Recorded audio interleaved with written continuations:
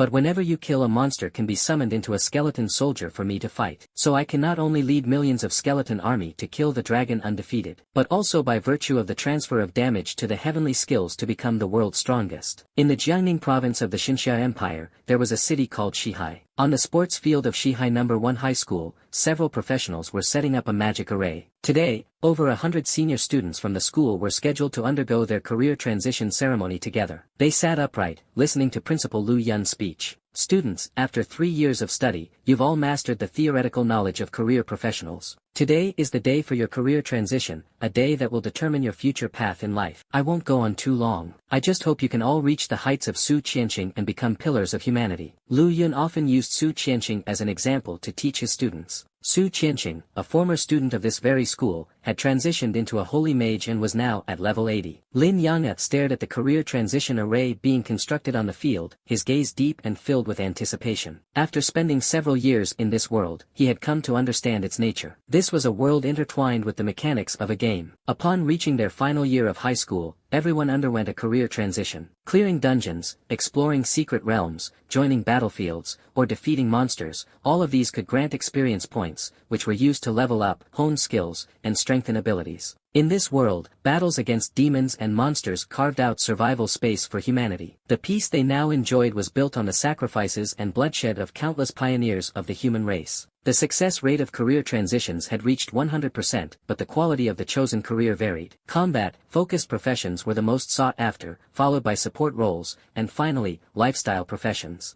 However, these were only general classifications. Though combat professions were popular, it didn't mean support and lifestyle professions were inferior. A strong support role was equally valued, whether in dungeons, secret realms, or on the battlefield, they were indispensable. In some cases, people would rather have one less damage dealer than go without a skilled support. Lifestyle professions were no exception. There had been legendary lifestyle professionals in history who were incredibly powerful. In Lin Yang'e's view, the strength of a profession largely depended on the individual. There were weak combat professionals and divine-level support roles. As a beam of light shot into the sky, the career transition array was finally completed. Lu Yun waved his hand grandly and said, "Follow me." He led the more than 100 senior students toward the sports field. Lin Yang'e walked with the group, pondering what profession he might transition into. No one could say for sure. Some people who seemed average in their studies transitioned into powerful combat roles, while some top-performing students ended up with lifestyle professions. Though both Lin Yang'e and Xia Shui were hailed as the two prodigies of No. 1 High, the results would only be known once they entered the array. Suddenly, someone tapped his shoulder. Gao Yang leaned in with a grin and asked, "What do you hope to transition into?" Lin Yang'e glanced at him but didn't answer. Gao Yang chuckled and continued, "Come on, just say it. It's no big deal. I want to be a knight. Don't you think I'd look impressive? Plus, I could protect girls." He did have the physique suited for a knight, but transitioning into a combat profession was challenging. Lin Yang'e had done the math. The probability was roughly 10%. Out of over 100 people, no more than 15 would end up with combat roles. As Gao Yang went on, Lin Yang'e smiled faintly but still didn't respond. Lin Yang'e was a quiet individual. Despite his excellent grades, he had few friends, and many thought there was something odd about him. "Why are you even talking to him? He never replies," someone muttered. "Exactly. Just because his grades are good doesn't mean he can look down on everyone," another added. "We'll see what he transitions into today. Maybe he'll end up in a lifestyle profession." Among his classmates, Lin Yang'e wasn't particularly popular. Many saw him as cold and aloof, someone who acted superior because of his achievements. Gao Yang laughed, saying, "He's just not much of a talker." But no one believed him. Lin Yang'e didn't bother explaining. He didn't see the need. The group arrived at the career transition array, where Lu Yun respectfully addressed an elderly man. "Master Zhang, we'll rely on you today." Master Zhang shook his head. "It's my duty." Everyone could see Master Zhang's information. Zhang Qian, level 52, Array Master. Lin Yang'e was somewhat surprised. An Array Master, and at level 52 no less. Array Master was a rare support profession, highly valued on the battlefield. With a well-placed array, anyone entering its range could face certain death. After exchanging a few pleasantries with Zhang Qian, Lu Yun returned to the students and looked at the roster. "The names I call will step into the array for their career transition. We've taught you all you need to know. Don't be nervous, just relax. The first one, Su De. Su De responded and walked into the array nervously. As the array activated, brilliant light enveloped him. His transition was complete. Lifestyle profession, farmer. Su Da's face turned pale. He hadn't expected to become a farmer. Su Da's a farmer now. Well, being a farmer isn't bad. You could level up to a master farmer or even a holy farmer. Yeah, among lifestyle professions, farming isn't the worst. After leaving the array, Su Da's friends quickly offered their comfort and encouragement. Zhongli. The next name was called, and Zhongli jogged into the array. Another flash of brilliant light followed. Lifestyle profession, chef. Zhongli seemed pleased with the result. My dad's a chef. I guess I'm taking after him. Hangwon. Nyoda. One by one, students stepped forward to undergo their transitions. Most ended up with lifestyle professions, with a few transitioning into support roles. Combat roles, however, were exceedingly rare. As more students completed their transitions, Lu Yun's expression grew increasingly grim. Standing next to him, Zhang Qian, the one responsible for setting up the array, was fully aware of the results. This year's batch of students is pretty average, Zhang Qian remarked. Lu Yun sighed. Yeah, we haven't seen a rare profession yet. Zhang Qian snorted. Rare profession? When was the last time your school even produced one? If you can get a high-tier combat profession, you should count yourself lucky. Lu Yun forced a smile. True, there are only 1 or 2 rare professions in the entire Shihai city each year. I guess I was hoping for too much. Xia Shui.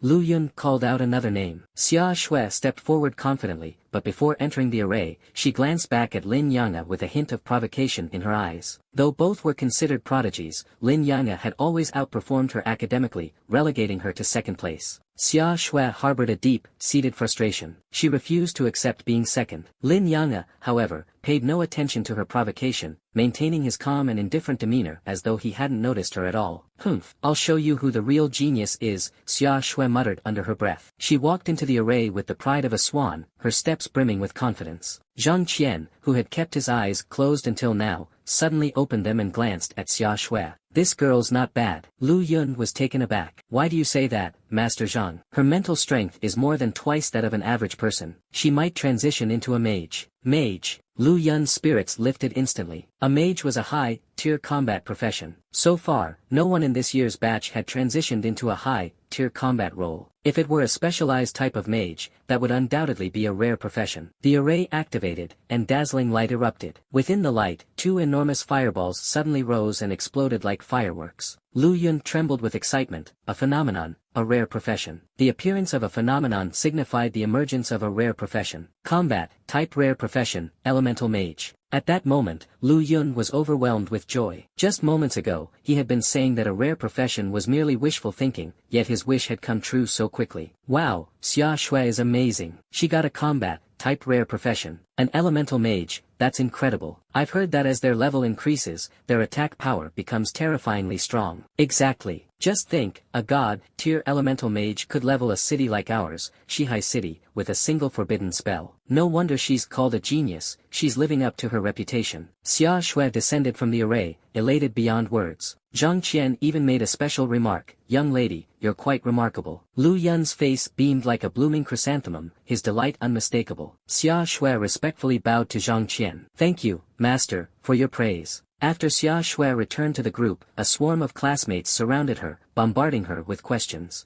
A combat-type rare profession was truly one in a million. Professions in this world were not only categorized but also graded. While lifestyle professions were ungraded, combat and support professions were divided into 5 tiers: basic, intermediate, advanced, rare, and legendary. Legendary professions were nearly mythical, entire decades could pass without a single one appearing in the Xinxia Empire. Rare professions, on the other hand, were slightly more common. Shihai City might produce 1 per year, occasionally 2. Now, Xia Shui, along with Su Qianqing, whom Lu Yun often mentioned, both belonged to the rare combat tier category. Lin Yang'e. Lin Yang'e heard his name and calmly stepped toward the array. Xia Shui watched him intently, her eyes filled with a competitive gleam. Lu Yun asked, Master Zhang, what do you think of this child? Zhang Qian glanced at Lin Yang'e. Aside from being unusually calm, there's nothing particularly special about him. Lu Yun added, our school has 2 prodigies. Xia Shui, the one earlier, is second. He's first. Zhang Qian replied indifferently, academic achievements have no direct correlation with career transitions. You should know that. Lu Yun, of course, understood, but he couldn't help feeling hopeful. If they could produce another rare profession, that would be extraordinarily fortunate. The array activated, releasing a brilliant light. Suddenly, the previously bright sky darkened as clouds gathered in an instant. Cold winds howled from all directions, and the temperature plummeted dramatically. Day turned into night, as if the apocalypse had arrived. Why is it so windy all of a sudden? Look at all those clouds in the sky. No rain was forecast, and this wind is freezing. Lu Yun exclaimed in shock, what's happening? Zhang Qian stared at the array and said calmly, a phenomenon. A career transition phenomenon. Lu Yun nearly gasped aloud. This phenomenon was unprecedented in scale, he had never seen anything like it. He became overjoyed. With a phenomenon of such magnitude, it had to result in a rare profession. Anything less wouldn't make sense. But would it be a support profession or a combat profession? This is impossible, I won't lose to you. Xia Shui clenched her fists tightly. The phenomenon was far more intense than hers had been. Though she was unwilling to admit defeat, the disparity in the scale of the phenomena left her with no choice but to concede, at least outwardly. Suddenly, a student shouted, look, there's something happening in the clouds. Everyone instinctively looked up. Within the clouds, faint flickers of firelight began to rise. These lights floated erratically, moving up and down in the air. Aside from the firelight, there seemed to be something else hidden in the clouds. A harsh, grating sound, like bones grinding against each other, echoed from the clouds, sending chills down everyone's spines. Finally, a sharp-eyed student caught a glimpse of what was in the clouds. He was so terrified that he fell to the ground. Skulls. The clouds are full of skulls. As his words spread, the scene in the clouds became fully visible. Countless skeletons, densely packed, filled the sky. The flickering lights were none other than the soul flames burning within the skulls of these skeletons. Each skeleton glowed with an eerie pale light, their forms grotesque and terrifying. Even though everyone understood this was merely a phenomenon, many students instinctively retreated in fear. At that moment, one of the soul flames broke away from the clouds and descended, landing directly on Lin Yang. In an instant, all the phenomena vanished, and everything returned to normal. Unique hidden profession, necromancer. This wasn't just a rare profession, it was a hidden profession. Moreover, it was a hidden profession. This meant that, globally, only Lin Yang possessed this profession. Unless he were to die, no one else would ever have the same one. Hidden professions were even rarer rare professions and considered more elusive than legendary professions. As for whether this profession was powerful, that remained to be seen. But one thing was certain, it was incredibly rare. Lin Yang's necromancer profession was the only one of its kind in the world. Lin Yang is amazing. He got a hidden profession, and it's unique at that. How could that quiet guy have such insane luck? Could the array have malfunctioned? Hidden professions aren't necessarily strong. There have been plenty of cases in history where hidden professions turned out to be mediocre. True, hidden professions are just rare, they're not guaranteed to be powerful. But that phenomenon earlier was terrifying. And his profession is called necromancer. Does that mean he'll be dealing with the dead all the time? Well, he barely talks as it is. Dealing with the dead might actually suit him, no need for small talk. After completing his career awakening, Lin Yang stepped down from the array. Despite the fact that he had obtained a unique hidden profession, which filled him with a quiet thrill, his face betrayed no emotion. He was a master of keeping his emotions internal. There was no need to show joy or surprise outwardly. Wait a moment. As he passed by Zhang Qian, the master suddenly called out to him. Lin Yang turned around and bowed slightly to Zhang Qian. Senior, is there something you need? His words were few, not because he couldn't speak, but because he was naturally quiet. However, his respect and manners were never lacking. Zhang Qian asked, your profession is a hidden class. I've never seen one like it before. Could you show me one of your skills? Faced with Zhang Qian's request, Lin Yang did not refuse.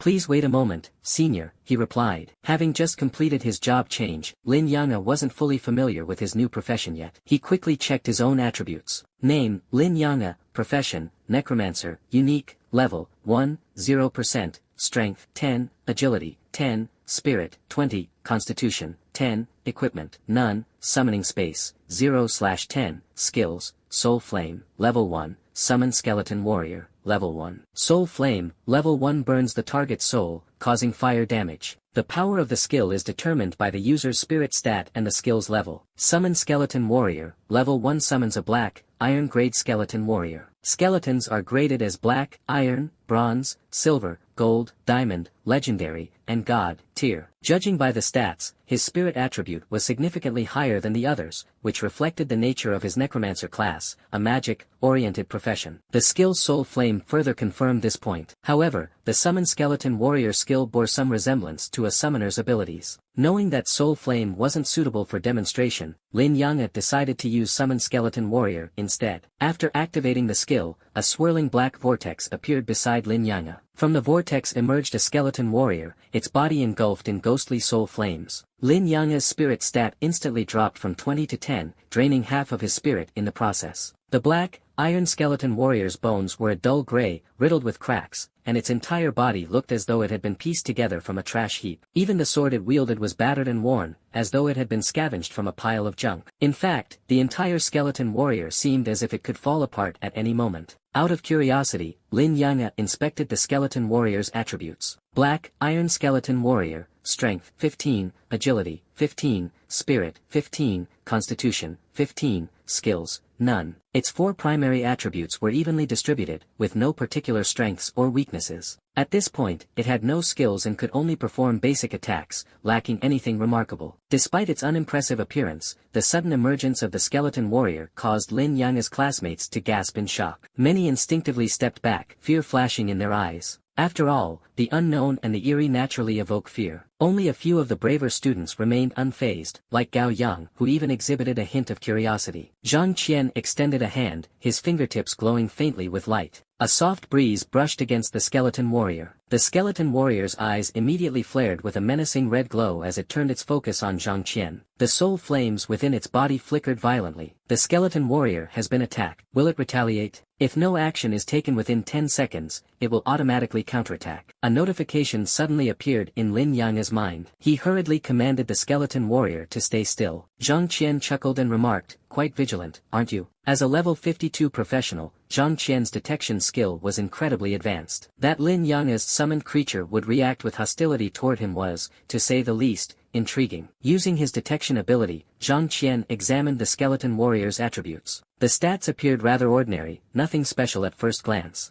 Of course, Lin Yang'e was only level 1 right now, so it was too early to judge the strength of his class based solely on these initial attributes. Perhaps the skeleton warrior would grow stronger as Lin Yang'e leveled up. Waving his hand dismissively, Zhang Qian said, "Thank you. Keep working hard. You might achieve something extraordinary in the future." Lin Yang'e bowed again in response. The skeleton warrior followed Lin Yang'e closely, its movements producing a series of clattering noises. A cold wind seemed to accompany it, intensifying its eerie aura. As Lin Yang'e made his way back, many classmates instinctively distanced themselves from him, unable to hide their unease at the skeleton's presence. Gao Yang, however, approached him with excitement. "Can I touch it?" Lin Yang'e nodded in agreement. Gao Yang, summoning his courage, reached out and touched the skeleton warrior. Its bones felt as hard as steel and were icy cold. The flames flickering in its skull emitted no heat. In fact, the closer he got, the colder it felt. "Is this skeleton powerful?" Gao Yang asked again. Lin Yang'e shook his head. "Probably stronger than you." "I don't believe that," Gao Yang said skeptically. "It looks so beat up." At that moment, another classmate, Lu Yun, called out Gao Yang's name. Gao Yang replied, "Coming. I'll go finish my job change first. Let's talk later." After Gao Yang left, Lin Yang'e turned his attention back to the skeleton warrior and silently thought, "Recycle." A vortex reappeared in front of him. The skeleton warrior stepped into it and vanished.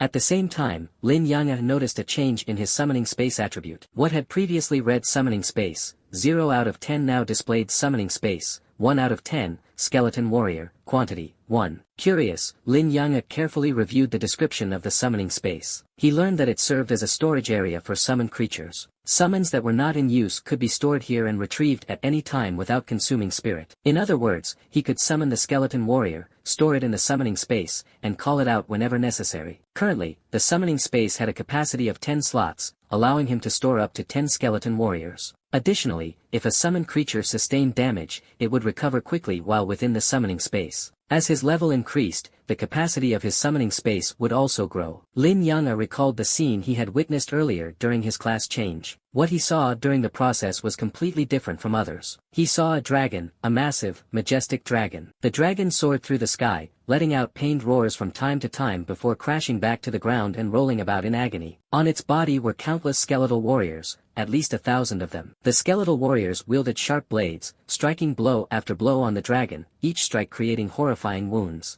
No matter how the dragon struggled, it was futile. Apart from its sorrowful cries, it could do nothing. In less than a minute, the dragon collapsed with a final mournful roar, its eyes dimming completely. This scene made Lin Yanga deeply understand the terrifying strength of skeletal warriors. As long as their numbers reached a certain threshold, even a mighty dragon could be slaughtered like livestock. Lin Yanga firmly believed that one day, he too would reach such a level, slaying dragons as effortlessly as slaughtering animals. The class change altar erupted in a dazzling light as Gao Yang's class change was completed. Main Combat Advanced Class, Sword and Shield Knight. As expected, Gao Yang had achieved his wish of becoming a knight, and not just any knight, but an advanced class, Sword and Shield Knight. Though all knights shared the same title, there was a fundamental difference between regular and advanced classes, enough to justify the prestigious label of advanced. Excited, Gao Yang ran back and exclaimed, "See, I told you I could become a knight." For once, Lin Yanga allowed a faint smile to appear on his face and gave Gao Yang a thumbs up. Gao Yang laughed uproariously, slapping Lin Yanga on the shoulder as he said, "From now on, we'll tackle dungeons together. I'll take the lead and shield you." "What's that saying again? Let me think." He slapped his forehead. "Oh, if you want to kill me, you'll have to step over your own corpse first." Lin Yanga was speechless, unable to handle Gao Yang's antics. Finally, he said, "You said it wrong." Gao Yang looked surprised and said, "Oh, so you finally decided to talk." "I said it wrong on purpose, didn't you notice?" "Notice? My foot." He clearly said it wrong and just wouldn't admit it. What a clown. Lin Yanga gave Gao Yang a disdainful glance. Once everyone had completed their class changes, Lu Yun led the group back to the large classroom. This time, 106 students from First High School underwent the class changing ceremony. Among them, Lin Yanga had obtained a hidden class,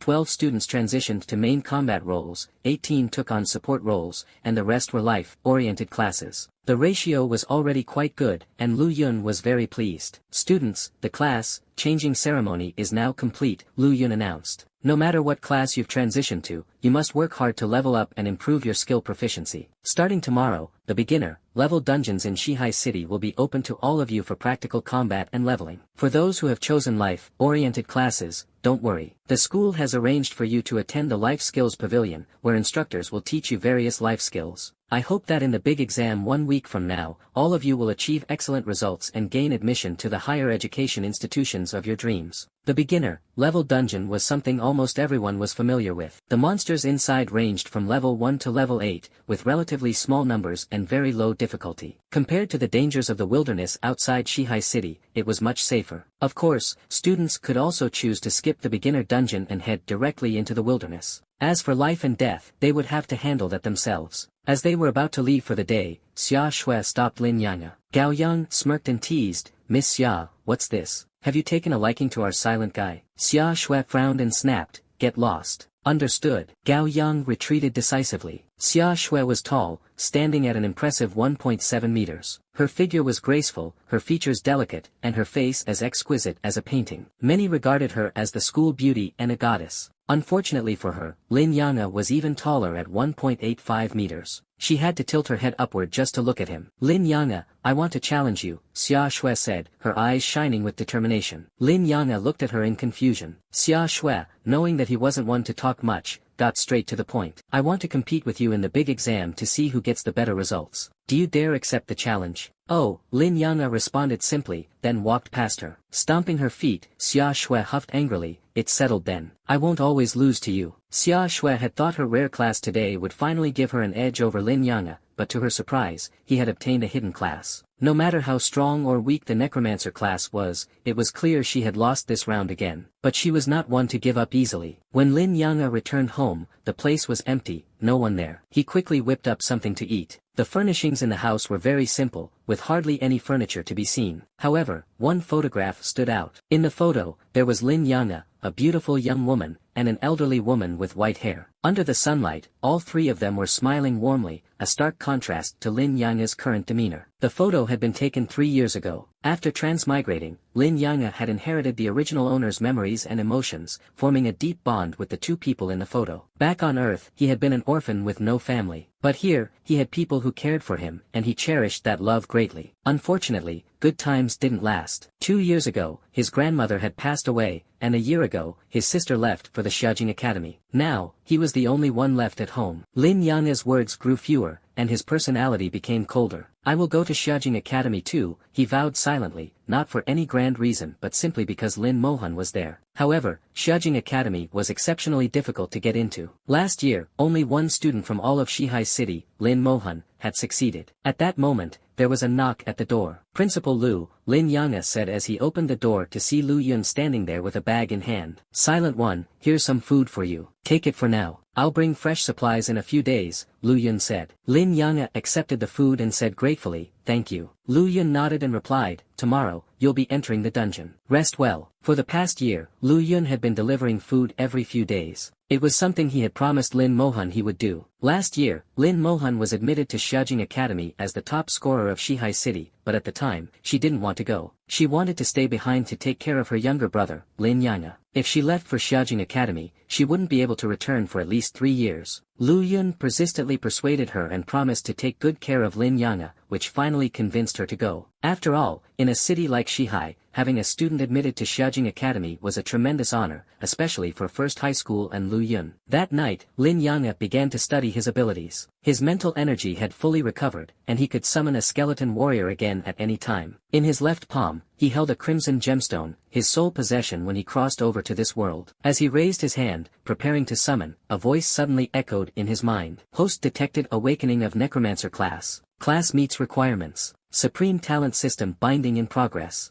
Extracting world origin to optimize skills. Skill optimization complete. Congratulations to the host for awakening a unique god, tier talent, comprehensive amplification, level 1. Congratulations to the host for acquiring passive skill, damage transfer. Lin Yanghe felt a surge of excitement and immediately checked his attributes. Name, Lin Yanghe. Class, Necromancer. Unique, level, 1, 0%, Strength, 10, Agility, 10, Spirit, 20, Equipment, none. Summoning space, 1 out of 10, Skeleton Warrior, count, 1, Talent, Comprehensive Amplification, level 1, Unique, Passive Skill, Damage Transfer. Active skills, Soul Flame, level 1, Summon Skeleton Warrior, level 1, Comprehensive Amplification, level 1. All skill effects are amplified by 10 times. Damage Transfer, all damage taken by the Necromancer is absorbed by summoned creatures. Soul Flame, level 1 burns the target's soul, inflicting searing damage. Power depends on spirit attribute and skill level. Summon Skeleton Warrior, level 1 summons a black, iron skeleton warrior. His base attributes had not changed, but he had gained a talent and a passive skill, both of which were extraordinary. The talent required no explanation, it was a unique god, tier talent. Even at level 1, it amplified all skills tenfold. Its sheer power was beyond words, and even Lin Yanghe, who was normally calm and composed, couldn't hide his astonishment. The passive skill was equally stunning. It redirected all damage to his summoned creatures, meaning as long as his summons were not entirely wiped out, he would remain unharmed. To kill him, one would first have to destroy all his summons. The implications of this passive skill were unparalleled. With thousands upon thousands of summoned creatures, he would be nearly invincible. Such a skill was unheard of. It took Lin Yanghe a long time to recover from his shock. He noticed that the crimson gemstone in his left hand had disappeared. So it was you, Lin Yanghe murmured. He activated his skill and summoned a black, iron skeleton warrior. A vortex materialized before him, and accompanied by a spine, chilling grinding sound, a black, iron skeleton emerged slowly from the vortex.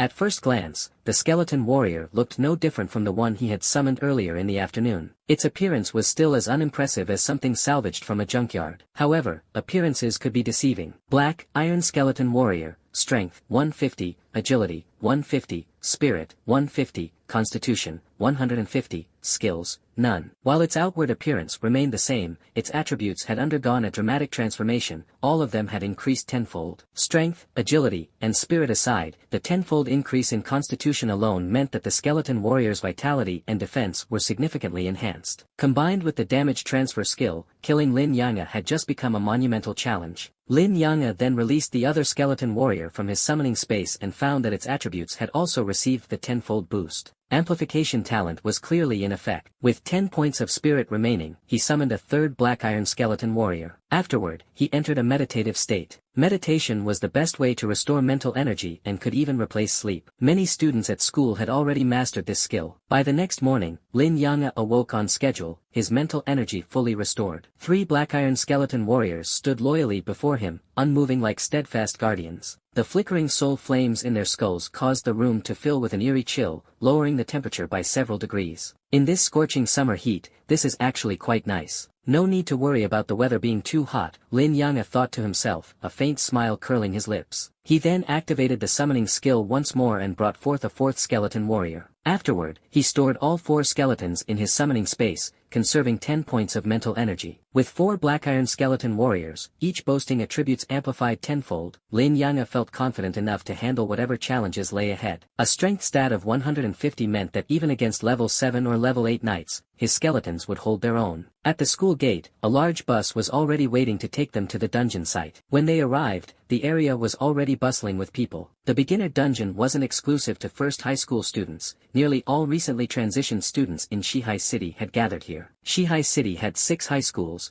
and a total of over 800 students had undergone their class transitions the previous day. Most had become life class professionals, leaving fewer than 200 students eligible to participate in the dungeon, less than a third of the total. The students gathered in groups, while the teachers handled the entry procedures for the dungeon. Lu, you've hit the jackpot this time. One rare combat class transition wasn't enough. Now you've got a unique hidden class student as well. Truly enviable. Your first high school has been outstanding these past 2 years. Last year, it was Lin Mohan getting into Xiaojing Academy. Is it time to knock on Xiaojing Academy's gates again this year? A group of principals chatted enthusiastically. Lu Yun's face was beaming with joy. Xia Shui and Lin Yanga are both outstanding. If the opportunity arises, I sincerely hope they can make it into Xiaojing Academy. Xia Shui, the eldest daughter of the Xia family, and Lin Yanga, that name sounds so similar to Lin Mohan's. Lu Yun explained, Xia Shui is indeed the eldest daughter of the Xia family, and Lin Yanga is Lin Mohan's younger brother. No wonder. The Xia family's bloodline is indeed remarkable. As for Lin Yanga, those siblings are truly incredible. Gao Yang nudged Lin Yanga. Wanna team up? Faced with Gao Yang's invitation, Lin Yanga shook his head. Feigning anger, Gao Yang retorted, you brat, do you look down on me or something? This young master is sincerely inviting you. If you don't give me a reasonable explanation, I won't let this go. Seeing Gao Yang feigning anger, Lin Yanga noticed the hint of amusement in his eyes, which had already betrayed his true feelings. Lin Yanga ignored him, and sure enough, within 2 seconds, Gao Yang changed his tone. Boss, why won't you team up with me? Gao Yang asked with a pleading expression. Lin Yanga replied flatly, teaming up slows down leveling. Solo grinding is faster. Curious, Gao Yang asked, how do you know that? Read more books, Lin Yanga said, offering a rare response. Gao Yang scratched his head, clearly skeptical. At that moment, Xia Shui chimed in from the side. Lin Yanga is right. When 2 people team up, although monster killing speed increases, the experience points have to be divided between 2 people. With a party of 2, the killing efficiency might improve by 50% to 60%, but the time spent looking for monsters remains constant. So overall, efficiency actually drops. From the experience summarized by our predecessors,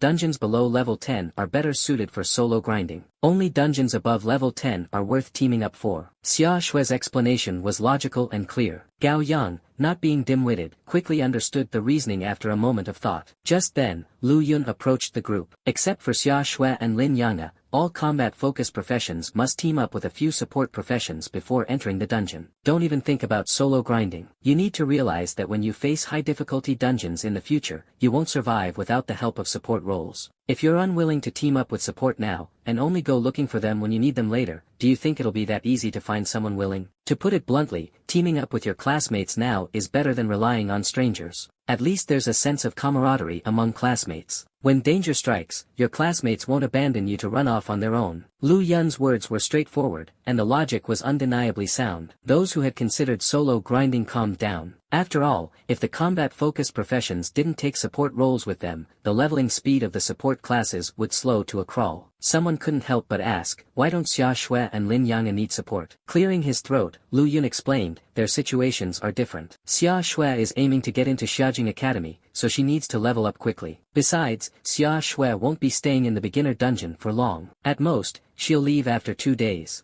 As for Lin Yanga, I'm not entirely sure how strong his class is. You can ask the support class students if they're willing to team up with him. Several support students immediately shook their heads. Most of the players who had chosen support healer roles were girls. At the sight of Lin Yang as skeletal warrior, they were so terrified that they refused outright to team up with him. Lin Yang responded calmly, "Mr. Liu, I also plan to apply to Xiaojing Academy." His meaning was clear, he didn't want to team up and preferred to grind solo. Lu Yun appeared slightly surprised. "Do you know how hard it is to get into Xiaojing Academy?" Lin Yang nodded. "I'm confident." Understanding Lin Yang's resolve, Lu Yun said, "I hope you achieve your goal." To get into Xiaojing Academy, there were level requirements. At a minimum, applicants needed to be level 12, though most successful candidates played it safe by reaching level 15. Last year, Lin Xiahan was admitted with a level 16 record. Reaching level 12 within just 1 week was already a tough challenge, not to mention level 15. Moreover, the highest level monsters in the beginner dungeon only reached level 8, making it nearly impossible to hit level 12. Venturing into the wilderness posed far greater dangers compared to beginner dungeons. For rookie adventurers like them, heading out recklessly would only result in unnecessary deaths. Besides level requirements, there were other criteria that would only be revealed during the final exam. Under Lu Yun's guidance, the combat-focused players each selected their support teammates. Some formed pairs, while others grouped in threes. Gao Yang chose a prophet as his support. The prophet could enhance his status and provide some healing, making them a decent support choice. Once the arrangements were finalized, the school distributed weapons and equipment to everyone. The warriors received weapons based on their respective classes. "Ha!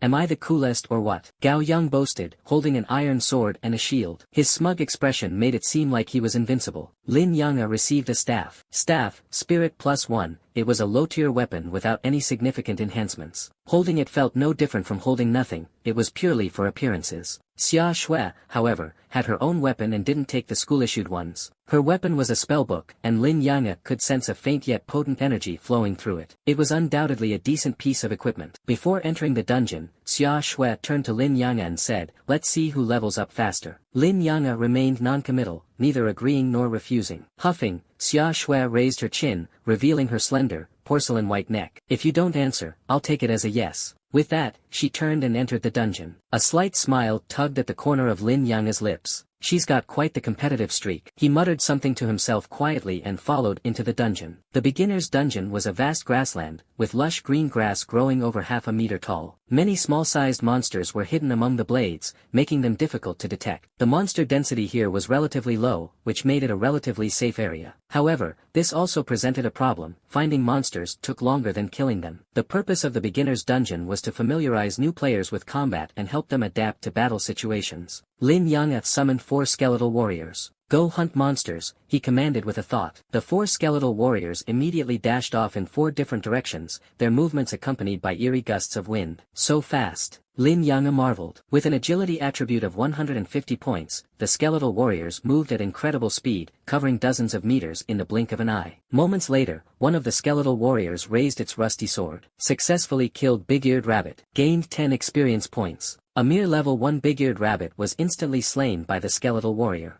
Lin Yang glanced at his experience bar, it had increased by 1%. Each level 1 monster granted 1% experience, meaning he needed to kill 100 monsters to level up. Successfully killed Big-Eared Rabbit. Gained 10 experience points. Successfully killed Big-Eared Rabbit. Gained 10 experience points. Notifications kept popping up. The 4 skeletal warriors relentlessly hunted down and killed Big-Eared Rabbits. In just a few minutes, Lin Yang's experience had increased by 10%. The efficiency was astonishing. Originally, Lin Yang had planned to stay in the beginner's dungeon for 2 days, long enough to reach level 8 before leaving. However, at this pace, it seemed he wouldn't need nearly that much time. He activated another skill and summoned an additional skeletal warrior, this one of iron rank. The newly summoned skeletal warrior joined the others in hunting monsters, while Lin Yang sat down and began to meditate. Half an hour later, Lin Yang achieved his first level up. Name, Lin Yang. Class, Necromancer, Unique. Level, 2, 1%. Strength, 20. Agility, 20. Spirit, 40. Equipment, none. Summoning space, May 20th. Skeletal Warriors, count, 5. Talent, Comprehensive Amplification, Level 1, Unique. Passive skill, Damage Transfer. Active skills: Soul Flame, Level 2, Summon Skeletal Warrior, Level 2, Comprehensive Amplification, Level 1. All skill effects are increased tenfold. Damage transfer: all damage taken by the caster is transferred to summoned creatures. Soul Flame, Level 2 burns the target's soul, dealing burning damage. Power scales with spirit attribute and skill level. Summon Skeletal Warrior, Level 2 summons an iron-ranked skeletal warrior. With the level up, his attributes had increased accordingly. His summoning space had expanded from 10 slots to 20 slots, allowing him to accommodate up to 20 summoned creatures. Additionally, his skill levels had improved. I wonder if the attributes of level 2 skeletal warriors have changed, Lin Yang amused. Based on his knowledge, increasing a skill's level should also enhance the summoned creature's attributes. Thanks to the level up, his spirit had fully recovered. Lin Yang activated the skill again, summoning another iron-ranked skeletal warrior. This time, he noticed a difference. Level 2 skills consumed more spirit. Summoning a skeletal warrior now cost 15 spirit points instead of the original 10. The level 2 skeletal warrior, though still iron-ranked, appeared noticeably different. Its surface was brighter, much of the grayish hue had faded, and the cracks on its body had diminished. Iron-ranked skeletal warrior. Strength, 250. Agility, 250. Spirit, 250. Constitution, 250. Skills, none. The attributes of the level 2 skeletal warrior had each increased by 100 points, rising from 150 to 250. Lin Yang was well aware that this dramatic boost was primarily due to his powerful innate talent. Without it, the level 2 skeletal warrior's attributes would have only increased by about 10 points each, for a total of 40 points across all 4 stats, an improvement, but not nearly as overwhelming. The real key lay in his one-of-a-kind, god-tier talent, which was perfectly suited to the Necromancer class. Lin Yang continued using his Summon Skeletal Warrior skill, increasing the number of skeletal warriors to 7. These 7 skeletal warriors were like elite golden champions, rampaging through the beginner's dungeon and slaughtering monsters. Whether they were level 1, 2, or 3, none could withstand the skeletal warrior's rusty swords. Every encounter ended in an instant kill. Their 250 strength attribute is probably comparable to that of a level 10 warrior, Lin Yang speculated. Despite being only level 2, the skeletal warriors boasted damage output on par with level 10 characters, allowing them to dominate the beginner's dungeon. And there were 7 of them. This was just the beginning. Once his spirit recovered, Lin Yang planned to summon even more. Successfully killed Grey-Furred Cat, level 2. Gained 20 experience points. Successfully killed Brown Dog, level 3. Gained 30 experience points. Successfully killed Blue-Eyed Mouse King, level 4. Gained 40 experience points. Each battle was a one-sided slaughter. Against the skeletal warriors, whose attack power rivaled level 10 characters, level 3 and 4 monsters stood no chance. They were dispatched cleanly and painlessly. Lin Yang followed in the wake of his skeletal warriors, moving forward slowly. As the skeletal warriors ventured further, a map began forming in his mind, a rudimentary layout of the dungeon.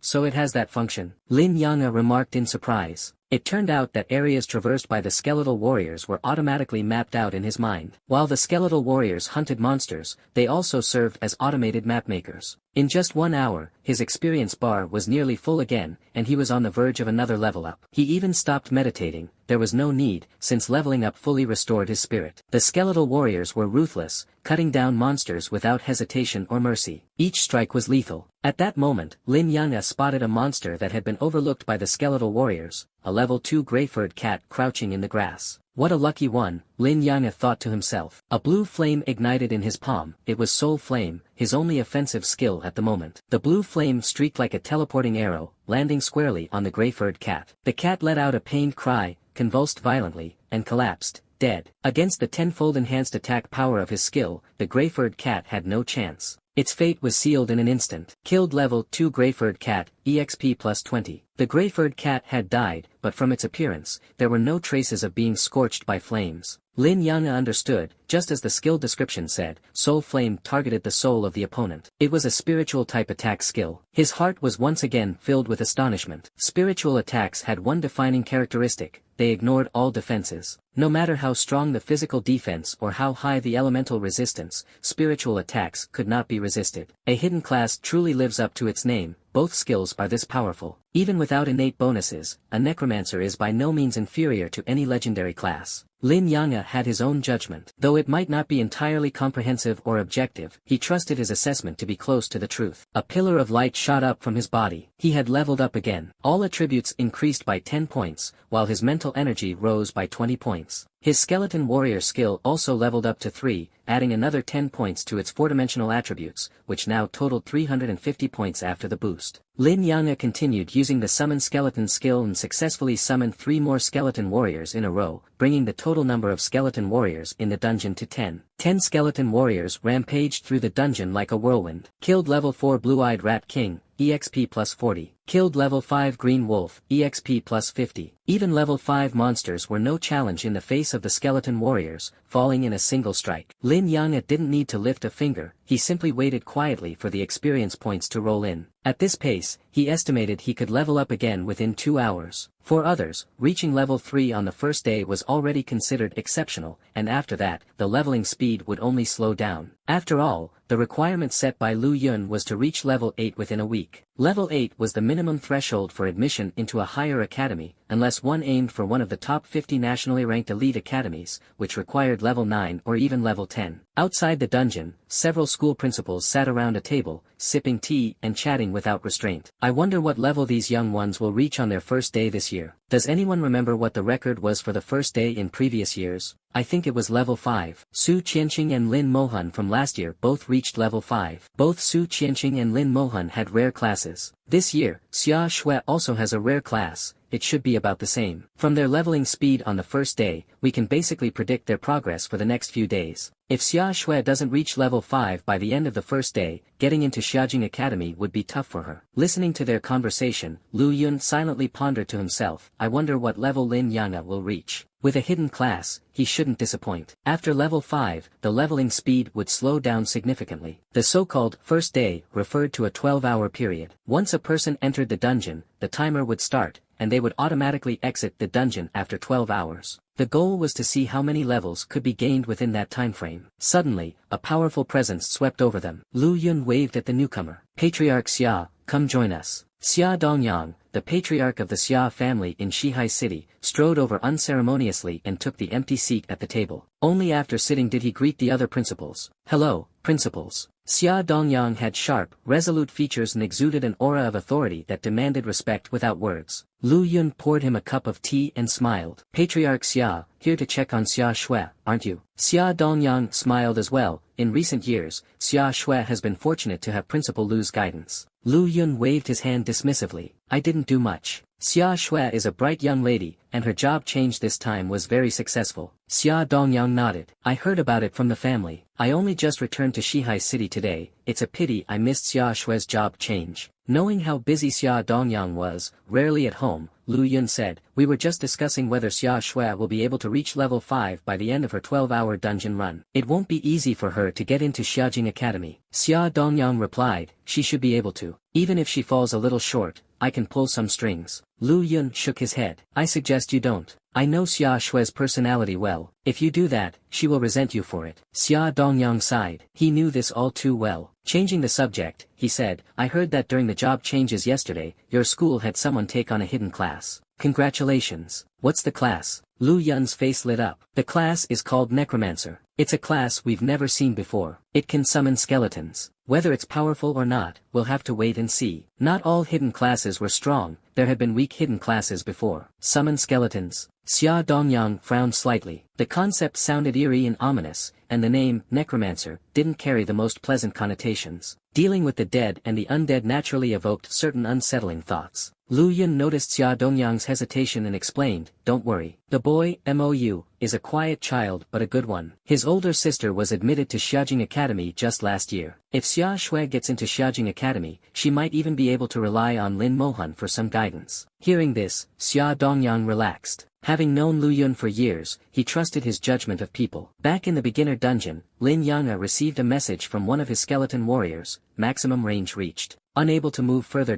The furthest skeleton warrior had already reached 500 meters from him and now stood stationary at that distance. Lin Yanga understood, the skeleton warriors currently had to stay within 500 meters of him. As he noticed the other skeleton warriors nearing this distance as well, he could only order them to return. It seemed that being a hands-off leader wasn't going to work for him after all. Lin Yanga picked a direction and began heading deeper into the dungeon. 10 skeletal warriors formed a fan-shaped formation ahead of him, clearing the path. They maintained a distance of roughly 100 meters from Lin Yang'e, instantly eliminating any monsters they encountered along the way. In the 4th hour since entering the dungeon, Lin Yang'e achieved his 3rd level up. Name, Lin Yang'e. Class, Necromancer, Unique. Level, 4, 0%. Strength, 40. Agility, 40. Spirit, 80. Equipment, none. Summoning space, 1040. Skeletal Warriors, count, 10. Talent, Comprehensive Amplification, Level 1, Unique. Passive skill, Damage Transfer. Active skills, Soul Flame, Level 4, Summon Skeletal Warrior, Level 4. After leveling up, Lin Yang'e continued summoning skeletal warriors. By now, summoning a single skeletal warrior consumed 25 points of spirit energy. Within 4 hours, he had leveled up 3 times. As the number of skeletal warriors increased, the leveling speed didn't slow down, on the contrary, it seemed to accelerate.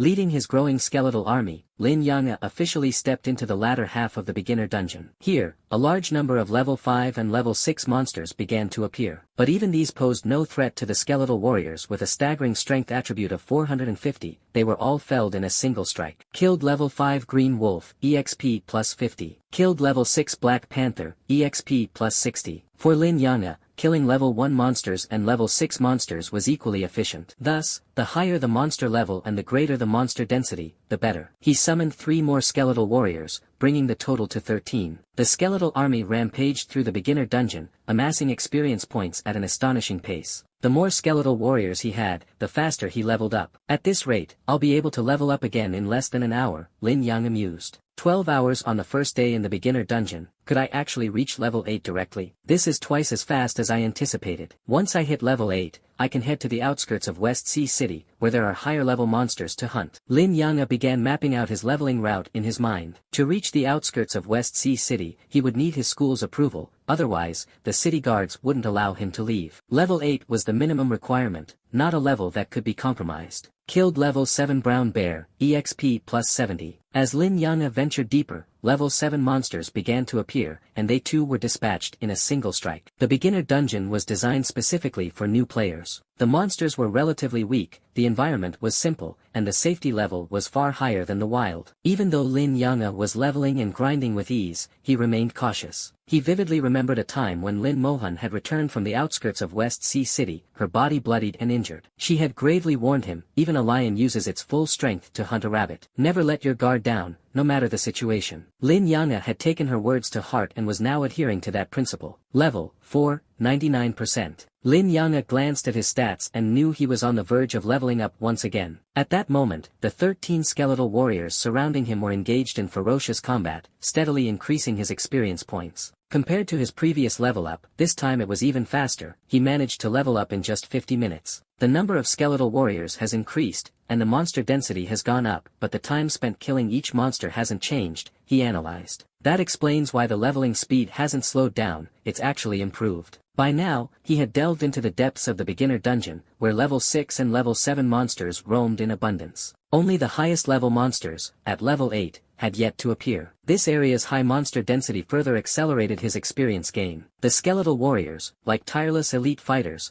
dispatched monsters with a single strike, reaping their lives one by one. The only downside was that monsters in the beginner dungeon didn't drop any items. After all, this place was designed to help new players adapt to combat, and it differed significantly from the outside world. Nearly all the monsters in the beginner dungeon had been nerfed. The sole exception was the level 8 monsters, whose strength matched that of their counterparts in the wild. By the time players reached level 8 and faced these monsters, they were expected to have gained sufficient combat experience. After hitting level 8, players would leave the beginner dungeon. Thus, the level 8 monsters served as a bridge, giving players a taste of wild monsters' strength and preparing them for the challenges of the outside world. As the light of another level up enveloped him, Lin Yang'e finally reached level 5. His stats increased, his skills improved, and the strength of his skeletal warriors grew as well. Their attributes rose by another 100 points each. Killed level 7 Brown Bear, EXP plus 70. Killed level 7 Brown Bear, EXP plus 70. The skeletal warriors didn't pause their relentless assault just because Lin Yang'e had leveled up. They tirelessly searched for monsters, eliminating them with swift, decisive attacks. From the moment Lin Yanga had entered the dungeon, his skeletal warriors hadn't stopped moving.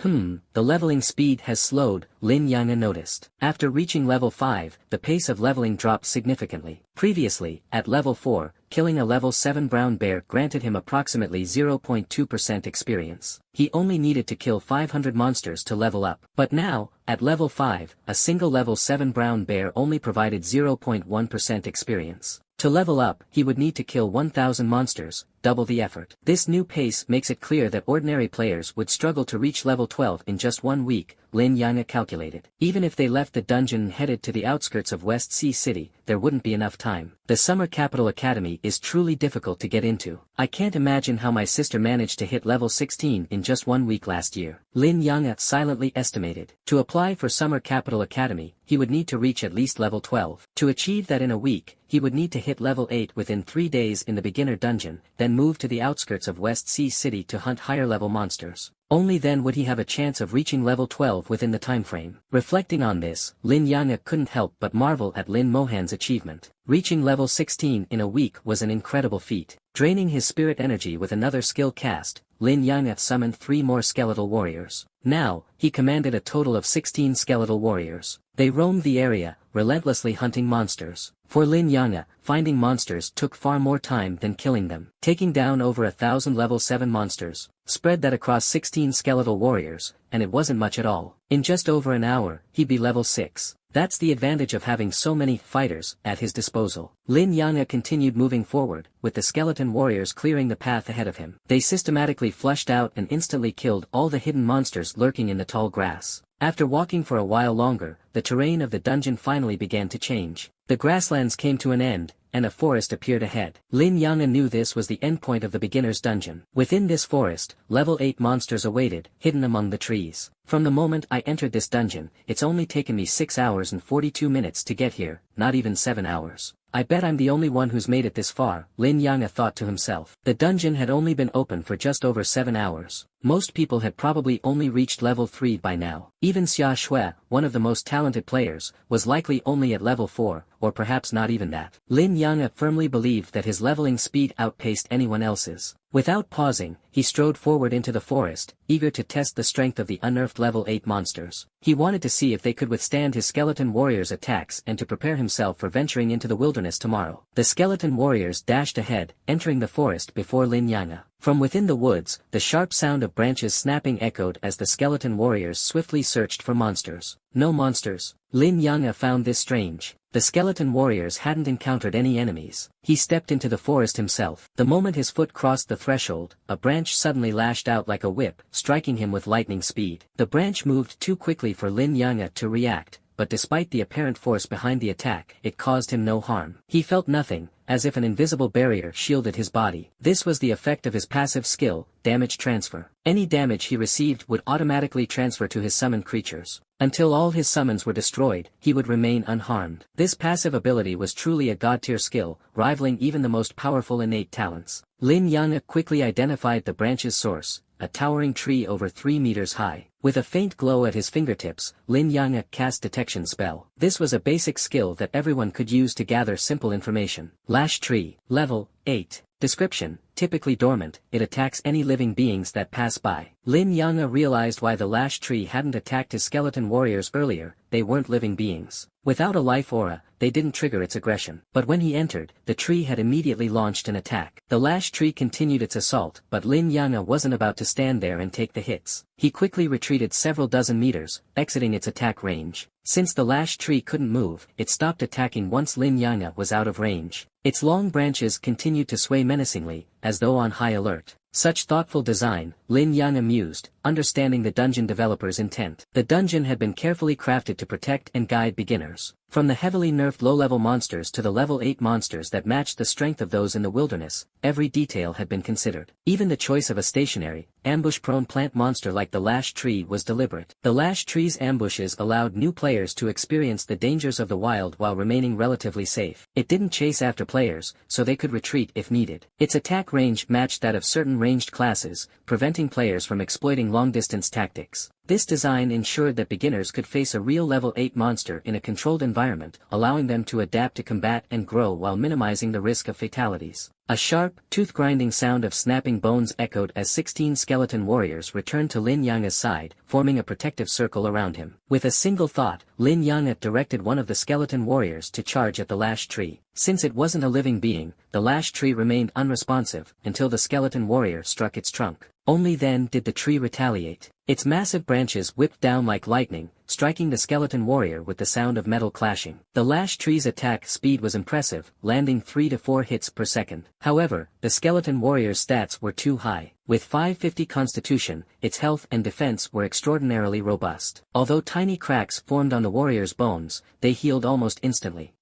It didn't get one shot. Lin Yange was slightly taken aback. Up until now, monsters from level 1 to level 7 had all been one-shot by his skeleton warriors. But with this level 8 monster, things were starting to change. So this is the strength of wilderness monsters, Let's see how many hits you can take. 1 strike, 2 strikes, 3. By the 4th strike, the lash tree ceased moving. You have slain a level 8 lash tree. Experience plus 160. Seeing the notification, Lin Yange quickly did the math. In terms of efficiency, killing level 7 monsters was more cost-effective. After all, a single strike yielded 70 experience points, whereas the level 8 lash tree required 4 strikes for just 160 experience points. While the total experience seemed higher, the per-strike efficiency was lower. However, he also had to factor in the time spent searching for lower-level monsters. If too much time was wasted on finding them, it wouldn't be worth it. Ahead, the forest was densely packed with towering trees, most of them level 8 lash trees. With a bit of observation, he could easily distinguish them. There was no need to search for monsters here, hundreds were visible at a glance. This was a grinding paradise. Lin Yange felt a surge of excitement. With a single thought, he commanded his skeleton warriors to scatter and charge into the forest. 4 strikes per tree, clean and efficient. His experience bar soared. While others found their leveling speed slowing after reaching level 5, Lin Yange's pace only accelerated. What he had estimated would take over an hour now only took 50 minutes, he had already reached level 6. Outside the dungeon, evening had fallen, and the sky was growing dark. It was now 7 p.m. Lin Yange had been inside the dungeon for 10 hours, having entered at 9 a.m. Lu Yun, along with several principals and Xia Dongyang, remained outside, sipping tea and waiting. Food had been brought to them throughout the day. Every year, on the first day students entered the beginner's dungeon, they would stay to monitor the situation. While accidents were rare, there were still occasional fatalities. Xia Dongyang hadn't left either. With his daughter inside the dungeon, he couldn't relax. Having already missed her class advancement ceremony, he didn't want to miss her first dungeon experience as well. Suddenly, a brilliant light flared at the dungeon entrance, drawing everyone's attention. Someone's coming out. The time's not up yet. There shouldn't be any accidents, right? The dungeon had 2 exits, one deep within the forest guarded by level 8 monsters, and another at the entrance, which could also serve as an exit. Lin Yange stepped out of the radiant light, and Lu Yun quickly approached him. Moyu, why did you come out? Lin Yange spoke softly, I killed everything, so I came out. For a moment, Lu Yun didn't understand. Lin Yange's tone was so calm, his expression blank. The next second, though, Lu Yun caught sight of Lin Yange's level. Lin Yange, Necromancer, level 7. Lu Yun froze, his face filled with disbelief. You're level 7. His voice carried doubt,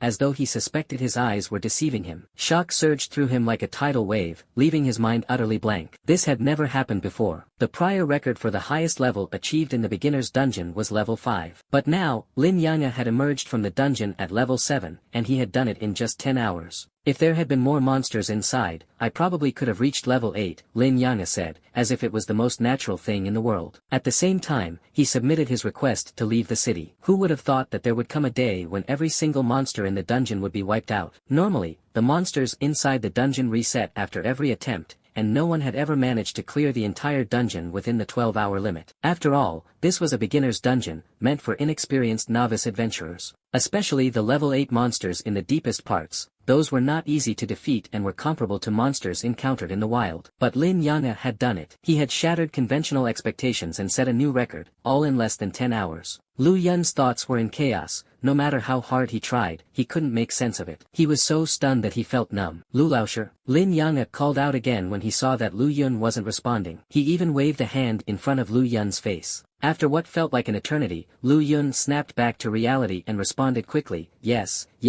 of course. I'll approve your request to leave the city right away. Take a break for now. Once everyone else is out, we'll send you all back. Lin Yanga, through his remarkable actions, had proven his strength and secured his exit permit. His plan could now proceed methodically. Lu Yun returned to the table, where several other school principals were sitting, all looking at him curiously. Old Lu, what's gotten into you just now? That student came out early. Is something wrong? Yeah, was he injured? Why did he come out alone? Where's his team? Lu Yun downed 3 cups of tea and took a couple of deep breaths before finally speaking. That student, he's Lin Yanga. He cleared the beginner's dungeon and killed all the level 8 monsters. Hiss, the principals collectively drew in sharp breaths. Even Xia Dongyang, who was accustomed to witnessing extraordinary events, was visibly shocked. They noticed that Lin Yanga was already at level 7. Forget everything else, reaching level 7 in just 10 hours, starting from level 1, was an unbelievable pace of progression. Not to mention that he had managed to defeat all the level 8 monsters in the dungeon, a feat that spoke volumes about his combat power. As expected, hidden classes are truly remarkable, Xia Dongyang remarked, as if this was the only explanation. Lin Yanga's class had to be exceptionally powerful. If we go by this logic, the Necromancer class might surpass currently known rare classes. It might even rival legendary classes. We don't know how strong legendary classes are, honestly. None of us have ever seen one. But as for rare classes, we've seen plenty, and none of them are this efficient. The real question is whether the class will remain this dominant as the levels go up. True. Take Xia Shue's Elementalist class, for example. At the start, it doesn't seem much different from other mage-type classes, but if she manages to acquire the elemental enhancement passive skill, she could rival legendary classes. The principals, being seasoned veterans, understood that some classes were powerful early on but waned as they progressed, while others were mediocre at first but grew stronger over time. Skills and innate talents also played a significant role, and even within the same class, there could be vast differences. With hundreds of possible classes, the variations were endless, making it difficult to generalize. Lu Yun glanced at Lin Yanga, who was meditating a short distance away, and felt a surge of anticipation.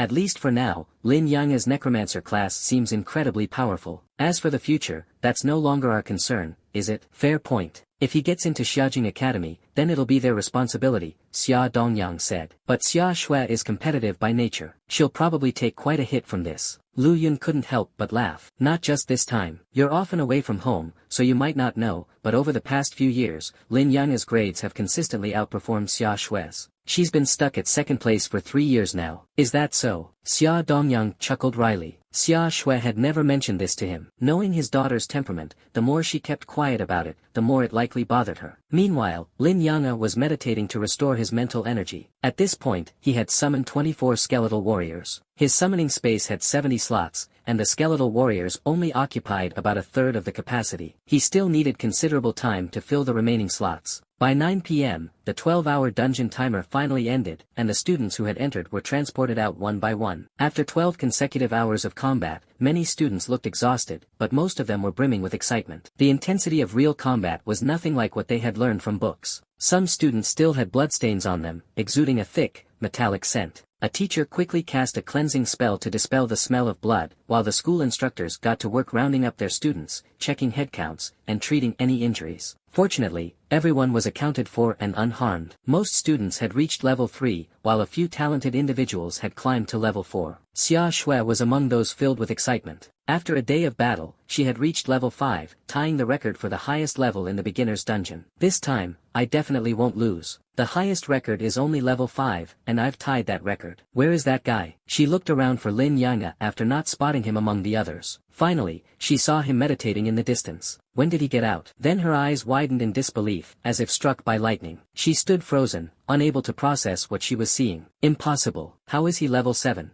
Xia Shui. Xia Dongyang's voice called her back to reality. Father, why are you here? Xia Shui asked as she approached him, her tone much softer than usual. Gone was her usual pride and arrogance. Xia Dongyang's eyes were full of affection. Come on, let's go home. He had driven over, so there was no need to take the school bus. Xia Shui followed Xia Dongyang into the car, but her gaze involuntarily drifted toward Lin Yanga. A strong desire surged in her heart. She desperately wanted to see through Lin Yanga, to figure out how on earth this guy had managed to reach level 7. Xia Dongyang noticed his daughter's gaze and asked, "Are you competing with Lin Yanga?" Xia Shui, like a deflated balloon, replied dejectedly, "Yes, I lost again. This guy is just too infuriating." Xia Dongyang laughed heartily. "Want me to step in and help you deal with him?" "No way." Xia Shui cut him off decisively before he could finish. "I'll handle my own affairs. I won't keep losing to this idiot. She huffed, her eyes once again igniting with a fierce fighting spirit. Xia Dongyang was quite pleased. This was the attitude he expected from his daughter. On the school bus, Gao Yang deliberately sat down next to Xia Dongyang, boasting, "I've already reached level 4. Pretty impressive, huh? Taking girls along to grind monsters is such a joy, way more fun than grinding solo." Lin Yang glanced at this fool and thought to himself that Gao Yang could find joy anywhere. What the heck? I didn't notice earlier, you're level 7 already. How the heck did you do that? Did you wipe out every monster in the dungeon? I've been grinding like crazy to barely reach level 4, and you're at level 7? Are you some kind of deity? Gao Yang's voice was so loud that everyone on the bus could hear him clearly. It was only then that the others realized Lin Yang had already reached level 7. While most people were still hovering around level 3, and level 4 was considered quite impressive, Lin Yang had already reached level 7. The bus immediately buzzed with chatter. Although many still feared Lin Yang and his summoned skeleton warrior, it was human nature to be drawn toward the strong. Some wanted to approach and strike up a conversation, perhaps to build camaraderie as classmates. However, seeing Lin Yang's silent demeanor and recalling the terror of his skeleton warrior, they hesitated. Silence! Lu Yun shouted in a low voice, and the noisy bus instantly quieted down. Gao Yang rubbed the back of his head, embarrassed. I got too excited just now. Boss, could you help me level up? Lin Yang replied, if there's an opportunity, sure. Gao Yang was overjoyed. It's a deal, then. The next morning, Gao Yang searched all over the school gate but couldn't find Lin Yang. Teacher Lu, where's Lin Yang? Gao Yang asked. Lu Yun replied, he went to the outskirts of Shihai City. Huh. Only then did Gao Yang realize he'd been tricked by Lin Yang. No wonder he had agreed so readily yesterday. Gao Yang couldn't help but let out a miserable wail. Lin Yang, you conned me. I offered you my sincerity, yet you treated me with indifference. This isn't over. I'm challenging you to a duel. Meanwhile, Lin Yang was already on a vehicle heading to the southern outskirts of Shihai City. Towering city walls loomed ahead, separating the human-occupied safe zone from the monster territories. Once past the walls, one entered the wild monster area, where even the weakest monsters were level 10, far stronger than those in the beginner dungeons. However, defeating monsters here yielded significantly more experience points and valuable materials. With some luck, certain monsters might even drop weapons or equipment. These items could either be used personally or sold for money. The streets on both sides of the city wall's entrance were lined with shops, including blacksmith shops, weapon stores, jewelry stores, and armor shops. Among them, the most important was the Xinxia Empire Trading Post. Operated by the Xinxia Empire, the trading post had branches in cities large and small across the nation. Here, people could freely buy and sell equipment, materials,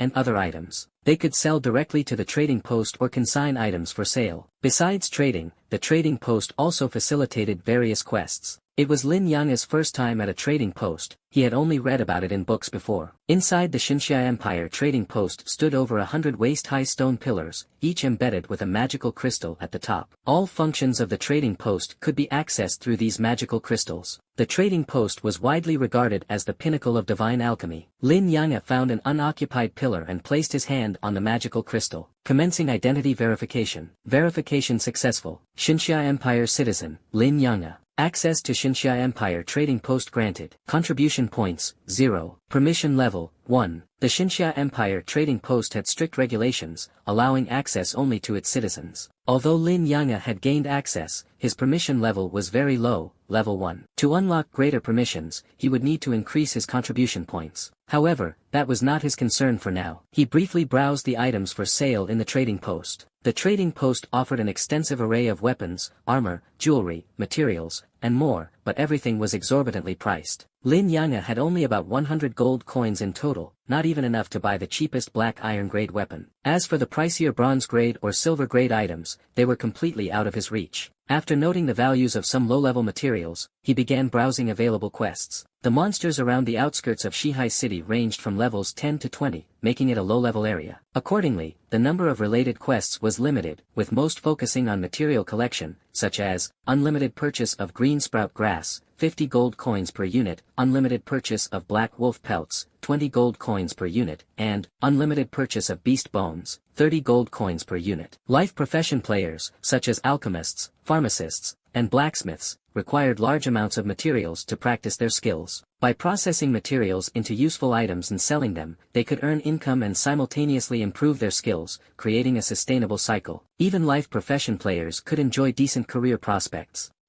This quest, seems interesting. Lin Yang's eyes fell on a task: conquer the level 14 Shihai Mine dungeon and obtain the Goblin King's core from the dungeon boss. The note specified that the core would only drop in nightmare level or higher difficulty. The reward for completing the task was 100,000 gold coins. Such a high reward clearly indicated a significant level of difficulty. The Shihai mine was located 50 kilometers south of Shihai City, but Lin Yang decided not to go for now. The dungeon required a minimum level of 10 to enter, and he wasn't there yet. The dungeon's difficulty was divided into 3 levels: normal, nightmare, and hell. Lin Yang wasn't entirely sure just how challenging the nightmare level was, but based on the descriptions in the books he had read, it was at least several times harder than the normal level. Without a strong and well-coordinated team, clearing it was practically impossible. As for the hell level, it was a realm entirely out of reach for ordinary professionals. After lingering in the trading hall for a while, Lin Yang left and made his way to the city gate. Lin Yang, level 7, Necromancer. The city guard carefully examined the exit permit handed over by Lin Mo and cross-checked Lin Yang's information. Doubt flickered in the guard's mind: how could the academy possibly allow someone at level 7 to leave the city? After all, the monsters outside started at level 10. A 3-level gap was undeniably dangerous. However, the exit permit was genuine, and the guard quickly completed the verification process. Your exit permit is now activated. Unless there's a special situation, you can freely enter and exit any major city within the Divine Xia Empire. Be cautious out there, the wilderness is teeming with monsters. Stay safe, and always prioritize your life over your pride. If you find yourself in over your head, just run back. It doesn't matter if it's embarrassing, what matters is staying alive. Especially at night, as some monsters specifically launch ambushes after dark, the city guard advised Lin Yang earnestly. Lin Yang gave him a slight bow. Thank you, I'll be careful. As he stepped out of the city gate, a cold wind swept over him. The sky dimmed noticeably, and a heavy, oppressive atmosphere filled the air. The stark contrast between the world inside and outside the city walls was palpable. They felt like entirely different worlds. This wall isn't ordinary, Lin Yang murmured, glancing back at the city wall that separated these two realms. He then turned and began walking forward, quickly disappearing into the wilderness. The further he ventured, the more oppressive the air became, as though it carried a faint scent of bloodlust. In the distance, the occasional beastly roar echoed through the desolate land. Sporadically, he spotted other adventurers battling monsters. Most of them were professionals above level 10. The city wall behind him was soon swallowed by the surrounding mist. With a single thought, Lin Yang summoned a skeletal warrior from his summoning space. At the moment, he had a total of 28 skeletal warriors in his summoning space. After regaining his mental energy through meditation the night before, he had summoned an additional 4 warriors. Fixing his gaze on a monster about 20 meters away, Lin Yang issued a command: go, take down that monster. The skeletal warrior clattered forward, bones creaking with every step. At the same time, Lin Yang cast a detection spell. Goblin Patrolman, level 10, Strength 120, Agility 50, Mental Power 50, Constitution 120, Skills none. The level 10 Goblin Patrolman had a hideous face and wielded a crude spiked club. Its attributes clearly favored strength, while its agility and mental power were laughably low. Its constitution was decent, though, thick-skinned and durable. However, compared to Lin Yang's skeletal warrior, whose overall attributes reached a combined 750, the goblin was hopelessly outclassed. In this area, the goblins formed the dominant monster group. They occupied a vast range of territory, with their domain extending as far as the western sea mines 50 kilometers away. In the blink of an eye, the skeletal warrior charged at the goblin. Noticing the approaching threat, the goblin was the first to strike, swinging its spiked club with a fierce whooshing sound. The skeletal warrior didn't dodge and took the full brunt of the attack. A loud crash echoed as the club struck its target, causing the skeletal warrior to sway slightly, but that was the extent of the damage. Without hesitation, the skeletal warrior raised its worn, battered blade and slashed at the goblin. The goblin let out a guttural screech as it was wounded. Enraged, it swung its club with even greater ferocity, retaliating with all its might. The two clashed fiercely, trading blow for blow in a chaotic melee. However, while the goblin's attacks could only cause the skeletal warrior to sway slightly, the skeletal warrior's strikes inflicted real, tangible damage. After just 5 slashes, the goblin patrolman let out a final, agonized cry and collapsed into a pool of blood. You have slain a level 10 goblin patrolman. EXP plus 300. You have obtained goblin bone. A bone material appeared in Lin Yang's storage space. Every professional gained access to a personal storage space upon completing their job transfer. As their level increased, so did the size of their storage space. It was a highly convenient feature, allowing them to store materials, equipment, food,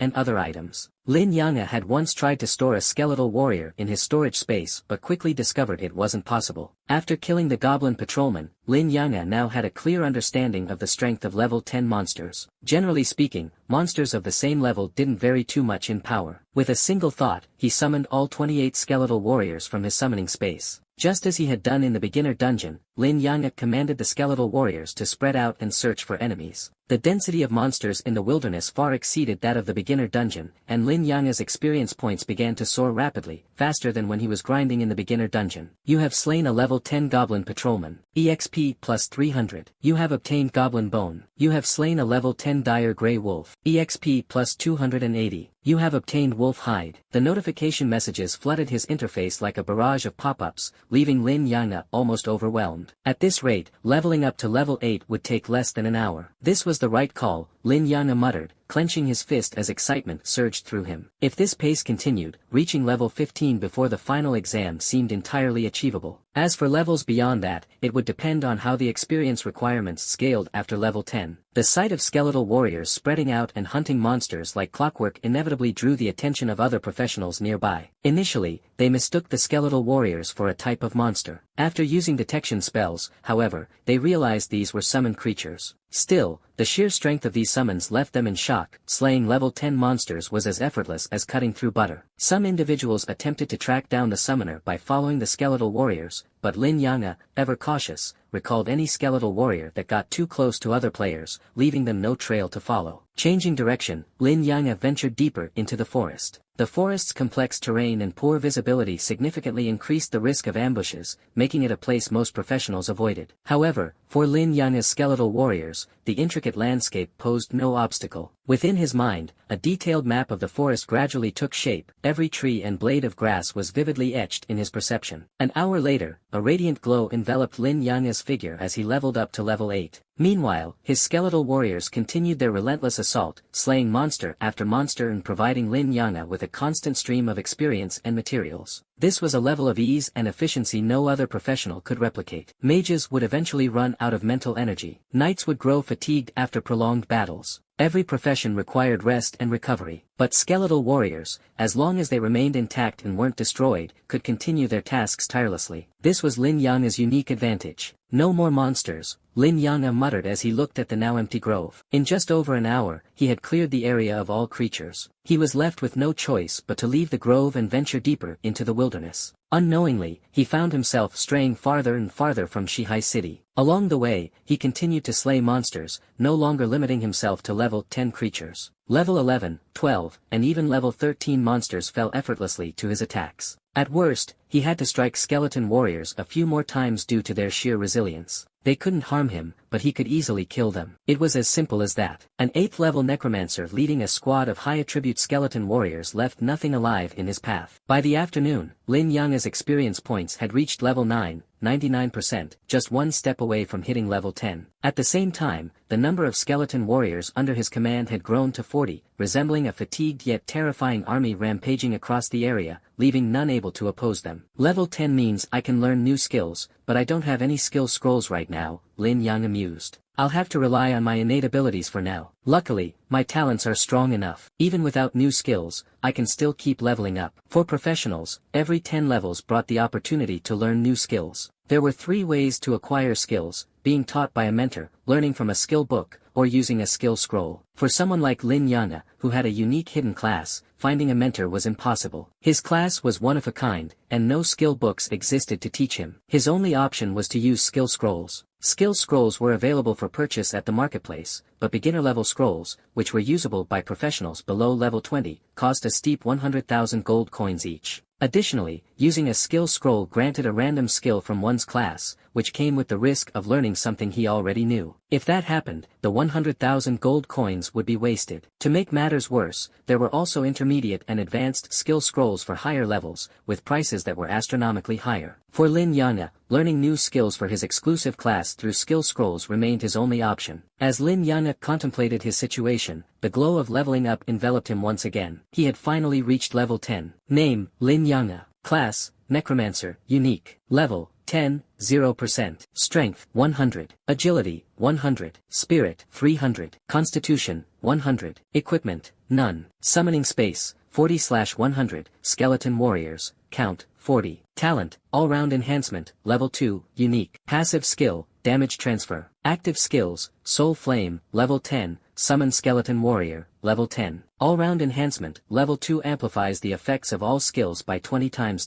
Damage transfer, redirects all damage taken by the caster to summon creatures. Soul flame, level 10 burns the soul of the target, inflicting searing damage. Power depends on spirit and skill level. Summon skeleton warrior, level 10 summons a bronze tier skeleton warrior.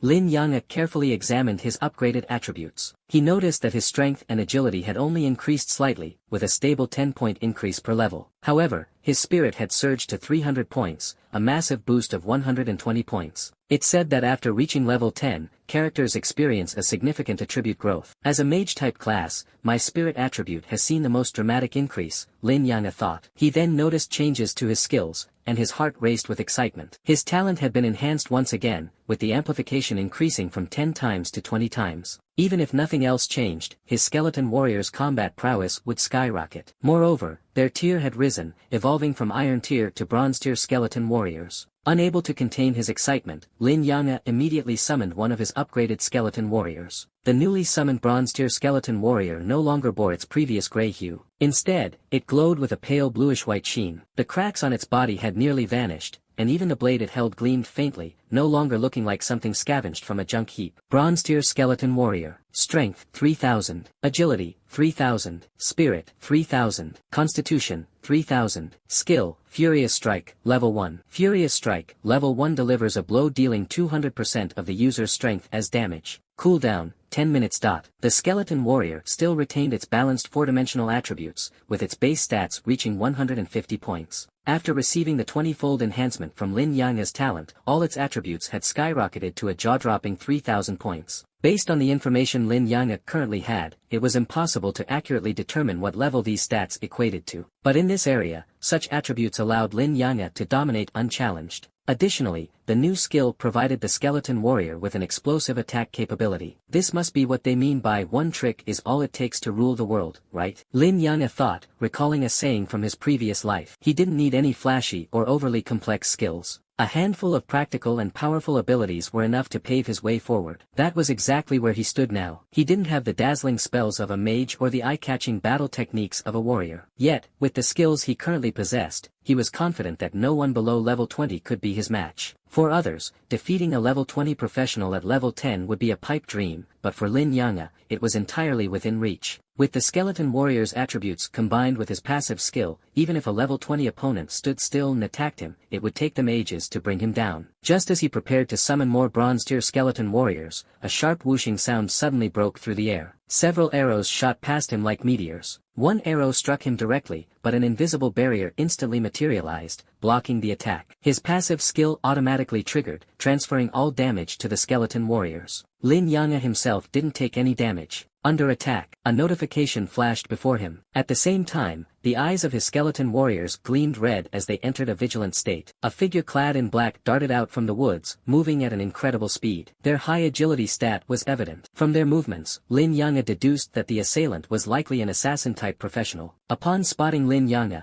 the figure immediately changed direction and fled in the opposite direction, vanishing from sight within moments. 2 seconds after the black-clad figure disappeared, 2 more people emerged in pursuit. Judging by their attire, Lin Yang'e quickly identified their professions. One was an archer, and the other a mage. It was obvious that the earlier arrows had been fired by the archer. Without Lin Yang'e's passive skill, he would undoubtedly have been injured by the attack. The 2 pursuers ignored Lin Yang'e entirely, racing past him in the direction the black-clad figure had fled. Lin Yang'e's gaze flickered slightly as he realized they had gone in the wrong direction. The man in black had changed course here, meaning their pursuit was misguided and ultimately futile. Sure enough, just seconds later, the 2 individuals retreated back to their original position. The mage began channeling a skill, and Lin Yang'e felt a gust of wind sweep through the surroundings. Moments later, the mage let out a frustrated sigh. That guy's too cunning, he's already escaped. The archer replied, it's fine. He's only temporarily slipped away. Sooner or later, we'll catch him. Then, turning his attention to Lin Yanga, the archer asked, "Kid, did a man in black pass through here just now?" Lin Yanga didn't answer the question. Instead, he said in a low voice, "Your arrow hit me. Apologize." The archer glanced at the arrow lodged in the ground and suddenly understood. "Oh, my bad," he said quickly. Lin Yanga waved it off and replied, "Don't let it happen again." The archer felt a strange sensation rising in his heart, as though Lin Yanga was gazing down at him from a position of superiority. The mage, on the other hand, wore a grim expression, clearly agitated by the escape of their target. His eyes fell on the skeletal warrior standing beside Lin Yanga, revealing a glimmer of disdain. Slowly, he raised his staff. The skeletal warrior's eyes began glowing red, and it immediately assumed a combat stance. The archer abruptly grabbed the mage's arm and whispered, "Don't start trouble." The mage's eyes darted from one side to the other, and after a moment of hesitation, he lowered his staff. "Fine," he said.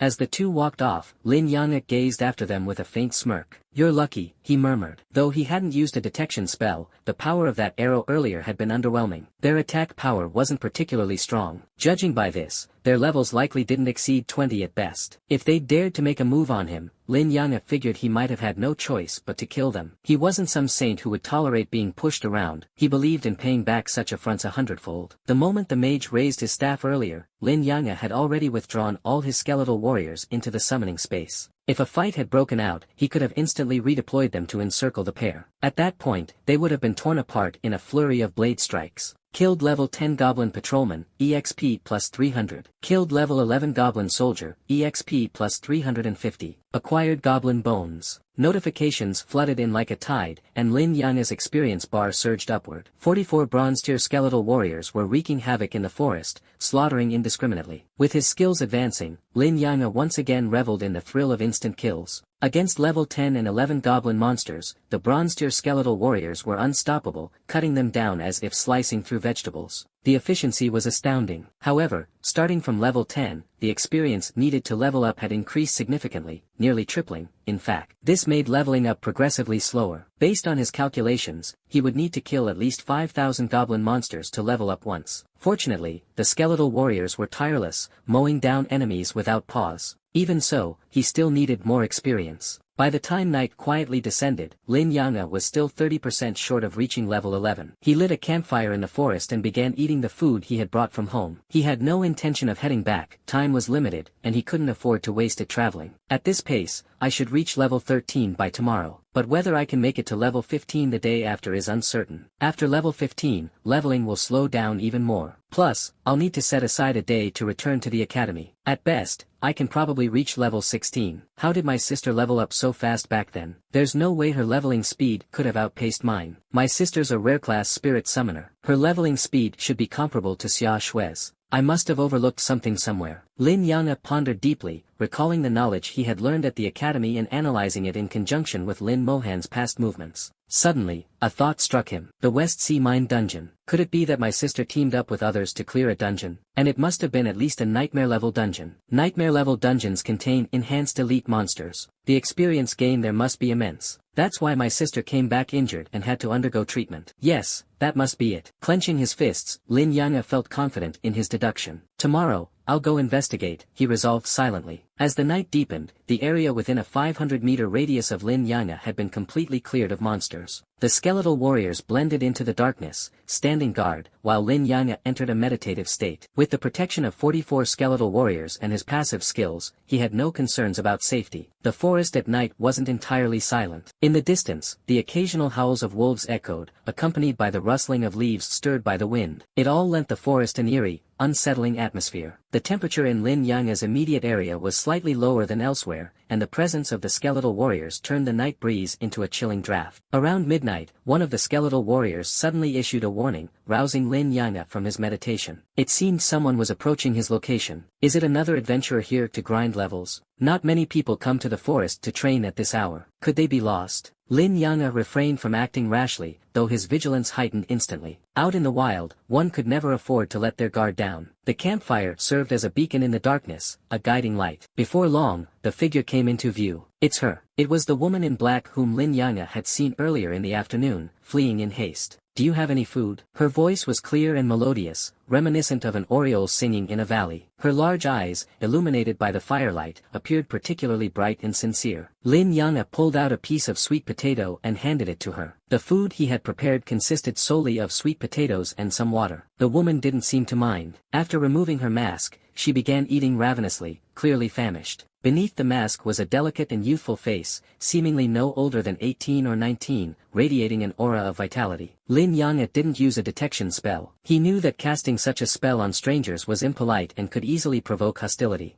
She began speaking but immediately started coughing violently. It seemed she had choked while trying to talk and eat at the same time. Lin Yang'e handed her a bottle of water, which she drank from in large gulps, finally catching her breath. "Thank you," she said at last. Lin Yang'e simply nodded slightly, indicating it was no big deal. The man in black ate the sweet potato, bite by bite, as an eerie silence settled between the two of them. Her movements were unhurried and elegant, and from time to time, those beautiful eyes of hers glanced at Lin Yang'e, flickering with a faint light, as if lost in thought. After finishing her meal, she finally spoke. "What's your name?" Seeing that Lin Yang'e didn't respond, she continued, "You don't like to talk, huh? How about this? Let's use a detection spell on each other." Lin Yang'e pondered for a moment and then nodded in agreement. Their fingertips both glimmered softly as they cast detection spells on each other. Lin Yang'e was momentarily stunned when he realized his spell had failed. It revealed nothing about the other person. The woman in black suddenly giggled, her face lighting up with a mischievous grin. "Hee, didn't find anything, did you? So, your name is Lin Yang'e. Level 10. Your profession is a necromancer. That's a class I've never heard of before. How peculiar. This afternoon, I think I saw a skeleton near you. Is that your summoned creature? Undead summons are quite rare." Her words suddenly became more frequent, one sentence after another spilling from her lips. "Why aren't you talking? Don't tell me you're mute. You don't look like it, though." Lin Yang'e looked at her calmly and asked, "Why?" She seemed as though she had discovered a new continent, her face full of surprise. "Oh, so you can talk. Why?" Lin Yang'e asked again. Her smile remained as she replied, "Are you asking why the detection spell didn't work? It's because of this." She pulled out an item that looked like a badge. "This is called a blocking badge. As long as you wear it, anyone who's 10 levels lower than you won't be able to successfully use detection spells on you." She then put the badge away. "Now, let me try using a detection spell on you again." Lin Yang'e nodded, casting another detection spell. This time, it worked. Ning Yi, level 19, Shadow Assassin. A breeze swept through, and Ning Yi's smile vanished instantly. Lin Yang'e also turned to look to the side. Through his skeletal warrior, Lin Yang'e had already sensed the arrival of others. Besides the archer and mage he had seen earlier that day, there was now a knight with a sword and shield. The three of them surrounded Lin Yang'e and Ning Yi from different directions. Ning Yi's brows furrowed tightly, her delicate face twisting in frustration. "This is endless. It's just a mid-level skill scroll, and you've been chasing me for days. Can't you let it go already?" She stomped her foot angrily and turned to Lin Yang'e. "I'm leaving. If we ever meet again, let's hang out." Whoosh!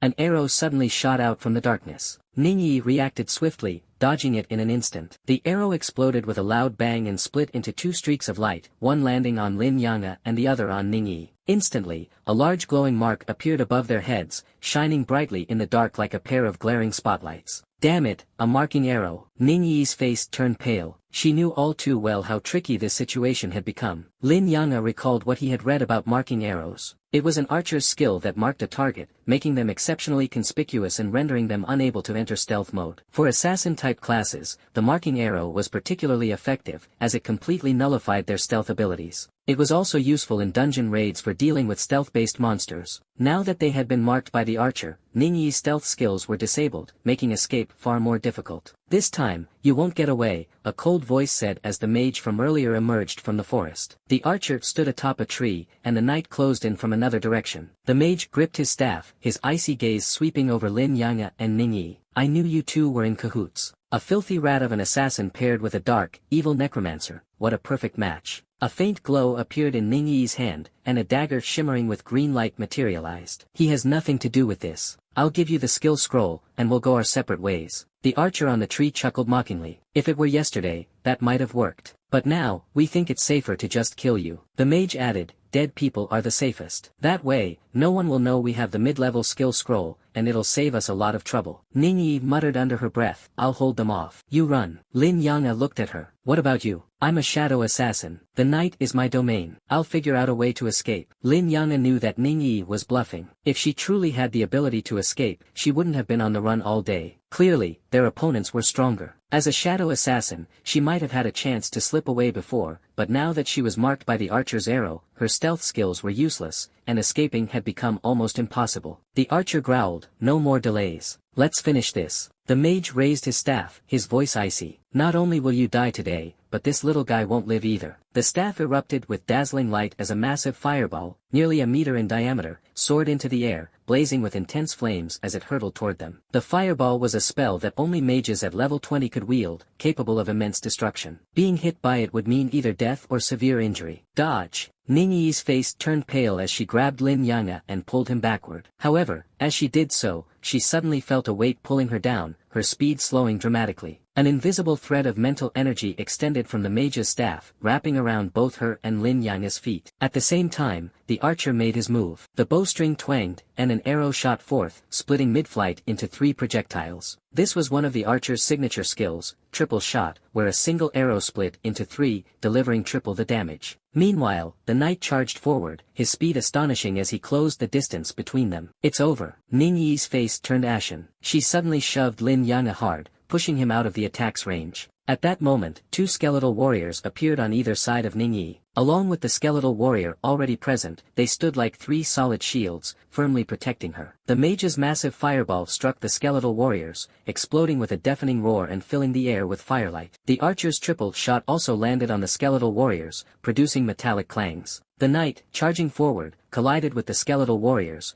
only to be sent flying backward. Through the flames, the skeletal warriors slowly stepped forward, their bodies radiating a pale blue light. They showed no signs of injury. How is this possible? The mage's face was filled with disbelief as he witnessed the scene. Earlier, he had used a detection spell to check Lin Yang'e's level, just a level 10 necromancer. A summoned creature's level shouldn't exceed that of its summoner, meaning it should also be level 10. Yet, with his own level 21 strength, he couldn't instantly defeat the opponent. The archer and knight were equally stunned. What kind of summoned creatures were these, to be so overwhelmingly powerful? Crack, crack. Accompanied by the unsettling sound of grinding bone, skeletal warriors emerged one after another, surrounding the 3 of them completely, 44 skeletal warriors in total. Not only were the 3 of them dumbfounded, but even Ningyi widened her eyes in shock, her mouth agape in disbelief. Her expression, though bewildered, carried a certain innocent charm. Earlier that day, Ningyi had personally seen Lin Yang'e's skeletal warriors. At that time, they were merely level 10, their bodies riddled with cracks, wielding battered weapons that looked as though they couldn't withstand even a single blow. Yet now, how had they become so formidable? Even the level 20 spells of the mage failed to harm them, and the archer's triple shot and the knight's charge left no mark on them. Were these truly level 10 summons? This strength was simply absurd. And then there was the sheer number of them. Clusters of flickering flames illuminated the night as skeletal warriors appeared one after another, silently yet swiftly surrounding the trio. Lin Yang'e said little. He silently walked back to Ningyi's side, his eyes glinting with cold killing intent. Kill! With a single command, his mental thought activated, and the skeletal warriors immediately sprang into action. The mage's face turned ashen. With a sharp shake of his staff, a glowing shield materialized around him. It was his energy barrier, a signature skill. The higher a mage's level, the stronger this skill became, and the sturdier the barrier. It was said that legendary mages could withstand forbidden spells with this shield intact. However, mages were typically low in agility, and in this encirclement of skeletal warriors, he had no room to dodge.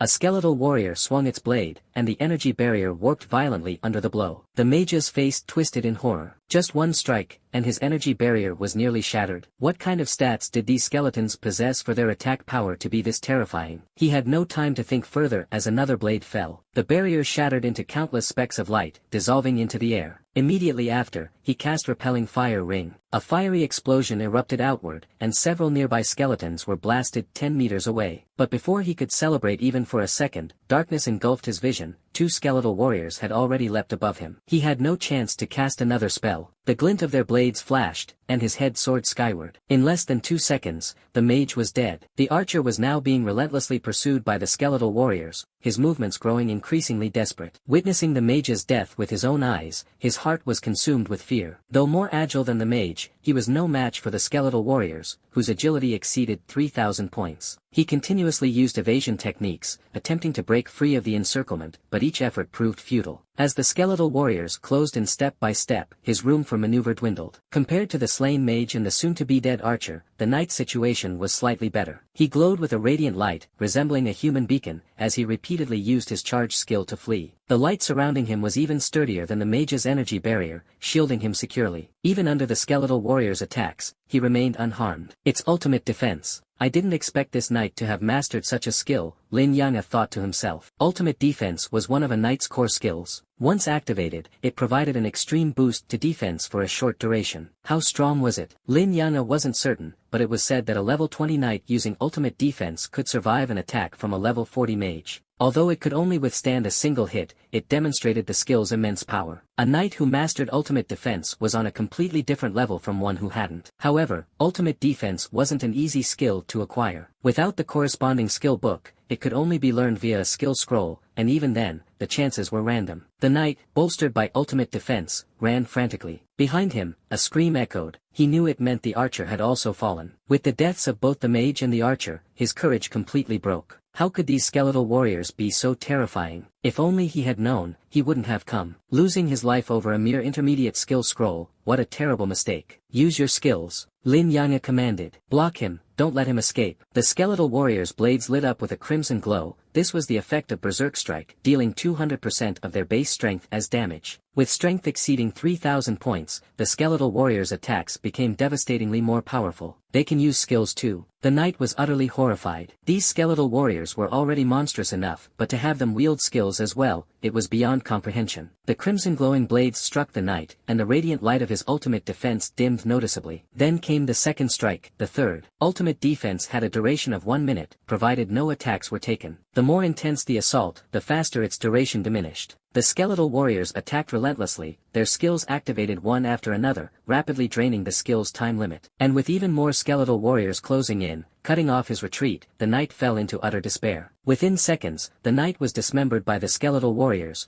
dying with deep regret. If you act decisively. Never show mercy. This was something Lin Mohan had once taught Lin Yang'e, and Lin Yang'e lived by it. They're all dead. Ning Yi still hadn't recovered from the shock. From the start of the battle to its end, barely 20 seconds had passed, and all three enemies were already dead. Yet the mastermind behind it all hadn't even moved, merely standing there silently. Lin Yang'e nodded. Ning Yi was right, they were all dead. The skeletal warriors returned, carrying a pile of items. When a profession holder died, the contents of their storage space would drop. The skeletal warriors had collected everything. Bronze tier Carmen staff, spirit plus 20, increases mage class skill power by 5%, usable at level 18. Bronze grade Carmen war bow, agility plus 20, increases bow type skill power by 5%, usable after level 18. Bronze grade Carmen sword, strength plus 10, constitution plus 10, increases offensive skill power by 5%, usable after level 18. Bronze grade Carmen shield, constitution plus 20, increases defensive skill effectiveness by 5%, usable after level 18. The four pieces of weaponry were neatly laid out in front of them, their bronze surfaces shimmering with a faint bluish-white glow, somewhat similar to the sheen on the skeletal warrior's body. Ning Yi spoke up, these are all weapons obtained from the Carmen Orc Legion dungeon. Lin Yang'e looked slightly puzzled, he had never heard of this dungeon before. Noticing his confusion, Ning Yi continued to explain, the Carmen Orc Legion dungeon is a level 20 dungeon located outside Shanghai City. Those three people often farm it for drops. Lin Yang'e nodded, signaling his understanding. To him, these four pieces of bronze-grade equipment were of little use, but selling them could still fetch a decent amount of money. Without hesitation, he collected the four bronze weapons. Ning Yi didn't object or make any indication that she wanted a share. What remained were a few materials, such as wolf pelts, beast bones, and green sprout grass. Though the quantities weren't large, Lin Yang'e still took them all. After all, even the smallest profit was worth something, selling them would undoubtedly yield some money. After storing away the equipment and materials, only one item remained, a beginner skill scroll. Description: grants a skill below level 20. There is a chance of obtaining a skill you have already learned. To his surprise,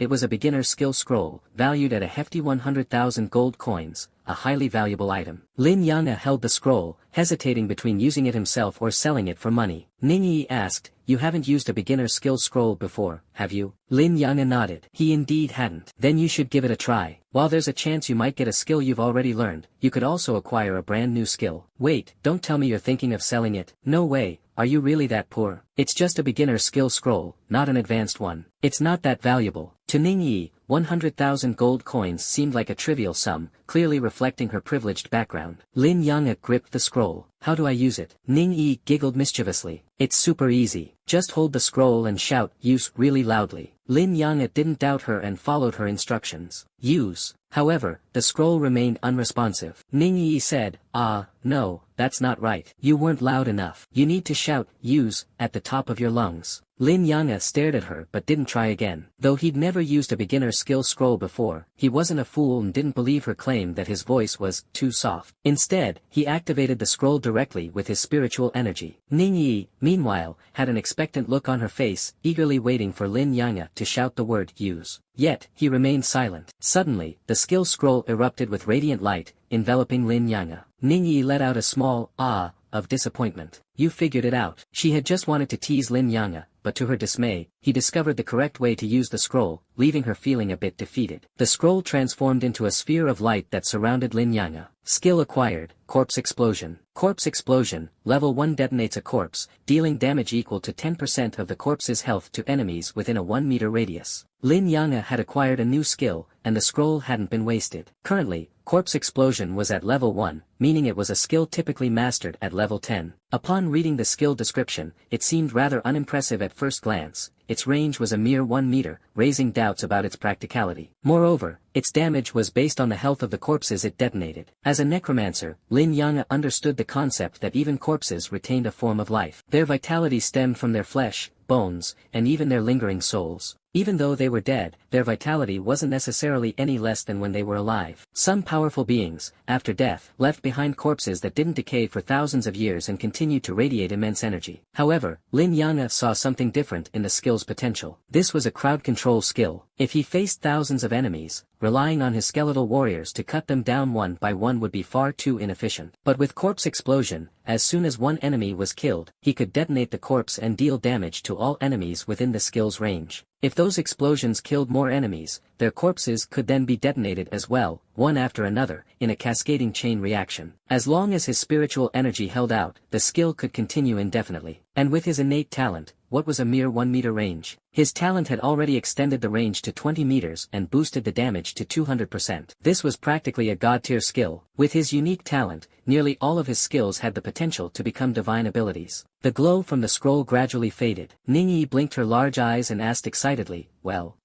did you get a new skill? I did. Lin Yanga wasn't upset about Ning Yi's earlier prank. He knew she was just being playful, and as a grown man, he didn't see the need to fuss over such a trivial matter. Ning Yi beamed with joy. Your voice is really nice to listen to. Why don't you talk more? It's such a shame. Lin Yanga looked at her, thinking quietly that this girl was unlike the others at school. She was lively, playful, and full of energy. Your voice is pleasant too, Lin Yanga complimented her for once. It wasn't that he disliked talking but rather that he didn't see the point in wasting words. Around his sister, Lin Mohan, and his grandmother, he was much more talkative. Ning Yi's face lit up with delight, and she giggled, thanks for the compliment. I already know my voice is lovely, though. Since you saved me and even flattered me, this is for you. She pulled out a box from her pocket and handed it to Lin Yanga. Intermediate Skill Scroll. Description: grants a skill between levels 20 and 40. There is a chance of obtaining a skill you have already learned. In the marketplace, an intermediate skill scroll was priced at a staggering 10 million gold coins, 100 times the value of a beginner skill scroll. Ning Yi had mentioned earlier that the people pursuing her were after this very scroll, yet now she was giving it away so casually. This left Lin Yanga puzzled. The temperature suddenly dropped. Strange. Ning Yi muttered as she sat down by the fire, stretching out her pale, delicate hands toward the flames, warming herself by the fire. The group of people who had been pursuing her had already been dealt with, and Ning Yi finally felt completely at ease. Lin Yanga, however, was fully aware that the low temperature in this area was primarily caused by the skeletal warriors. Without delay, he commanded the skeletal warriors to disperse, ensuring they no longer affected the surrounding temperature. Ning Yi, who already knew Lin Yanga wasn't much of a talker, didn't mind his silence. Instead, she began recounting her recent experiences on her own. I found a treasure chest of opportunity at the Carmen Beastmen Legion's camp in Shanghai City, she said enthusiastically. You know how random those chests appear, and I just happened to come across one. After opening it, I got this intermediate skill scroll. She wrinkled her nose slightly at this point. But then those guys saw it and actually tried to snatch it from me. Sure, it might be valuable in their eyes, but to me, it's something I worked really hard to get. How could I just hand it over so easily? She pouted before continuing, so they started chasing me, and I had no choice but to run. She paused, a hint of helplessness on her face. I ran for 2 whole days, all the way from Shanghai City to Shihai City. Don't you think they were incredibly annoying? Like disgusting little pests that just wouldn't leave me alone. From her tone, it was clear that even an intermediate skill scroll worth 10 million gold coins seemed insignificant to her, as if it were just some trivial item. It left one wondering which wealthy family's young lady she belonged to. She was clearly extraordinarily rich. Lin Yanga quietly watched Ningyi as she spoke, waiting for her to finish before he finally said softly, "You were in real danger just now. You almost lost your life." Ningyi waved her hand dismissively, unconcerned. "Don't worry, I wasn't going to die. If I take a fatal hit, I'll automatically be teleported away." She blinked playfully, a mischievous expression on her face. "But still, thank you. If it weren't for you, I wouldn't have died, but I definitely would have gotten hurt. And getting hurt really hurts, you know. He hates pain the most." Lin Yanga helplessly shook his head, realizing how unnecessary his earlier concern had been. With a treasure like that protecting her, she was never really in any danger. Suddenly, Ningyi extended her hand and said, "I already gave you the intermediate skill scroll, so do you have anything to eat?" "I'm still hungry." Lin Yanga took out a few buns from his storage space, spoils from a previous battle. There were over a dozen of them in total. But Ningyi shook her head. "No buns. I want sweet potatoes." Lin Yanga couldn't help but laugh. He swapped the buns out for sweet potatoes instead. Ningyi happily accepted the sweet potatoes and began eating with delight, as if they were the most delicious food in the world. Watching her eat, Lin Yanga couldn't help but wonder, were sweet potatoes really that good? She seemed to think they were extraordinarily tasty. "Lin Dummy, you're here to level up, right? Judging by your level, I'm guessing you haven't entered an advanced academy yet," Ningyi said between bites. Lin Yanga nodded. "Not yet." Already accustomed to Lin Yanga's curt responses, Ningyi continued, "So, which advanced academy are you planning to apply to?" "Xiajing Academy," Lin Yanga replied softly.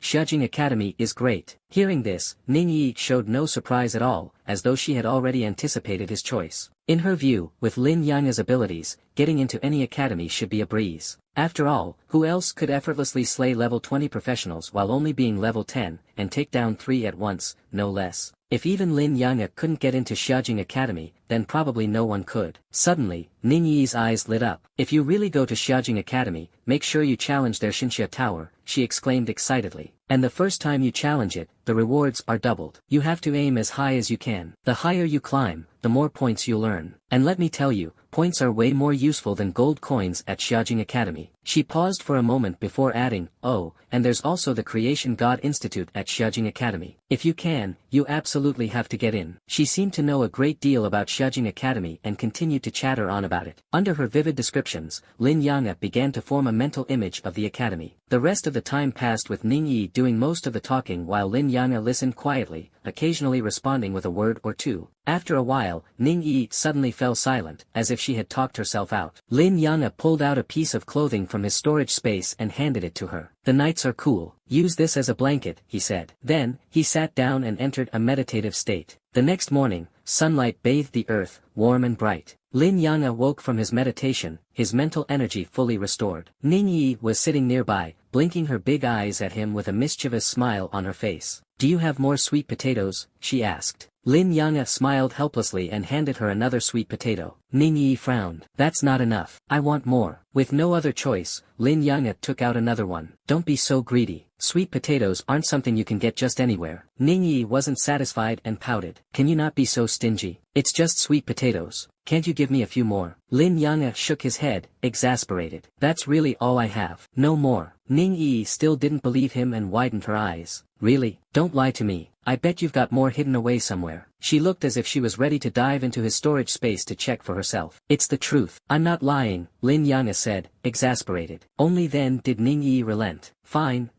I believe you." She patted her stomach and said, "I'm full now. I'm leaving. I need to level up too. Lin Dummy, see you next time." With that, she turned and left, taking the sweet potatoes and the makeshift blanket with her. Lin Yanga watched her retreating figure and muttered to himself, "I'll help you level up next time." The entire night had passed, yet no new goblin monsters had appeared in the forest. Lin Yanghe realized that the respawn time for these monsters might be much longer than he had expected. Perhaps his earlier rapid pace of clearing them out had scared them all off. A faint scent of blood lingered in the forest, while the 3 corpses remained silently sprawled on the ground. Lin Yanghe gazed at the bodies and quietly activated a skill he had just learned the previous day, corpse explosion. With an earth-shattering boom, a massive area of trees was obliterated, not merely knocked over, but reduced to splinters and debris. The ground itself bore the mark of destruction, a crater 20 meters in diameter and over 10 meters deep. The sheer power of the blast was staggering. Lin Yanghe discovered that the damage radius of corpse explosion was a full 360 degrees, capable of inflicting massive destruction from any angle. Judging by this, air detonations might have an even greater effect, he mused internally. He had just detonated the corpse of a mage. Now, he commanded one of his skeletal warriors to hurl the archer's corpse into the air. Once it was airborne, he triggered the skill again. Another deafening explosion resounded through the forest, and the destructive force was noticeably greater than when the detonation occurred on the ground. This confirmed his earlier hypothesis. Airborne explosions were indeed more powerful. However, corpse explosion had a significant drawback: it could easily cause friendly fire. While he and his skeletal warriors were immune to the skill's effects, any teammates in a party could inadvertently be harmed, potentially leading to unnecessary complications. Another thunderous boom echoed through the forest as the knight's corpse was detonated. The 3 individuals who had pursued Ningyi were now utterly obliterated, not even leaving behind a trace of ash. It had to be said, corpse explosion was unparalleled when it came to erasing evidence. With his plans from the previous day in mind, Lin Yanghe began making his way toward the Shihai Mines, the goblin's main stronghold. As he approached, the goblin levels steadily increased, with level 12 goblin warriors and level 13 goblin archers appearing in succession. Yet, against his overpowered skeletal warriors, they were no match. After a night of meditation, Lin Yanghe's mental energy had fully recovered. He summoned 4 more skeletal warriors, bringing their total number to 48. With his summoning skill now at level 10, the skeletal warriors had advanced from black iron rank to bronze rank, which demanded significantly more mental energy. Summoning one now required 70 points of mental energy, and with a total of 300 mental points, he could still only summon 4 at a time. Even so, he was satisfied. Lin Yanghe was confident that one day his summoning space would reach its full capacity. As he approached the Shihai Mines dungeon, he noticed the increasing number of people. The path leading to the dungeon was mostly cleared of monsters by other adventurers. Soon, he spotted the dungeon entrance,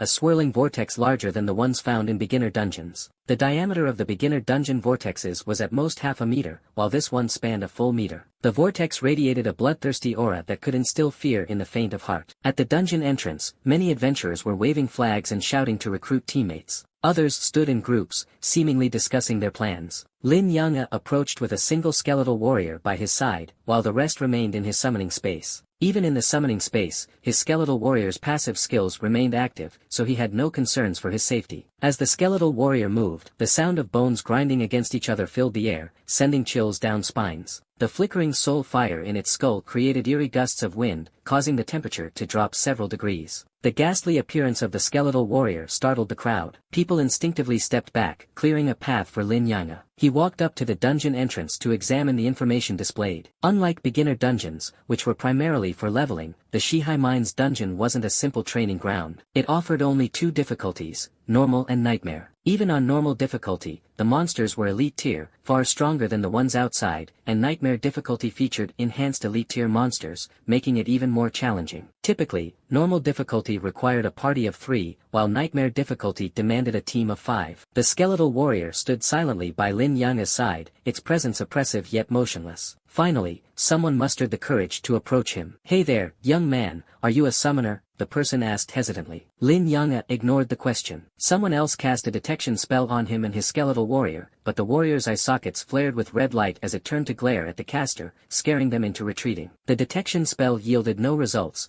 as Lin Yanghe wore the shielding badge Ningyi had given him. It concealed his information from anyone not at least 10 levels higher than him. Lin Yanghe didn't bother retaliating. After all, a mere detection spell wasn't worth his attention. Another adventurer tried again. "Hey, kid, want to party up for the dungeon? We're short on damage dealers. You must be a summoner, right? Your damage output should be decent. Join us. We're an elite team tackling nightmare difficulty. we'll split the loot evenly. Despite the offers, Lin Yang'e remained unresponsive. After examining the dungeon information, he made his decision and selected Nightmare difficulty. Please confirm, do you wish to select Nightmare difficulty? Confirm, he said. In the next instant, he was teleported into the dungeon. He went in. He entered the dungeon alone. No way, he's soloing it. That's way too arrogant. Well, you never know. Maybe he's strong enough. It's not like no one's ever soloed a dungeon before. Hey, the guy who used the detection spell earlier, what did you find out? What level is he? What class? Yeah, spill it. His summon looks undead, never seen one like that. The caster hesitated awkwardly. I didn't find anything. He's wearing a shielding badge. Ah, I see. Well, let's wait and see. Let's find out if he makes it out alive. Maybe he's just some flashy weakling. Looks scary but is actually useless. Outside the dungeon, many adventurers exchanged knowing smirks, as if they were preparing to watch a spectacle. Every year, plenty of overconfident individuals attempted to solo dungeons, only to meet their end inside. The terrain of the mine dungeon resembled that of a real mine, filled with an oppressive atmosphere and the stench of blood. In front of Lin Yang'e stood a massive iron gate. Opening it would officially begin the dungeon. Beyond the gate, a monster over 2 meters tall roared ferociously, having already detected Lin Yang'e's presence. The moment he dared to open the gate, the monster would charge out and tear him apart. Standing on the other side of the iron gate, Lin Yang'e cast a detection spell. Goblin Mind Guard, Enhanced Elite Monster. Level, 14. Strength, 800. Agility, 400. Spirit, 200. Constitution, 1000. Skill, Stun Attack. The stats of this enhanced elite monster were several times higher than those of an average monster. Its strength and constitution were extraordinarily high, making it both offensively and defensively formidable. A level 14 Night class character typically had a constitution stat ranging from 300 to 400, which was vastly inferior to the creature in front of him. Without a team to collaborate with, taking down a nightmare-level dungeon would be exceedingly difficult. But even with such impressive stats, it still paled in comparison to Lin Yang'e's skeleton warriors. He summoned his skeleton warriors from the summoning space, and in an instant, the room was filled with their bony forms. Then, Lin Yang'e pushed the massive gate open, officially beginning his journey into the dungeon. The Goblin Mind Guard let out an excited roar and charged out from behind the gate. What awaited it, however, were the massive blades of the skeleton warriors. Though the Goblin Mind Guard was hulking and taller than the skeleton warriors, its low agility and lack of intelligence were its fatal flaws. The skeleton warrior's blades slashed into its body, leaving deep, terrifying wounds. With its stats, it didn't stand a chance even in a one-on-one battle against a skeleton warrior, let alone being surrounded and hacked at by 5 or 6 of them at once. In only 2 seconds, the monster let out a pitiful cry and collapsed. Defeated level 14 Goblin Mind Guard. Gained 4200 EXP. A notification flashed before Lin Yang'e's eyes, and a flicker of excitement crossed his face. The monsters here gave experience points nearly 10 times greater than those outside. Killing one monster here was equivalent to killing 10 outside, and it only took 1 or 2 seconds per kill, barely any slower. This made leveling up much more efficient. Lin Yang'e felt confident he had chosen the right path. Without hesitation, he issued his command. The skeleton warriors, their bones clanking, charged into the dungeon's corridors like an unstoppable army, slashing through everything in their path. Defeated level 14 Goblin Mind Guard. Gained 4200 EXP. Obtained bones times 5. Defeated level 14 Goblin Mind Guard. Gained 4200 EXP. Obtained fur times 6. One notification after another popped up as his experience points surged and materials piled up. A detailed map of the dungeon formed quickly in Lin Yang'e's mind. As the name suggested, the mine dungeon was a sprawling mine with numerous interconnected tunnels. No matter which path one took, it would eventually lead to the dungeon's endpoint. Most teams would choose a single path to progress, unlike Lin Yang'e, who sent skeleton warriors into every tunnel, leaving no corner unexplored and no monster spared. After just 5 minutes in the dungeon, Lin Yang'e was enveloped in the glow of a level up. Finally, level 11. With his spirit energy fully restored after leveling up, Lin Yang'e immediately summoned 4 more skeleton warriors to join his legion, bringing the total to 56. Name, Lin Yang'e. Class, Necromancer, Unique. Level, 11, 0%. Strength, 120. Agility, 120. Spirit, 40 out of 400. Constitution, 120. Equipment, none. Summoning space, 56 110. Skeleton warriors, count, 56. Talent, Comprehensive Amplification, Level 2, Unique. Passive skill, Damage Transfer. Active skills, Soul Flame, Level 10, Summon Skeleton Warrior, Level 11, Corpse Explosion, Level 1. Comprehensive Amplification, Level 2 enhances all skill effects by 20 times. Damage Transfer, transfers damage taken by the caster to summon creatures. Soul Flame, Level 11 burns the target's soul, dealing searing damage. Damage scales with spirit stat and skill level. Summon Skeleton Warrior, level 11 summons a bronze tier Skeleton Warrior. Corpse Explosion, level 1 detonates a corpse, dealing damage equal to 10% of the corpse's health within a 1 meter radius. Examining his stats, Lin Yang'e nodded in satisfaction. After level 10, the base attribute increases become much more substantial. Strength, agility, and constitution used to increase by 10 points per level. Now it's 20 points per level. Spirit energy increased by 100 points. As I level up further, these attributes will scale even higher. His skills had also seen a significant boost. The 4 core attributes of his skeleton warriors had reached 3,400. Each level up's 20-point base attribute increase was magnified 20 times by his talent, resulting in an additional 400 points. Most of these changes were within his expectations, except for one, the corpse explosion skill, which remained at level 1 despite his progression. Why is that? Lin Yang'e felt puzzled. Both Soul Flame and Summon Skeleton Warrior had leveled up, yet corpse explosion remained stagnant. This anomaly was beyond his current understanding, touching upon a blind spot in his knowledge. If only Ningyi were here, she might know the answer. Lin Yang'e thought of Ningyi, the cheerful, prank-loving girl with a wealth of knowledge far surpassing his own. If she were here, he could have asked her for insights. For now, he set aside his doubts and pressed on deeper into the dungeon. The mine dungeon had 8 interconnected tunnels resembling a labyrinth, but all paths eventually converged. Lin Yang'e evenly distributed his skeleton warriors across the tunnels, leaving no monster alive, rapidly accumulating experience points. His efficient strategy propelled his level steadily upward. By the time he emerged from the tunnels, they had been completely cleared of monsters. Level 11, 32.22%. He had nearly reached 1/3 of the level, all within just over half an hour, an incredibly efficient pace. After navigating through the maze-like mine tunnels, Lin Yang'e entered the second half of the dungeon. Before him stretched a massive corridor spanning over a kilometer. On either side of the corridor were rooms resembling cells, each sealed with heavy iron doors. From inside, the growls of beasts echoed, filling the air with a mix of bloodlust and a putrid stench. Blocking the center of the corridor was a hulking creature. Its appearance was somewhere between a wolf and a dog. Even crouched, it stood over a meter tall, and when fully upright, it towered over 3 meters. Its body length exceeded 5 meters. Lin Yang'e cast a detection spell, and the results appeared. Mine Wolf King, Elite Boss. Level 15. Strength 2000. Agility 2000. Spirit 1000. Constitution 2500. Skill Howl. This was Lin Yang'e's first encounter with a boss-level monster, and an elite boss at that. Its attributes, while not surpassing those of the skeleton warriors, were far stronger than the regular monsters he'd faced so far. If even the boss's stats are this formidable, the final dungeon boss will surely be even tougher. Still, it shouldn't surpass the skeleton warriors.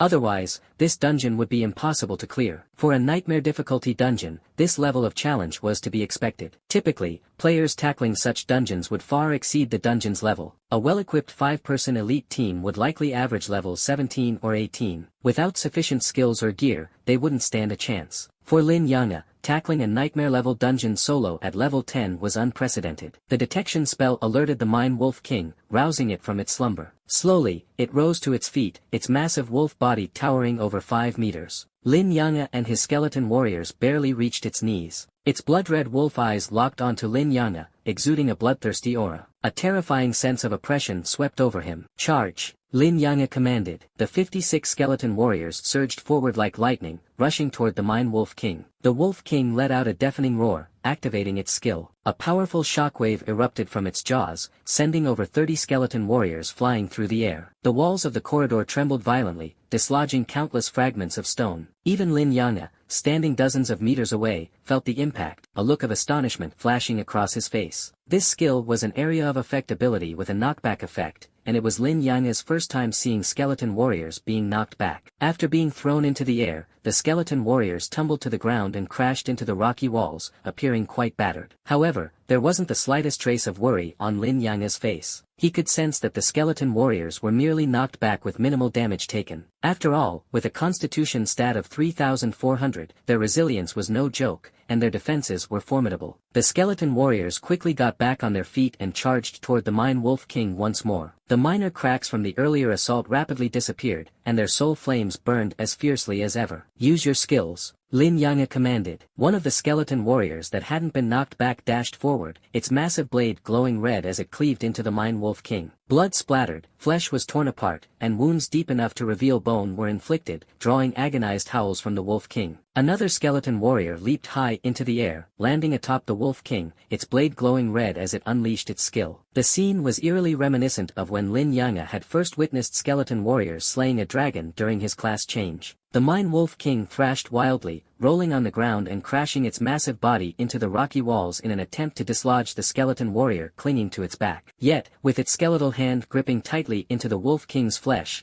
the skeleton warrior refused to be thrown off. Meanwhile, the skeleton warriors on the ground relentlessly pursued the Wolf King, hacking at its legs. Each strike of their blades against the Wolf King's bones rang out like the clang of metal, accompanied by the Wolf King's anguished cries. Its claws struck at the skeleton warriors, sending them flying with tremendous force. However, the skeleton warriors sustained only minor injuries and were back on their feet in an instant, charging back into the fray. Even when the Wolf King attempted to bite them, its teeth shattered upon contact with their bodies. The skeleton warriors' constitution of 3,400 rendered them nearly indestructible. What's the use of having such a massive body? If it's destined to die, it will die, Lin Yanga mused as he observed the scene. He realized that while a larger physique gave a creature a more imposing presence and greater strength, it also became a liability. Without sufficient defensive power to withstand the skeleton warriors' relentless assault, the outcome was inevitable. In just a few seconds, the Mine Wolf King was on the brink of death. With a final, furious howl, it unleashed its skill for a second time, this time with all its strength. The knockback effect of its roar reached its peak, and the resulting shockwave finally managed to blast all the skeleton warriors off its back and away from its vicinity. Even the ones nearby were sent flying. The skill's attack power is average, but its knockback effect is impressive, Lin Yanga remarked, his expression neutral as he watched the skeleton warriors being flung through the air. The skill seemed powerful at first glance, but in truth, it dealt minimal damage to the skeleton warriors. As expected, the skeleton warriors rolled back to their feet after being thrown, leaping up with renewed vigor as they charged back into battle. Suddenly, the Mine Wolf King turned and limped toward the passageway. It's running away. Lin Yanga was slightly taken aback, genuinely surprised that the dungeon boss would choose to flee. As the Mine Wolf King retreated down the passage, it howled incessantly. In response, a chorus of wolf howls echoed from within the passageway. The situation began to feel unsettling. Sensing that something was amiss, Lin Yanga refrained from sending the skeleton warriors to pursue the Wolf King. Instead, he had them retreat to his side. The eerie sound of creaking metal filled the air as the iron doors on both sides of the passage slowly opened, seemingly triggered by the Wolf King's howls. From behind the doors emerged a horde of bloodthirsty wolves, Mine direwolves. Their stats were displayed clearly through Lin Yanga's detection skill, level 14, strength, 600 agility, 600 spirit, 200 constitution, 1000 skill, bite. While their attributes weren't particularly strong, slightly weaker than the goblin mine guards in the tunnels, the sheer number of them was overwhelming, totaling at least 100. The sight of the wolves charging forward en masse was enough to make anyone's scalp tingle. Yet Lin Yanga remained unfazed. Though the Mine direwolves were numerous, their stats were unimpressive, and his skeleton warriors were more than capable of handling them. Still, he couldn't help but ponder how other teams managed to deal with such a horde. He found it hard to believe that a team of only 5 class holders could hold their own against so many direwolves. Scanning his surroundings, his eyes landed on the mine passage behind him, and he immediately understood. The exit of the mine passage was narrow, allowing only one person to pass through at a time. As long as a knight held the line at the entrance, with healers providing support and mages unleashing area of effect spells, the wolves could be gradually eliminated. It would take some time, but it was a feasible strategy.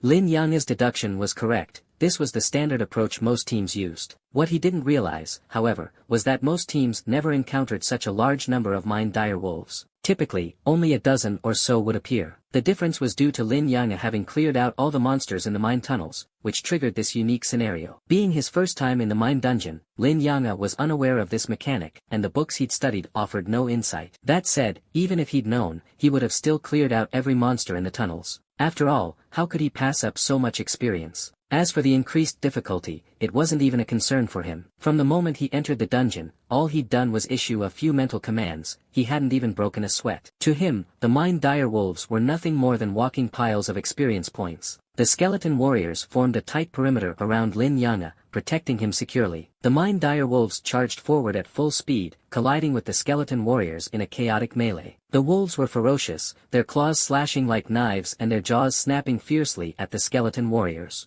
Unfortunately, their attacks lacked the power needed to inflict significant damage. Once all the Mind direwolves had closed in, Lin Yanga gave a mental command. 5 skeleton warriors simultaneously targeted a single Mind direwolf, slashing it apart with brutal efficiency. Flesh and blood flew in all directions, and just 2 seconds later, the direwolf let out a final wail before collapsing. Defeated level 14 Mind direwolf. Gained plus 2800 EXP. Obtained wolf pelt times 3. The notifications flooded his interface like a cascade, each one marking a gain in experience. His experience bar skyrocketed like a rocket launch, jumping from 32% to 72% in the blink of an eye. Gaining 40% experience from a single round of combat was nothing short of astonishing. Lin Yanga couldn't help but marvel at the power of the corpse explosion skill. It was absurdly strong. While it might not rival the forbidden spells of mages, at his current level, it was undoubtedly an unrivaled ability. At that moment, the Mind Wolf King limped back into view, its eyes filled with terror. It couldn't comprehend how its subordinates had been wiped out in an instant or what had caused the explosions it had just witnessed. Standing atop the corpses of several Mind direwolves, Lin Yanga's expression turned cold. A faint light flickered in his palm, and with a mental command, another corpse explosion was unleashed. Boom, boom, boom. 3 consecutive explosions erupted as the corpses beneath the Wolf King detonated simultaneously. Its anguished howls rang out as its body was drenched in blood, much of its flesh obliterated, leaving behind exposed bones. In some places, even the bones were shattered. With one final mournful cry, the Wolf King's massive body swayed before collapsing to the ground with a resounding thud. Already gravely injured, it simply couldn't withstand such devastating damage. Defeated level 15 Mind Wolf King. Gained plus 15,000 EXP. Obtained Wolf King Fong. Obtained low-grade monster core.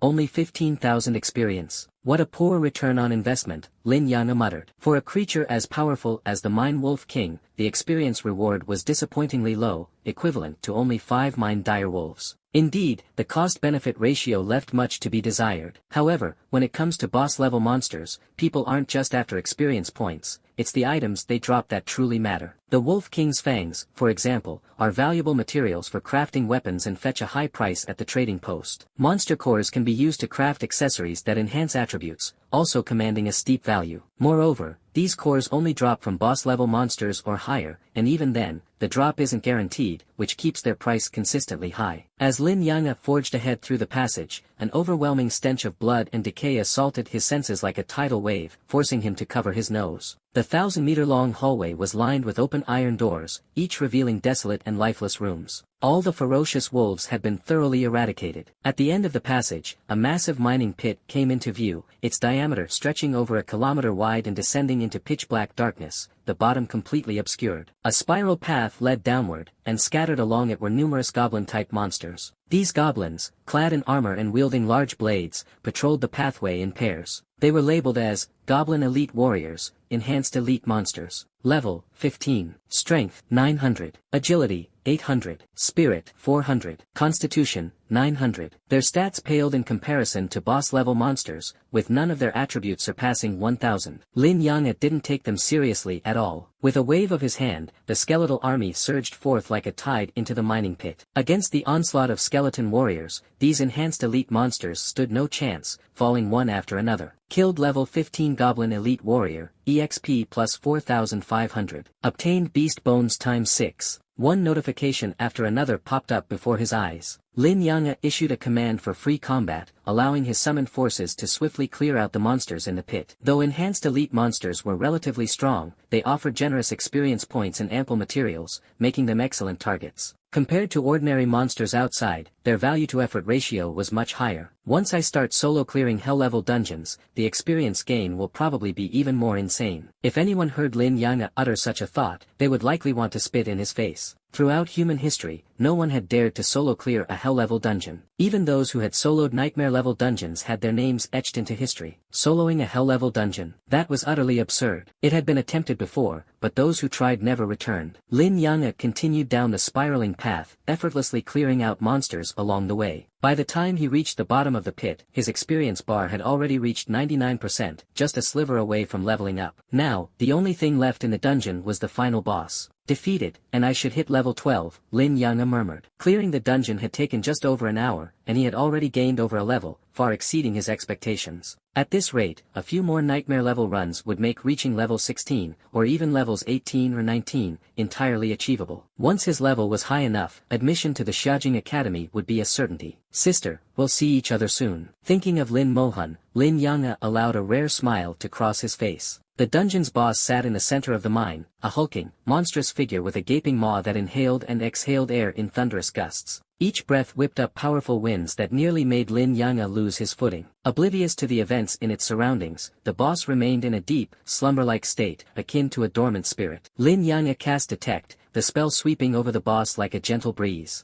Goblin King, boss level monster. Level, 16. Strength, 3000. Agility, 1500. Spirit, 1500. Constitution, 3000. Skills, Flame Breath, Cleave, Knockback. Its stats weren't significantly stronger than the Mine Wolf King's, with only slight advantages in strength and constitution. Lin Yang'e even considered the possibility that his skeletal warriors could take it down in a one-on-one fight. The use of Detect startled the Goblin King awake. It slowly opened its eyes, fixing its gaze on Lin Yang'e before releasing a deafening roar. Leaping into the air, it swung a massive blade directly at him. The sheer wind pressure from the descending blade was terrifying, but Lin Yang'e stood his ground. His expression remained calm, even tinged with a trace of mockery. The seemingly unstoppable blade abruptly halted just 10 centimeters from Lin Yang'e, as if restrained by an invisible force. It was the effect of damage transfer, a skill that directed all damage meant for him to his summoned creatures. However, Lin Yang'e's expression suddenly darkened. He noticed that all his skeletal warriors had sustained injuries. Their soul flames flickered wildly, their radiance dimming by a third,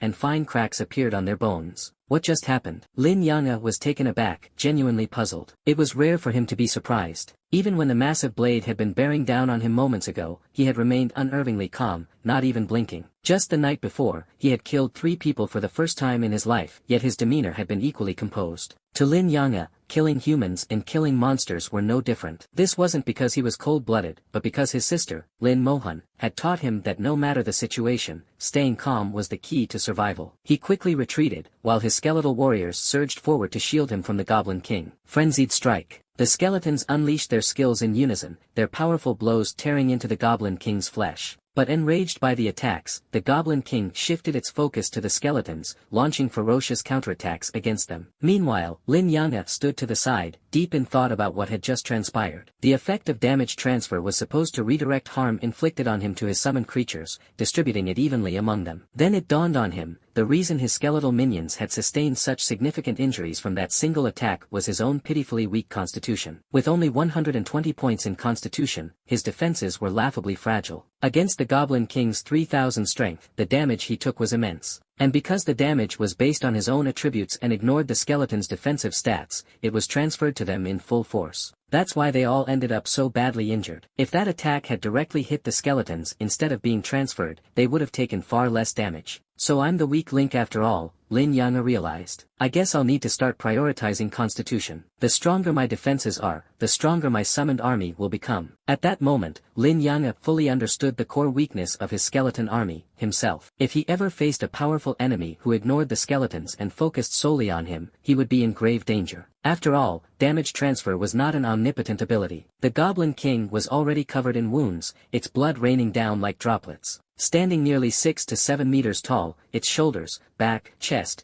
and even its head were swarmed by skeletal warriors. Suddenly, a dazzling light burst from the Goblin King's body. With a fierce leap, it crashed heavily to the ground. Amid the thunderous boom, all the skeletal warriors on its body were flung off, and even those on the ground were forced back. It had used a skill, Shockwave. Immediately after, its eyes glowed brightly, and it opened its massive maw to spit out searing flames, scorching the skeleton warriors. Lin Yang'e noticed the life force of 4 skeleton warriors rapidly draining, teetering on the brink of death. With a thought, he recalled the 4 skeleton warriors back into the summoning space before they could perish. The Goblin King's flames continued to spew, making it impossible for the skeletal warriors to approach. I have to interrupt its skill. Lin Yang's palm ignited with a flame, the soul fire. Silently and without warning, the flame descended onto the Goblin King's head. In an instant, the Goblin King let out an earth-shattering scream, and its flame attack was abruptly interrupted. The soul fire, ignoring defenses, inflicted direct mental damage, with the attack power determined by the skill level and the user's mental strength. Though Lin Yang's mental strength was only 400 points and the skills level was just 11, with a 20-fold amplification, the soul fire's attack power was formidable. The skeleton warriors quickly closed in again, resuming their relentless assault. Lin Yang continuously used soul fire to attack the Goblin King, preventing it from executing its skills properly. A minute later, the Goblin King fell to the ground with a look of unwillingness. Killed Goblin King, gained plus 40,000 experience points. Acquired bronze grade weapon, Goblin King's dagger. Acquired bronze grade armor, robe of knowledge. Acquired Goblin King's core. As the notifications appeared, Lin Yang's body shimmered with the glow of leveling up. He had finally reached level 12. Soloing a nightmare level dungeon in just over an hour had netted him more than a full level, an incredibly efficient feat. Lin Yang carefully inspected his rewards. Goblin King's dagger, bronze grade, strength plus 10, agility plus 10, increases assassin skill power by 3%, usable at level 12. Robe of knowledge, bronze grade armor, spirit plus 10, constitution plus 10, reduces mage skill cooldown by 5%, usable at level 12. The dagger was of no use to him, so he stored it away to sell for money later. My class is Necromancer, which technically falls under the mage category, but my skills are different from other mage skills, they have no cooldown. This robe doesn't seem particularly useful to me. He paused, reflecting. Still, an extra 10 points in spirit and constitution is decent. After all, it was only level 12 equipment. He couldn't expect too much from it. Lin Yang immediately donned the robe of knowledge, increasing his spirit and constitution by 10 points each. Aside from the equipment, he also examined the Goblin King's core. This core was noticeably larger than those from lower-level monsters and much more exquisite. It glowed a vivid crimson, resembling a ruby, and emanated a faint warmth when held, clearly extraordinary. If sold at the trading post, it could fetch 100,000 gold coins. This unexpected windfall brought a flicker of joy to Lin Yang's heart. The core was worth more than both pieces of equipment combined. With his level up, his mental strength was fully restored. Lin Yang immediately summoned 4 skeletal warriors. The skill to summon skeleton warriors had reached level 12, requiring 110 points of mental strength per summon. Although his mental strength now totaled 510 points, he could still only summon 4 warriors. These level 12 bronze skeletal warriors had all 4 of their attributes maxed out at 3,800 points, and their total unit count was now 60. Within this dungeon, they could roam freely without fear. In high spirits, Lin Yang strode toward the dungeon exit. As he reappeared at the entrance, he instantly drew the attention of the crowd. The focal point was the skeletal warriors accompanying him. These warriors exuded a chilling, malevolent aura. Their terrifying appearance caused the timid to avert their gaze instinctively, too frightened to look. He's out. Can't believe he actually came out alive. Did he really solo the dungeon? Only a handful of people can solo a dungeon. This kid still looks wet behind the ears. Wait, look at his outfit. Doesn't that look like the robe of knowledge? It really is. That's the robe of knowledge. Incredible. A solo dungeon runner is standing right in front of us. Lin Yang paid no mind to their chatter. The dungeon had now entered its cooldown phase, requiring 12 hours before he could re-enter. After this dungeon run, wild monsters no longer interested him, their experience yield was negligible. Killing a dozen of them wasn't worth the reward of slaying a single dungeon monster, and the effort to locate them was too cumbersome. The 12-hour cooldown was perfect for meditating to recover his mental strength and reflecting on the gains from this dungeon run. Lin Yang quietly moved to a corner, finding a secluded spot to sit down. One skeletal warrior stood loyally by his side, guarding him. This dungeon expedition had been profoundly significant to him. Most importantly, it had revealed his own weaknesses and taught him the proper use of his skills. When used wisely, Corpse Explosion was an unparalleled area attack skill. Soul Fire, on the other hand, could interrupt enemy skills and deliver devastating mental damage, ignoring defenses. Even nightmare-level bosses struggled to endure its power. As he replayed the battles in his mind, Lin Yang summarized his experiences, organizing his strengths and shortcomings. Seated in quiet meditation, Lin Yang slowly restored his mental strength, while the skeletal warrior vigilantly stood guard. Despite the gathering of over 100 people near the dungeon entrance, not a single person dared to approach him. The intimidating presence of his skeletal warrior was simply too overwhelming, sending chills down the spines of onlookers. But this suited him just fine. With no one to bother him, he could peacefully await the cooldown period's end and re-enter the dungeon in 12 hours. During his meditation, his mental strength gradually replenished. By nightfall, he ended his session, his mental capacity nearly fully restored. Around the dungeon entrance, numerous campfires had sprung up. Many adventurers were gathered around the flames, grilling meat. The aroma of roasted meat filled the air, rich and tantalizing, especially when seasoned, making it even more mouth-watering. These adventurers, experienced in wilderness exploration, had come well prepared. In contrast, Lin Yang'e had only brought along some sweet potatoes, which he now realized he had given to Ningyi. Thinking of Ningyi's mischievous and adorable expression, a faint smile curved at the corners of his mouth. He took out a steamed bun and began eating it, bite by bite. "Hey, buddy, want to join us for some food?" A young man, about 20 years old, waved at him. They were grilling an unidentifiable type of meat, its enticing aroma hard to ignore. Judging by his attire, he appeared to be a support class. Lin Yang'e shook his head slightly, politely declining the offer. The young man didn't press the issue and continued eating his roasted meat. "Why did you even invite him, Wang Yi?" "Exactly. That guy's a weirdo, he hasn't said a word since he got here. Not to mention that undead summon of his. It's creepy as hell." The young man named Wang Yi, however, had a different perspective. "I think he's just normal, probably just not very talkative. And look at him, he never picks fights with anyone. I actually think he's not that hard to get along with." As Wang Yi spoke, he sliced off a hearty piece of roasted meat, placed it on a plate, and walked over to Lin Yang'e. "Brother, have some meat. Just eating buns won't cut it." Lin Yang'e looked at him without speaking. Wang Yi maintained a friendly smile, placed the plate in front of him, and then walked away. Lin Yang'e used a detection spell to inspect the meat and found nothing wrong with it. Slowly, he picked up the roasted meat and took a bite. The flavor was truly exceptional, aromatic and savory. Not far away, Wang Yi raised a piece of meat towards him in a gesture of goodwill, his face glowing with a sunny smile. For a fleeting moment, Lin Yang'e thought Wang Yi's smile bore a resemblance to Gao Yang's. After filling his stomach, Lin Yang'e once again entered a meditative state. With his skeletal warrior by his side, he had no concerns about safety. The 12-hour cooldown for the dungeon had finally passed, and his mental energy was fully restored. "This time, I should be able to reach level 13, he thought as he stood up and turned toward the dungeon entrance. What greeted his eyes was a crowd of people, two factions seemingly locked in a tense standoff. One group stood at the dungeon entrance, completely blocking access and preventing anyone from approaching. They were dressed in uniform attire and wielded high-quality weapons, looking every bit like a well-trained military force. Opposing them were the individuals who had originally been waiting outside the dungeon. Although they had greater numbers, they appeared disorganized and lacked the imposing aura of their adversaries. "Your dynasty guild is going too far. Why won't you let us into the dungeon?" "Exactly. What gives you the right? The dungeon doesn't belong to you." Voices of protest arose from the crowd. From within the dynasty guild's ranks, a mage holding a staff stepped forward. "Our vice guild leader is inside completing a mission. Until he's done, none of you are allowed to enter the dungeon." "What kind of nonsense is that? Your dynasty guild is overstepping its bounds." The professionals continued to voice their complaints, but none dared to act. The Dynasty Guild was simply too powerful for anyone to risk provoking them. Among the crowd of protesters, Wang Yi had lost his sunny smile. Instead, his face was now filled with indignation. Lin Yang'e walked over to Wang Yi and asked, "What's going on?" Wang Yi was surprised that Lin Yang'e had spoken, but he quickly leaned in and explained in a low voice,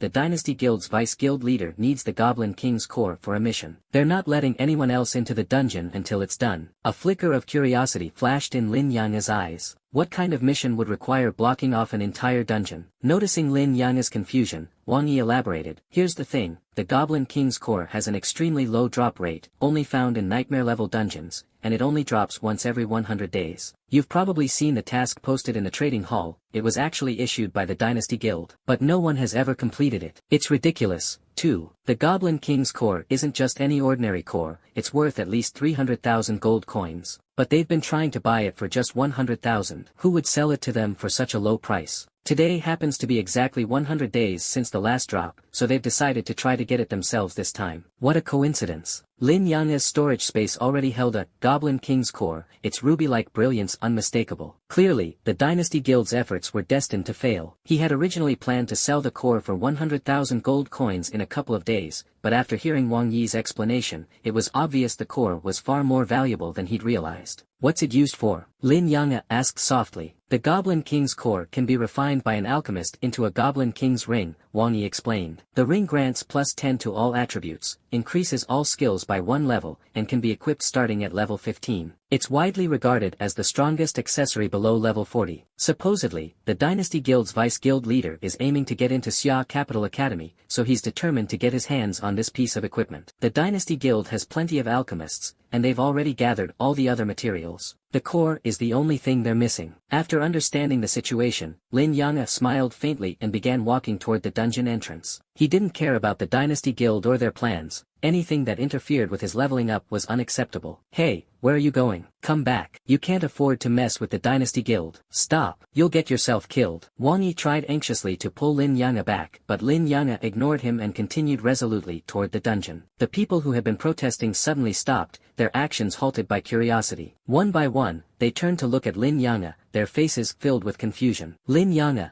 accompanied by his skeletal warrior, walked slowly toward the dungeon entrance. The clicking sound of the skeleton's bones echoed through the air. What do you think you're doing? The Dynasty Guild mage in charge narrowed his eyes coldly at Lin Yang'e. Behind him, over a dozen Dynasty Guild members turned their gazes toward Lin Yang'e as well. These individuals were all above level 20, each exuding a commanding presence. Their team composition was balanced, including knights, warriors, mages, archers, and support classes. They looked like a well-oiled combat unit. Their equipment was equally impressive. Every piece, from weapons to armor to accessories, was of bronze grade. Because of this, despite the large number of protesters, no one dared to act. Their levels were lower, their teams inferior, their equipment and skills weaker, they simply couldn't match up to the Dynasty Guild. All they could do was voice their grievances. Lin Yang'e stopped in front of the mage and said calmly, "Move." The Dynasty Guild mage chuckled as if he'd just heard the most ridiculous joke in the world. "Kid, have you been drinking? Go home." Lin Yang'e's expression remained unchanged as he responded, "Don't block me from entering the dungeon, or I'll kill you." The seriousness in his eyes was unmistakable, he clearly wasn't joking. At this moment, his sole focus was on leveling up, his future at Xia Capital Academy depended on it. If anyone dared to stand in his way, he wouldn't hesitate to eliminate them. The mage cast a detection spell on Lin Yang'e, and after seeing the results, let out a mocking laugh. "Lin Yang'e, just a measly level 12 brat, and you dare spout nonsense here. Didn't your parents teach you how to behave? A necromancer, huh? Haven't seen this class before. Is it new? A summon from the undead category. Interesting. Since you're a fellow mage, I'll let you off this time. Get lost." The mage's level was 10 higher than Lin Yang'e's, rendering Lin Yang'e's concealment badge ineffective. With this revelation, everyone present now knew Lin Yang'e's level, just level 12. Level 12, and he can solo dungeons. Wait, no, he might not even have been level 12 before. Some people began to realize that Lin Yang'e's class might be exceptionally powerful. Lin Yang'e responded in kind, using a detection spell on the mage. Courtesy for courtesy. The mage wasn't wearing a concealment badge, so Lin Yang'e could see his information clearly. Zhao Ji, level 25, mage. Unlike Xia Shui,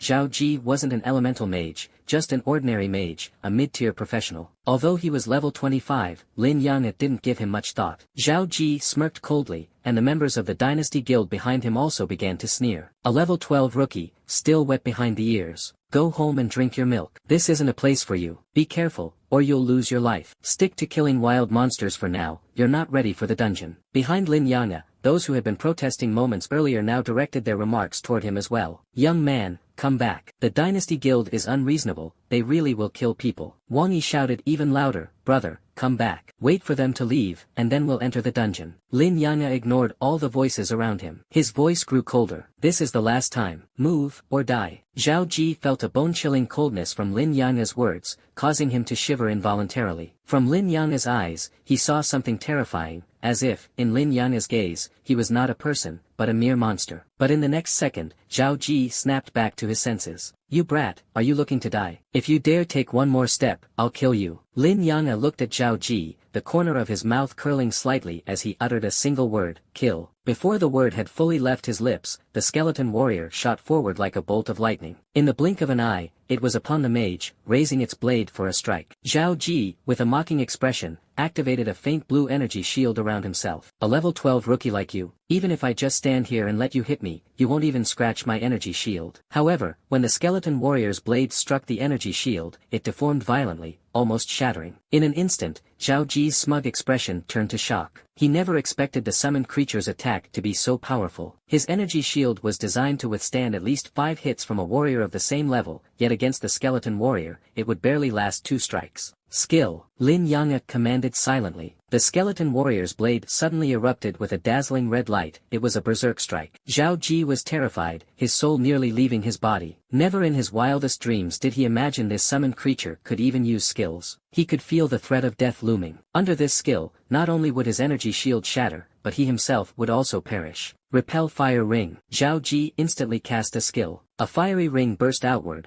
pushing the skeleton warrior back several meters and interrupting its skill. What are you all standing there for? Attack him now. Zhao Ji felt as if he'd just returned from the gates of hell. His face turned pale as he shouted angrily. A knight responded without hesitation, activating a charge skill. Shield raised high, the knight dashed forward a dozen meters in an instant, slamming heavily into the skeleton warrior. With a loud bang, the knight let out a pained scream and was sent flying, while the skeleton warrior remained completely unfazed. In terms of raw strength, the skeleton warrior held the absolute advantage. Unless skills like Repel Fire Ring, which had a forced knockback effect, were used, it would come down to a pure contest of strength. The skeleton warrior charged forward once more, faithfully carrying out Lin Yang's command, to kill Zhao Ji. Zhao Ji retreated rapidly, reinforcing his energy shield while shouting, "Kill the summoner." He knew all too well that the best way to deal with a summoner was to take out the summoner themselves. Once the summoner was dead, their summoned creatures would naturally disappear. With a sharp twang, two archers simultaneously loosed their arrows. The arrows streaked through the air, splitting into three beams of light aimed straight at Lin Yang.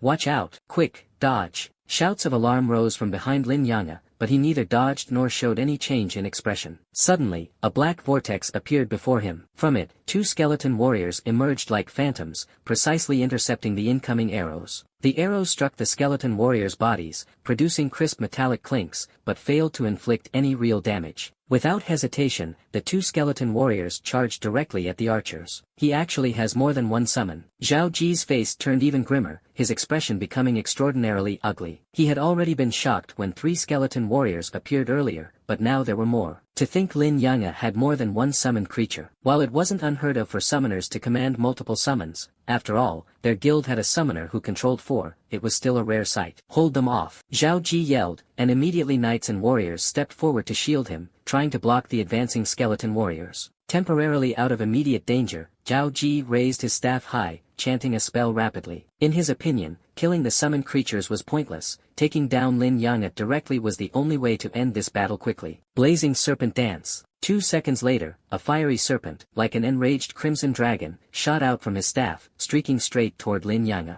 That's bad. This is a skill that only level 20 mages can learn, and it's incredibly rare. They say it's the most powerful offensive skill a mage can use before their second-class advancement. Lin Yang is in serious trouble this time. Not even 1/3 of mages can master this skill. The onlookers behind Lin Yang began murmuring in worry. Yet Lin Yang remained motionless. Before him, another vortex appeared, and this time, 20 skeleton warriors surged forth like a tidal wave. 20 ghostly soul flames flickered in the dark night, resembling an army of vengeful spirits from the depths of hell. The blazing serpent dance crashed into them, erupting in a brilliant explosion of firelight. But from within the fiery chaos, the 20 skeleton warriors emerged unscathed, charging forward like an unstoppable flood, straight toward the members of the Dynasty Guild. Zhao Ji's face turned deathly pale. How can there be so many of them? Earlier, even the appearance of just 3 skeleton warriors had been enough to leave him stunned. Now, 20 had emerged at once, far outnumbering their own group. "Form up, line up and prepare to fight." Zhao Ji barked orders with the steady composure of a seasoned veteran. The Dynasty Guild was, after all, a battle-hardened group. Its members had experienced countless fights and coordinated with remarkable precision. The knights immediately took position at the front, forming a defensive wall. Behind them, warriors, archers, and mages prepared to launch their attacks, while healers and support took up positions in the rear. In Zhao Ji's mind, these summoned creatures were powerful, but their team was well-rounded and disciplined. As long as they held their ground and bided their time, they would eventually wear down and destroy the skeleton warriors. The team of over a dozen people huddled closely together, their support quickly casting various status buffs on everyone: strength enhancement, agility enhancement, mental fortification, speed surge, energy shield, berserker's spirit. Every possible buff was applied without exception. In just 30 seconds, all the enhancements were completed, showcasing their outstanding coordination skills. A confident smile reappeared on Zhao Ji's face. He was convinced that in the end, the one who would have the last laugh would undoubtedly be himself. At that moment, Lin Yang'e raised his hand. Bowing his head slightly, he addressed Wang Yi and the others behind him, "You all, fall back." At this stage, no one dared defy his orders. Who could have imagined that one man alone could stand against over a dozen members of the Dynasty Guild? Without hesitation, the group retreated, quickly creating a distance of several dozen meters. Seeing this, Zhao Ji couldn't help but feel a flicker of doubt, but he brushed it aside without further thought. However, just then, a flash of fire appeared before his eyes. A moment later, a scream erupted from one of the archers, whose life force plummeted sharply, leaving him on the brink of death. A healing spell quickly landed on the archer, pulling him back from the jaws of death. It turned out Lin Yang'e had used Soul Flame, but failed to instantly kill the archer. The opposing healer had reacted with remarkable speed, immediately casting a healing spell on the injured teammate. Cold sweat broke out on Zhao Ji's forehead as he suddenly remembered Lin Yang'e's profession. Lin Yang'e wasn't just a summoner, he was also a necromancer. In addition to commanding powerful summoned creatures, he was a spellcaster capable of devastating magical attacks. Healers, stay alert. Be quick with your healing. The enemy has spellcasting abilities. Zhao Ji shouted, his voice commanding the team's full attention. The tension among his squad spiked. No one could have imagined that their group of over a dozen would find themselves besieged by a single individual. Focus your attacks on one target, Lin Yang'e ordered, his gaze locking onto the knight at the outermost edge, who was struggling against an onslaught of skeletal warriors. The knight's situation was dire, he was enduring the attacks of more than 10 skeletal fighters simultaneously. The pressure he faced was greater than that of tanking a nightmare-level dungeon boss. Despite healing spells constantly falling on him, the knight was in excruciating pain, feeling as though death could claim him at any moment. Following Lin Yang'e's command, more strikes rained down on the knight. A moment later, a flame flickered above his head. Out of sheer survival instinct, the knight activated extreme defense, causing his body to shimmer with a faint glow. The pressure on him lessened significantly. However, the soul flame ignored his physical defenses entirely, delivering a direct assault on his soul. Even with the protection of extreme defense, the knight let out an anguished scream. Fortunately, the healers responded quickly, hurling wave after wave of healing spells at him. But under the relentless assault of the skeletal warriors, the glow of extreme defense began to fade rapidly. What should have lasted over 40 seconds barely held for 20. The moment extreme defense vanished, Lin Yang'e issued a new command, use your skills. Simultaneously, he unleashed another soul flame. The devastating attack left the knight screaming once more. Over a dozen ferocious strikes landed on the knight simultaneously. The healers couldn't keep up. In an instant, the knight was killed. A gap opened in the team's formation, and Zhao Ji's expression changed drastically. Retreat, he bellowed. But it was already too late. One of the skeletal warriors hoisted the knight's corpse high into the air, and the next moment, the body exploded. With a deafening roar, the knight's corpse detonated in midair, unleashing its maximum destructive force. Centered on the knight, the explosion dealt 200% of his life force as damage to all enemies within a 20-meter radius. Among all classes, knights had some of the highest vitality. Using his life force as the basis for damage, doubled in intensity, the sheer power was unimaginable. Zhao Ji only heard a single thunderous blast before everything fell silent. Complete annihilation. The corpse explosion was like a thunderclap of destruction, obliterating everything. The ground was left strewn with the mangled remains of over a dozen bodies. Not a single member of the Dynasty Guild survived. A large amount of loot scattered across the ground, but Lin Yang'e didn't even glance at it. He collected everything in one swift motion. Boom, boom, boom. The sound of corpses being hurled into the air and exploding echoed repeatedly. Lin Yang'e detonated every single body, ensuring there was no trace left behind. Only after this thorough eradication did he step into the dungeon. The bystanders who had previously protested against him now cautiously approached. The explosions from the corpse detonation had sent waves of terrifying energy slicing through the air like knives, leaving those nearby with stinging pain. Wow, they're all dead. Not a single one left alive. Not only did he leave no survivors, he even destroyed the bodies. Total obliteration. This guy is ruthless. This is going to make him enemies with the Dynasty Guild for sure. The Dynasty Guild won't let this go. What should we do?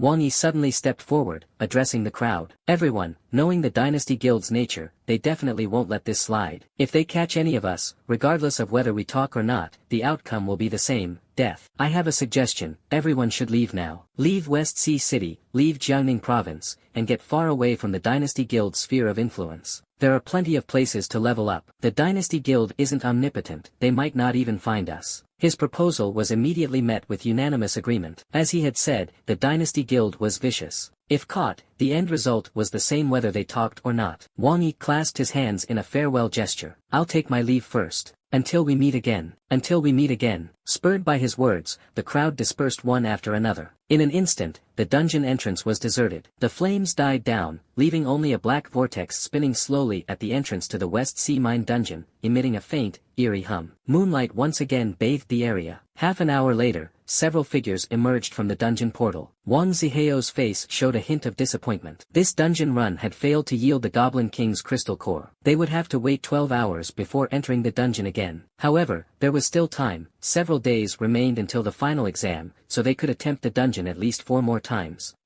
Where is everyone? Where did Zhao Ji and his group go? Where did those freelancers go? Something seems off. Zhao Ji has disappeared, and the freelancers are all gone too. What the hell is going on? The people accompanying Wang Ziheo all looked anxious. They were only level 17, far less experienced than Zhao Ji and his group. At this point, they could only look to Wang Ziheo as their anchor. After all, he was the vice president of the Dynasty Guild. But Wang Ziheo was just as confused, his face full of question marks. After thinking for a while, he finally spoke. Fire a signal flare. If Zhao Ji is nearby, he'll definitely respond when he sees it. A signal flare shot into the sky and exploded into a massive glowing sphere, visible for miles around. But even after the flare extinguished, there was no response. This confirmed that Zhao Ji and the others were nowhere nearby. Wang Ziheo began to realize that something must have happened to Zhao Ji and his group while they were in the dungeon. Otherwise, they wouldn't have left. Could Zhao Ji have been killed? With their strength, they were practically invincible in this area. He didn't even dare let his thoughts wander in that direction. Even if they had been killed, there would have been traces left behind. But right now, there was nothing. Not just Zhao Ji, everyone else is gone too. Something must have happened here. Maybe it's dangerous. We should leave for now and see if we can contact Zhao Ji later. The eerie atmosphere around them made Wang Ziheo decide to retreat for the moment. Meanwhile, Lin Yang'e was alone in the dungeon, and his 64 skeleton warriors were rampaging through everything in their path. His strategy remained the same as before, and his experience points were rising rapidly. This time, his efficiency was even higher than the last run. Within just an hour, he had reached the end of the dungeon. The 64 skeleton warriors surrounded the Goblin King and unleashed an unrelenting barrage of attacks. The sound of metal clashing rang out incessantly. With prior experience, Lin Yang'e knew exactly when the Goblin King was about to activate its skills, and he used Soul Flame to interrupt it. The Soul Flame spell was almost instant, a fraction of a second faster than the Goblin King's skill activation. In just 30 seconds, the Nightmare-level dungeon's final boss collapsed in frustration. You have slain the Goblin King. Experience plus 40,000. You have obtained a bronze-tier weapon, Goblin King Spellbook. You have obtained a low-tier monster core. As expected, the Goblin King's core didn't drop this time. Instead, it was a low-tier monster core. The Goblin King's core only dropped once every 100 days, making it extremely rare. Lin Yang'e thought about how, once he got to Xiaojing Academy, he could find an alchemist to craft the core into a Goblin King's ring. Boss accessories like this were useful for any class and any level. He examined the attributes of the Goblin King's Spellbook. Item, Goblin King Spellbook. Tier, Bronze. Attributes, Spirit plus 10, Constitution plus 10. Effect, increases the power of mage-type skills by 3%. Usable at level 12. Looking at the stats, it wasn't exactly a perfect fit for him, but it was usable for the time being. Holding the book in his hand amused him slightly. The 3% boost to mage-type skills worked for Soul Flame and Corpse Explosion, but it had no effect on the skeleton warriors. The glow of leveling up still lingered on his body. Lin Yang'e leveled up to 13 after killing the Goblin King. The experience requirement has increased. I won't be able to hit level 14 in the next dungeon run. I'll need at least 3 more runs to get to level 15. At this rate, I can probably manage 5 more dungeon runs max, which should get me to level 16. A bit worse than I expected, but level 16 should be enough for Xiaojing Academy's entrance exam. Lin Yang'e exited the dungeon. Outside, it was eerily quiet, abnormally so. Everyone's gone. After thinking it over for a moment, he roughly pieced together what had happened. Leaving might have been the best choice for those freelancers. Glancing around, he didn't linger. He quickly disappeared into the darkness. The warm sun slowly rose, and the land welcomed a new day. Finally, a team arrived in front of the dungeon entrance.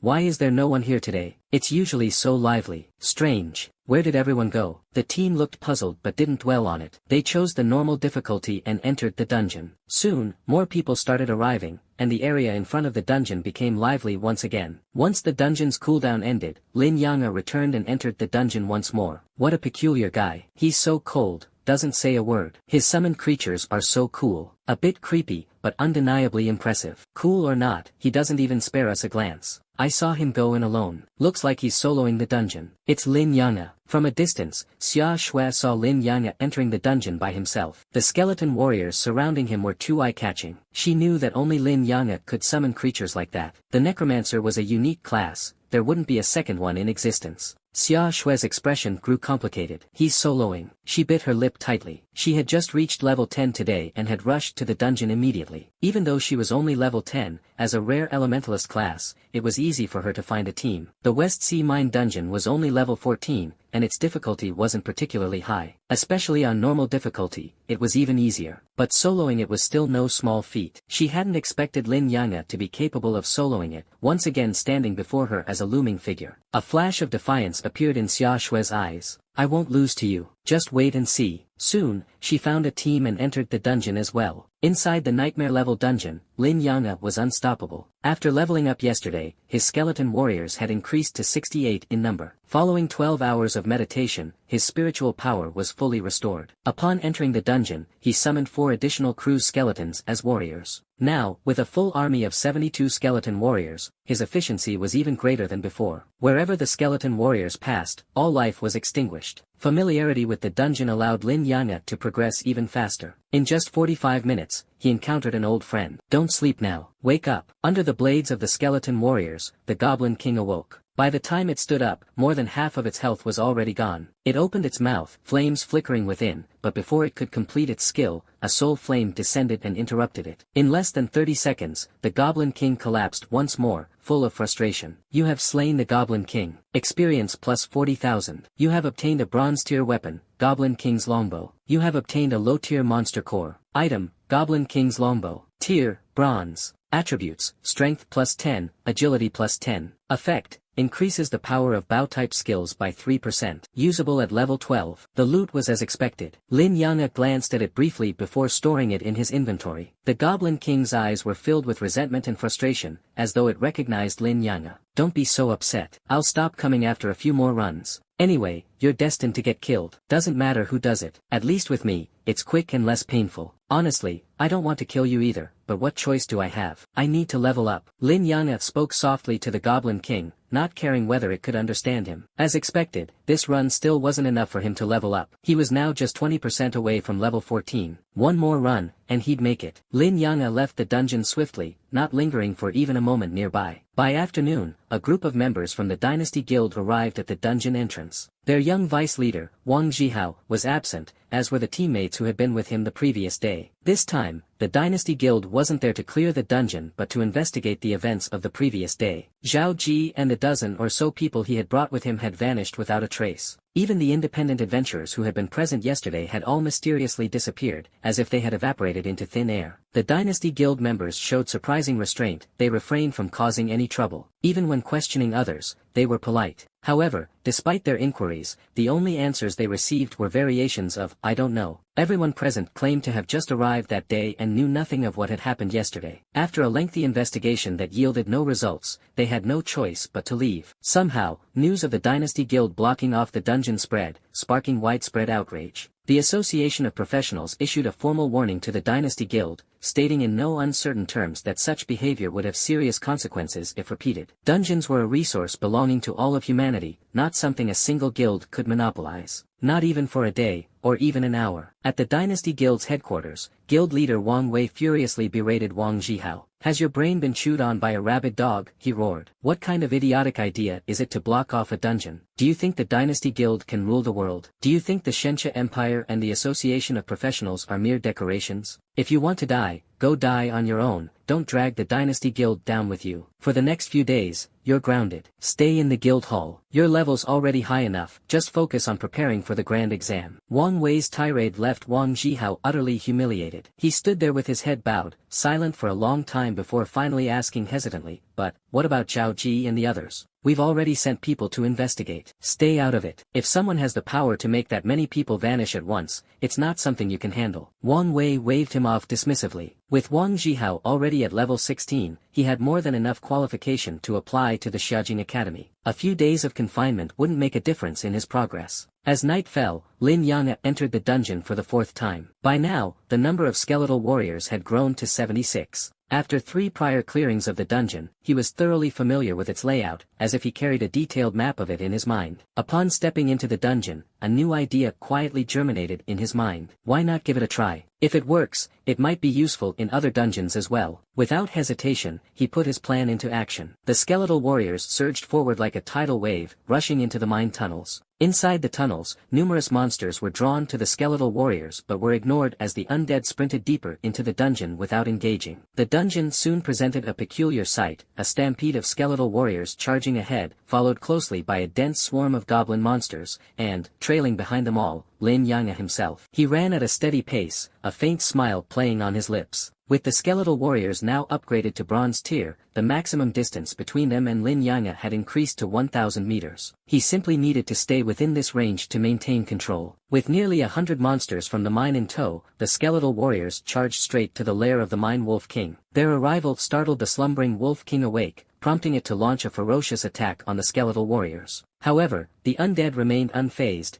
continuing to follow Lin Yang's commands. As the rest of the monsters caught up, Lin Yang directed the skeletal warriors to gradually shrink their formation, herding the chaos into a tight mass. The once scattered monsters were soon clustered together. At this critical moment, Lin Yang appeared silently at the mouth of the mine tunnel. The skeletal warriors launched their assault, instantly slaughtering a goblin mine guard. The guard's corpse was flung high into the air. Then, it exploded. Having been prepared all along, Lin Yang activated his skill, triggering the corpse explosion. A deafening roar echoed through the mine, causing the entire cavern to tremble violently. Fragments of rock rained down from the walls and ceiling like a torrential downpour. The goblin mine guards fell like wheat being harvested, collapsing in droves. In Lin Yang's field of vision, system notifications flooded his interface like snowflakes, too numerous for him to check individually. As new corpses piled up, he unleashed a series of corpse explosions in rapid succession, 10 in total. The successive detonations shook the dungeon as if peeling away its surface layer by layer. The Mine Wolf King, this time, didn't retreat into the tunnels. It succumbed directly to the devastating power of the explosions. At that moment, the iron gates within the dungeon automatically swung open, releasing a tide of mine dire wolves that surged into the open. Only then did Lin Yang realize that there was no need to wait for the Mine Wolf King to retreat and summon reinforcements. The gates opened automatically. "Keep going. Round them all up and bring them to the mine pit," he commanded. The skeletal warriors obeyed without hesitation, charging toward the mine pit. And what awaited in the mine pit? Beyond a few goblin monsters, there was only the Goblin King itself. The skeletal warriors thundered into the pit, dragging over 100 mine dire wolves in their wake. Lin Yang followed closely behind, his body glowing faintly with the light of a level up. His earlier spree of explosive monster killing had already propelled him to level 14. From entering the dungeon to reaching this point, only 5 minutes had passed. The speed of his leveling was absurd, like a lightning bolt streaking across the sky. The skeletal warriors raced down the mine pit's winding pathways, gathering every monster they encountered. By the time they reached the bottom, over 200 creatures, goblin-type monsters and mine dire wolves, had joined the chaotic swarm. The Goblin King stirred from its slumber, its gaze filled with confusion, as if silently asking, "What on earth is going on here?" "Here I come again," Lin Yang said softly, descending into the pit with a calm yet determined expression. The skeletal warrior halted its charge and launched a fierce counterattack. Frenzied strike. The massive blade glowed with a crimson light, unleashing a devastating skill. Accompanied by a blood-curdling scream, a ferocious wolf of the mines instantly dissolved into nothingness, its corpse flung into the air and detonating in a thunderous explosion. Corpse explosion. Boom, boom. The deafening roars reverberated through the mine, almost threatening to collapse the entire cavern. Experience points surged like a tidal wave, with a cascade of notification messages flashing rapidly before his eyes. A large haul of materials and items poured into his inventory. The Goblin King, who had just awakened and had barely managed to stand, collapsed under the relentless barrage of more than a dozen corpse explosions. This time, its death was even more pitiful than before, yet swift and decisive. No matter how much resentment it harbored in its heart, it only had a few fleeting seconds to feel it. Looking at the Goblin King's face, still filled with unwillingness, Lin Yang sighed softly. "I'll only come back 3 more times," he murmured. The implication was clear, the Goblin King would have to endure death 3 more times. "After all, you've already grown used to dying,"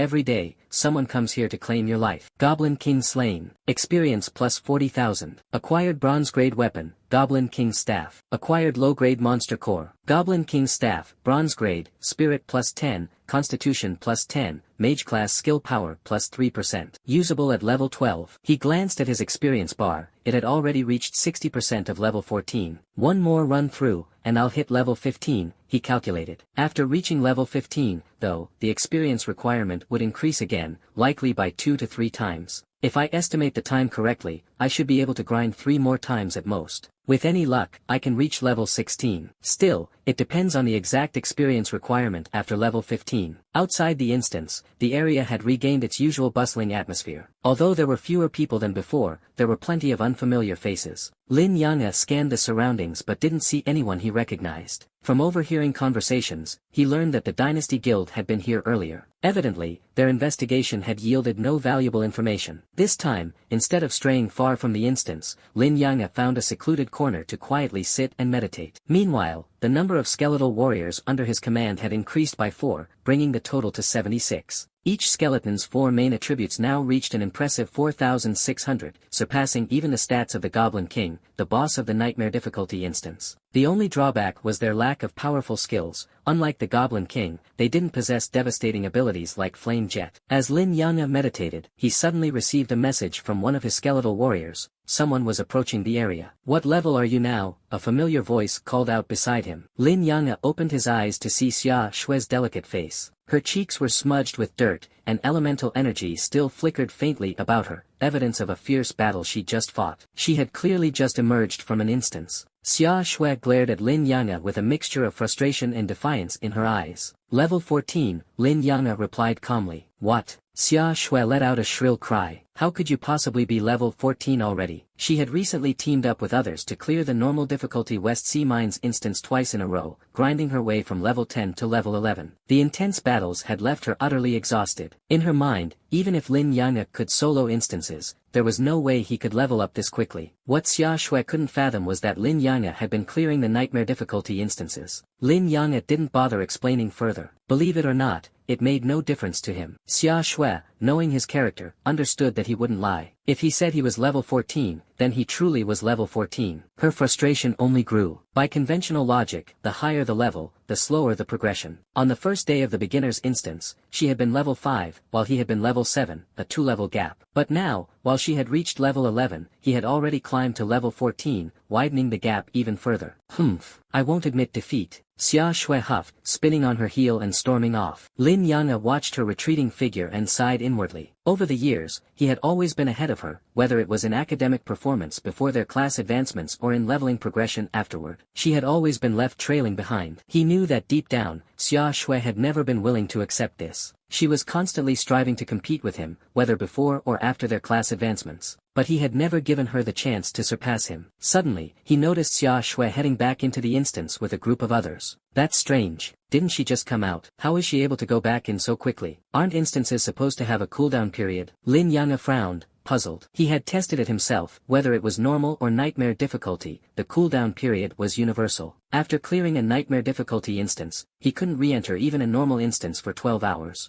So how was Xia Shui able to re-enter so soon? He was certain she had just exited the instance not long ago. She still carried residual combat energy, and the faint aura of the Goblin King lingered on her. These details couldn't possibly be fake. While meditating, Lin Yang'e instructed his skeletal warriors to monitor her movements discreetly. 2 hours later, Xia Shui emerged from the instance once again, having completed another run. As she exited, she glanced briefly in Lin Yang'e's direction. From her expression, he could see the fatigue of overexertion caused by continuous battles. A mere 10 minutes later, she joined another team and re-entered the instance. Lin Yang'e observed carefully. Just before entering, she seemed to use some sort of item, as faint glowing particles swirled around her momentarily. That must be it, Lin Yang'e deduced. She's using some kind of item to bypass the cooldown period. I'll need to ask her about that item if I get the chance, he thought, before returning to his meditation. Gradually, his mental energy began to recover. As his level increased, the importance of mental energy became even more apparent. His base mental energy had already reached a staggering 700, far surpassing his other attributes. This was characteristic of mage-class professions, exceptionally high mental energy, but at the cost of poor stats in every other area. The entire profession system offered no semblance of balance. Each class had its own strengths and weaknesses, and Lin Yanga had chosen to accept and adapt to his. Several hours later, the sound of slightly heavy footsteps reached his ears. Xia Shui, now utterly exhausted, plopped down beside him. Even with no cooldown restrictions, it was impossible for her to grind instances non-stop, her body simply couldn't keep up. "I'm completely wiped out," she groaned. Xia Shui collapsed onto the ground without any care for her image. She wasn't scared of the skeletal warrior standing beside Lin Yanga.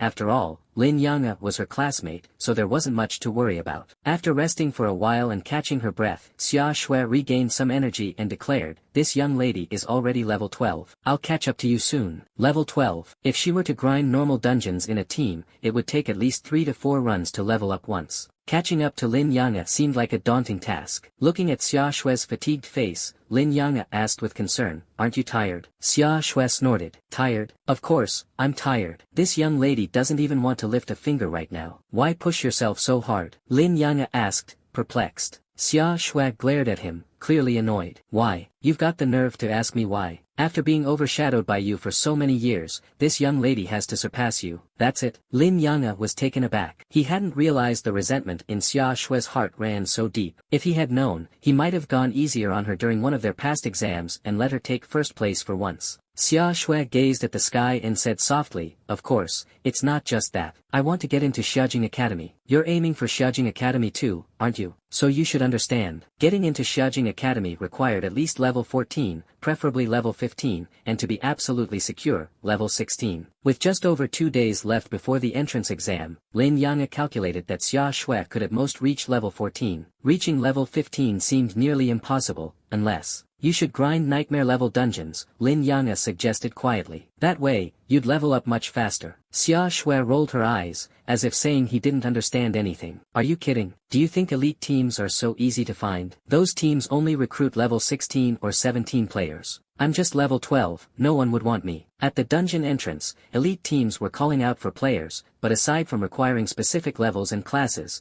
they also demanded good equipment. Only support or healer classes had slightly lower requirements. For someone like Xia Shui with a DPS role, the standards were even higher. Seeing Lin Yanga fall silent, Xia Shui continued speaking to herself, "So, this young lady will just grind normal dungeons a few more times. I can definitely hit level 14. If I push myself, level 15 might even be possible." After listening to her plan, Lin Yanga finally couldn't help but ask, "How are you ignoring the dungeon cooldown times?" Xia Shui gave him a look of mock surprise, like she'd just discovered something astonishing. "You don't know." Then, she burst into laughter. "You don't know? Ha! I can't believe there's something you don't know." Lin Yanga remained silent, just quietly watching her. In his heart, he wondered, is it really that funny? It's not like I know everything, there's plenty I'm clueless about. Finding amusement in his ignorance, Xia Shui smirked mischievously. "If you say something nice to me, I'll tell you." Lin Yanga turned his head and closed his eyes, unwilling to humor her. If he didn't want to say something nice, he wouldn't. Her demand was completely unreasonable. Seeing his reaction, Xia Shui quickly lost interest. She muttered, "What a dull guy. Can't even take a joke. People say mages are supposed to be the most creative and quick-thinking, but you're so rigid. I'm starting to wonder if you're even a real mage." Finally, she relented, looking pleased with herself. "Alright, fine, I'll tell you. It's because I'm using a cooldown amulet." Lin Yanga racked his brain for information about cooldown amulets, but he came up blank. He didn't even know what an amulet was. None of this had ever been taught in school. Xia Shui explained, "A cooldown amulet lets you bypass dungeon cooldown times so you can go in repeatedly." As she spoke, she pulled out a palm-sized item and held it in front of Lin Yanga. "This is it." The amulet resembled a gemstone, its surface shimmering with an enchanting glow. Intricate and mysterious runes were etched all over it. Lin Yanga used a faint glow from his fingertips to cast a detection spell, revealing the amulet's information. Basic cooldown amulet. Uses remaining, 7 out of 10. Description: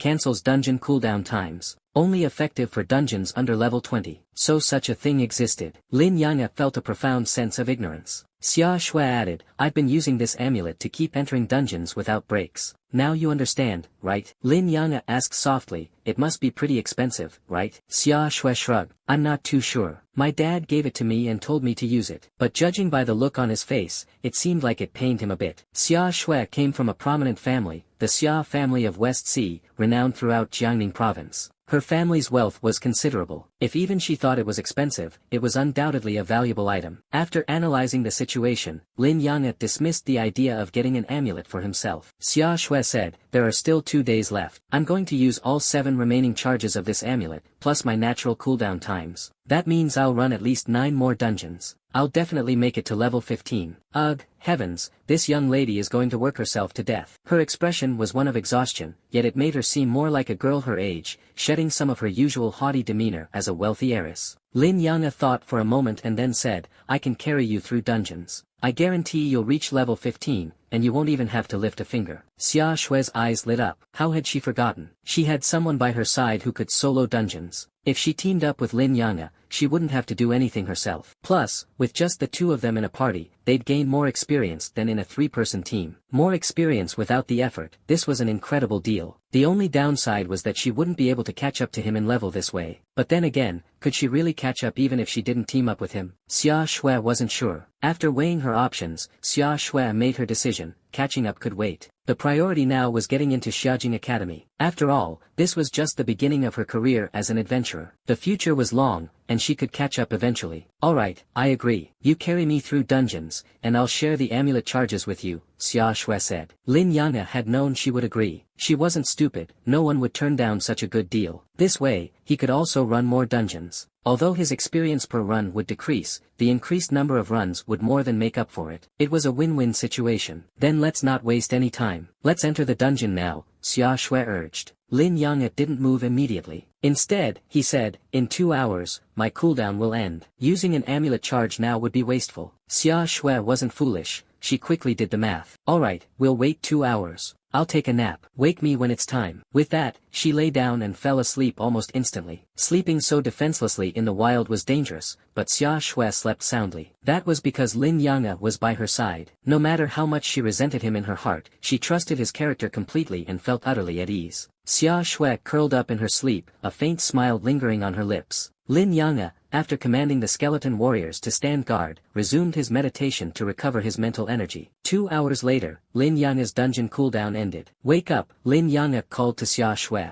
Xia Shui rubbed her sleepy eyes, murmuring groggily, already? She stretched lazily, her slender waist and faintly visible navel accentuating her graceful figure. In this moment, she seemed completely at ease, her beauty effortlessly on display. Xia Shui stood tall, nearly 1.7 meters, with a lean and curvaceous figure. Standing beside Lin Yang, who was 1.8 meters, she appeared only slightly shorter. Together, they looked like a match made in heaven, if not for the skeletal warrior nearby, which somewhat ruined the picturesque scene. After 2 hours of rest, Xia Shui's energy had mostly returned, and her fatigue had significantly dissipated. The 2 formed a party, with Lin Yang as the leader, and headed to the dungeon entrance. Xia Shui used a basic cooldown charm to eliminate her dungeon cooldown time. A faint light shimmered over her as she nodded to Lin Yang, signaling, ready. Let's go. Lin Yang opened the dungeon interface and decisively selected Nightmare difficulty. Xia Shui's face instantly changed. Did you pick the wrong one? Before she could finish speaking, the 2 of them vanished into the dungeon. The oppressive atmosphere within hit Xia Shui like a tidal wave, making it hard for her to breathe. Through the heavy iron door ahead, terrifying monsters paced back and forth. Her long, slender legs began to tremble slightly. Using her detection skill, the attributes of the enhanced elite monster were laid bare before her. Its stats and appearance were on a completely different level compared to the monsters in the normal dungeon. Horror-stricken, Xia Shui stared at Lin Yang, her voice trembling. This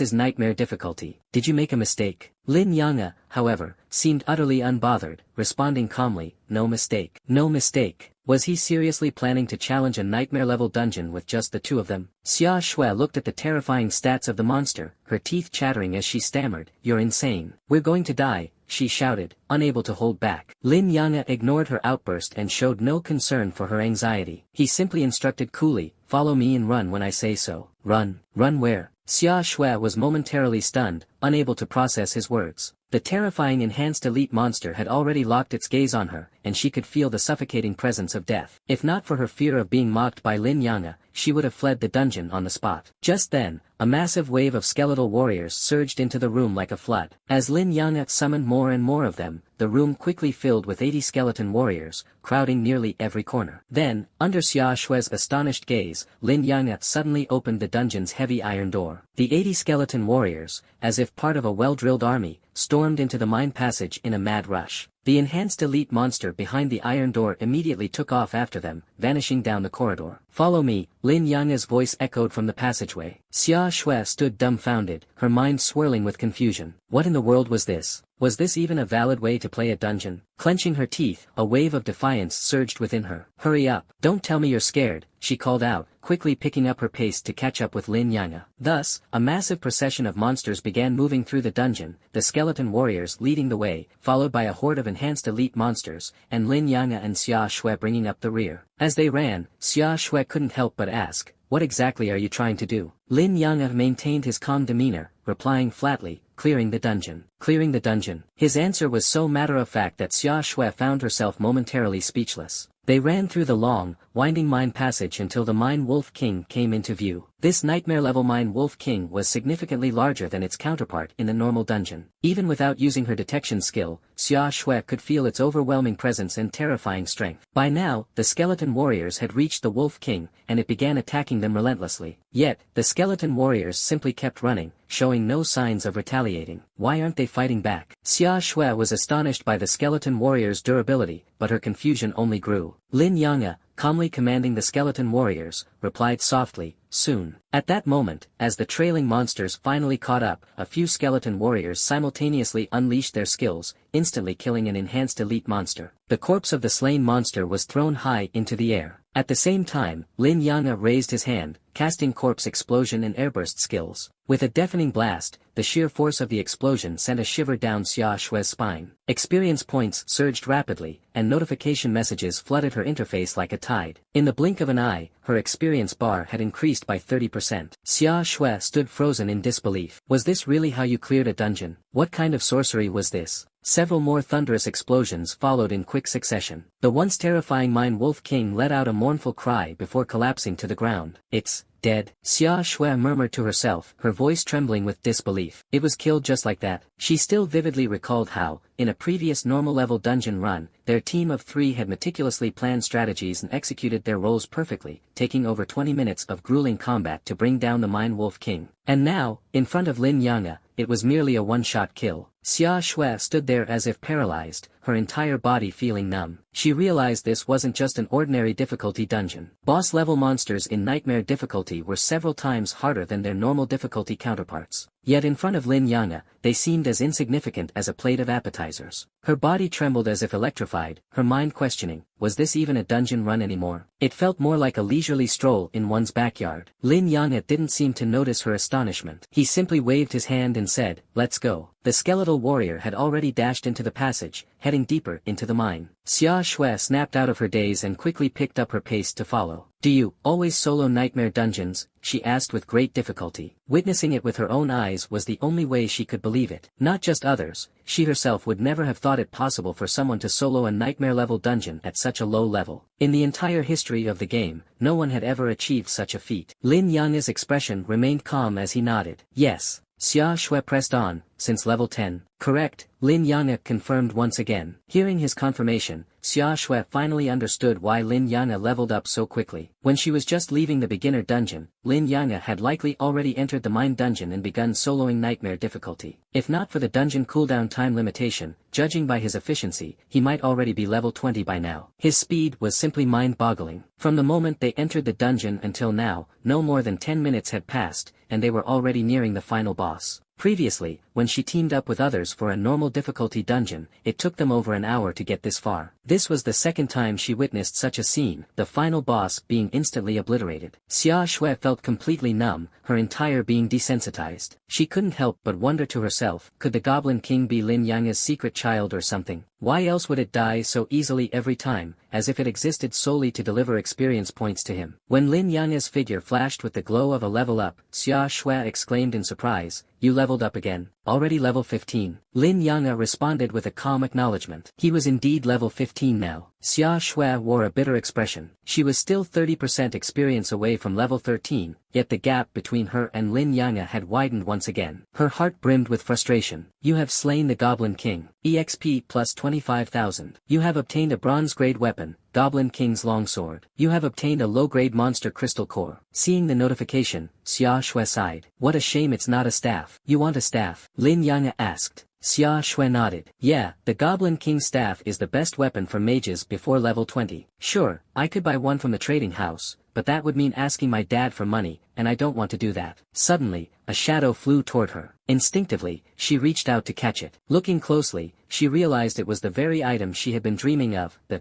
Goblin King's staff. Take it, Lin Yang'e said indifferently. To him, a staff was nothing of great significance. Xia Shui froze on the spot, stunned. It took her a moment to snap back to reality, and she expressed her gratitude. Thank you. Then, with a puzzled expression, she asked, why don't you use it yourself? Lin Yang'e pulled out the Goblin King's grimoire. I use this, he replied. Grimoires and staves were both mage-type weapons. Most mages preferred staves because they not only looked imposing but could also be used for physical blocking or even basic melee attacks. Grimoires, on the other hand, lacked these functions. Staves were generally considered more practical, a conclusion reached by countless players over time. Xia Shui was confused. But staves are more practical than grimoires. Lin Yang'e shook his head. I don't like staves. That reasoning left Xia Shui with no room for argument. She thought to herself, perhaps in Lin Yang'e's eyes, the slight stat boosts from a grimoire were insignificant at best. After all, from the very beginning, she hadn't seen him use a grimoire at all. Lin Yang'e, meanwhile, was checking the changes to his attributes after leveling up. Name, Lin Yang'e. Class, Necromancer, Unique. Level, 15, 8%. Strength, 200. Agility, 200. Spirit, 800, plus 20. Constitution, 200, plus 20. Equipment, Goblin King's Grimoire, Knowledge Robes. Summon Space, 84/150, Skeleton Warriors, Quantity, 84. Talent, Total Amplification, Level 2, Unique. Passive Skill, Damage Transfer. Active Skills, Soul Flame, Level 15, Summon Skeleton Warrior, Level 15, Corpse Explosion, Level 1. Total Amplification, Level 2. All skill effects are amplified by 20 times. Damage Transfer, all damage received by the caster is transferred to summoned creatures. Soul Flame, Level 15 burns the target's soul, dealing burn damage. Power depends on spirit and skill level. Summon Skeleton Warrior, Level 15 summons a bronze-grade Skeleton Warrior. Corpse Explosion, Level 1 detonates a corpse, dealing damage equal to 10% of the corpse's health within a 1-meter radius. Finally reaching level 15 gave Lin Yang'e more confidence in entering Summer Capital Academy. If he could reach level 16, it would be even better. Even if he couldn't, it likely wouldn't be an issue. However, after reaching level 15, he noticed that experience gain had significantly slowed. Initially, he estimated he could gain about 12% experience, but he only managed 8%. Part of it was because experience was shared between him and Xia Shui, but it was undeniable that progression was becoming slower. Lin Yang'e silently calculated in his mind. Xia Shui's beginner cooldown amulet would allow them to clear 3 more dungeons together. At his pace, 3 runs would only take about half an hour. Afterward, there would be 2 naturally cooled down dungeon attempts left, meaning they could clear the dungeon 5 more times in total. Naturally, he would bring Xia Shui along for the last 2 runs. After all, since he had started helping her, he wasn't the type to leave her behind halfway. With 5 runs, that should be enough to reach level 16, Lin Yang'e said softly, looking at the fallen Goblin King. Sorry, but I might have to kill you 5 more times. Hearing him speak to the boss, Xia Shui looked at him in surprise. Why are you talking to the boss? It can't understand you. Lin Yang'e replied quietly, I just felt like saying it. Whether it understands or not doesn't matter. Xia Shui found it even stranger. Then why say it at all? Lin Yang'e didn't answer her question. For reasons she couldn't quite explain, Xia Shui suddenly found Lin Yang'e somewhat endearing when she recalled the moment he had just apologized to the boss. Seriously, who would take apologizing to a boss so seriously? Aren't dungeons meant to be cleared? And aren't bosses there to be killed? Those high-level dungeon bosses, while destined to be defeated countless times, have also claimed the lives of countless players. What's there to feel sorry about? What a weirdo, but kind of cute, Xia Shui chuckled to herself. Lin Yang'e gave her an odd look. Let's go. we're continuing. Alright, let's continue, she replied. Just a dozen seconds later, the two re-entered the nightmare-level dungeon of West Sea Mine. This time, Xia Shui seemed like a completely different person. As she ran alongside Lin Yang'e, her face beamed with excitement. Her enthusiasm was so palpable that it made Lin Yang'e feel uneasy. It's just pulling mobs and blowing them up, right? It's just a beginner-level dungeon, so why is she so excited, he thought. Xia Shui caught his strange gaze, and her temper as a young lady flared up. What are you staring at? Never seen a beautiful woman before? Lin Yang'e had seen plenty of beautiful women, and he had to admit that she was indeed attractive. Comparing Xia Shui to Ningyi, though, was like comparing two distinct flowers. One was sweet and playful, the other tall and elegant. But Lin Yang'e didn't feel anything special toward either of them. Ningyi was a friend, and Xia Shui was just a classmate. 10 minutes later, the nightmare-level goblin boss once again fell before Lin Yang'e. Its unwilling gaze and pitiful death were almost comical. Lin Yang'e murmured softly, 4 more times. The two of them cleared the dungeon 4 more times in less than an hour. Xia Shui had completely used up the charges on her cooldown amulet. Now dull and lifeless, the amulet was no different from an ordinary stone, though, upon closer inspection, faint runes were still visible. She tucked the amulet away. I need to recharge it. The cooldown amulet wasn't a single-use item, it needed to be recharged after its charges were depleted. According to Xia Shui, the recharging process was complicated and required a high-level alchemist, though she didn't know exactly how high-level. After 4 consecutive runs, Xia Shui had reached level 14 with 20% experience progress. 2 more runs would get her to level 15. Lin Yang'e, on the other hand, was still level 15, with 85% experience progress. Once he reached level 15, the experience gained from running dungeons in a party would drop to only 26%, significantly reducing efficiency. There was still a day and a half before the upcoming exams, just enough time for 2 more dungeon runs. Xia Shui's face glowed with excitement. If I can hit level 15 before the exams, I'll be guaranteed a spot at Xiaojing Academy. Lin dummy, you're almost ready to level up, right? Lin Yang'e nodded. Almost. Xia Shui no longer cared about competing. By the time you're level 16 and I'm level 15, our West Sea City could have 2 people making it into Xiaojing Academy this year. Principal Lu will probably laugh himself awake in his sleep. Getting into Xiaojing Academy was an incredible honor, and everyone knew how difficult it was to gain admission. Only the most exceptional talents could enter, and those who did were considered elite among elites. The academy only accepted 1,000 students each year, with most spots taken by large families from major cities, leaving little room for those from smaller towns. Last year, Lin Mohan had been admitted, and Principal Lu had celebrated for days. A few years before that, Su Qianxing had made it in, and people still mentioned it as a point of pride. The two of them found a spot to sit down. With the cooldown amulet depleted, they had no choice but to wait for the dungeon to reset. Xia Shui said, Lin dummy, have you thought about aiming for the top scorer spot? Lin Yang'e turned to her. Top scorer of the province? Yeah, Xia Shui said eagerly. Becoming the provincial top scorer would earn you points. Those points are super useful at Xiaojing Academy. Plus, they're the key to getting into Chuangshan Academy. Lin Yang'e remembered that Ningyi had also mentioned that points were more valuable than gold coins, and she had brought up Chuangshan Academy as well. Do you know anything about Chuangshan Academy? He asked, hoping to get more information from Xia Shui since Ningyi hadn't gone into detail. Xia Shui curled her legs up. Not much, really. I've only heard my dad mention it. Apparently, Chuangshan Academy is the most prestigious academy in the Shan Summer Empire. Xiaojing Academy takes in exceptional talents, but Chuangshan Academy only accepts the absolute cream of the crop. My dad says it's really hard to get into. I don't stand a chance, but you might. You should at least try. I heard Senior Su Qianxing got in. It's the only case from West Sea City. Xia Shui's bright, hopeful eyes fixed on Lin Yang'e. She genuinely believed he had a shot. The new method he used to clear dungeons had completely changed her perspective. If there's a chance, I'll try, Lin Yang'e said quietly. He was determined to attend Xiaojing Academy. His sister was there. And if he had the opportunity, he might as well give Chuangshan Academy a shot too. Suddenly, Xia Shui's eyes lit up as she pointed toward the dungeon entrance. Isn't that Gao Yang? It was indeed Gao Yang, wandering around near the dungeon entrance, looking for a party. Xia Shui cast a detection spell and chuckled. Who would have thought that Big Oaf is level 11 now? Too bad he's a knight. It's hard for knights to find parties. At level 11, a knight can't tank mobs in a dungeon. Even for a regular dungeon, you'd need at least a level 13 knight. Gao Yang had been searching for a party in vain, his face full of disappointment. Lin Yang'e spoke up. Let's take him with us. Xia Shui giggled. No problem. She called Gao Yang over. Gao Yang's eyes darted mischievously as he approached, a sly grin spreading across his face. You too. Xia Shui's face turned cold. Shut that filthy mouth of yours, or I'll tear it off. Her reputation for arrogance was well known. She only softened her demeanor slightly when she was with Lin Yang.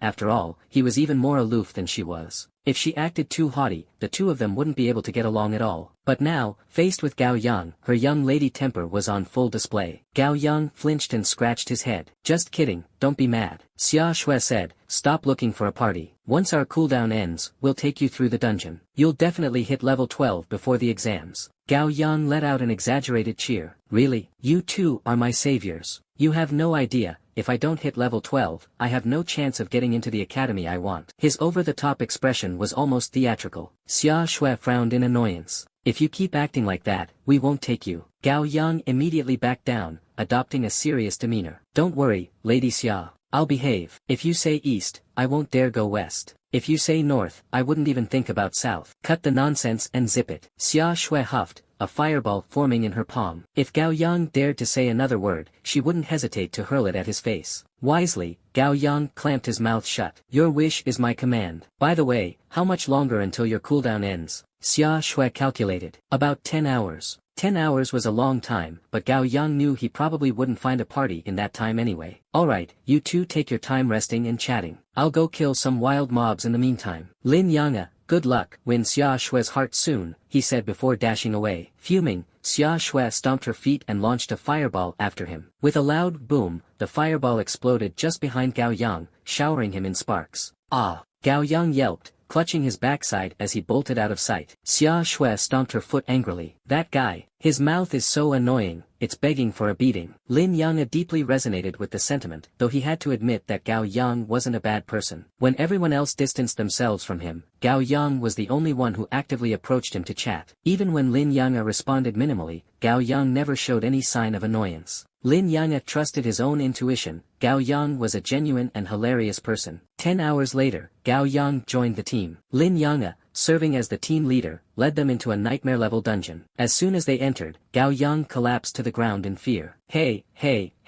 Miss Xia, Boss Lin, why are we playing on nightmare difficulty? Xia Shui snorted, stop whining. Just follow behind us. It's not like you need to fight the monsters. Gao Yang's face cycled through a myriad of expressions, confusion, panic, and terror. Xia Shui thought back to her first time entering a nightmare-level dungeon and realized she had been just as frightened. For the sake of his own survival, Gao Yang stuck close to Xia Shui, not daring to stray even a step away. This was nightmare difficulty, after all. If any monster so much as grazed him, he'd be a goner. 10 minutes later, the boss lay dead, and Gao Yang stared at the scene, his jaw slack.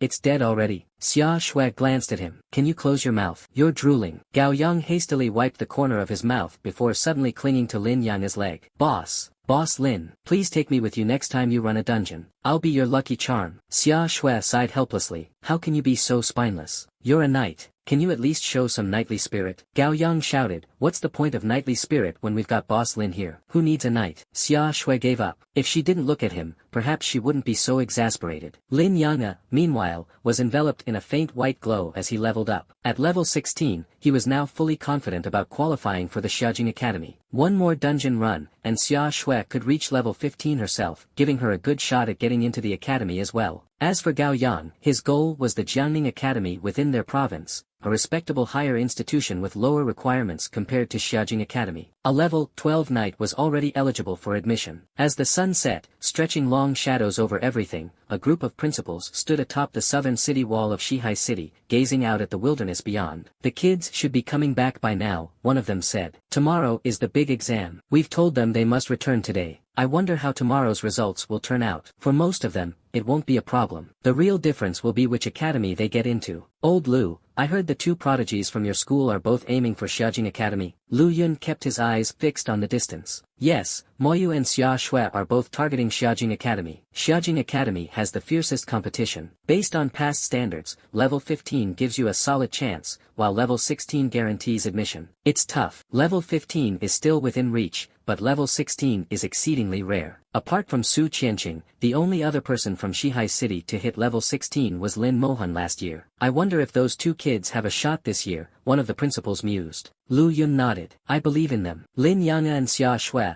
one was Lin Mohan's younger brother, the other was the heiress of the Xia family. Lu Yun had a feeling that these two might just create a miracle. Finally, figures appeared on the horizon. That's one of ours from third high, a principal exclaimed. Using detection skills, they quickly identified the approaching student. Su Zhen, level 12, sword duelist. The principal of third high was pleased. Level 12 was more than enough to secure admission to a decent academy. Su Zhen was one of the more notable talents at third high. My student from second high, Wan Ming, is back as well, another principal noted. Wan Ming, level 13, eagle-eyed archer. One by one, the students returned. On the city wall, the principals continuously used detection skills, almost treating this as a pre-exam competition amongst themselves, a battle of face and pride. As more students trickled in, a pattern emerged. Most were between levels 10 and 13. Not a single level 14 student had appeared, which heightened Lu Yun's anxiety. His expression grew more serious. By all logic, those three should have returned by now. Could something have happened? At last, just before night fully descended, Lu Yun spotted three figures. They're here. Finally, they're back. His face lit up with a smile. No matter the results, as long as they returned safely, it was enough. He cast a detection spell, sending out a breeze-like wave. Gao Yang, level 12, sword and shield knight. Xia Shui,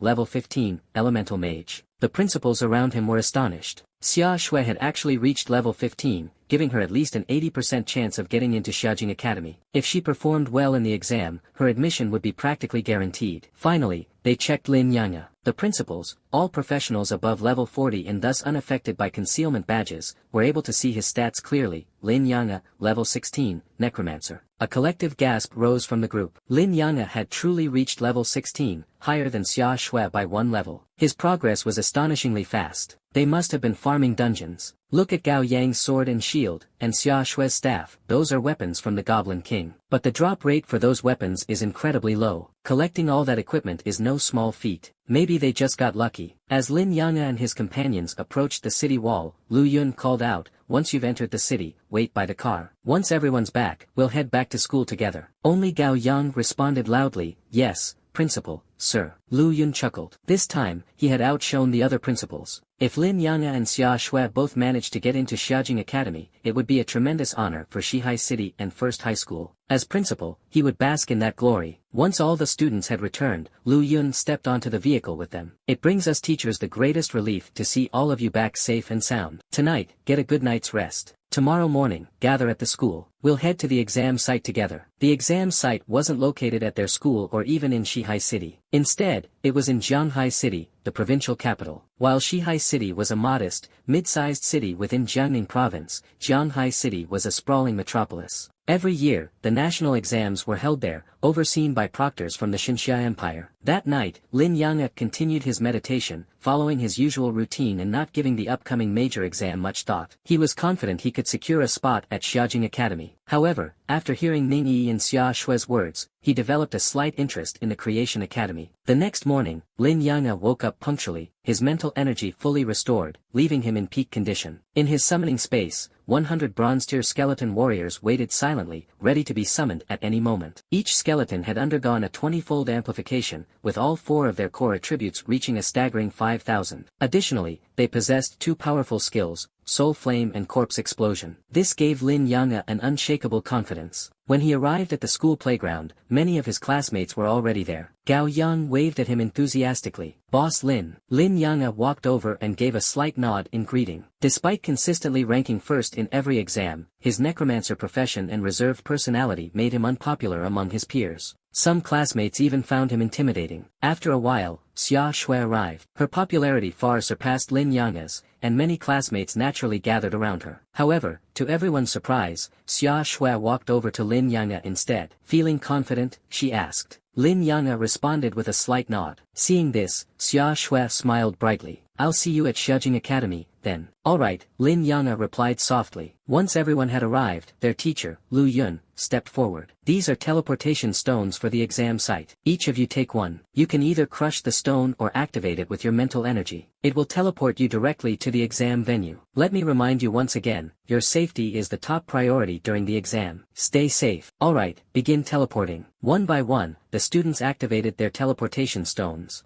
Accompanied by streams of light, they vanished from sight. After everyone had left, Lu Yun also activated his stone and teleported to the Jianghai City exam site. The exam site was vast, resembling a massive plaza. Candidates from over a dozen cities in Jiangning province arrived one after another. With thousands of participants, the teleportation lights continued flashing non-stop. The examinees from Shihai City were all grouped in the same area. It wasn't until half an hour later that the teleportation lights finally ceased. Under the watchful eyes of thousands of candidates, a towering structure descended from the sky. The trial tower is now open. A commanding voice echoed across the plaza. The ground floor of the tower opened slowly with a rumbling sound. All candidates, listen carefully to the examination rules. No speaking, no questions. Violations will result in immediate disqualification from the exam. What if someone doesn't understand the rules? A few people muttered softly. Suddenly, beams of light shot out from the trial tower, landing precisely on these individuals. In an instant, they vanished without a trace. The commanding voice sounded again. Violation of the rules. Examination qualification revoked. A wave of shock spread through the crowd, and the faces of thousands of candidates turned pale. They instinctively covered their mouths tightly. No one had expected the rules to be this strict, so strict that even an almost inaudible whisper could lead to elimination. At that moment, the plaza fell into an eerie silence. It was so quiet that even the sound of a pin dropping could be heard. Everyone became incredibly cautious, even with their breathing. After years of preparation for this exam, being disqualified at such a critical moment would be a devastating blow. Lin Yang'e recalled Lu Yun's repeated reminders. During the major exam, one must adhere strictly to the rules. These rules were exceptionally strict and left no room for error, not even the slightest deviation. Following the rules was easy for Lin Yang'e, but his gaze drifted toward Gao Yang, worried that his friend might not be able to keep his mouth shut. For someone like Gao Yang, being forced to stay silent was likely more torturous than anything else. As anticipated, Gao Yang was pressing his hands firmly over his mouth, clearly afraid of losing control. At least he knows himself well enough, Lin Yang'e thought with an inward chuckle, his concern for Gao Yang easing slightly. The commanding voice rang out once more. The trial tower will assign different examination scenarios based on your profession. Support professions will face non-combat scenarios, while primary combat professions will undergo combat-based trials. Upon passing the foundational exam, candidates will have the opportunity to choose their difficulty level. Different difficulty levels and corresponding achievements will yield varying amounts of points. Points represent your exam results and will be a crucial asset for your future enrollment in advanced academies.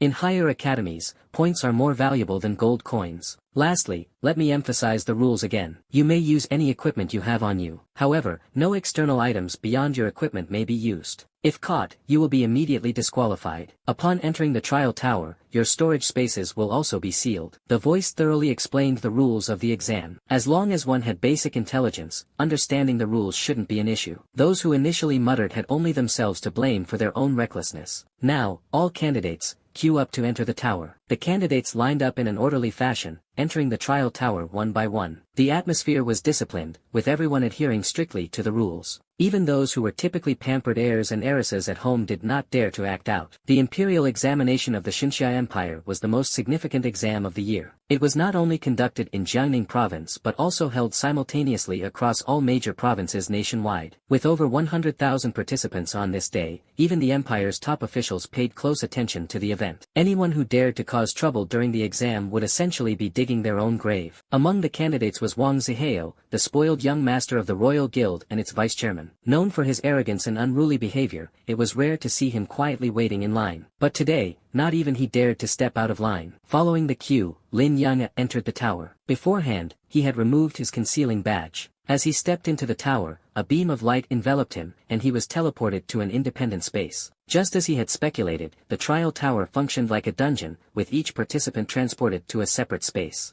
At the top of the trial tower stood several stern-looking, imposing middle-aged figures. They were dressed in attire representing various professions such as support, warrior, and mage. Each individual had a level no lower than 70. These were the examiners overseeing Jiangning province's major exam. Lin Yang'e, level 16, Necromancer. A projection of Lin Yang'e appeared before them. So this is the new profession reported by First High School of Shihai City. It's been a long time since we've seen a new profession. The last time was over 30 years ago, wasn't it? Indeed, over 30 years ago, there was a new profession called Elf Envoy, a control-type primary combat profession classified as rare. Necromancer. Based on the data submitted by First High School, it seems to be a summoning-type mage profession. Let's see how strong this new profession is. Hopefully, it won't disappoint us. I doubt it will, At the very least, it shouldn't be weaker than other rare professions. Otherwise, it wouldn't have made it to level 16. Let's proceed according to the rules for rare tier mages and make proper records, one of them suggested. After some discussion, they finalized the method for Lin Yanga's examination. Before Lin Yanga appeared a creature, a monster with the head of a wolf wearing a mage's robe and holding a staff. It was a mage-type creature. However, Lin Yanga couldn't ascertain its exact details because his detection spell couldn't penetrate the light curtain separating them. Examination task: eliminate the wolf beastman mage. No further information was provided, and a countdown began on the light curtain. Lin Yanga composed himself, and a skeletal warrior appeared by his side. 3, 2, 1. The moment the light curtain disappeared, the skeletal warrior shot forward like a bolt of lightning towards the wolf beastman mage. But Lin Yanga's soul flame was even faster. It fell upon the wolf beastman mage's head almost simultaneously as the curtain vanished. The creature let out a blood-curdling scream and dropped to the ground, lifeless. Dead already? Lin Yanga was speechless. Was this monster truly this weak? Meanwhile, on the top floor of the tower, the examiners were all stunned. What kind of skill is this? One-shot kill. How is this possible? Is there an error in the data? Was it configured incorrectly? The settings are correct. This was configured for a rare tier profession, with the monster being 2 levels higher than the candidate. The examination process was designed such that candidates of different tiers and primary combat professions faced monsters of varying levels. Rare tier professionals were set against monsters 2 levels higher than themselves, advanced tier professionals against monsters 1 level higher, and other tiers against monsters of equivalent level. Mages faced mage-type monsters, warriors faced warrior-type ones, the types matched. Although the candidates were expected to prevail, Lin Yanga's one-shot kill was unprecedented. The test primarily assessed combat techniques, not raw power. Even with monsters slightly stronger than the candidate, the test had been deemed fair and had been in use for years without issue. Usually, the battle lasted between 10 seconds to half a minute, enough time to evaluate a candidate's combat proficiency. But with Lin Yanga's instant victory, the examiners found themselves in a dilemma. How could they assess his combat skills? What should we do? One examiner asked, looking toward the middle-aged man in the mage's robe, the one responsible for mage-related exams. However, he seemed equally lost. The intended purpose of the test had not been achieved, leaving him at a loss. Just then, an elder entered the room. "Lord Ning, why are you here?" The examiners hurriedly stood and saluted him. Ning Xuanfeng's voice was calm yet commanding. "I heard there's a new profession candidate this year, so I came to take a look." He gazed at the image of Lin Yanga displayed on the light curtain. "Seems like a promising young man," he remarked. The examiners quickly explained what had transpired. After listening, Ning Xianfeng said gravely, "You all want to understand how strong this new necromancer profession really is. If the rare tier settings can't reveal his true strength, then configure the next test for a legendary tier professional." One of the examiners hesitated. "But isn't that unfair to him? And how should we calculate the points?" Ning Xianfeng chuckled. "This isn't the first time we've had to make special exceptions. There have been candidates in the past who also one-shot monsters. For now, let's recognize him as the top scorer of this round and award him 100 points. If he passes the second test, he'll receive an additional 1,000 points. I'll personally cover the extra 10,000 point reward." The examiners were taken aback and quickly protested. "Lord Ning, please don't joke about this. We can't let you shoulder the points." "Exactly, we have the points. Let's follow your plan and proceed with the second test." Lin Yanga waited for a moment, and soon another light curtain appeared before him. On the other side, another monster emerged. It looked identical to the one before but emitted a far more menacing aura. "Candidate, please proceed to the second test. Eliminate the monster before you." Lin Yanga didn't think much of it, assuming this was just part of the exam structure. He had no idea he was being given special treatment. As the light curtain vanished, his soul flame activated once more. The mage monster before him let out a shriek and collapsed instantly, just like before, a one-shot kill. The examiners were once again stunned, unable to discern anything unusual. The second test had been configured at a legendary tier profession's difficulty level, with the monster set 4 levels higher than Lin Yanga. The mage monster he had just slain had stats equivalent to a level 20 creature. Yet, it had still been instantly defeated. This skill, it's bound to be astonishing in the future. Could he have some kind of powerful equipment? He's only level 16. What kind of equipment could he possibly have? This is purely the strength of his skill. What do we do next? Should we continue testing? All eyes turned to Ning Xianfeng. Since his arrival, he had taken charge of the situation. Ning Xianfeng shook his head. "No need. Let's proceed to the second round of testing." At that moment, the first round of exams for all candidates concluded. A commanding voice echoed throughout the tower. "Primary combat profession candidates,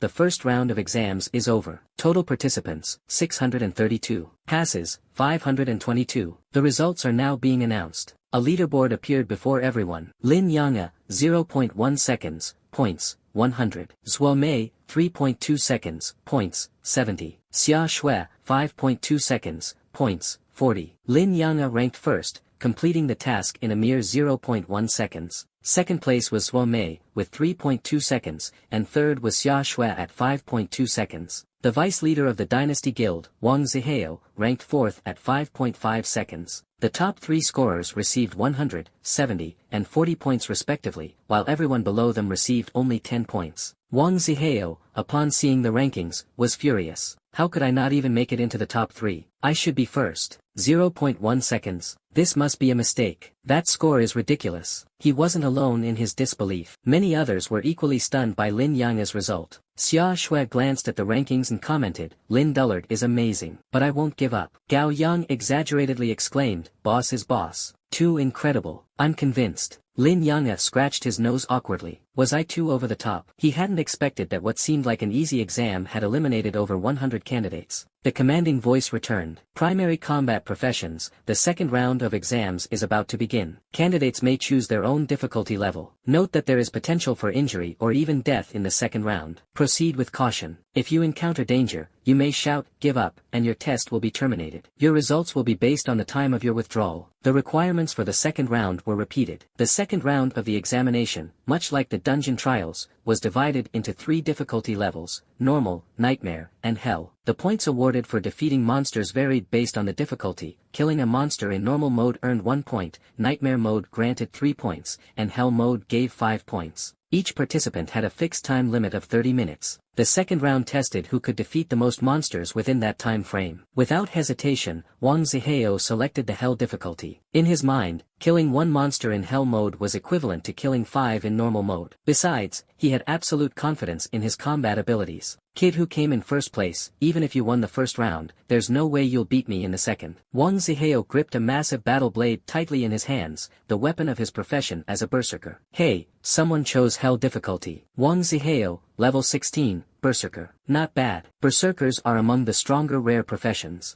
Their sustained combat capabilities are quite impressive, so he should do well in this round of the exam. Xia Shui, after some thought, chose normal difficulty. As an elemental mage, she wasn't adept at close combat and lacked the ability to handle high-intensity monsters without a tank protecting her. Therefore, she opted for normal mode, intending to win through sheer numbers. As the third-place finisher in the first round, Xia Shui also attracted the attention of the examiners, who closely monitored her performance in real time. When Xia Shui made her choice, the examiners exchanged knowing smiles. Xia Shui, level 15, elemental mage. That's a very smart decision. Elemental mages do have decent burst damage, but if they fail to kill monsters before they get close, they're in big trouble, especially at lower levels when their skills are incomplete. The second-place finisher from the first round, Zhuo Mei, chose hell difficulty. Zhuo Mei, level 16, rogue. The examiners also paid close attention to her decision and offered their commentary. As an assassin-type rare profession, the rogue excels at close-quarters combat. Whether she chose nightmare or hell difficulty, it's a solid choice. Indeed, she's a very promising candidate. All that's left now is to see what difficulty Lin Yanghe, the Necromancer, will choose. With most of the notable candidates having made their decisions, all eyes turned to Lin Yanghe. After hearing the rules, Lin Yanghe made his own assessment. This round is really about testing sustained combat capabilities. 30 minutes of uninterrupted fighting is no easy feat for any profession. Except for me. The corners of his mouth lifted into a faint smile as he made his choice. I choose hell difficulty. For him, the higher the difficulty, the better. Every one of his skills had immense power, meaning that the harder the difficulty, the more points he could earn in a shorter period of time, an undeniable advantage for him. One of the examiners chuckled. As expected, he chose hell difficulty. He's both a mage and a summoner. With summoned creatures, he doesn't have to worry about monsters getting too close. Plus, his skills are incredibly powerful. Combined with his summons, he's more than capable of excelling in hell difficulty. Come to think of it, haven't most summoners in past exams also chosen hell difficulty? Let's see how this plays out. Outside the exam hall, principals from various schools across Jiangning province had gathered. Old Lu, this year's your time to shine. 0.1 seconds, that kind of result hasn't been seen in years. 2 of the top 3 are from your school, Old Lu. Whether you want to or not, you're in the spotlight this year. Your school is going to make a big splash this time. If Lin Yanghe brings home the provincial top scorer title, Old Lu, you'll be unstoppable. Lu Yun's face was flushed with excitement, his hands trembling. He hadn't expected Lin Yanghe to perform this well. With all the candidates having made their choices, the countdown ended, and the second round officially began. A glowing orb appeared in front of Lin Yanghe, rotating midair like the entrance to a dungeon. Moments later, a monster clad in armor emerged from the orb, letting out a furious roar. At Lin Yanghe's command, a skeletal warrior charged forward, slashing at the monster with its blade. Simultaneously, Lin Yanghe cast his detection skill on the creature. Wolf Orc Warrior, Elite, Level 13, Strength 500, Agility 300, Spirit 150, Constitution 400. The monster's stats were weak, far weaker than the nightmare-level monsters from the Shihai Mine dungeon. Lin Yanghe immediately understood the reasoning. After all, this was an exam and needed to account for the majority of participants. If the monsters were too strong, it would result in widespread elimination, defeating the purpose of the exam. The goal wasn't to eliminate candidates but to identify exceptional talents. The skeletal warrior's blade cut deep into the wolf orc's flesh. With just one strike, the wolf orc was on the brink of death. As it attempted to counterattack, the second strike landed, killing it instantly. 2 hits, Lin Yanghe noted to himself. With a gesture, he summoned another skeletal warrior. The 2 skeletons stood on either side of the glowing orb, silently awaiting the next monster. 5 seconds later, a second wolf orc emerged, only to be instantly slain by a flurry of strikes from the skeletons. This is too easy. After a few cycles, Lin Yanghe had already deduced the pattern. After each monster was killed, the next would spawn 5 seconds later. This exam was clearly designed to evaluate each profession's sustained combat ability. The examiners were stunned. Why are Lin Yanghe's summoned creatures so strong? They're far more powerful than those of any summoner we've ever seen. And he has 2 of them. This profession is incredible. With such powerful skills and summons, this profession was clearly on the rise. Meanwhile, Lin Yanghe appeared almost bored. His 2 skeletal warriors guarded the orb, slaying each monster the moment it appeared. No creature lasted more than half a second. The examiners, finding little else to observe, shifted their attention to the other candidates. Xia Shui,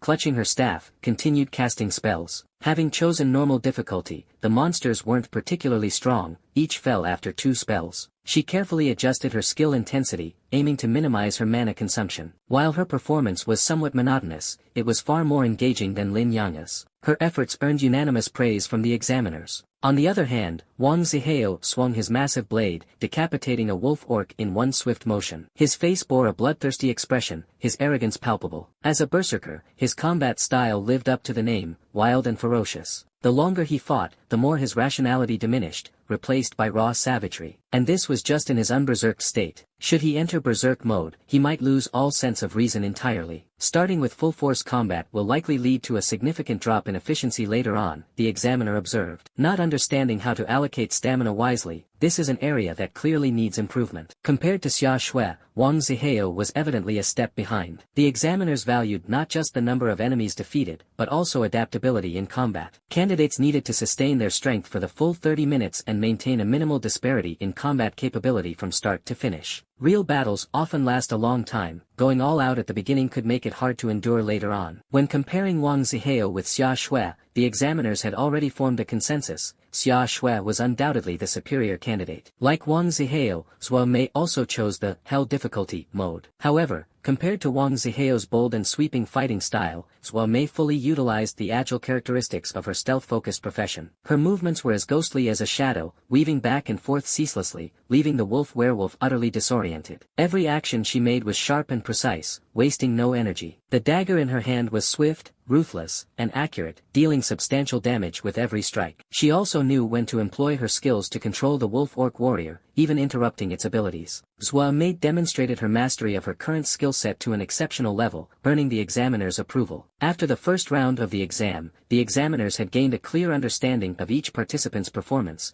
establishing a standardized benchmark in their minds.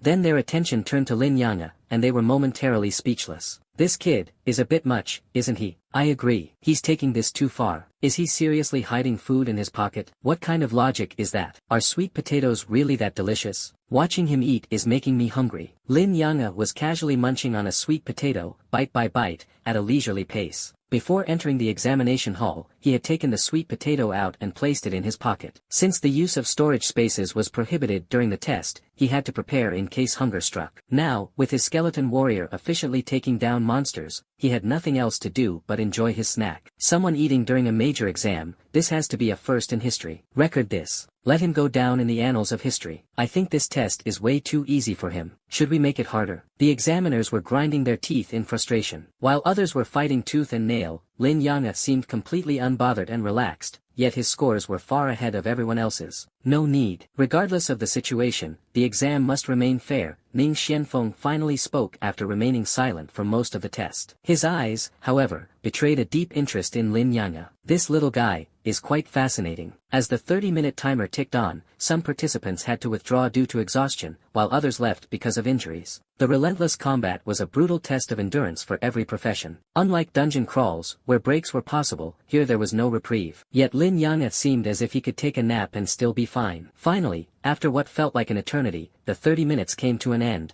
and all the monsters vanished simultaneously. Thank goodness it's over. If it had lasted any longer, I wouldn't have made it. This was terrifying. Even running a dungeon wasn't this exhausting. Most participants collapsed to the ground, gasping for air. The brief half-hour had nearly drained them of all their stamina. Even Xia Shui, despite her exceptional control and efficient use of her abilities, looked pale. She had carefully rationed her skills to conserve energy, but her mental reserves were almost entirely depleted. With storage spaces locked during the exam, there was no way to use recovery potions for her spiritual energy. It was truly grueling. It's finally over. I think I killed over 200 monsters. That should give me around 200 points, Wang Zihao said, slumping to the ground. His efficiency had dropped significantly toward the end, with his energy depleted and his skills on cooldown, causing a sharp decline in his combat effectiveness. I managed about 50 or so. This hell difficulty is no joke, another participant remarked. Among them all, Lin Yang'e was in the best shape by far. He had spent the entire 30 minutes as if watching a play. The first round of the exam is now over, an announcement rang out. A total of 522 candidates participated in this round, with 278 disqualified due to injuries or voluntary withdrawal. The remaining 244 candidates qualify for the next round. However, you may also choose to withdraw. The next round will be more difficult and intense, with potential life-threatening risks. Candidates are advised to make their decision carefully. The announcement left many in a dilemma. Continuing would mean facing even greater challenges, perhaps even danger to their lives. But walking away now felt like giving up too soon. The examiners grinned mischievously. How many do you think will drop out this time? Based on past years, at least a third should give up. This year's passing rate seems similar to last year's. We've already eliminated nearly 60%. Of the 632 initial combat-oriented candidates, only 244 remained. It looks like they're struggling to decide. Let's give them a little push, one of the examiners suggested. Then, a commanding voice announced, even if you choose to withdraw now, your scores are sufficient to qualify for entry into higher education institutions. You have 60 seconds to decide. If no decision is made within 60 seconds, it will be assumed you wish to continue. This statement acted like the final straw, breaking the resolve of many candidates. I choose to withdraw. I'm out. I can't go on. If I continue,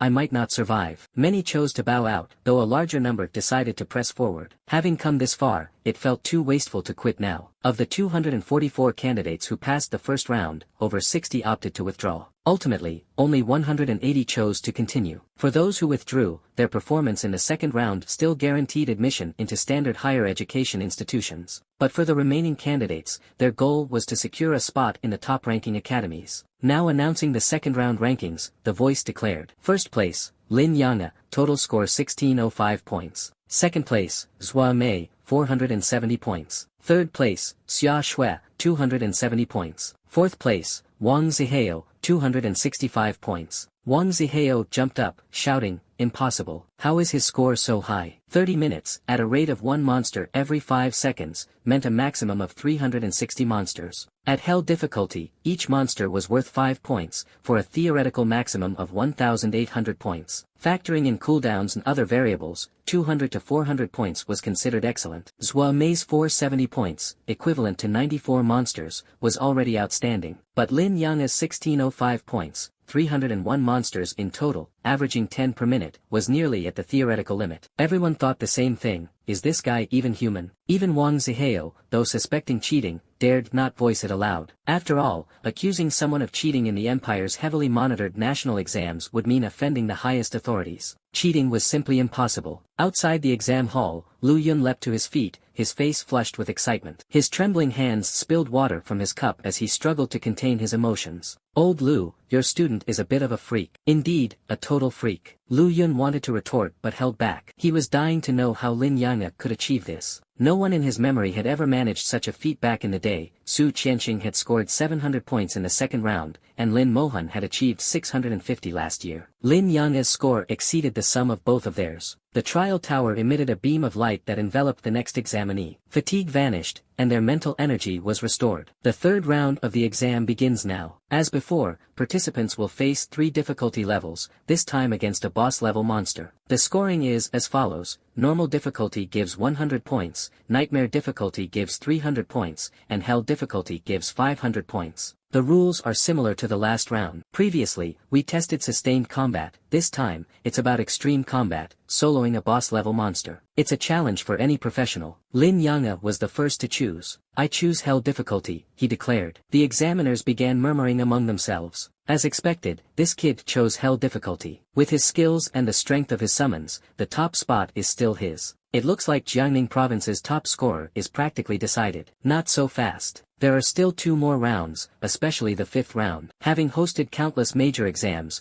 they had seen comebacks before. While Lin Yang'e was undoubtedly strong, it was too early to declare him the provincial champion. Meanwhile, Wang Zihao, who was trailing Lin Yang'e by over 1,300 points, looked furious. He had aimed to be the provincial champion but now couldn't even break into the top 3. "The top spot is mine. I won't lose in the next 2 rounds. When this exam is over, you'd better hope I don't run into you, or you'll regret it," he growled. Wang Zihao also chose hell difficulty. Similarly, Xia Shui and Zhuo Mei made the same choice. After everyone had made their selections, the examiners announced the start of the 4th round. A wolf-headed wolf beast-man captain appeared before each participant. Level: 15. Strength: 1000. Agility: 800. Mental power: 500. Constitution: 1000. Skill: whirlwind slash. Lin Yang'e analyzed the data. Overrated, he thought. The exam version of this boss had been nerfed, making it only marginally stronger than an elite guard from the Nightmare difficulty West Sea Mines dungeon. It fell short of a true boss-level opponent. He understood the Empire's reasoning. The national exams were designed to select living talent. The battle commenced. 2 skeleton warriors charged forward and unleashed their skills, Frenzied Strike. With 2 thunderous blows, the wolf beastman captain collapsed, dead. It was an instant kill. The examiners were stunned again. Another instant kill. His summons can use skills, and they're not weak. This is just too much. He's not letting anyone else have a chance. Even though the monsters had been weakened for the exam, they were still not meant to be defeated so easily. Looking at the other participants, Xia Shui was dodging the wolf beastman captain's attacks while counterattacking cautiously. Wang Zihao, on the other hand, was engaging in a brutal melee, showcasing the ferocity of a berserker. Zhuo Mei fared slightly better, using control tactics while circling the monster. As for those who had chosen lower difficulty levels, none could compare to Lin Yang'e. He simply sent out his 2 skeleton warriors, who ended the fight in seconds. Lin Yang'e himself hadn't even moved from his spot. I think he could solo low-level dungeons already. More than that, he could probably solo nightmare difficulty dungeons below level 20. I don't think we've seen the full extent of his power yet. We haven't measured his true combat strength. We'll find out in the 5th round. If he wants to be the provincial or even national champion, he'll have to participate in the 5th round. Perhaps then, we'll see his limits. The examiners discussed among themselves. The content of the exams was determined by the Empire's higher-ups, and they had no authority to make changes.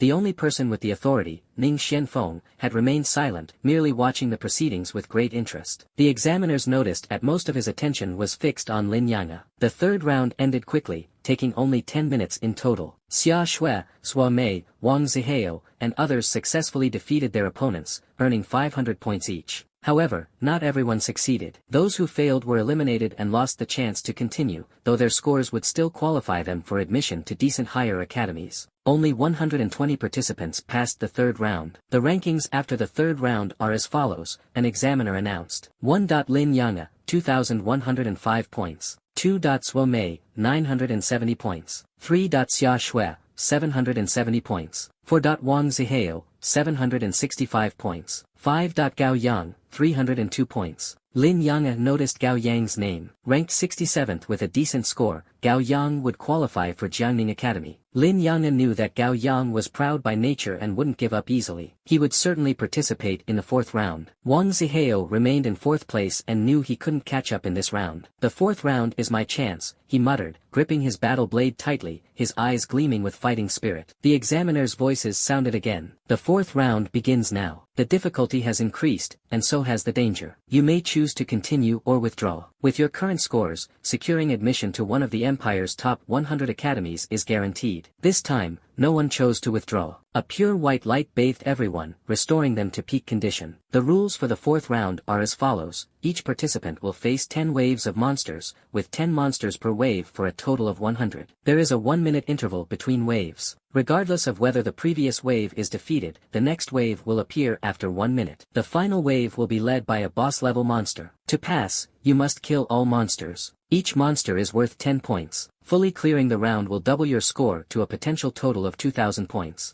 After the rules were explained, a glowing screen appeared before each participant. Behind the screen materialized the first wave of 10 level, 13 wolf beast men, 9 warriors and 1 mage. The combination of warriors and a mage significantly increased the difficulty. Lin Yang analyzed the situation. This round was clearly designed to test quick clearing abilities and to evaluate the strengths and weaknesses of various professions. The Empire had indeed put thought into this exam. The examiners smiled, their eyes fixed on Lin Yang. Let's see how he handles this one. The best way to deal with a summoner is to eliminate the summoner themselves. I think Lin Yang might struggle this time. Still, his summons are powerful. He should be able to clear this round. Ning Xianfeng, who had remained silent until now, finally spoke. I doubt this round will trouble him. The others were taken aback. His words carried a tone of certainty, as if he were absolutely sure. Some examiners disagreed but chose not to argue. Soon, the results would speak for themselves. The 4th round officially began. Suddenly, a 3rd skeleton warrior appeared before Lin Yang. The 3 skeletons charged at the level 9 and level 13 monsters like a whirlwind. With a flash of blades, the monsters collapsed one after another. It was, once again, an instant kill. At the same time, a flame ignited in Lin Yang's palm. With precise aim, the fireball struck the lone mage in the back. Another instant kill. From the start of the test to the end, only 3 seconds had passed. In the blink of an eye, the 9 wolf beastman warriors and the lone mage had all fallen. How does this kid have a 3rd summon? That little brat. Why didn't he summon it earlier? Why bring it out now? Damned kid, always hiding his strength. What are you trying to prove? Ning Xianfeng displayed an expression that suggested he had expected this outcome all along. Lin Yang unconsciously curled his lips. This so-called major exam was utterly devoid of challenge. Compared to his first venture into the West Sea Mines dungeon, it was remarkably dull, with not even a hint of surprise, so much so that he was beginning to feel drowsy. Unconsciously, he pulled out another sweet potato and began to eat it leisurely. Not watching anymore, this kid is too boring. Exactly. Might as well watch someone else. Indeed, on Lin Yang's side, monsters barely lasted 3 seconds before being dealt with. There was truly nothing worth watching. By contrast, the other participants were far more entertaining. Xia Shui continuously retreated, leaving a trail of fire beneath her feet. The pursuing wolf-like creatures stepped on the flames and were repeatedly damaged. This was her level 10 skill, Flame Path. Once activated, it created fire damage wherever she moved, an exceptionally effective tactic in this scenario. Area attacks were a mage's specialty, and though Xia Shui's level was not particularly high at the moment, she already had 2 area of effect skills. The other, Ice Rain, slowed enemies. Using the 2 skills in combination, she quickly cleared the wolf beast warriors. In contrast, Zhua Mei had a much harder time. As a rogue, she excelled in bursts of damage, had rich combat techniques, and possessed numerous crowd control skills. Whether in assassinations or one-on-one battles, she was outstanding. However, her weakness lay in her lack of area of effect skills, making her unsuited for group battles. In this round of the test, she appeared disadvantaged, forced to clear the monsters one by one.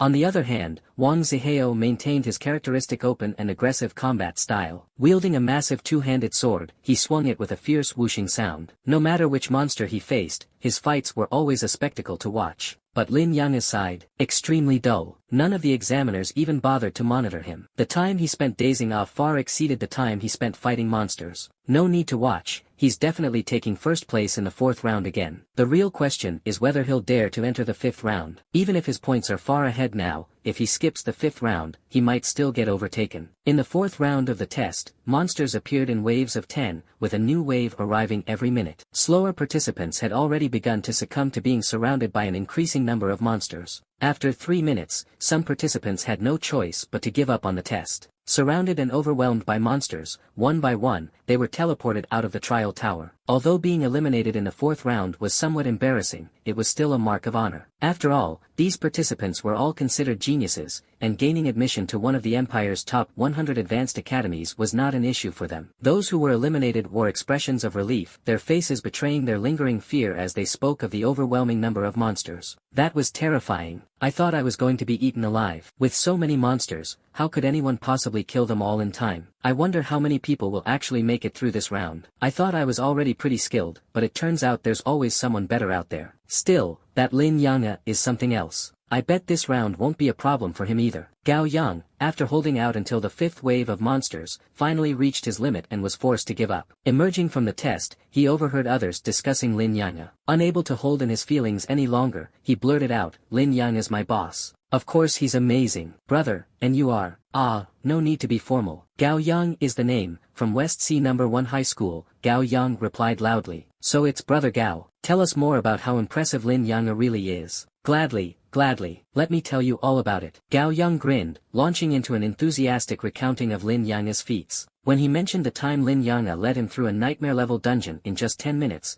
the listeners all wore expressions of disbelief. How could that be possible? No one wanted to believe him, dismissing his story as an exaggeration. Gao Yang didn't care whether they believed him or not. He was just thrilled to finally get it off his chest. It had been bottled up inside for far too long. As more and more participants were eliminated, the number of screens in the trial tower's control room dwindled. Eventually, only 5 remained: Lin Yang'e, Xia Shui, Zhua Mei, Wang Zihao, and a participant named Feng Xiu. Feng Xiu, level 15, Holy Swordsman. The examiners were now intently watching Feng Xiu. He wielded his long sword with precision, moving nimbly through the encircling monsters. His agility was no less impressive than Zhua Mei's. Though each of his attacks seemed modest in impact, they accumulated over time, gradually felling the wolf beasts one by one. This Feng Xiu is finally starting to show his strength. I told you, Holy Swordsman is a rare class. No wonder his earlier performance wasn't outstanding. He was waiting for this moment. He must be from the Feng family, a lineage of sword cultivators. They know the exam rules well and understand that the final 2 rounds are key for boosting points. Exactly. That's why he's only unleashing his full strength now. The Feng family had a hand in drafting the exam rules, after all. It's no surprise they're intimately familiar with them. Hey, Wang Zihao's finally activating his Berserk mode. He's not foolish. He's been calculating the timing. Activating Berserk now is perfect. When the 7th wave of monsters appeared, Wang Zihao let out a roar and activated his Berserk skill. Berserk, duration 5 minutes. Strength plus 500%,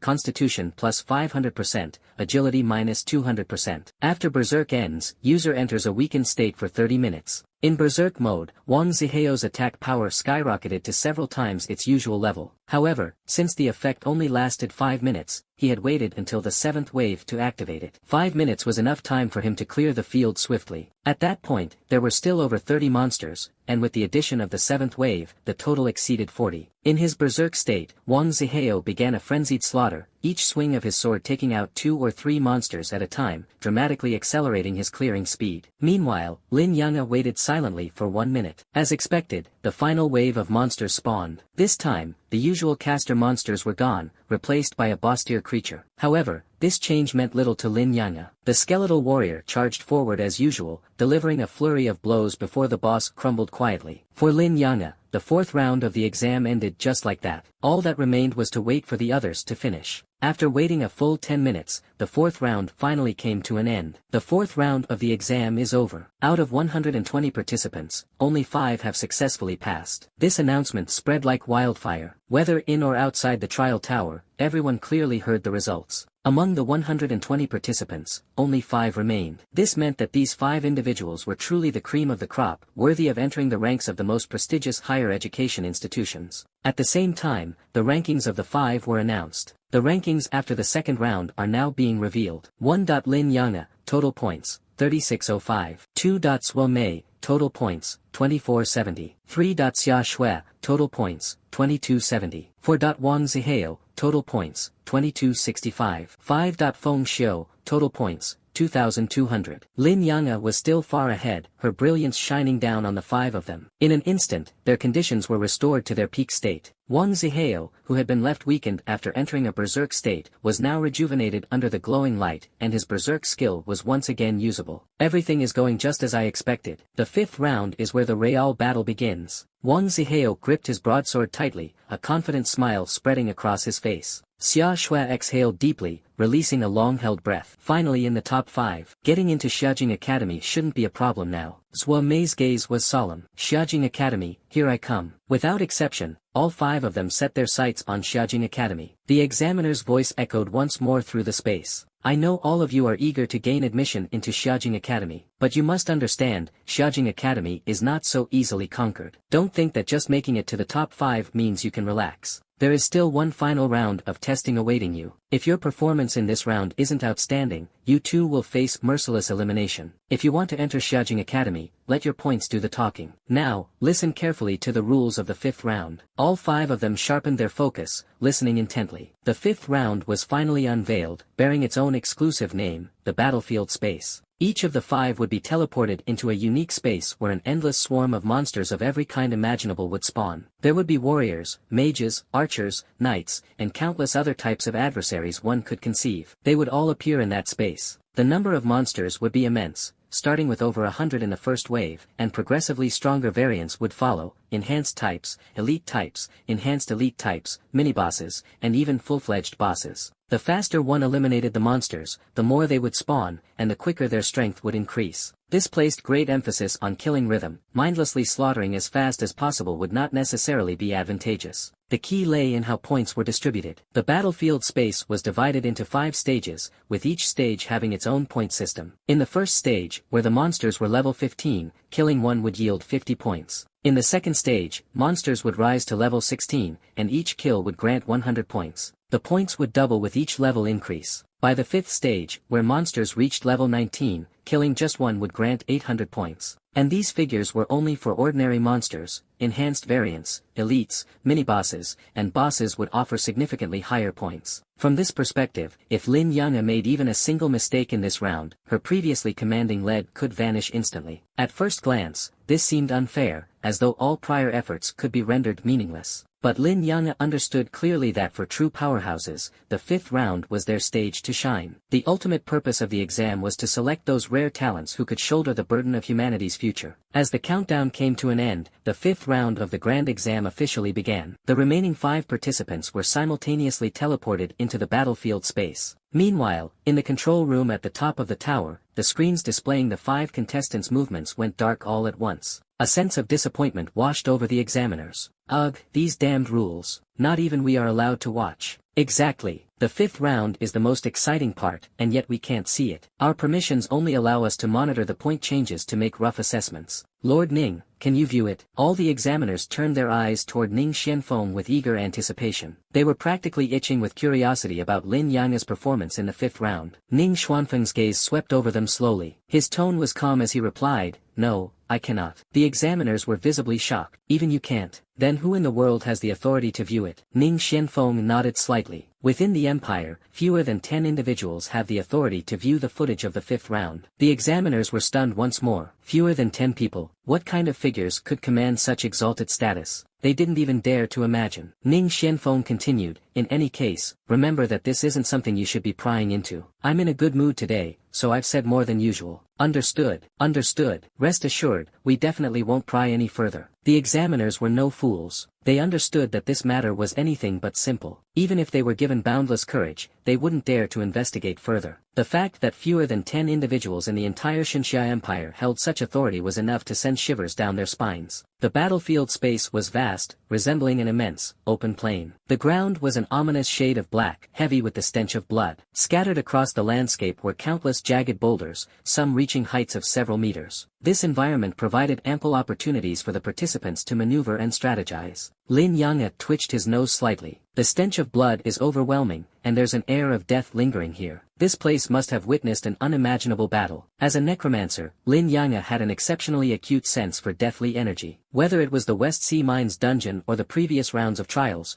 none of those places had contained such an oppressive aura of death. But this place was entirely different. Genuine death energy permeated the air. A massive life-and-death battle had once unfolded here, staining the earth in dark brown hues with blood that had seeped deep into the ground, its metallic scent lingering for countless years. Is this meant to give us a taste of the battlefield atmosphere in advance? Lin Yanga muttered. Suddenly, the sound of footsteps echoed, and a squad of beast-like creatures appeared in Lin Yanga's line of sight. They were Filan beast men. At this moment, there was still a good 50 to 60 meters of distance between them and Lin Yanga. Yet the Filan beast men seemed to have already sensed his presence. They let out deafening roars and charged toward him like a tidal wave. There were only 10 of them, not a large number at first glance. However, Lin Yanga swiftly cast detection to gain more insight. A beam of light shot forth. Filan Beastman Warrior. Level 15. The information provided by the detection spell was pitifully sparse, no attributes, no skills. It was the first time the ability had returned such minimal feedback. Lin Yanga noticed that each Filan Beastman warrior had a long tail trailing behind them, and their towering frames stood several meters tall. Combined with their appearance, they resembled massive humanoid lizards, ones that could walk upright. The roars of the Filan Beastmen reverberated throughout the battle space. Not only did it alarm the group charging toward him, but it also attracted the attention of other Filan Beastmen nearby. Within moments, several more squads of the creatures appeared in Lin Yanga's field of vision. For most adventurers, encountering such a situation would likely lead to a tactical retreat. They would confront the nearest Filan Beastmen, unleash their strongest skills to eliminate a few, and then retreat before being surrounded, adopting a strategy of hit-and-run skirmishes. Falling into an encirclement would undoubtedly lead to disastrous consequences. However, such methods were not Lin Yanga's style. As the Filan Beastmen surged forward, the 3 skeletal warriors standing by his side seemed to receive an unspoken command. They sprang into action, darting like lightning toward the oncoming enemies. Blades flashed, and the foremost Filan Beastmen were instantly injured, gravely wounded by a single slash. Though they didn't die immediately, they were left teetering on the brink of death, with only a sliver of vitality remaining.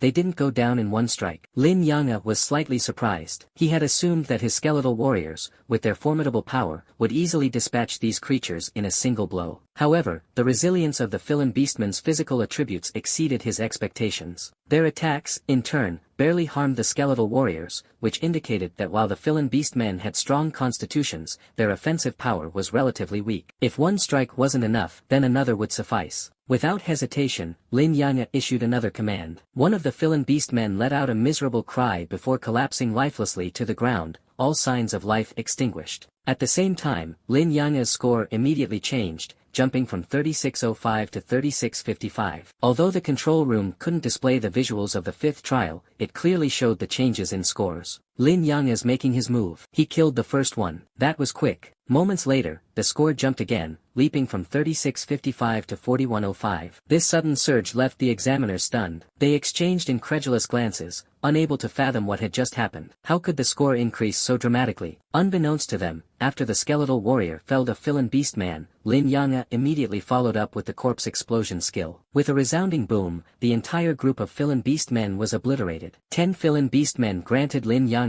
an additional 500 points. Yet, Lin Yanga didn't press forward. Instead, he stood calmly, waiting for the remaining Filan Beastmen to approach. Since these creatures were eager to rush toward him, why waste energy seeking them out? Plus, there were now 9 corpses lying around, perfect for another round of corpse explosion when the next wave arrived. But to his surprise, the next moment brought an unexpected development. The corpses seemed to sink into the pitch-black earth, vanishing without a trace. Their presence lasted no more than 10 seconds. What? They disappear that quickly? Lin Yanga thought to himself with a frown. Looks like I'll need to adjust my plan. As more Filan Beastmen squads charged at him from all directions, Lin Yanga wasted no time. He summoned additional skeletal warriors, 9 in total, and allocated 1 to each approaching group. The skeletal warriors, accompanied by the rattling of their bones, proactively engaged the enemy, gradually luring the groups toward a central point. 2 minutes later, the task was complete. Nearly 100 Filan Beastmen had been herded into a single area. The The skeletal warriors struck simultaneously, instantly slaying one of the creatures. The ensuing explosions erupted in rapid succession. Lin Yang unleashed 7 or 8 consecutive corpse explosions in the span of 3 seconds. The darkened earth trembled violently, and every Filan Beastman warrior was annihilated. Lin Yang's score skyrocketed to 8,605 in an instant, causing another uproar in the Trial Tower's control room. What on earth did Lin Yang do? How did his score increase by so much all at once? Beats me. We can't see what's happening inside the battle space. But just moments ago, his score was 3,605, and now it's 8,605. That's an increase of exactly 5,000 points. All I can say is that the first 100 monsters have been wiped out. As for how he managed it, I have no idea. The examiners exchanged bewildered looks, glancing between one another and the scores of other participants. They couldn't come up with a plausible explanation. After all, to them, Lin Yang was just a level 16 novice. No matter how strong his skills were, how could he possibly take down 100 monsters in such a short time? It was unfathomable. Even Xia Shui, an elemental mage known for excelling in group combat, only gained points incrementally, 50 or 100 points at a time. How could Lin Yang's score jump by 50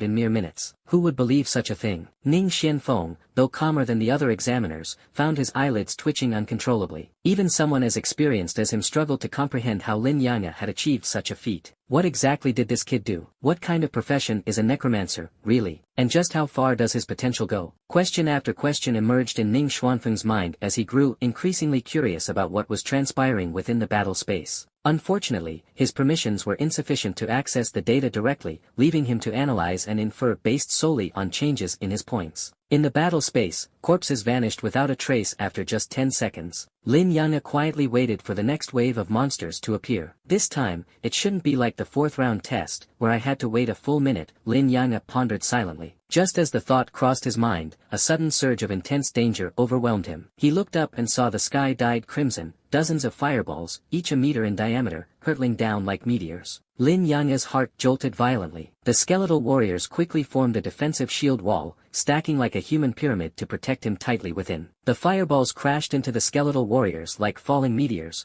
exploding into dazzling bursts of flames. Lin Yang was acutely aware of his own frailties. His physical constitution was too weak. If subjected to a powerful attack, the damage would be redirected to the skeletal warriors, causing them significant harm. However, with the skeletal warriors taking the brunt of the damage, it was a different story altogether. With their robust physiques and high defense, they could almost disregard such attacks entirely. Standing behind the skeletal warriors, Lin Yang shifted his gaze to the newly emerged orc forces ahead. A group of feline orc mages waved their staffs, casting a barrage of fire rain, while a horde of feline orc soldiers charged forward, weapons brandished. These monsters appeared silently and without warning. Lin Yang's lips curled into a faint smile. Doesn't matter how they show up, as long as they don't refresh endlessly. The mage monsters continued to unleash their skills from the rear, the rain of flames relentless. To ensure his safety, Lin Yang ordered 10 skeletal warriors to form a shield wall, blocking the mage's attacks, while sending another 10 skeletal warriors to engage the orc soldiers. Skills, he commanded mentally. Immediately, the skeletal warriors' weapons glowed red as they activated their berserk strike. With a strength stat of 5,000, combined with the skill's damage multiplier, the feline orc soldiers were annihilated instantly, one after another. Lin Yang's palm glowed brilliantly, and with a deafening roar, corpse explosions erupted in succession. The feline orc soldiers fell like stalks of wheat under a scythe. In mere seconds, the 100+ charging enemies were nearly wiped out. The 10 skeletal warriors now bolted toward the feline orc mages like lightning. With an agility stat of 5,000, their speed was terrifying. To Lin Yang's eyes, their movements left afterimages. In the blink of an eye, they spanned dozens of meters, appearing before the feline orc mages. With a single slash, each skeletal warrior dispatched a mage in one blow. Unlike the soldiers, the mages had weaker constitutions, making them easy prey for the skeletal warriors. The fire rain ceased, and tranquility returned once more. While Lin Yang's surroundings had fallen silent, the examiners in the trial tower's control room stared with wide eyes. Lin Yang's score, after pausing for just over a dozen seconds, shot up again like a rocket, 14,605 points. In less than 10 seconds, his score had increased by 6,000 points, meaning he had just killed another 120 monsters. The results, back-to-back, spoke for themselves. This guy has an AoE skill. This class is absurd. Its single-target abilities are already overpowered, and now its AoE skills are just as insane. Not just the skills, the summoned creatures are ridiculously strong too. I think this class has surpassed the legendary tier and can rival those top-tier classes. Not necessarily. It's too early to say. After all, he's still at a low level. We'll have to see how it performs later on. Strength at a low level doesn't always guarantee strength at higher levels, and weakness at a low level doesn't mean a class won't shine later. Some classes remain mediocre until they unlock a god-tier ability, at which point they become irreplaceable. There's even a particular class that's nearly useless in most situations but becomes godlike during large-scale wars. Its skills, all tailored for Legion combat, can double an entire army's combat effectiveness. Lin Yang'e, oblivious to the examiner's discussions, suddenly heard a thunderous rumble. The ground shook violently, as though an earthquake had struck. The corpses dissolved into the tremors, as if devoured by the earth itself. An invisible miasma rose from the ground, filling the air with a pungent stench of blood and decay, nauseating enough to make one retch. The sky darkened further, the oppressive atmosphere growing heavier, suffocatingly so. Phase 2, Lin Yang'e murmured, his eyes turning skyward. He seemed almost accustomed to such an atmosphere, unfazed by the aura of death. Perhaps it was tied to his class. The stench, however, was another matter. He found it increasingly unpleasant. As the tremor subsided, Lin Yang'e instructed his skeletal warriors to encircle him protectively, scanning his surroundings with vigilance. After a few seconds, the sound of footsteps echoed. "They're here," Lin Yang'e thought to himself. Out of nowhere, hordes of monsters appeared, converging from all directions. Each group consisted of 5 monsters, forming small squads comprised of feline orc fighters, level 16, and feline orc archers, level 16, in a 3-to-2 ratio. At least 40 such squads were scattered around, creating the appearance of Lin Yang'e being surrounded. With the transition to Phase 2, the monsters' levels had increased by 1, and their numbers had doubled, significantly escalating the difficulty. Lin Yang'e, however, remained unfazed. To him, level 16 monsters were nothing special. Even without using corpse explosions, his 20 skeletal warriors could handle them all with a bit of extra time. What concerned him more was a broader issue. At this difficulty, other classes would struggle to clear Phase 2. Even if they manage it, it would cost them a lot of time. In his eyes, the difficulty of Phase 1 wasn't particularly high, most classes could clear it with some effort. Phase 2, however, was a different story. The increase in level and monster count alone multiplied the difficulty several times over. Add the introduction of archers, famously known as mage killers, and many mage-type players would likely give up in despair. Lin Yang'e's assessment was spot on. Throughout the long history of the Xinxia Empire's imperial examination, very few candidates had ever cleared Phase 2. This 5th round of the Trial Tower's space battle exam was the final round, and the battle space was divided into 5 phases. The current record was clearing Phase 3, a feat achieved over a century ago. Since then, no one had broken it. The examiners from Jiangning province speculated amongst themselves whether Lin Yang'e might set a new record. "I think he has a shot. Not sure what his skills are exactly, but based on his performance so far, it's downright monstrous." The examiners had moved past describing him as strong. Monstrous was now the term of choice. "I suspect he's awakened some kind of talent. No matter how strong a class is, it has its limits. It's impossible for it to be this overpowered. If he truly awakened his talent, that would indeed be a monumental event." Absolutely. Awakening a talent right after transitioning to a new class, who knows, he might even awaken another talent during his second-class advancement. You're thinking too far ahead. Talented professionals are already rare enough, and dual-talented individuals are practically 1 in a million. The examiners gradually veered off topic as they chatted, but their eyes remained fixed on the scoreboard. Lin Yang'e's point fluctuations were the most dramatic, either staying constant or surging upward in astonishing increments. Lin Yang'e repeated his tried-and-true tactic, deploying his skeletal warriors to draw the attention of the feline orcs. When dealing with orcs, there was no need for fancy strategies. Practicality was key. The skeletal warriors attracted enemy fire, lured the monsters into clusters, and created corpses, which he then detonated with his corpse explosion skill to deal massive area damage. He had mastered this method to perfection, achieving remarkable efficiency. Before long, his skeletal warriors had drawn in all the nearby feline orcs. They began circling the feline orc archers, creating a tight formation. Once the monsters were sufficiently grouped, Lin Yang'e issued the attack command. With a swift activation of his skill, a level 16 feline orc warrior was instantly obliterated. What followed was a chain of explosions from the nearby corpses. In the blink of an eye, the battlefield returned to silence, and Lin Yang'e's score surged by 20,000 points, bringing his total to 34,605. In the second stage of the trial, each monster defeated yielded 100 points for Lin Yang'e. 200 monsters meant 20,000 points. For the examiners, this had become a familiar sight. This guy has already entered the second stage. The monsters in the second stage are only one level higher, it doesn't seem to affect him at all. This is practically free points for him. If it weren't for the restrictions, I'd be tempted to increase the difficulty. Exactly. Toss a few dozen bosses at him, that would be far more entertaining. Comparing Lin Yang's over 30,000 points with the other candidates, the gap was staggering. So far, the second place candidate was Xia Shui, an elemental mage. With strong area of effect spells, she was the second fastest monster clearer after Lin Yang.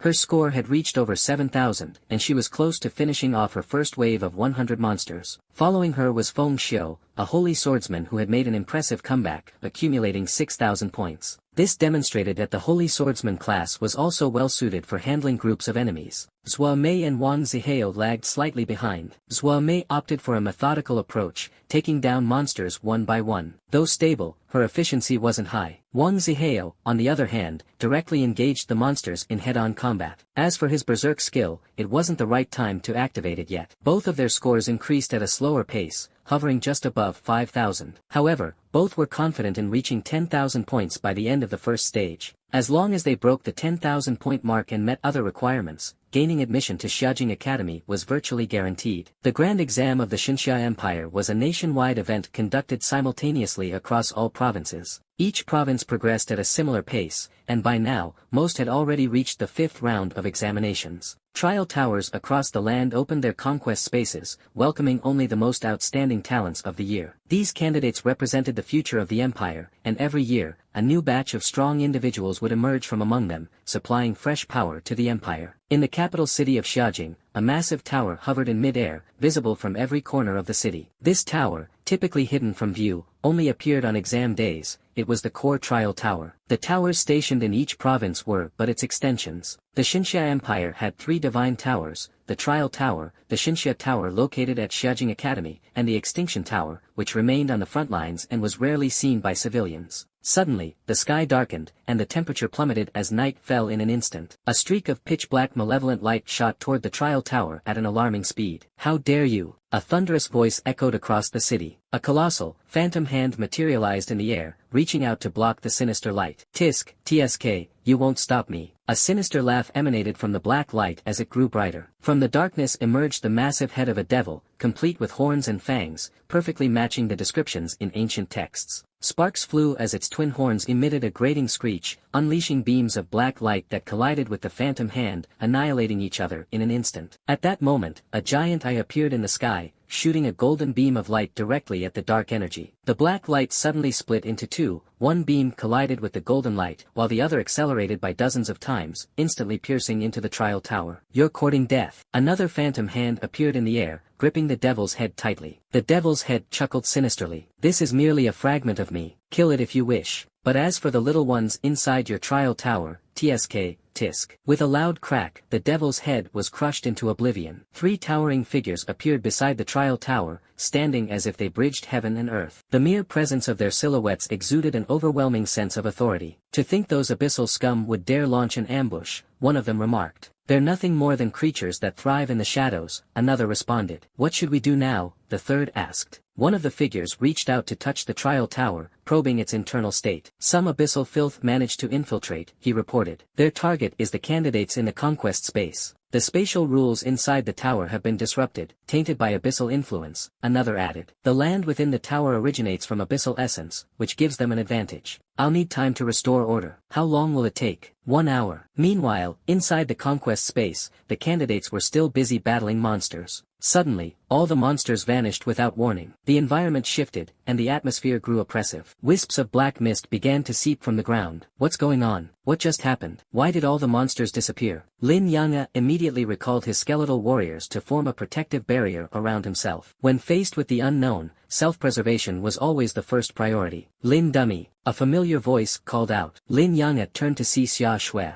Encountering someone else in the conquest space took him by surprise, and Xia Shui seemed equally astonished. The skeletal warriors parted to create a path for her to approach. "Do you know what's happening?" Xia Shui asked. Lin Yang shook his head, indicating he had no idea. "I was just killing monsters when they all vanished. I have no clue what's going on," she said. At first, she had been startled, but with Lin Yang's calm presence, her fear seemed to dissipate. His composure was contagious. Soon, beams of light appeared in the darkened conquest space as one candidate after another materialized. Over 100 candidates gathered in total, including the 5 from Jiangning province and others from across the empire. Children, a voice resounded. I am Bai Yuan. Everyone in the conquest space widened their eyes in shock. The White God. It's the White God. I can't believe I'm hearing the White God's voice. Bai Yuan was one of the top-tier powerhouses of the Xinxia Empire, revered as the White God. His voice alone caused a massive stir, resounding not only within the conquest space but also across every examination site. Ning Xuanfeng's expression turned grim. Why is the White God appearing? Could something have gone wrong? Bai Yuan's voice echoed once more, resolute and commanding. Demons from the abyssal world have invaded the battle space. We are currently repairing the rules of the battle space, which will take approximately 1 hour. The demon's target is you all, so for the next hour, you must protect yourselves. We are unsure of the methods they will use to confront you, but I believe that as long as we stand united, the forces of the abyss cannot defeat you. My people of Xinxia, we fear no battle and are unafraid of death. His words, imbued with fervor, struck a deep chord among the listeners. Fear no battle, unafraid of death. Fear no battle, unafraid of death. Fear no battle, unafraid of death. The examinees, brimming with youthful vigor, shouted in unison, their emotions ignited. Xia Shui almost joined in the chant, but when she glanced at the silent Lin Yanghe, she decided against it. Though Lin Yanghe didn't shout along, he was still an 18-year-old of Xinxia, and a flicker of excitement could be seen in his eyes. While he wouldn't shout, when it came to slaying the abyssal demons, he certainly wouldn't hold back. The examinees began to gather. Their education from a young age had instilled in them a deep understanding of the terror of the abyss. Countless monsters, demons, dungeons, and equipment lay within it. I heard the abyss is terrifying. Even the weakest monsters in there are at level 70, and they're elite monsters at that, Xia Shui whispered. She had heard about the horrors of the abyss from Xia Dongyang and couldn't help but feel a twinge of fear. Lin Yanghe, on the other hand, had only read about the abyss in books, which merely mentioned it in passing. In other words, he knew next to nothing about it. I trust Bai Shen, Lin Yanghe said calmly. He had caught the key point in Bai Yuan's words. They were not facing the entirety of the abyss but rather the invading forces of the abyss. Presumably, this invading force wouldn't be overwhelmingly strong. Otherwise, if a level 70 elite monster truly appeared, it would be capable of annihilating everyone present in an instant. Outside the battle space, Ning Xuanfeng's gaze darkened. That such a thing would happen. He appeared far calmer than the other examiners, who were visibly flustered. How could this happen? Who would have thought the abyss would target the grand exam? No, they're after the geniuses participating in the 5th round of testing. If this isn't handled properly, they'll come every year. They're trying to sever the very roots of our Xinxia Empire. Those who entered the battle space were all geniuses, the future of Xinxia. The abyss's move was indeed insidious. Silence, Ning Xianfeng commanded. The examiners immediately fell quiet. His gaze, sharp as a blade, swept across them. Inform everyone outside to remain calm and to trust Bai Shen. You all must do the same. Trust Bai Shen. The examiners bowed respectfully. We trust Bai Shen. Bai Shen's status was unparalleled, and there was no one in Xinxia who did not believe in his words. Soon, calm was restored outside the battle space, and everyone chose to place their faith in Bai Shen while silently praying for the examinees within. Meanwhile, the atmosphere within the battle space grew increasingly heavy. At some point, a scarlet blood moon had appeared in the sky. It's the abyssal blood moon, someone exclaimed in alarm. The power of the abyss is beginning to act. Everyone, get ready. The moonlight poured down like silver, and the scent of blood in the air grew thicker and more oppressive. In the mere minutes since Bai Shen's speech, all the examinees had already prepared for battle. This was a space for combat-oriented professions only. There were no support roles present. The examinees formed a battle formation, with knights standing resolutely at the front, followed by mages and archers. The knights stood firm, declaring that if anyone wanted to harm their teammates, they would have to step over their dead bodies first. TSK, how noble. Too bad you're all going to die. 1 hour is more than enough to kill every last one of you. What a pity I can't take your corpses back. Young human's flesh is the most delicious of all. Ha ha ha ha. The chilling voice, accompanied by the blood-red moonlight, sent shivers down everyone's spines. Lin Yanghe's expression flickered with disgust. Sneaky and underhanded cowards like this were the kind he despised most. Xia Shui's face was deathly pale as she edged closer to Lin Yanghe, as though his mere presence could offer her some semblance of safety. She wasn't the only one. Many others were visibly shaken, their faces drawn with fear. They're here. A loud shout rang out. Under the moonlight, a massive figure appeared. Instantly, detection skills shot out, whipping up gusts of wind. Fell Orc Warrior, Abyssal Corruption. Level 19. Someone suddenly cried out, I just remembered. The battle space has a level cap, no one can exceed level 19. At his exclamation, others recalled the same fact. That's right, how could I forget? The highest level in the battle space is 19. I was so scared earlier, but yeah, it's just level 19. Then what's there to be afraid of? There's so many of us. Before he could finish, his voice abruptly stopped, and he fell silent. Behind the massive figure, more and more silhouettes emerged, stretching endlessly into the distance. There were at least 100 of them, all level 19 monsters, each corrupted by the power of the abyss. Standing over 3 meters tall, they exuded a terrifying aura as they marched toward the examinees, their footsteps shaking the ground. Under the moonlight, the monsters' features were gruesome to the extreme. Their tails were covered in dense, barbed spikes. The corruption of the abyss had grotesquely transformed the fell orc warriors, making them even more horrifying. The overwhelming pressure surged like a tidal wave. After all, the examinees were only 18 years old and had never experienced a real battlefield. None had ever seen such an overwhelming number of terrifying creatures before. One by one, their legs began to tremble, and much of their earlier courage dissipated. Xia Shue's face was ghostly pale as she unconsciously grabbed onto Lin Yang's sleeve. "What do we do?" she whispered. Lin Yang's gaze was steady yet heavy. "Judging by their size, these aren't ordinary monsters. At the very least, they're enhanced elite monsters. This is troublesome, but it's not impossible to handle." It was rare for him to speak so much, as if trying to reassure Xia Shui. Yet his words did little to ease her anxiety. Instead, they seemed to heighten her fear. "They're all enhanced elite monsters. Doesn't that make them as strong as the monsters in nightmare-level dungeons?" Suddenly, the corner of Lin Yang's mouth lifted into a faint smirk. "If they've mutated due to the abyss's power, then, could it be that they grant experience?" An idea struck Lin Yang, a possibility. If things were as he suspected, these monsters might just be able to boost him up a level. The massive creatures continued to approach. They weren't running but instead advancing slowly, as if toying with the group, taking their time before slaughtering them all. The cold, mocking voice of the abyssal demon rang out once more. "Scared yet? Terrified, aren't you? These monsters have been enhanced by my power. Each one is equivalent to an enhanced elite monster. There aren't that many, just 100 of them. Baishin said if you stand united, you can defeat us. Let's see if that's true. Can you really do it?" "Ah, but there are over 100 of you, aren't there?" "Perfect. 1 monster per person. So, will you take them on one by one? Or shall we have a group fight? Or maybe, just like in your competitions, we could have a duel. 100 matches, how about that? Winners live, losers die. Ha ha ha ha." The sinister laughter of the demon further eroded the already fragile morale of the examinees. As the monsters closed in, the group began to retreat, splitting into 2 distinct tiers. Wang Ziheo's face was ashen, his legs trembling as he stumbled backward. Holy swordsman Feng Xiu, though pale, gripped his sword tightly and refused to take a single step back. Zhua Mei, similarly resolute, held her daggers, prepared to fight to the death. There were many others like Feng Xiu and Zhua Mei, who took up battle stances,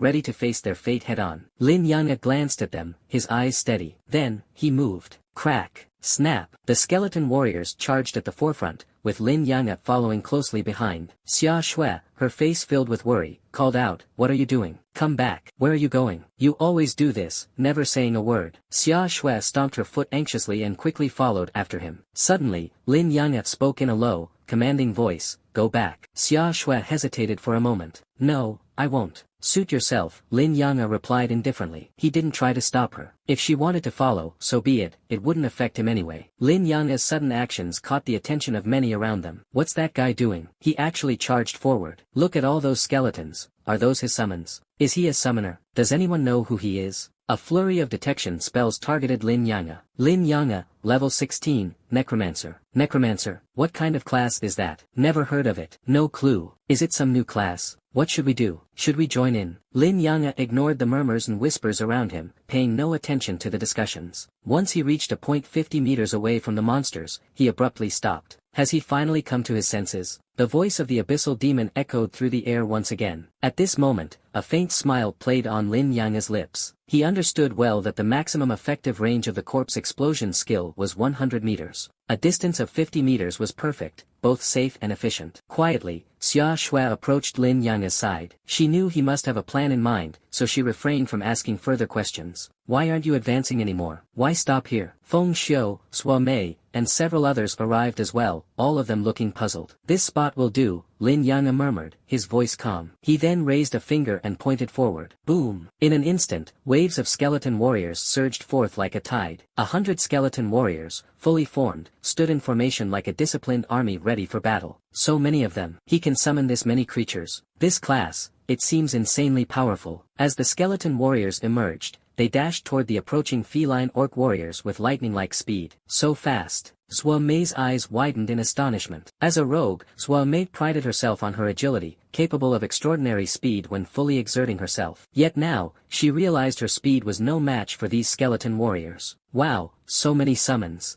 And they're undead creatures too. These bones, they'd be enough to feed my guard dog for a month. In the blink of an eye, the skeleton warriors clashed with the feline orcs. Skills. At Lin Yanga's mental command, the blades in the hands of the skeleton warriors suddenly glowed with a bright red light. Dozens of skeleton warriors simultaneously unleashed their skills on a single feline orc. Streaks of red light descended, wounding the beast heavily. The sheer attack power of the skeleton warriors was beyond anyone's expectations. It was astonishingly strong. Even though the feline orcs had been corrupted by abyssal energy, greatly enhancing their strength, they couldn't withstand such concentrated attacks and yet remained barely alive. The massive cleavers in the hands of the feline orcs swung down on the skeleton warriors, but Lin Yanga could sense that while the skeletons were injured, the damage was minimal. From the inflicted damage, Lin Yanga was able to roughly estimate the attributes of the feline orcs. Strength is likely around 3,000. Constitution exceeds 3,500. The higher the constitution, the better. After using their skills, the skeleton warriors continued to slash relentlessly at the feline orcs, ignoring the counterattacks. Dozens of skeleton warriors surrounded a single feline orc, focusing their assault entirely on it. Within seconds, the feline orc let out a pained cry and collapsed to the ground. You have killed a level 19 feline orc warrior. EXP plus 8,000. As expected, there was an EXP reward. Lin Yanga confirmed his judgment had been correct, though he found the experience gain to be slightly disappointing. Still, something was better than nothing. A glow appeared in the palm of his hand, followed by a deafening explosion that startled everyone. What followed was a scene that left them utterly dumbfounded. The seemingly powerful feline orc warriors fell one after another like stalks of wheat being reaped. Boom, boom. Explosions erupted one after another. Each blast took out over a dozen feline orcs at once. After a series of earth-shaking explosions, all the feline orcs lay dead. Lin Yanga glanced at his EXP bar. He was just shy of leveling up. They're all dead already. No way, that was too easy. What kind of skill is that? The power is insane. The secret lay in the mechanics of the corpse explosion skill. Its damage output was calculated based on the vitality of the corpses. The stronger the corpse's vitality, the more devastating the explosions. For Lin Yanga,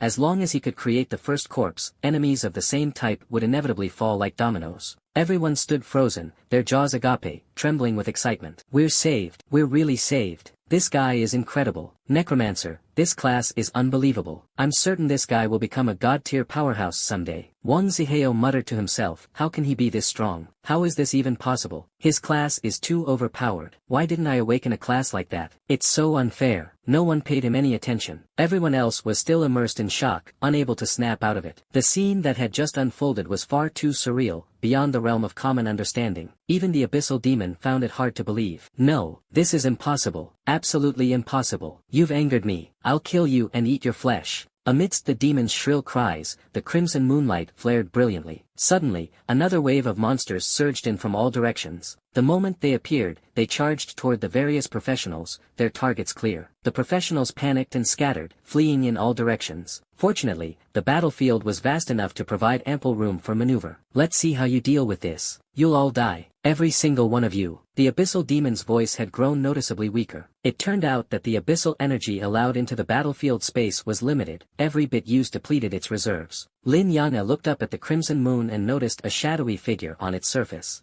So that's where you're hiding. He estimated the distance, roughly 200 meters away. Silently, he issued a command. A few skeletons lifted the corpse of a feline orc, hurled it with all their might toward the crimson moon, and then another skeleton grabbed hold of Lin Yanga. A second skeleton warrior launched them both into the air. The corpse of the feline orc shot toward the crimson moon like an arrow, with Lin Yanga following close behind. You, what are you doing? You madman. The abyssal demon's voice now wavered with panic, trembling with fear. Lin Yanga said nothing, his gaze icy and filled with murderous intent. The corpse of the feline beastman approached the dark shadow on the blood moon, and Lin Yanga detonated it directly. With a thunderous explosion, the abyssal demon let out a miserable scream. The shadow was struck by the blast but remained alive. I shall kill you, kill you. The voice turned frail and hysterical, screaming madly. Still not dead. Lin Yanga's palm began to glow again, and a soul flame appeared, bypassing all defenses to directly damage the soul. The soul flame landed on the dark shadow, prompting another agonized scream. What is this ability? Why can it burn my soul? What kind of profession are you? Such a profession shouldn't exist, impossible. Lin Yang'e remained silent. In mid-fall, he unleashed another soul flame, striking once more. Though the shadow continued to wail, its strength had waned considerably. Outside the main body of the trial tower in Xiaojing City, Meng Anwen, as the tower's overseer, was fully focused on repairing the rules of the battle space. Several people kept their eyes fixed on the trial tower, their faces filled with worry. They knew that the longer the delay, the greater danger the examinees in the battle space would face. Suddenly, Meng Anwen let out a soft,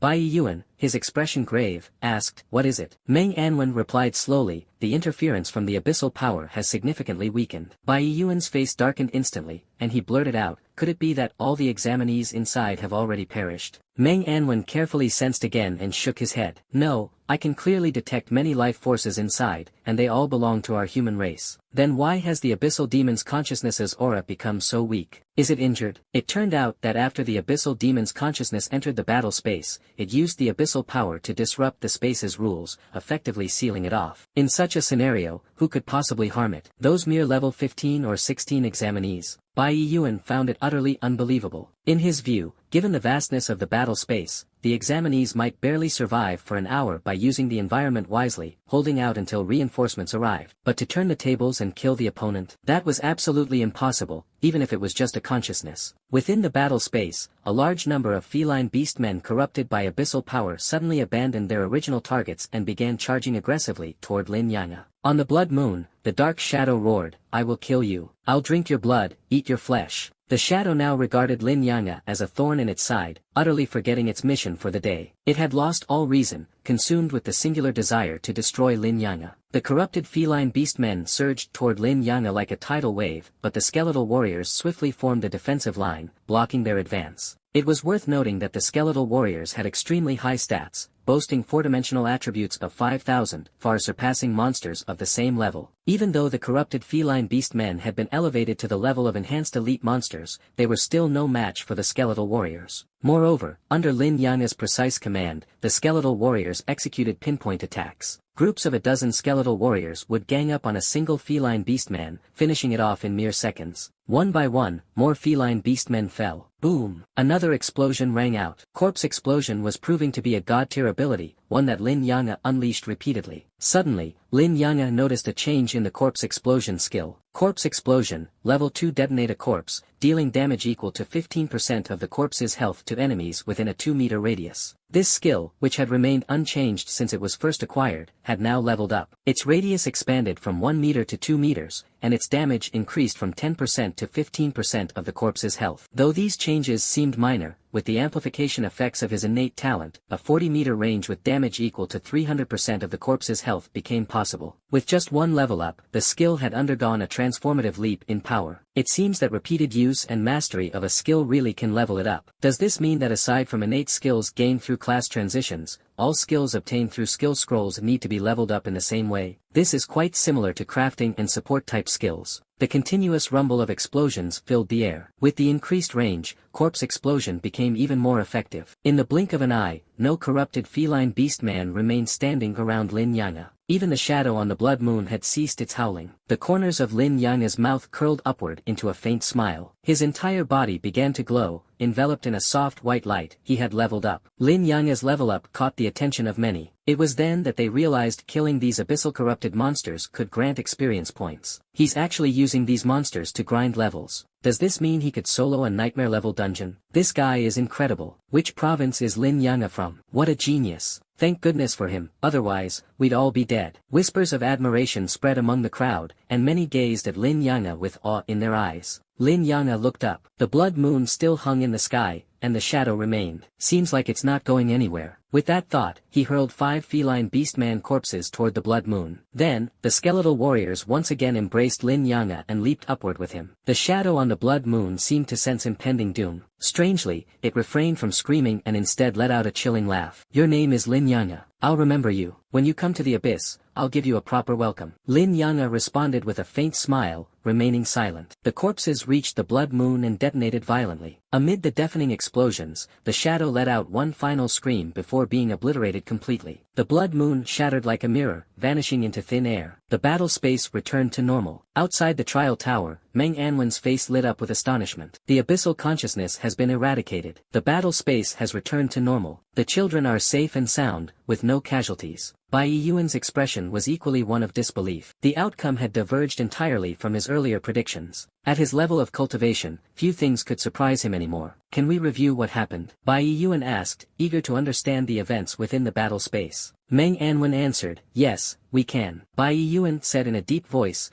there's no rush for this matter. First, send the children back to ensure their safety. Alright. In the battle space, the blood moon had faded, and the land was gradually returning to normal. Xia Shui asked softly, Lin Blockhead, is it over now? Her voice still carried a trace of trembling, her face slightly pale. The earlier ordeal had been immensely terrifying for her. If it weren't for Lin Yanga, she was sure she would have met her end. Lin Yanga nodded slightly and replied in a gentle voice, it's over. Though he didn't offer any elaborate words of comfort, this simple answer was enough to put Xia Shui's heart at ease. In the battle space, the other examinees were still shaken. The earlier scene of being relentlessly hunted by the feline beastmen haunted them. They knew they stood no chance against such foes. Thankfully, Lin Yanga's presence had saved them from certain doom. Bai Shen's voice echoed once more throughout the battle space. Examinees, the abyssal force has been eradicated, and the battle space has returned to normal. You will soon be sent back to your original examination venue, and the results will be announced later. Lin Yanga slowly emerged at the entrance of the trial tower. Accompanying him were Xia Shui,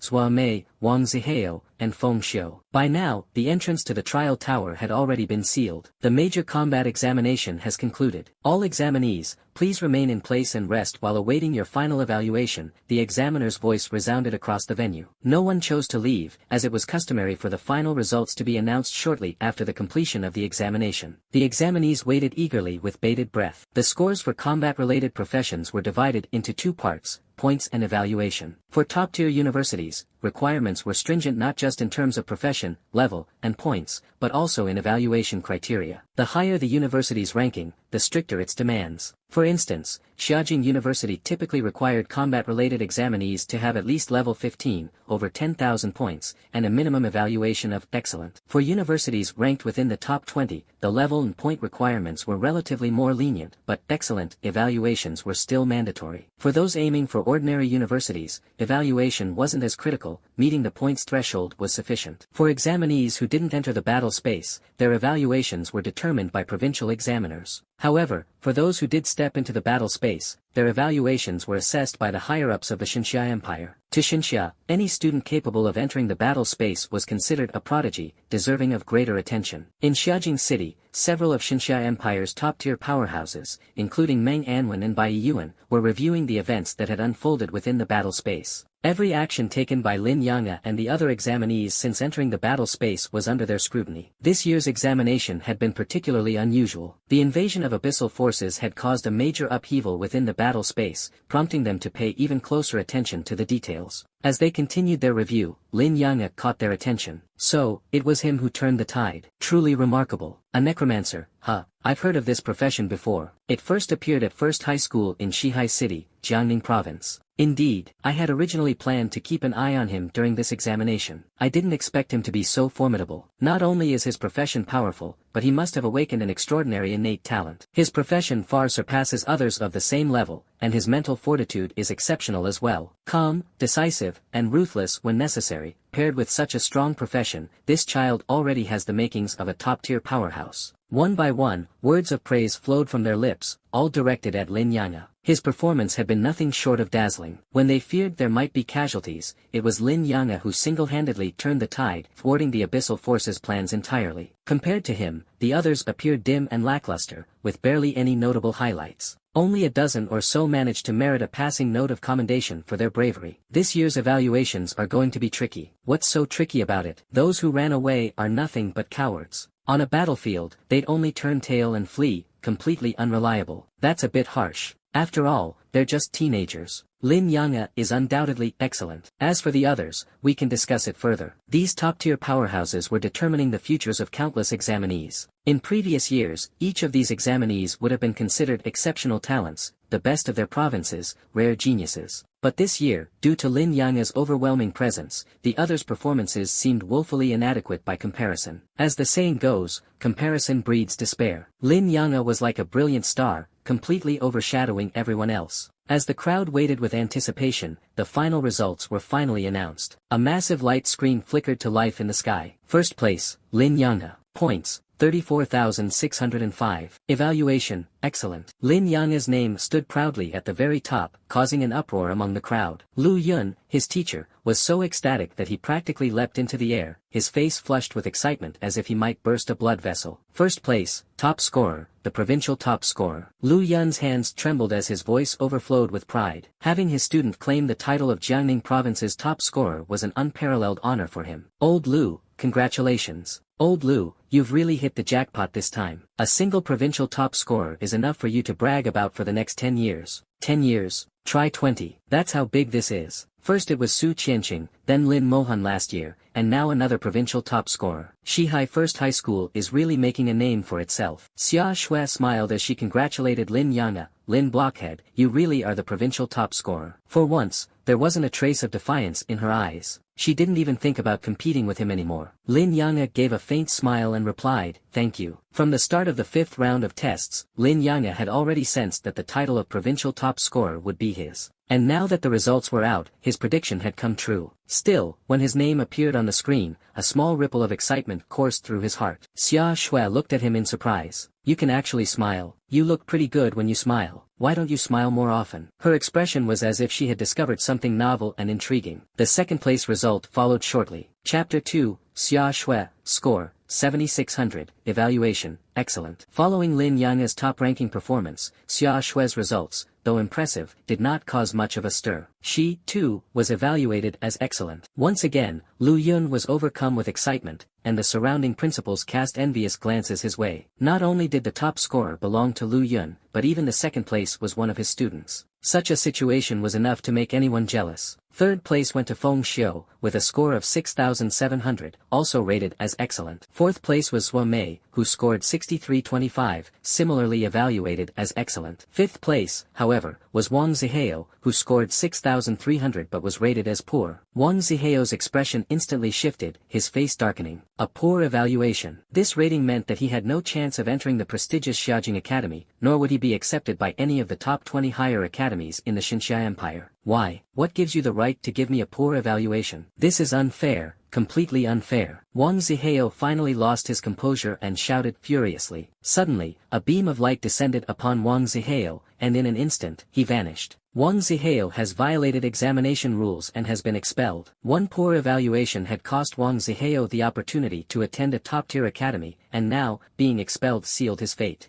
No matter the connections his family might have, or the fact that he belonged to the royal guild, they could not sway the higher academies. His future had turned bleak. The rankings continued to be announced one by one. Apart from Lin Yanghe and Xia Shui, the overall performance of students from West Sea City's first high school was decent. Gao Yang ranked 61st, placing him in the mid-tier, while the results of other students were slightly less impressive, though they still qualified for entry into academies. Once all the results were revealed, the examiner's voice rang out again. For combat-related professions, this year's provincial top scorer for Jiangning Province is Lin Yanghe. The examiner's solemn announcement once again caused a commotion, followed by thunderous applause. Everyone turned to congratulate Lin Yanghe. Becoming the top scorer of an entire province was no small feat, and Lin Yanghe had achieved it with overwhelming dominance. His score alone surpassed the combined scores of the other 4 students who entered the combat space with him, leaving no doubt about his strength. Amidst the applause, the examiner spoke once more. An imperial decree has been issued. Lin Yanghe is the national top scorer of this year's grand examination. The crowd erupted. Lu Yun, in particular, jumped up in excitement as though a burst of fire had ignited atop his head. He was so overjoyed that he struggled to form coherent sentences, barely able to believe his ears. The national top scorer. Lin Yanghe is the national top scorer. Is this real? Did I hear that correctly? Lu Yun was so overwhelmed that he became incoherent. Those around him tried to calm him down, reminding him to take care of his health. It's true, Lin Yanghe really is the national top scorer. You heard right. You can boast about this for the rest of your life. You might as well rename First High School to Top Scorer High. Producing a national top scorer, what a treasure you found. While some were enviously admiring, others couldn't help but feel jealousy. The metaphorical flames atop Lu Yun's head refused to extinguish, reflecting his still thrumming emotions.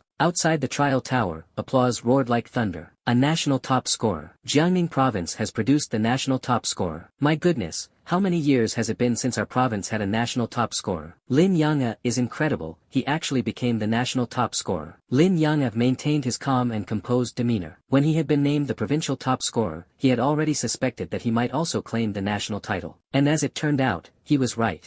Xia Shui looked at him curiously and asked, "You've just become the national top scorer, why don't you look happy?" "I am happy," Lin Yanghe replied with a faint tone. Xia Shui pouted. "If you're happy, at least smile a little." Lin Yanghe remained composed. "I did smile, on the inside." "Idiot. You're such an idiot," Xia Shui huffed. "Still, congratulations, top scorer Lin." Zhuo Mei and Feng Xiu approached together. "Lin Yanghe, congratulations," Zhuo Mei said. Her petite frame and cool voice matched the temperament suited to her profession. Feng Xiu extended his hand. "I really have to thank you this time. If it weren't for you, we would have been in big trouble." Zhuo Mei also expressed her gratitude. Lin Yanghe shook hands with both of them. "It was my duty." Feng Xiu asked, "You're planning to apply to Xiaojing Academy, right?" Lin Yanghe nodded. "All right then, see you at Xiaojing Academy. I'll treat you to a meal when the time comes." "Okay," Lin Yanghe responded nonchalantly. Lin Yanghe's aloofness made the atmosphere slightly awkward, as he was even more reserved than Zhuo Mei. Xia Shui quickly smiled to ease the tension. "This guy doesn't like to talk much. In the 3 years we've been classmates, I think he said less than 10 sentences to me." Lin Yanghe shook his head. 16 sentences. Pfft. Feng Xiu and Zhuo Mei couldn't help but laugh. Despite his reserved nature, Lin Yanghe seemed to have a certain charm. The grand examination concluded, and everyone was transported back to their schools. Lu Yun did not return with them, as the examinations for support-related professions were still ongoing, and he needed to remain as a guide. After returning home, Lin Yanghe took the opportunity to rest. Tomorrow, he would begin the application process for higher academies. His goal was Xiaojing Academy. As the national top scorer, his admission was guaranteed. If even he couldn't get in, then nobody stood a chance. He silently summoned 4 skeletal warriors, then returned them to his summoning space. Within the summoning space, the number of skeletal warriors had reached 104. During the battles against the feline beastmen in the combat space, many of the warriors had sustained injuries. But within the summoning space, their wounds were quickly healing. Knock, knock, knock. The sound of someone knocking on the door pulled Lin Yanghe out of his meditative state. When he opened the door, he found Lu Yun standing there. The flames of his earlier excitement had finally subsided, but his face was still brimming with exhilaration. This 60-something-year-old man had never been so animated before. "What brings you here?" Lin Yanghe asked. It was already late at night, and the streets were quiet. For Lu Yun to visit at such an hour, it had to be important. Lu Yun wasn't alone. He was accompanied by someone Lin Yanghe didn't recognize. The moment Lin Yanghe saw this person, every hair on his body stood on end. The man exuded a terrifying aura that made it difficult to breathe, as though suffocation was imminent. Lin Yanghe did not sit idly by. In an instant, skeletal warriors appeared, positioning themselves in front of him as a shield. Quick reflexes. The stranger's face was obscured, but Lin Yanghe recognized his voice. His tense spirit relaxed immediately, and he respectfully bowed. "I greet you, Lord Bai." Bai Yiyuan withdrew his oppressive aura and stepped out of the shadows. "How did you know it was me?" Lin Yanghe dismissed the skeletal warriors and replied, "I recognized your voice." "Haha." Bai Yiyuan chuckled, clearly pleased with Lin Yanghe's response. He had observed Lin Yanghe during the combat space review, and meeting him in person only reinforced his favorable impression. Lin Yanghe's calmness and instinctive reactions earned him full marks in Bai's mind. "Not bad. Not bad at all. I'm here to discuss Xiaojing Academy with you." Lin Yanghe hadn't expected the renowned Bai Yiyuan to visit him personally. He quickly poured water for his guests, though it was only plain water. Lu Yun explained, "Don't mind it, my lord. Lin Yanghe's sister went to Xiaojing Academy last year, so he's been living alone since then." Bai Yiyuan's gaze swept slowly around the room. The furnishings were simple, and many areas showed signs of wear and tear. It was evident that this family's living conditions were modest, perhaps even poor. Yet, from such an environment, they had managed to nurture a genius like Lin Yanghe. a truly remarkable feat. Bai Yun smiled and asked, Lin Yang's sister is also at Xiaojing Academy? Lu Yun quickly responded, Lin Mohan. She was admitted last year. Though Bai Yun's lofty status meant he wasn't familiar with Lin Mohan, he made a mental note of her name. If the opportunity arose, he planned to learn more about her. It's truly remarkable that both siblings were able to get into the Xiaojing Academy, Bai Yun remarked, his words filled with admiration as his gaze shifted to Lin Yang.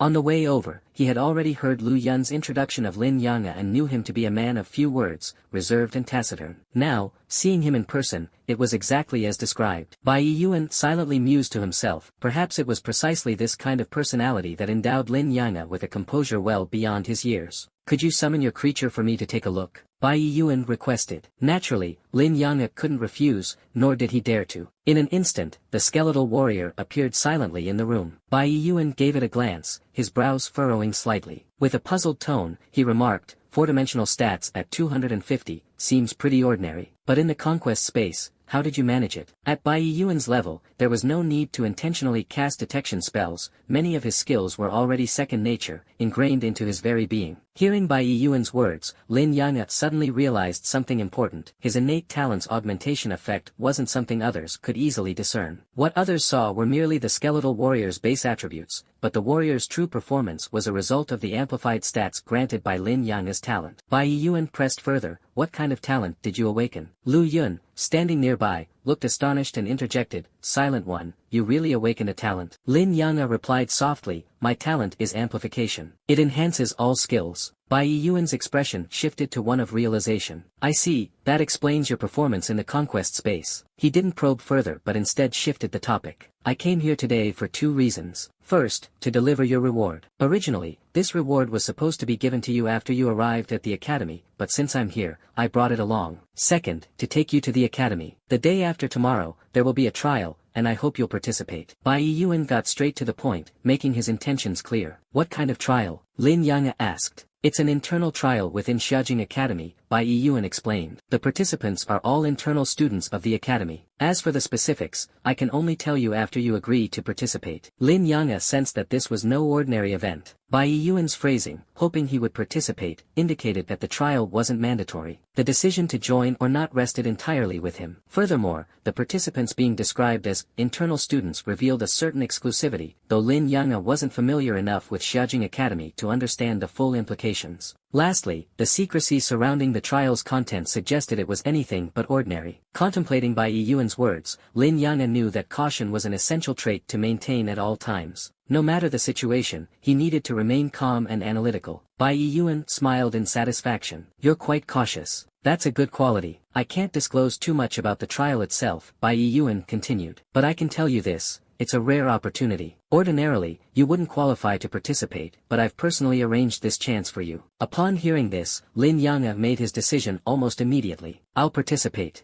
After all, if he declined after Bai Yun had gone out of his way to make this opportunity possible, it would be tantamount to disrespecting him. Lin Yang wasn't foolish. He wouldn't do something so short-sighted. In that case, let's start with your rewards, Bai Yun said. As the national top scorer, your rewards are considerable. With a flash of light in his hand, several items appeared. Lin Yang's eyes narrowed slightly. Among the items, he immediately recognized a skill scroll. The first reward is 100,000 points. This is the national top scorer's point reward and doesn't overlap with the points you earned during the exam. Lin Yang had scored 34,605 points in the national exam. With the additional 100,000 points, he now had over 134,000 points, a staggering amount. Even many senior students at Xiaojing Academy might not have as many points as he did. Bai Yun handed him a card. Your points are all stored here. You've probably heard that in Xiaojing Academy, points are far more valuable than gold coins. This is absolutely true, you'll understand once you're there. The second reward is also part of your national top scorer prize, 1 basic skill scroll and 1 intermediate skill scroll. The third reward is additional, based on your performance in the conquest space, access to the Xinxia Tower. I won't go into details about the tower for now, you'll learn more once you're at the academy. But I will say this, the opportunity to enter the Xinxia Tower is extremely rare and valuable, especially for the first time. Make sure you're fully prepared before you go. The weight of Bai Yuan's words made it clear just how important this privilege was. I understand, Lin Yanga replied. He quickly packed his things as a protective talisman activated, transforming into a teleportation array. Together, he and Bai Yuan stepped into the glowing formation and vanished into a brilliant light. As the last trace of light faded, the small, dilapidated house was once again shrouded in darkness. Lu Yun let out a sigh, quietly closing the door behind him as he left. The late-night streets were eerily quiet. No one would have guessed that this seemingly run-down house had, over the past 2 years, produced 2 students for Xiaojing Academy, one of whom was the national top scorer. With eyes full of hope, Lu Yun gazed in the direction of Xiaojing. Do your best, child, he murmured, his tone filled with both kindness and anticipation. The teleportation felt much longer than the instantaneous transfers of earlier in the day. The Xinxia Empire spanned an enormous territory, vast and sprawling, and was one of the major human nations. Xiaojing Academy was thousands of kilometers away from Shihai City. Even with teleportation, it took time. Fragments of light streaked across Lin Yanga's vision, revealing countless surreal images, shattered, kaleidoscopic, and bizarre. He felt a disorienting sense of imbalance,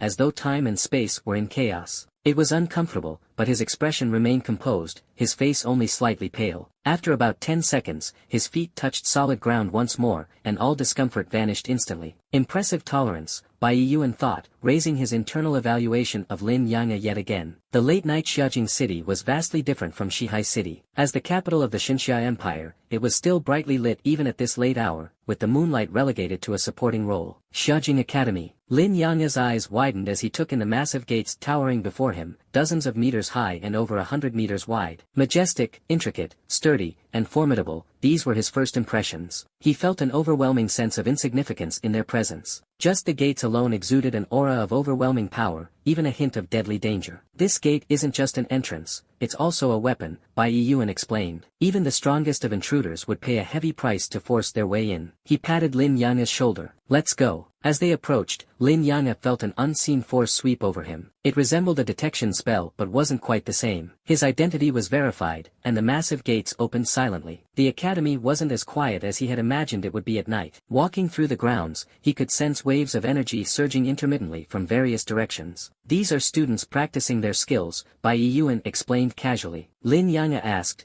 do all skills need to be practiced? Bai Yuan explained, aside from innate professional skills and certain special abilities, most skills need to be improved through practice. He asked again, so just using them more will do? Bai Yuan chuckled, not necessarily. Each skill is different. Some skills can't be improved just by practicing. You'll understand once you're enrolled, the teachers will explain in detail. Skill knowledge was a structured and comprehensive subject that couldn't be summarized in a few words. Lin Yanga understood this and didn't press further. The energy fluctuations continued without pause, wave after wave, occasionally lighting up the night sky with radiant flashes. Everyone is working so hard, Lin Yanga thought to himself. His first impression of Xiaojing Academy was deeply profound. Every student here seemed so diligent, practicing their skills late into the night. He glanced at his own skills. Practicing them didn't seem particularly convenient. Xiaojing Academy was far larger than he had anticipated. It took them a long time to reach their destination. This is the residential area, Bai Yuan said. You'll stay here tonight. Someone will explain the details to you. Remember, in Xiaojing Academy, almost everything can be traded as long as it's voluntary. No coercion or forced exchanges. A person was waiting for them, and the moment he saw Bai Yuan, he hurriedly approached, bowing respectfully. Greetings, Lord Baishen. Baishen held a high status in the Xinxia Empire, revered and respected by countless people. Lin Yanga also held deep respect for him. Bai Yuan nodded slightly. He's in your care now. I'll take my leave. Rest well, someone will guide you tomorrow. Bai Yuan was incredibly busy, and the fact that he personally came to receive Lin Yanga was already a great honor. There were very few people in the Xinxia Empire who could enjoy such treatment. Lin Yanga's expression remained calm, and his tone was even. All right, just one simple word. Bai Yuan said nothing more, but the person standing beside them was taken aback. Who would dare to speak so indifferently to Bai Yuan? He had never seen it before. Yet Bai Yuan simply nodded and turned away, disappearing into the darkness without another word. Since Lin Yanga was brought here by Bai Yuan, the man dared not show any negligence. He politely asked, you must be Lin Yanga, correct? Lin Yanga nodded. I am. His tone remained just as indifferent, which made the man a bit uncomfortable. Lin Yanga seemed too cold, but the man didn't dare to comment further. Where would you like to stay? We have several options: 4-person dormitories, 2-person dormitories, single rooms, and standalone villas. Some even come with training grounds. The prices vary greatly depending on the type of accommodation. Lin Yang quickly understood that points were much more practical than gold coins here. The 4-person dormitory was the cheapest, requiring 500 points per month. A 2-person dormitory cost 1,000 points per month, while a single room was priced at 2,000 points. The standalone villas, on the other hand, cost tens of thousands of points per month. If one didn't have enough points, gold coins could be used instead, but the cost would multiply tenfold. For instance, the 4-person dormitory would cost 50,000 gold coins per month, and a single room would cost 200,000 gold coins, truly expensive. At the moment, Lin Yang only had a few hundred gold coins on him. Each point could be exchanged for 100 gold coins, but gold coins could not be converted into points. Anyone caught violating this rule would face severe punishment. Bai Yuan had once mentioned that while most things could be traded in Xiaojing Academy, gold-to-points exchanges were an exception. Additionally, many resources could only be purchased with points. This made points the most valuable currency in the academy. If something could be paid for with gold coins, one would never use points. Points had to be saved wherever possible. Through Jiang Tao's detailed explanation, Lin Yang learned quite a lot. Jiang Tao was a student who had been admitted to Xiaojing Academy 2 years ago. Now, he worked as an administrator in the residential area, managing minor tasks to earn some extra points. From his words, it was clear that earning points wasn't easy. Perhaps because of Bai Yuan's influence, Jiang Tao was particularly courteous to Lin Yang.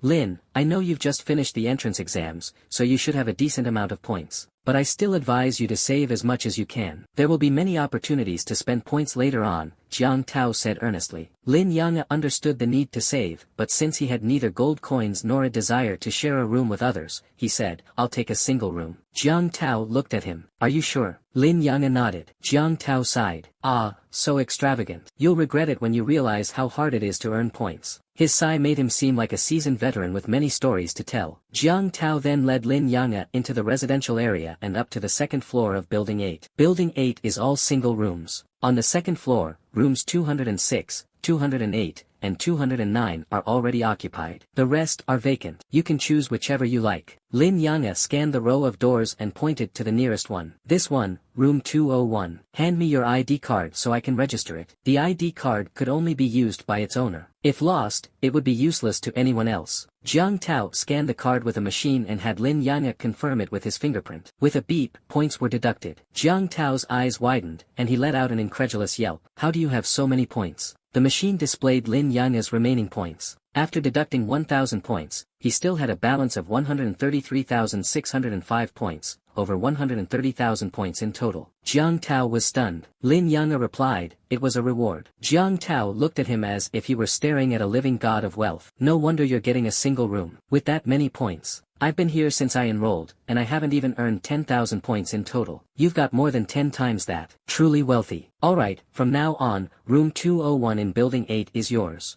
No one can enter without your permission, and as long as you don't cancel your lease, no one else can rent it. Rest well, and if you need anything, just let me know. Lin Yang nodded, then suddenly asked, Senior, have you ever heard of Lin Mohan? Jiang Tao thought for a moment and shook his head. Never heard of them. Lin Mohan, is that a relative of yours? There are so many people in Xiaojing Academy, it's normal not to know everyone. You can ask about them at the academic office tomorrow. Jiang Tao rambled on for a while longer. Before leaving, he suddenly added, oh, by the way, make sure to buy a communicator tomorrow. Without one, it'll be really inconvenient. Finally, Lin Yang closed the door, and the room fell silent. The single room wasn't large, but it was clean and simply furnished. Lin Yang sat on the bed and began meditating to restore his mental energy. The next morning, someone knocked on the door. When Lin Yang opened it, his eyes revealed a hint of surprise and delight. Standing at the door was Ning Yi, whom he hadn't seen in days. What's the matter? Don't recognize me anymore? She teased. Lin Yang smiled faintly. I recognize you. Ning Yi giggled. Come on, let's grab breakfast. I'll show you around Xiaojing Academy afterward. The academy cafeteria, located near the residential area, was already bustling with people early in the morning. Ning Yi quickly grabbed a large pile of food. Her appetite was as impressive as ever. When it came time to pay, Lin Yang took out his ID card. I'll cover it. Ning Yi grinned and didn't stop him. With a beep, 5 points were deducted. You're actually using points to pay. Ning Yi exclaimed in surprise. You can use gold coins here. You should never use points when gold coins are an option. Lin Yang said softly, I don't have any gold coins. Ning Yi smacked her forehead. Why didn't you say so? I have plenty of gold coins. Don't waste your points. Points are hard to earn. Lin Yang smiled lightly. It's fine. Ning Yi let out a sigh of relief. Phew, thank goodness, it's only 5 points. Remember, in the future, never use points if you can use gold coins. Points should be spent where they matter most. Lin Yang'e accepted the advice with humility. He planned to visit the trading center when he had time to sell the materials and weapons he had recently acquired, hoping to at least exchange them for some gold coins. As the thought crossed his mind, a gemstone appeared in the palm of his hand. The Goblin King's crystal core looked like a flawless ruby, radiating dazzling brilliance and possessing an irresistible charm. Lin Yang'e handed it to Ning Yi and said, "This is for you." Ning Yi immediately noticed the extraordinary nature of the crystal core. The moment it rested in her hand, a wave of warmth coursed through her, as if it could dispel cold. Her detection skill activated, accompanied by a light breeze. "Is this the Goblin King's crystal core?" Ning Yi's beautiful eyes sparkled with excitement and joy. Lin Yang'e nodded. Ning Yi held the ruby-like crystal core in her hands, inspecting it from every angle, her gaze full of affection. "Do you know its value?" she asked. Lin Yang'e shook his head, uncertain. He had initially learned about its worth during a trade. The task at the time indicated it was valued at 100,000 gold coins. Later, Wang Yi told him it was worth at least 500,000 gold coins,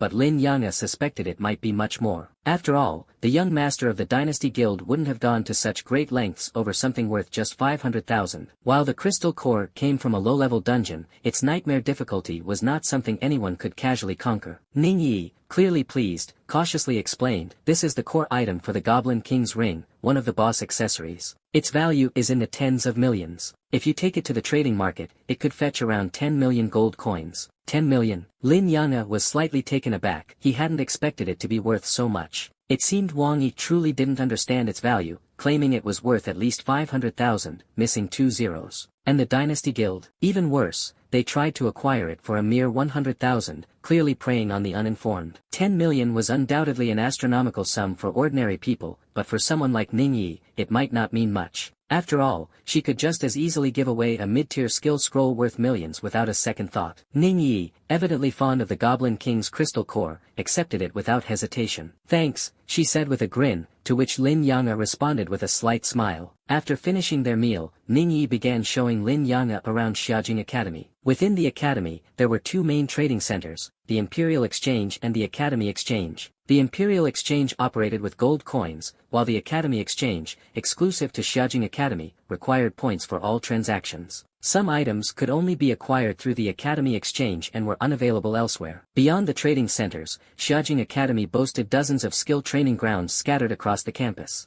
Accessing these training grounds wasn't free, it required points. The Xiaojing Library, said to rival the Imperial Library, housed a vast collection of books and resources. While some books could be read for free, accessing advanced materials also demanded points. In short, without points, life at the academy was nearly impossible, barely enough to avoid starvation. Thanks to Ning Yi's introduction, Lin Yang'e gradually became familiar with the academy. At the administrative office, he completed the final steps of his enrollment. Most of the process had already been handled by Bai Yiyuan, and it was because of Bai Yiyuan's influence that the staff at the office treated Lin Yang'e with exceptional courtesy. While there, Lin Yang'e took the opportunity to inquire about Lin Mohan. Upon investigation, they confirmed Lin Mohan's enrollment record, but all other information about her was blank. As he left the administrative office, Lin Yang'e's eyes reflected clear concern. "Lin Mohan is your family member, right?" Ning Yi asked, trying to comfort him. "My sister," Lin Yang'e replied softly. He couldn't understand why Lin Mohan's records were blank. The enrollment record confirmed she had indeed entered Xiaojing Academy. Ning Yi offered an explanation, saying,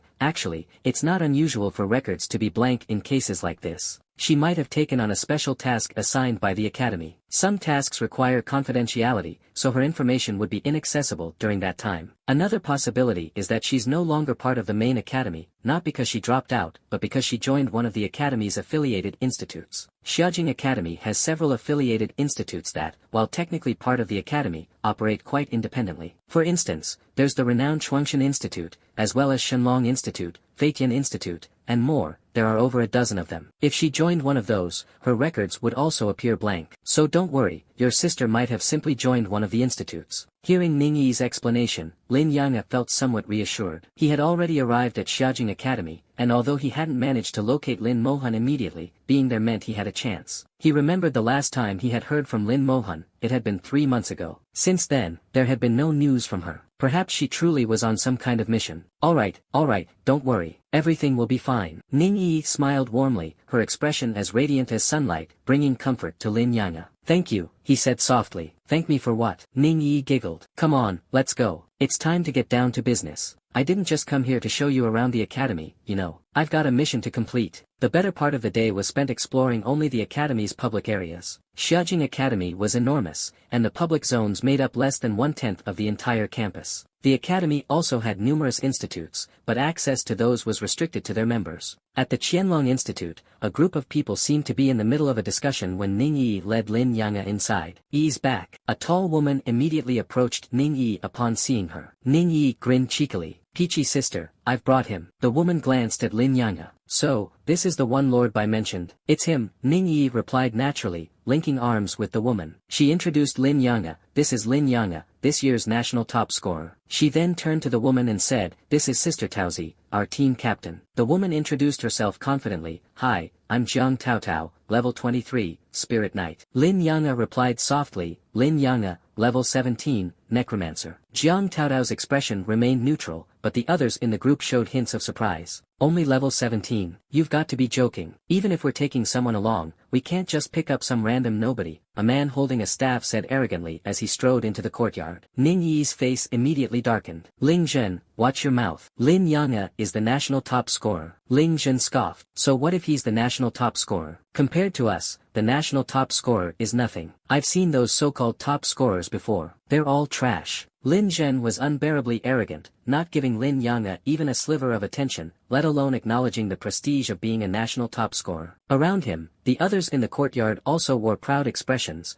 as if Lin Zhen's words were undeniable truth and as though national top scorers were of no significance to them. Lin Zhen, you talk like you're farting, disgustingly foul, Ning Yi retorted sharply. Lin Zhen let out a cold snort and completely ignored Ning Yi. Instead, he raised his head high and turned his haughty gaze toward Lin Yang'e. Your name's Lin Yang'e, right? I know you were recommended by Lord Baishan. Don't think that just because you have a connection with Lord Baishan, you can do whatever you want. Here in the Qianlong squad, we respect strength. For this trial, it's fine to bring along someone like you, but keep your mouth shut and don't make a sound. Better yet, don't drag us down. Otherwise, I'll be the first to deal with you. Lin Yang'e found himself speechless. This guy's arrogance was truly over the top. He had encountered prideful people before, like Xia Shui, the eldest miss of the Xia family, but even she wasn't as unbearable as this guy. Brain damage? Lin Yang'e suddenly said, his tone calm. Lin Zhen's face instantly darkened. What did you say? The staff in his hand burst into blazing red flames, and an overwhelming wave of energy surged outward. Ning Yi stepped forward, standing protectively in front of Lin Yang'e. Lin Zhen, you dare make a move. At that moment, Jiang Taotao also approached, placing herself between Lin Zhen and Lin Yang'e. Lin Zhen, stand down. Her gaze firm, she stared at Lin Zhen. Faced with Jiang Taotao, Lin Zhen began to restrain his aura, and the flames on his staff gradually extinguished. Fine, Peach sister, I'll give you face, he said begrudgingly, but not without shooting Lin Yang'e a venomous glare before stepping aside, clearly still harboring a grudge. Jiang Taotao turned to Lin Yang'e and said, we're setting off tomorrow morning at 9 a.m. Meet here. The specifics of the trial will be disclosed then. Lin Yang'e nodded. Got it. Come on, let's get some supplies to prepare, Ning Yi suggested, dragging Lin Yang'e out of the courtyard. Watching the two leave, Jiang Taotao sighed softly. Lin Zhen, I know you're upset, but personal grievances cannot interfere with the trial. Besides, he was recommended by Lord Baishan. You need to be mindful. Lin Zhen huffed irritably. I know my limits, but it's infuriating. If we're bringing someone, it should at least be someone useful. Do you even know what kind of profession a necromancer is? Jiang Taotao shook her head. He's a national top scorer. While that might not mean much to us, becoming a top scorer must signify some exceptional qualities. Someone nearby chimed in, I heard necromancer is a newly emerged profession this year, apparently a unique class. Lin Zhen still looked unconvinced. New professions pop up every few years, but most of them end up being garbage. Meanwhile, Ning Yi led Lin Yang'e toward the trading post. As they walked, she said, don't bother arguing with that lunatic. He's not worth it. Lin Yang'e replied softly, if a dog bites a man, the man doesn't bite back. Ha! Ning Yi broke into laughter, clearly amused by his words. She didn't expect Lin Yang'e to have such a witty side to him. The two soon arrived at the Imperial Trading Post. Lin Yang'e quickly sold all the items he had acquired from the West Sea Mines dungeon. Instead of consigning the items, he opted to hand the materials over for recycling missions and sold the weapons and equipment directly to the trading post. The weapons ranged across several tiers: black iron, bronze, silver, gold, platinum, diamond, and even legendary in mythic grades. Bronze-grade weapons were entry-level, suitable for professionals between levels 10 and 20, and weren't worth much, typically about 10,000 gold coins per weapon. After clearing out his storage space, Lin Yang'e gained 230,000 gold coins. It wasn't a fortune but enough to last him for a while. You should buy some red and blue potions for tomorrow's trial, Ning Yi suggested. The red and blue potions she referred to were actually healing and mana restoration potions. Healing potions, nicknamed red potions, were used to recover from injuries, while mana potions,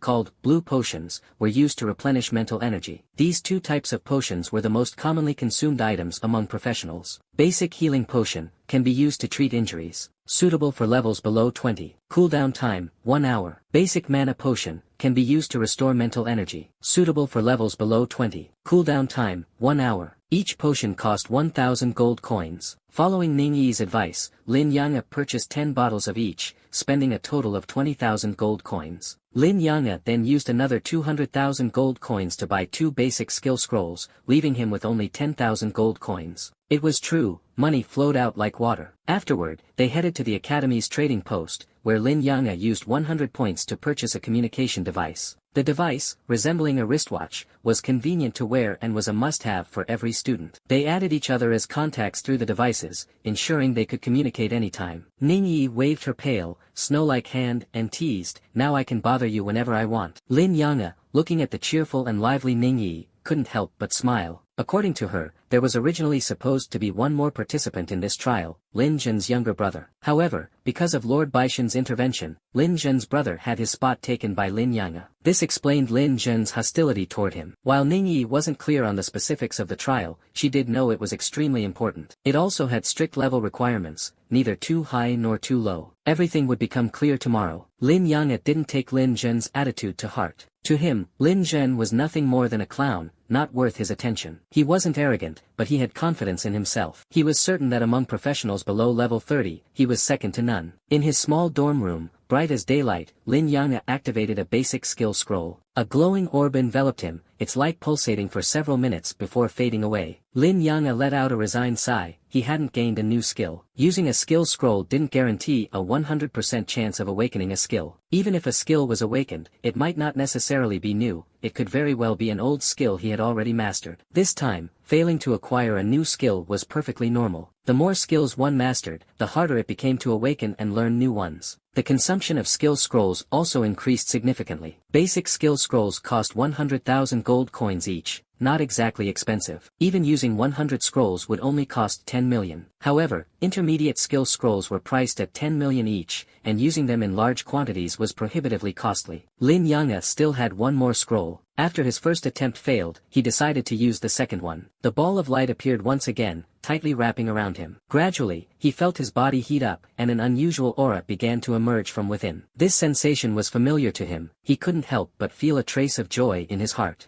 A new skill. Skill acquired, Slow Curse. Slow Curse, level 1 curse enemies within a 5-meter radius, reducing their speed by 5% for 1 minute. With the amplification from his innate talent, the curse's range expanded from 5 meters to 100 meters, a 20-fold increase. The slowing effect was also enhanced by 20 times, causing the target speed, including both movement and attack speed, to be reduced by a full 100%. This effectively halved the enemy's offensive capabilities and extended the duration to 20 minutes. This was truly a god-tier skill. Lin Yang'e carefully studied the slow curse. My skills can now be categorized into summoning, attack, and curse types. I wonder if other types will emerge in the future as well. He analyzed thoughtfully. Curse-type skills can drastically weaken the enemy, significantly enhancing my safety while indirectly boosting my offensive power. No matter the type, they are all incredibly powerful. After analyzing the skill, Lin Yang'e consumed mental energy to summon 4 skeleton warriors. Then he downed a bottle of beginner-grade mental potion. His mental energy quickly began to recover, regaining 100 points in just 10 minutes before the potion's effect wore off. Having understood the potion's effects, he entered a meditative state. Normally, recovering 100 points of mental energy would take 1 hour. For his total of 1,000 mental energy points, it accounted for only a tenth. If he relied solely on potion recovery, it would take 10 hours. Overall, the efficiency improvement wasn't significant, and repeatedly interrupting meditation to drink potions would greatly diminish the effectiveness of meditation. It was troublesome and not worth it. At that moment, his communicator chimed with a pleasant tune, pulling Lin Yang'e out of his meditation. The ringtone was set by Ningyi, the only contact in his communicator. "Wake up, the sun's already shining on your butt." Ningyi's playful voice came through the moment he answered. "I'm downstairs. Hurry up and come down for breakfast. We're heading out after we eat." "Alright." Ningyi had bought a massive amount of food. Who knows how long this will take. Better stock up on food, or we might end up starving like last time. "Lucky you had those sweet potatoes." Lin Yang'e couldn't help but chuckle. Despite having steamed buns, she insisted on eating sweet potatoes. Quietly following behind her, he paid the bill, 10,000 gold coins. The food they purchased was enough to last the two of them a month. Thankfully, their storage space was large enough to hold everything. Life in the Xiaojing Academy was truly expensive. Spending money here was like water flowing through fingers. If he had 10,000 gold coins back in Shihai City, it would have been enough for Lin Yang'e to live comfortably for years. At Qianlong Academy, Jiang Taotao and the others were already waiting. But it wasn't just them, many other students from the academy had also formed their own teams. Ningyi pulled Lin Yang'e along toward their group. Jiang Taotao glanced at the time and said seriously, "Once we're teleported over, don't wander around." She had clearly participated in trials before and spoke with experience. Ling Zhen shot Lin Yang'e a disdainful look. "Kid, don't drag us down." Ningyi scoffed, "You just make sure you don't drag us down yourself." Jiang Taotao rubbed her temples in frustration. "Whatever conflicts or opinions you have, settle them after the trial. You all know how important this trial is. Now, introduce your professions." As the team leader, she had to ensure that the group worked together. Even if it was only superficial unity, it was essential, otherwise, the trial would be better off abandoned. Duan Gao, level 20, Prophet. Miao Yu, level 20, Elf Elder. Prophets and Elf Elders were both support-type classes, and rare ones at that. Prophets specialized in applying various buffs. If a team had a high-level prophet with a comprehensive skills set, their combat strength could be effectively doubled. Elf Elders, on the other hand, were the healer class, focusing on recovery while also providing some basic crowd control. Under Jiang Taotao's gaze, Ling Zhen reluctantly introduced himself. Ling Zhen, level 21, Warlock. Similar to elemental mages, warlocks were a type of magic-based class. They also fell under the rare category, with some overlapping but distinct skills from elemental mages. Ningyi, level 19, Shadow Assassin. Lin Yang'e, level 17, Necromancer. Jiang Taotao, level 23, Spirit Knight.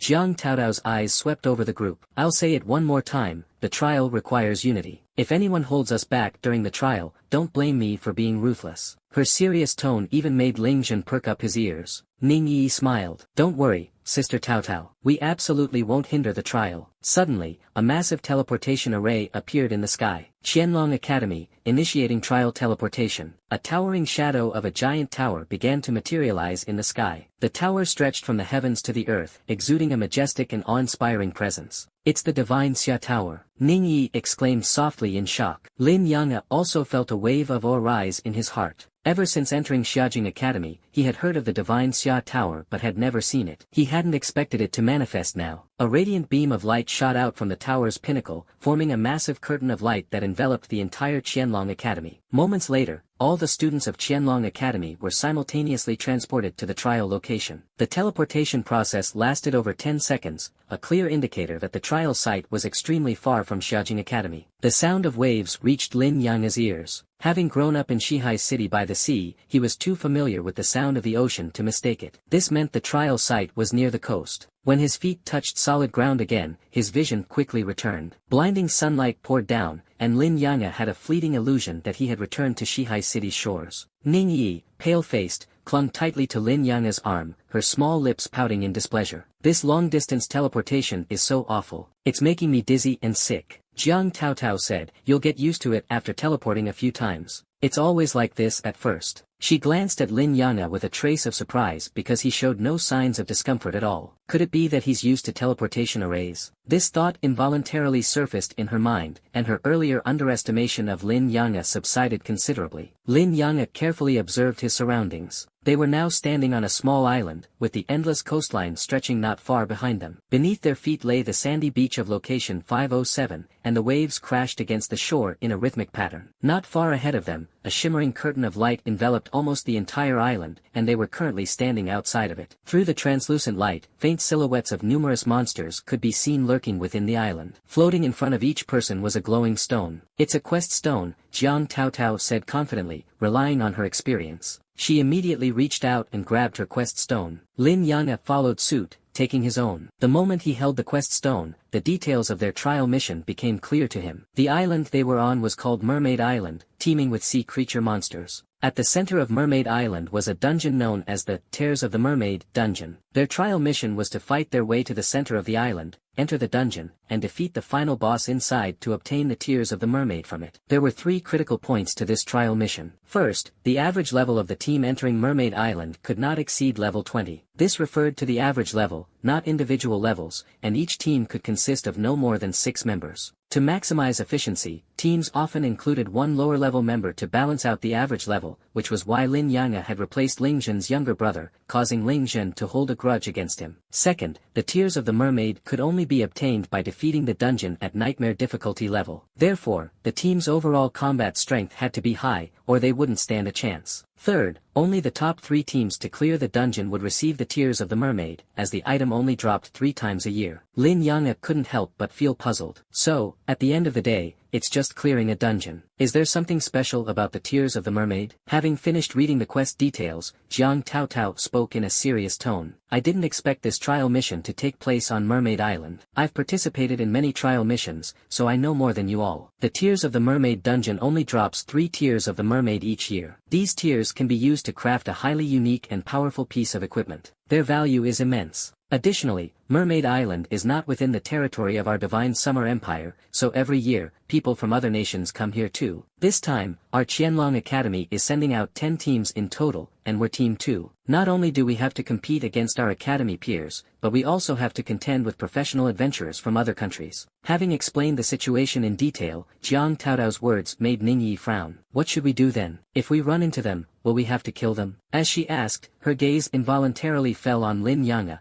After all, he had truly killed someone before. The mention of killing made everyone visibly tense, except for Lin Yang'e, who remained as calm as ever. Jiang Taotao shook her head. "It usually doesn't come to that. Similar things have happened before. Teams might block the entrance to the dungeon to prevent others from entering, but outright killing is rare." Hearing this, everyone let out a collective sigh of relief. But, Jiang Taotao continued, "We still can't let our guard down. People have died in the past. Alright, let's get ready to enter Mermaid Island. Duan Gao, buff everyone up," Jiang Taotao ordered. Duan Gao acknowledged and immediately began casting his skills. A series of glowing auras surrounded the team: strength enhancement, agility enhancement, defense enhancement, magic power surge. With each buff, all their attributes were significantly boosted. Strength, agility, constitution, and spirit were all increased by 30%, and the power of mage spells was enhanced by 20%. These buffs lasted for an hour, and with the Prophet's boost in effect, the team's combat capabilities were greatly amplified. The Prophet was indeed a powerful support class, especially in high-difficulty dungeons, where their presence was indispensable. A Prophet's buffs could multiply a team's fighting capacity several times over. However, compared to Lin Yang'e's god-tier talent, the Prophet's enhancements seemed almost trivial. "I wonder what would happen if the Prophet's buffs were applied to a skeleton warrior." Lin Yang'e thought to himself, and with a mental command, a skeleton warrior materialized beside him. A chilling wind swept across the beach, causing the temperature to drop noticeably. The sudden appearance of the skeleton warrior startled the group. The creature exuded an eerie aura, its soul flames flickering in its hollow eyes. Clutching a gleaming blade in its skeletal hands, it emitted a spine-chilling scraping sound as it moved. Duan Gao, who was in the middle of casting buffs, flinched so hard that he momentarily stopped his spellcasting. Miao Yu let out a sharp scream and immediately hid behind Jiang Taotao. "What the?" "An undead summon," Jiang Taotao said, trying to maintain her composure but clearly unsettled. "Lin Yang'e, is this yours?" Lin Yang'e nodded and looked at Duan Gao. "Could you buff it as well?" "As sure," Duan Gao stammered, taking a couple of seconds to regain his composure before continuing to cast his spells.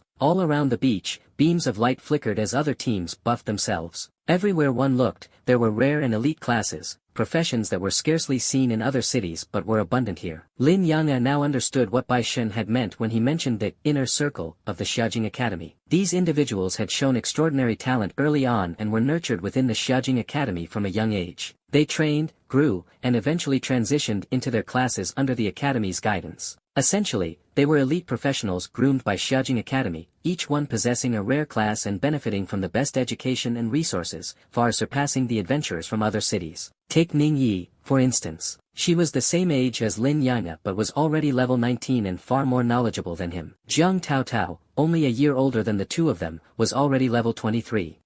Duan Gao suddenly frowned in surprise. My buffs won't take effect on it. The glowing auras dissipated as soon as they touched the skeleton warrior. He tried several more times, but the results were the same. Lin Yang'e wasn't disappointed. Perhaps his talent was simply too overwhelming, and Duan Gao's lower-tier abilities were directly overridden by his innate power. What a useless summon, Ling Zhen sneered with a cold laugh, his tone dripping with disdain. Lin Yang'e turned to look at him, his gaze icy. After being provoked multiple times, even Lin Yang'e's patience had its limits. The skeleton warrior's soul flames flared crimson, and it turned its head toward Ling Zhen as well, the eerie wind intensifying around it. Ling Zhen's face paled as a chill ran down his spine. Instinctively, he took a step back, his staff beginning to glow with fire. Jiang Taotao reacted swiftly, stepping between them. If you want to fight, do it later. Focus on completing the trial first. Lin Yang'e nodded slightly and retracted his gaze. Ling Zhen took a deep breath, trying his best to steady himself. Just now, when the skeletal warrior had looked their way, he had genuinely felt the threat of death. With a resounding roar in the sky, the trial officially began. Jiang Taotao immediately commanded, "Enter the island." The group formed a team, and the light barrier recognized them as a single entity. Their average level was exactly 20, meeting the requirements. They felt as though they were passing through a curtain of water, and in the blink of an eye, they had entered Mermaid Island. The air inside the island was thick with moisture, and every breath carried a pungent fishy odor. The oppressive humidity made it seem as though their entire bodies were submerged in water, leaving them feeling deeply uncomfortable. "This place is awful, smelly and disgusting," Ning Yi complained with a scrunched-up nose, her face full of disdain. It was clear she detested the stench permeating the area. At the center of the island stood a prominent mountain peak. The mermaid dungeon was located atop it. Even from a great distance, they could see the massive waterfall cascading down the mountainside. At the summit, the dungeon's entrance resembled a swirling underwater vortex, spinning ceaselessly. Jiang Taotao's eyes remained fixed on the mountain peak as she determined their route forward. The island's interior was far more expansive than they had imagined. After passing through the water barrier, everyone had dispersed, and the once crowded throng of people was now nowhere to be seen. "We need to move quickly. Our target is the mermaid dungeon," Jiang Taotao said firmly. Without hesitation, she charged forward, and the others hurried to follow. The island was riddled with water pools. Through the clear waters, they could see numerous creatures lurking beneath the surface. These creatures were half human, half fish, with bodies covered in scales. They bore no resemblance to the beautiful, enchanting mermaids from stories. Their exposed sharp teeth glinted menacingly under the sunlight, clearly capable of biting through steel without difficulty. The pools were connected by narrow pathways, forming a maze-like network. The group moved swiftly through the passages in a single-file formation, like a snake slithering through the terrain. Splash! The sound of rushing water broke the tense silence as a mermaid creature suddenly leaped out of a pool, darting toward them like an arrow loosed from a bow. Jiang Taotao reacted instantly, activating her signature skill, Taunt. The mermaid creature seemed to take the provocation as a grave insult. Its eyes flared red with rage as it abandoned all reason and charged directly at Jiang Taotao. Simultaneously, Lin Yang'e cast his detection spell on the creature. Mermaid Soldier. Level, 19. Strength, 300. Agility, 150. Spirit, 200. Constitution, 320. Skills, none. The creature's attributes matched the standard for a level 19 monster. It wasn't particularly strong, and the absence of skills made it even less threatening. Such a wild monster posed no real obstacle to their progress. Charge! Jiang Taotao didn't wait for the mermaid creature to close the distance. Raising her shield, she initiated her charge skill. In an instant, she crossed over 10 meters and slammed into the creature with tremendous force. With a loud bang, the mermaid monster was sent flying several meters before crashing to the ground. At that moment, a fireball streaked through the air, striking the creature directly. With a deafening explosion, it was engulfed in flames. However, the creature wasn't defeated just yet. Struggling against the pain, it staggered to its feet and once again lunged toward Jiang Taotao. Suddenly, a figure darted forward. Ning Yi had somehow appeared beside the mermaid creature. Her dagger glinted faintly as she activated her fatal strike skill. With precision, the blade pierced through the creature's back, shattering its scales. The mermaid let out a pained shriek before collapsing to the ground. An ice arrow followed, embedding itself in the creature's body. The mermaid was instantly frozen solid, ceasing all movement. You have slain level 19 mermaid soldier. EXP plus 1500. Jiang Taotao has obtained fish scale X1. Lin Yang'e received the system notification, confirming their successful kill of the mermaid creature. Since they were in a 6-person party, the experience gained was distributed among them, resulting in a modest amount. As the team leader, Jiang Taotao automatically received all item drops. This was merely a trial, not a leveling session, so Lin Yang'e didn't mind. After quickly dispatching the mermaid creature, the group pressed onward. Along the way, they encountered several more waves of monsters. The closer they got to the mountain peak, the denser the monsters became, and their level steadily increased. By now, they were facing level 21 monsters, which required more effort to defeat. After taking down a level 21 monster, Jiang Taotao glanced up at the mountain. At this pace, it'll take us at least 3 more hours to reach the island center. Climbing the mountain will take even longer. We're moving too slowly. From now on, when we encounter monsters, Miao Yu, you'll handle crowd control. If we can avoid fighting, we will. We need to pick up the pace and head straight for the dungeon, Jiang Taotao decided. Miao Yu nodded in agreement. Understood. With this plan, the team advanced more quickly. The next time they ran into monsters, Miao Yu immediately cast her crowd control skill, Wind Bind. The wind element swirled around the monsters like shackles, holding them in place for a full minute. By the time the effect wore off, the team had already disappeared from sight. Thanks to this strategy, their progress sped up significantly. Within just 20 minutes,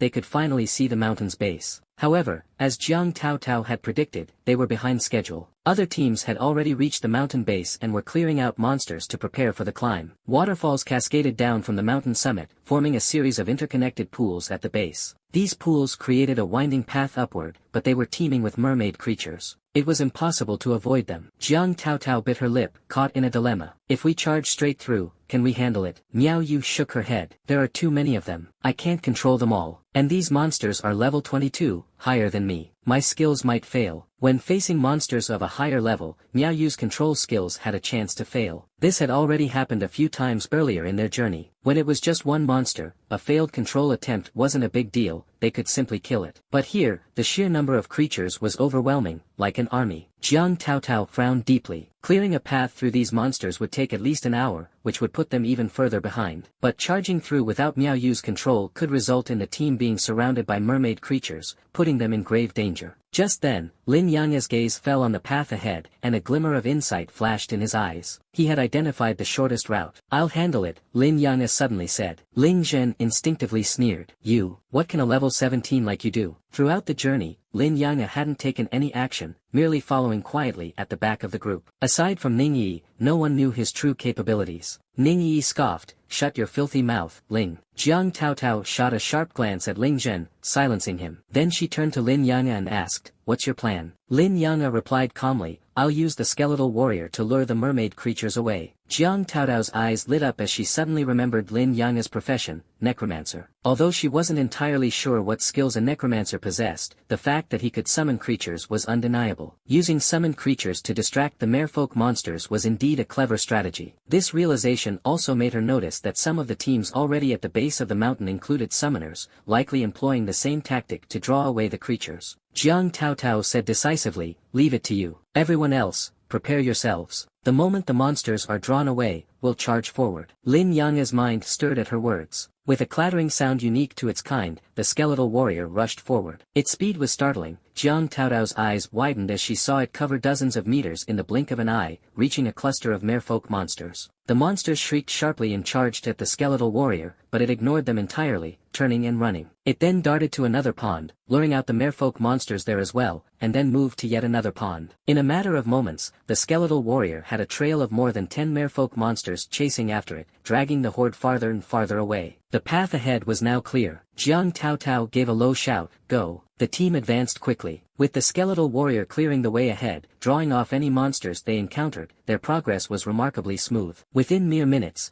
they had reached the base of the mountain. By this point, the number of monsters chasing the skeletal warrior had grown to over 100. Under Lin Yang'e's control, the skeletal warrior continued to run farther and farther away. Then, suddenly, it vanished. Lin Yang'e had dismissed it back to his summoning space. The merfolk monsters, now without a target, stood confused and disoriented. Jiang Taotao exhaled deeply, relieved. Nicely done. Ning Yi giggled, that was amazing. Duan Gao and Miao Yu both looked at Lin Yang'e with admiration. This time, they had him to thank for their success. However, Ling Zhen, his tone icy, remarked, why didn't you do this from the start? If you had, we would have already reached the mountain by now. Lin Yang'e turned his head, looking at Ling Zhen with an expression one might reserve for an idiot. Wasn't this guy a mage? A mage's mind was supposed to be flexible, yet somehow he seemed rather dim. Ning Yi snorted coldly, Ling Zhen, shut your filthy mouth. If you're so capable, why don't you go do it yourself? Lin Yang'e's expression was calm and indifferent as he looked at Ling Zhen. This is the last time. Ling Zhen sneered, all you've got is that summoning trick. Jiang Taotao interrupted him sharply, that's enough. Shut your mouth. It was clear to everyone that Ling Zhen had been targeting Lin Yang'e repeatedly, while Lin Yang'e rarely spoke, only responding when provoked. Everyone could see who was truly at fault. Suddenly, screams echoed from the mountain summit. The group looked up to see a wave of merfolk monsters surging down the mountainside. The teams that had climbed earlier were now retreating rapidly. Jiang Taotao's expression changed drastically as she shouted urgently, retreat. The group immediately began to pull back, putting distance between themselves and the base of the mountain. Over 100 merfolk monsters flooded down from the mountain like a tidal wave, completely blocking the path upward. Someone deliberately lured the merfolk monsters here, Lin Yang'e observed, his sharp eyes narrowing as he spotted a figure running ahead of the horde. This person was clearly the one who had drawn the monsters over. The figure's attire was distinctly different from theirs, not from the Xiajing Academy, nor from the Divine Xia Empire. Jiang Taotao recognized the person as well. They're from Sakura Nation. This must be a Sakura Nation exclusive profession, an onmyoji, Lin Yang'e noted, observing the cherry blossom patterns embroidered on the person's clothing. He had never encountered such a profession before. Ning Yi's expression turned grim. I've heard that profession is particularly underhanded. Jiang Taotao nodded, indeed, they have a lot of insidious tricks up their sleeves. The onmyoji wasted no time, pulling out 2 talismans and tossing them to either side. The talismans exploded midair, summoning 2 enormous spectral apparitions. The moment the apparitions appeared, they shot down the mountainside like arrows released from a bow. Much like Lin Yang'e's skeletal warrior, they began luring the monsters from the ponds around the mountain base. The students from Qianlong Academy, who were in the middle of retreating, were quickly surrounded by the monsters. They unleashed skill after skill, trying to break through the encirclement, but the sheer number of monsters was overwhelming. Most of them couldn't escape. Realizing they were trapped, the students activated their emergency teleportation stones, glowing white as they vanished from the battlefield. These task stones, given to everyone before entering the island, doubled as teleportation tools,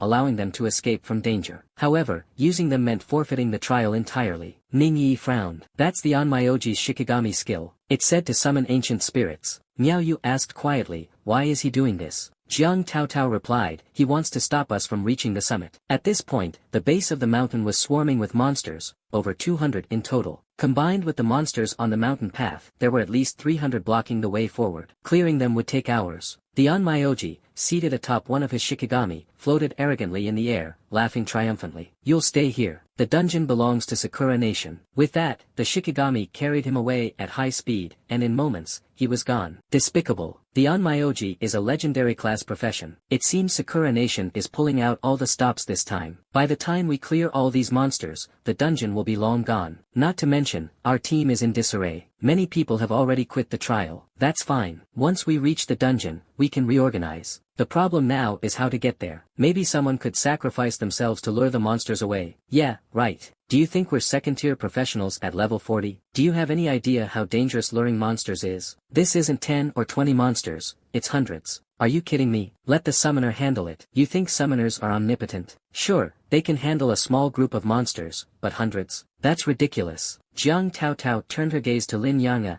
asking, can you do it? Lin Yang'e nodded silently. A skeletal warrior immediately dashed forward. Huh, a skeleton? An undead summon? Whose summon is that? What's it doing? It's going to lure the monsters. Look how fast it's running. The appearance of the skeletal warrior immediately caught the attention of the monster horde. The merfolk monsters screeched and began chasing after it. In an instant, the number of monsters surrounding them decreased by a third. Jiang Taotao sighed, it's a pity there are still so many left. Clack. Clack. Another skeletal warrior emerged and ran forward. 2 of them. Jiang Taotao's eyes lit up. She hadn't expected Lin Yang'e to have a second skeletal warrior. Hope reignited in her heart. the second skeletal warrior used the same method to lure away another group of monsters. Soon, the base of the mountain was almost clear. Only the monsters on the mountain path remained, but even they would be much easier to deal with now. Well done. Nicely done, brother. This guy is amazing. Once the trial's over, drinks are on me. Next time we raid a dungeon, I'll take you along. Everyone was showering Lin Yang'e with praise. Ningyi's smile was dazzling, as if she were happier hearing others compliment Lin Yang'e than receiving compliments herself. Just then, a third skeleton appeared. There's actually a third one. This time, we've got it in the bag. The crowd erupted into cheers. Get ready to head up the mountain, Lin Yang'e said softly. Jiang Taotao had already prepared herself. Ready. The third skeleton charged forward, pulling down the group of monsters blocking the mountain path. Seizing the opportunity, Jiang Taotao dashed up the mountain, and the other teams quickly followed. To be honest, Lin Yang'e could have easily used corpse explosion to clear the monsters in an instant. But because of Ling Zhen's presence, he didn't want to give that guy any advantage. Since they were in a party, using corpse explosion would mean the experience points would be evenly distributed. Why should Lin Yang'e let him benefit? After being provoked multiple times, even someone as patient as Lin Yang'e wouldn't be foolish enough to let it slide. If this were anywhere else, Ling Zhen would probably already be dead without a burial. The group sprinted up the mountain. A peak that rose several hundred meters was conquered in just a few minutes, and soon they reached the dungeon's entrance. At the other end of the summit, another group had just arrived as well. Get into the dungeon. Don't let them beat us to it, members of Qianlong Academy shouted urgently. Jiang Taotao also rushed toward the dungeon entrance. How did they get up here? Could they fly or something? The Onmyoji, who had been sitting atop his shikigami, suspended in mid-air, now wore an odd expression. He had purposefully pulled a massive number of monsters to block the path, intending to delay them for several hours.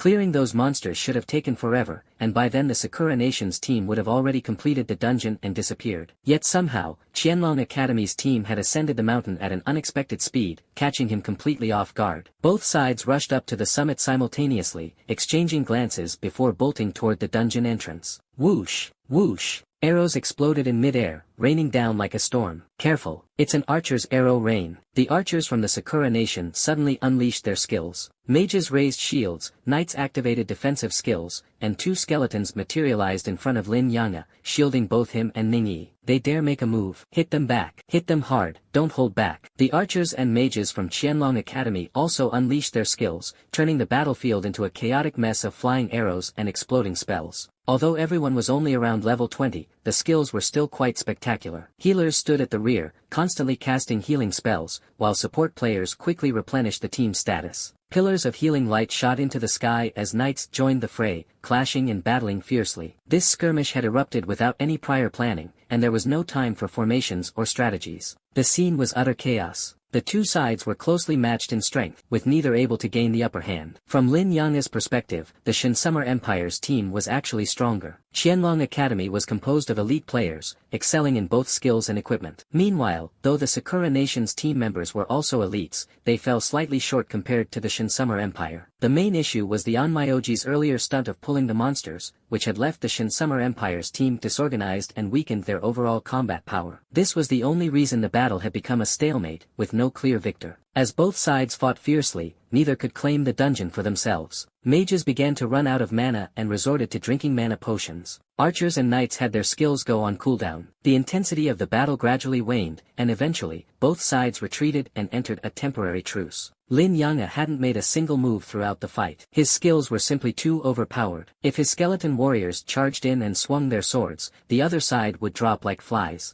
And if he followed up with corpse explosion, there'd probably be no one left standing. Jiang Taotao had mentioned earlier that while the rivalry between the two sides had been long-standing, it rarely escalated to the point of causing fatalities. Despite the intense fighting just now, the injuries sustained were minor at best. Thanks to the healers, everyone recovered quickly, and no one's life was in danger. The first clash ended in a draw, with both sides maintaining a cautious stalemate. No one dared to let their guard down, as the dungeon entrance was right before them. The Tears of the Mermaid was a coveted prize for both factions. Our team is too disorganized, we need to regroup. If we can reorganize, we can definitely suppress them. Down the mountain, many players had left, causing the teams to fall into disarray. This disadvantage made battles much harder. We need a ranged DPS, either a mage or an archer will do. Anyone under level 20.8 is fine. Our team's missing a healer. Any healer below level 21, come join us. Looking for a mage, level 23 or below. Many teams lacked damage dealers, while others were short on healers. Earlier, when the path was blocked by monsters, many mages had dropped out of the trial. On top of that, there were level restrictions. To enter the mermaid dungeon, the average level of the team couldn't exceed 20. Suddenly, Ling Zhen spoke up. "Captain, I'm joining another team." "Why?" Jiang Taotao looked surprised. She hadn't expected Ling Zhen to make such a declaration. Ling Zhen pointed at Lin Yang'e. "Either he leaves, or I leave." Not only Jiang Taotao but also Duan Gao and Miao Yu were taken aback, showing expressions of disbelief. None of them had expected Ling Zhen to make such a threat, especially now, right at the dungeon entrance. Duan Gao said in a low voice, "Ling Zhen, you're going too far." Miao Yu added, "Exactly. If it weren't for Lin Yang'e drawing away the monsters earlier, we wouldn't even have made it up here." Ling Zhen remained indifferent. "That's his business, not mine. Anyway, it's simple, either he goes, or I go." Ning Yi sneered. "Ling Zhen, you're such a dog." Ling Zhen ignored Ning Yi and turned back to Jiang Taotao. "Captain, make your choice." Jiang Taotao glanced between Lin Yang'e and Ling Zhen, her disdain for Ling Zhen's behavior evident. However, the team needed a damage dealer. Without one, tackling the nightmare dungeon would be impossible, and completing the trial would be out of the question. Most of the other teams were also looking for mages, so Ling Zhen had picked the perfect moment to force her hand, putting Jiang Taotao in a dilemma. If Lin Yang'e were to leave, the team's average level would exceed the limit. Finding a lower level replacement wasn't hard, but none would measure up to a mage. Ning Yi opened her mouth to speak but was stopped by Lin Yang'e, who signaled her to stay silent. He understood what Ning Yi wanted to say. If Lin Yang'e were forced out of the team, Ning Yi would leave as well. Lin Yang'e remained calm, quietly observing. Now it was up to Jiang Taotao to decide. After a moment of internal struggle, Jiang Taotao made her decision. Her gaze fell on Ling Zhen. "Ling Zhen, you're out." Ling Zhen was confident she'd choose him, but her words left him stunned. "What?" "Captain, if I leave, your trial's over. Don't you want to join the 14 Founders Academy?" Jiang Taotao replied firmly, "I do. But have you forgotten my class?" She was a spirit knight, someone with her own code of honor. Reaching this point had been entirely thanks to Lin Yang'e. Asking him to leave was something she simply couldn't do. Ling Zhen sneered. "Fine, don't regret this." Ling Zhen left the party. Given the current shortage of mages, finding a new team wouldn't be difficult for him. Lin Yang'e slowly stood up. "Let's enter the dungeon." Jiang Taotao froze for a moment. She didn't understand why, after the truce left both sides unable to approach the dungeon entrance, Lin Yang'e was suddenly making his move. Ning Yi stood up as well, giggling. "Sister Taozi, let's go into the dungeon." Jiang Taotao hesitated. "How are we supposed to get in?" Lin Yang'e was already walking toward the dungeon. "Follow me." Ning Yi hopped along, seemingly trusting Lin Yang'e without question. Duan Gao and Miao Yu hesitated for a moment. Jiang Taotao thought to herself that, at worst, they could retreat. With her around, it wouldn't be too dangerous. The other side wouldn't dare to kill them outright. "Let's go," she said. As the captain, her words carried weight. Duan Gao and Miao Yu followed. Jiang Taotao moved to the front, gripping her shield tightly. It was clear she was nervous. As the group approached the dungeon entrance, the Sakura Nation players reacted fiercely. "Back off. Don't come any closer. Shinsummer scum, get the hell back." Arrows were knocked, and staves were raised. Lin Yang'e ignored them and continued forward. Jiang Taotao felt her heart leap into her throat. Duan Gao and Miao Yu grew tense as well, but Ning Yi remained completely unfazed. Most of the Shinsummer players knew Lin Yang'e. If it weren't for his skeletons earlier, none of them would have made it here. Though they didn't know what he intended to do, most chose to protect him. Ling Zhen sneered. "Idiot. Is he trying to get himself killed?" The Sakura Nation players unleashed their skills. Arrows and magic rained down like a storm. Jiang Taotao immediately raised her shield, but Lin Yang'e simply pointed forward. Swish! 20 skeleton warriors appeared around them, forming a protective barrier and blocking all incoming attacks. Everyone was stunned. "Enter the dungeon." "Nightmare difficulty," Lin Yang'e said calmly, completely ignoring the onslaught. Jiang Taotao, inspired by his composure, chose to trust him. The 5 of them, along with the skeleton warriors, vanished at the dungeon entrance. Outside, the standoff between the two factions resumed. Inside the mermaid dungeon, Jiang Taotao let out a sigh of relief. "We're really in." Ning Yi beamed. "I told you, just trust Lin Yang'e."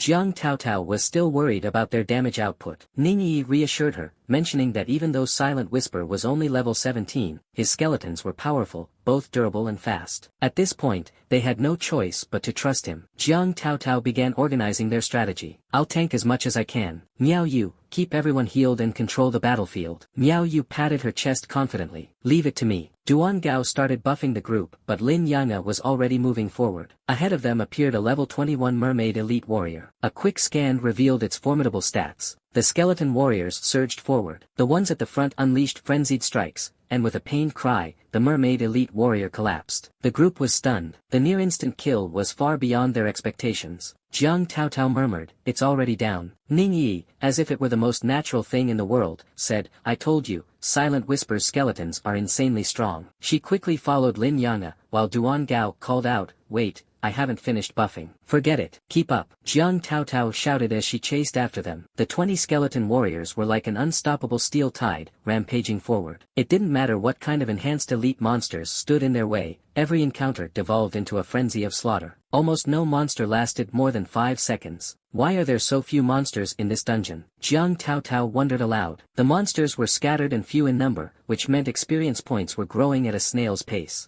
They even began to think it might have been more satisfying to pull a large group of monsters and blow them up with corpse explosion. Lin Yanga didn't summon more skeleton warriors, knowing it wouldn't improve their efficiency. Jiang Taotao couldn't believe how easy this dungeon run was turning out to be. In the past, dungeon runs were always exhausting for her. As a knight, she had to be at the front, constantly aware of every monster's attacks, holding their aggro, and protecting her teammates. But now, all she needed to do was follow behind, doing absolutely nothing. This necromancer class, it's kind of amazing, she thought to herself. Duan Gao and Miao Yu were having similar thoughts. The dungeon led them into a winding tunnel resembling a limestone cave. The air inside was even more humid than outside, carrying not only the stench of fish but also the rank odor of decay. Ning Yi had been holding her nose ever since they entered the dungeon. After walking for what felt like an eternity, they finally reached the end of the tunnel. Ahead was a massive cavern. At the far end of the cavern was a drop of over 50 meters. In the center of the cavern coiled a giant snake. It was at least 30 meters long, with a diameter exceeding 1 meter. Its jet-black scales gleamed like armor, reflecting a metallic sheen. The arrival of Lin Yanga's group caught the snake's attention. Its enormous eyes fixed on them. If they dared to jump down, they would surely face its ferocious attacks. Scan revealed its stats. Mermaid Queen's pet snake, elite boss. Level, 23. Strength, 3,600. Agility, 5,500. Spirit, 3,000. Constitution, 5,000. Skills, Whip Strike, Death Coil, Venom. The absurdly massive snake being referred to as the Mermaid Queen's pet snake was almost laughable. Its stats were the highest Lin Yanga had ever seen, far surpassing those of the Goblin King. Its attributes were nearly on par with the skeleton warriors, and in terms of agility, it even outranked them. Jiang Taotao didn't hesitate. "I'll tank it." Lin Yanga shook his head. No need. None of them moved, but the skeleton warriors had already charged down. Lin Yanga still didn't summon more skeleton warriors. He believed 20 were enough. The skeleton warriors leapt toward the serpent. The massive snake reared up, slamming several skeletons into the air with a powerful impact. It then activated its whip strike skill, sweeping its tail in a broad arc and sending several more skeleton warriors flying. Out of the 20 skeleton warriors, half were knocked away in the first exchange. The snake's agility and responsiveness were unexpectedly high. The remaining skeletons couldn't even land a proper hit. The serpent darted through the cavern with incredible speed, its tail relentlessly swatting away any who came close. Though the skeleton warriors seemed to be at a disadvantage, they weren't actually taking much damage. After all, with 5,400 constitution,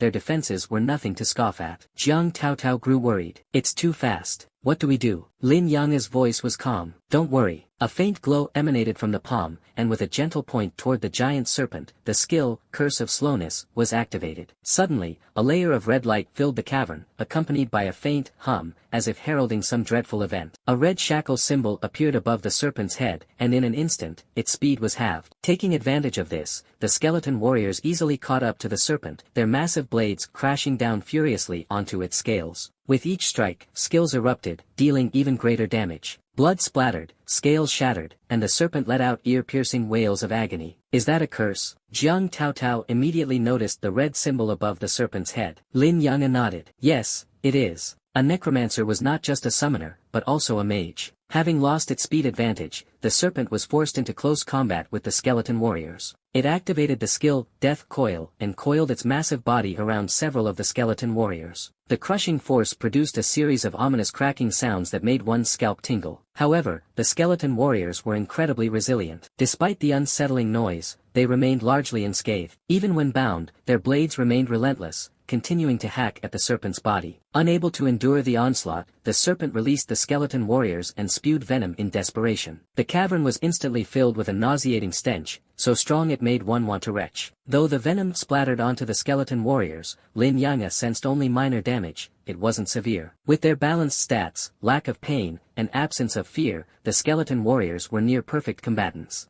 The serpent tried every method it could, but it was no match for the skeleton warriors. Worse yet, the curse robbed it of its greatest strength, its speed. After 2 minutes of relentless struggle, the serpent collapsed with a resounding thud, its eyes filled with unwillingness. You have slain the level 23 Mermaid Queen's pet serpent, EXP plus 50,000. You have obtained a silver grade armor, serpent scale armor. You have obtained a mid-tier monster core. Jiang Taotao's lips twitched slightly, her expression one of disbelief. Is that it? It's over. It's over, Lin Yanga replied as he leapt down from his position. Using the edge of the cavern as leverage, he landed steadily on the ground. Jiang Taotao and the others were still in a daze, unable to fully process what had just happened. Ning Yi, on the other hand, beamed with joy. The stronger Lin Yanga was, the happier she felt. Stop spacing out. Let's get moving, she urged, leaping down with a light, graceful motion akin to a butterfly, far more elegant than Lin Yanga. Finally snapping out of their daze, Jiang Taotao and the others hurriedly followed suit and jumped down. Beyond the cavern, a brilliant blue came into view. Ahead stood a magnificent palace,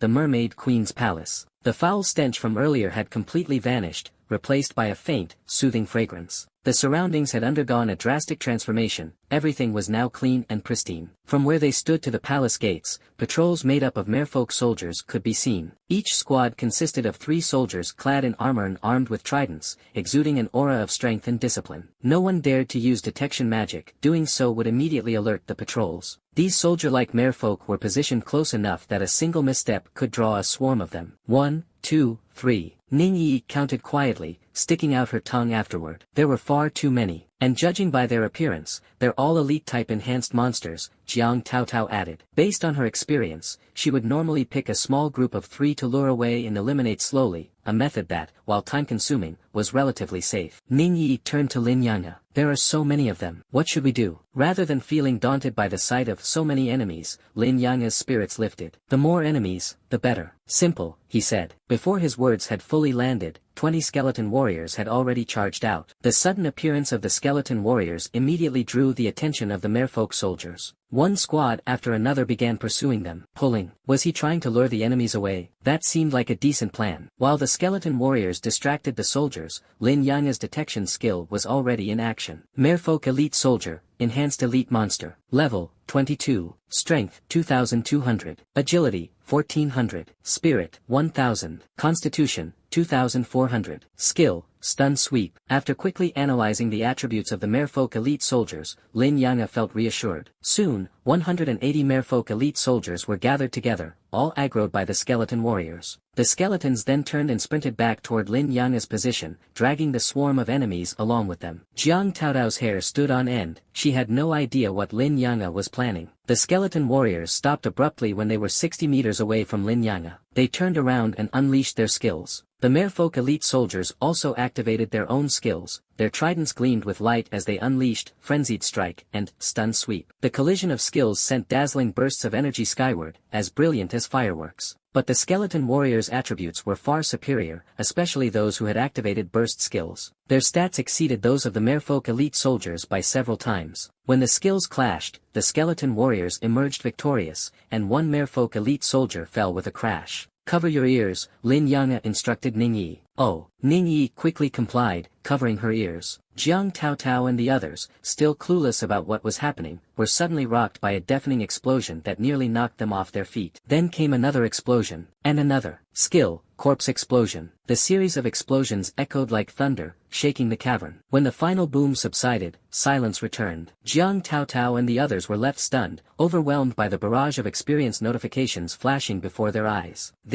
My God, what just happened? How did he do that? What kind of skill is that? How can it be so powerful? Not a single merfolk elite soldier remained alive. The party gained a massive amount of experience and materials. For the first time, Jiang Taotao and the others experienced the thrill of an experience flood, and their excitement was palpable. Meanwhile, the gates of the Mermaid Queen's palace rumbled open amidst the explosive aftermath. From within, a strange aura surged outward like a tidal wave. A radiant blue light, as delicate as a veil, draped over the once silent space. Emerging alongside that mysterious light was the breathtaking Mermaid Queen herself. Regal and elegant, she exuded an otherworldly beauty. Even though she was not human, her allure was undeniable, leaving everyone awestruck. "She's so beautiful." Ningyi's eyes sparkled, as if a thin layer of mist had settled over them. Her pupils began to lose focus, and she unconsciously started walking toward the Mermaid Queen. Lin Yang'e reacted swiftly, grabbing her arm and pulling her back. It wasn't just Ningyi. Jiang Taotao was also momentarily affected, as though drawn by an inexplicable force. However, Lin Yang'e, Miao Yu, and Duan Gao remained unaffected, as if existing in a separate reality. "It's a charm spell," Miao Yu exclaimed. She quickly cast several beams of light that enveloped the group. "Skill, clarity." Ningyi blinked, snapping out of her trance. The haze in her eyes dissipated. What just happened? Jiang Taotao shuddered, her pupils refocusing. "What's going on?" Miao Yu glanced at the Mermaid Queen, her expression grave. "She passively emanates a charm spell. Both you and Yi were affected. I used the clarity skill to dispel it." Lin Yang'e, Duan Gao, and Miao Yu, with their relatively higher mental fortitude, had been able to resist the Mermaid Queen's charm aura with little difficulty. Ningyi, still shaken, muttered, "That was so scary." Jiang Taotao took a deep breath. "Well, it is a boss. It's normal for it to have some special abilities. I've been through quite a few dungeons, even if they're not high level, but some bosses do have unique skills that are absolutely unpredictable. I almost fell for it this time too." The Mermaid Queen glanced at the fallen elite merfolk soldiers, her icy gaze falling upon the skeletal warriors. Suddenly, she let out a sharp, piercing scream. Though the Mermaid Queen looked beautiful, her scream was as ear-piercing as steel needles. The group couldn't help but cover their ears. Her scream sent waves rippling across the battlefield. Ferocious winds roared, scattering the corpses on the ground far and wide. Lin Yang'e's eyes narrowed slightly. He had originally planned to use his corpse explosion skill when the Mermaid Queen came closer, but she had unexpectedly scattered the corpses before he even had the chance. The skeleton warriors braced against the raging wind and charged forward. Standing in front of the Mermaid Queen, who towered at least 5 meters tall, they seemed so small, so fragile, as though they could be destroyed at any moment. Yet, the fierce winds summoned by the Mermaid Queen couldn't topple them. They still pressed on with unwavering determination. As the skeletal warriors advanced, Lin Yang'e's detection skill followed suit. Mermaid Queen, boss monster. Level, 24. Strength, 5000. Agility, 6000. Spirit, 5000. Constitution, 6000. Skills, terrifying scream, tidal wave, Queen's lament. The Mermaid Queen's stats were extraordinarily high. Her agility and constitution far surpassed those of the skeleton warriors, while her strength and spirit were nearly on par with theirs. After all, she was the boss of a level 24 dungeon, a leader-tier monster. Compared to the level 17 skeleton warriors, there was a full 7-level disparity. Jiang Taotao stared at the Mermaid Queen's stats, a wave of shock surging in her heart. She unconsciously swallowed. Her stats are much higher than those in other dungeons. If we follow the normal strategy, it would take at least an hour to take her down. By normal strategy, Jiang Taotao was referring to a standard 6-person party, consisting of 1 knight, 2 support players, and 3 DPS. Such a lineup could slowly grind down the dungeon boss. But now, she couldn't even begin to estimate what might happen next. Lin Yang'e's presence had completely overturned her understanding of the game. Could the gap between classes really be this immense? She couldn't comprehend it. The 20 skeleton warriors surrounded the Mermaid Queen, launching a fierce assault. Wielding a massive trident, the Mermaid Queen swept it across the battlefield relentlessly. Each strike sent the skeleton warriors flying, only for them to quickly rise and charge back into battle. Lin Yang'e could clearly sense that the skeleton warriors were being injured under the Mermaid Queen's attacks. Her immense strength, with a stat of 5000, was enough to deal significant damage to the skeleton warriors. Additionally, her constitution of 6000 greatly reduced the damage she took from them. The scene of the skeleton warriors encircling the Mermaid Queen resembled a pack of wolves attacking a lion. Judging by the current situation, whether the 20 skeleton warriors could bring down the Mermaid Queen remained uncertain. After several rounds of attacks, some of the skeleton warriors' bones had begun to crack, and their movements grew sluggish. Jiang Taotao quickly noticed the change. Duan Gao,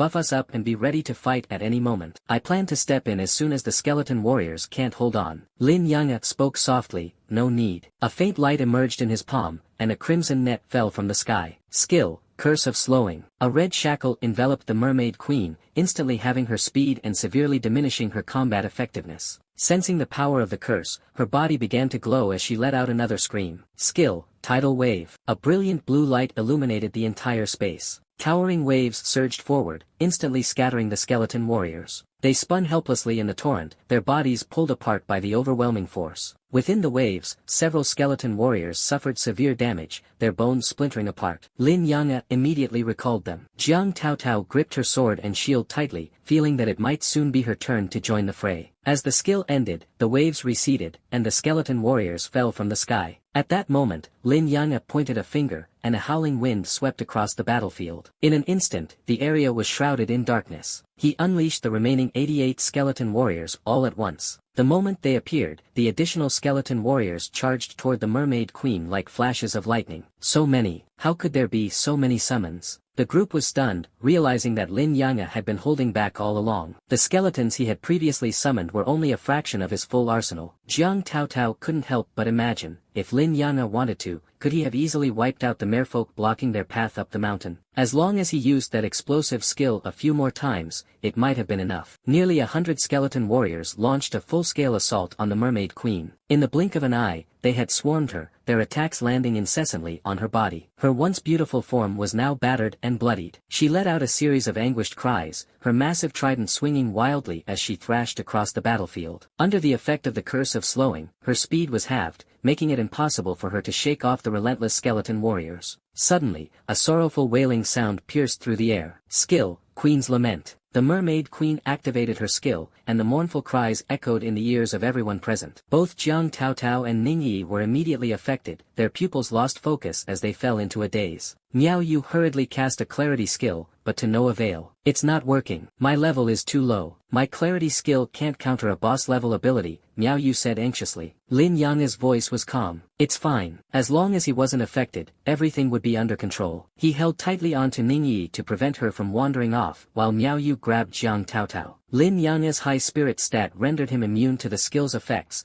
and as for the skeleton warriors, they had no emotions, no pain, and no fear. They wouldn't hesitate, and their blades never stopped for a single second. After the queen's skill was nullified, she attacked again with her trident. As her ability wore off, Ning Yi and Jiang Taotao gradually regained their senses, their faces still etched with lingering fear. The queen's skill was terrifying, they had been utterly powerless against it. A brilliant azure light erupted once more, and surging waves rolled forth, sweeping away some of the skeleton warriors. However, a portion of them clung tightly to the mermaid queen, refusing to let go. With their other hand, they gripped dual blades, continuing their relentless assault. This time, the tidal wave's impact was less effective, and the battle dragged on for a full 3 minutes. At last, the mermaid queen collapsed with a final, anguished cry. Mermaid queen defeated, EXP plus 80,000. Silver grade weapon obtained, mermaid queen's longsword. Silver grade weapon obtained, mermaid queen's staff. Item obtained, mermaid's tier ×1. Mermaid queen's longsword, silver grade, strength plus 50, constitution plus 50, warrior class skill damage plus 10%. Usable at level 20. Mermaid queen's staff, silver grade, spirit plus 50, constitution plus 50, mage class skill damage plus 10%. Usable at level 20. Seeing the notification, Jiang Taotao clenched her fists in excitement. Not only had they acquired the mermaid's tier, but they had also obtained 2 silver-grade weapons. Their attributes far surpassed those of bronze-grade weapons, and the additional 10% skill damage bonus would significantly enhance the combat capabilities of any class. Ning Yi jumped up joyfully. Yes, we completed the trial mission, she cheered. We're one step closer to Chuangshan Academy. Jiang Taotao grinned. If we can complete a few more trial missions and level up a bit more, we're bound to get into Chuangshan Academy. This time, it's all thanks to Lin Yang'e.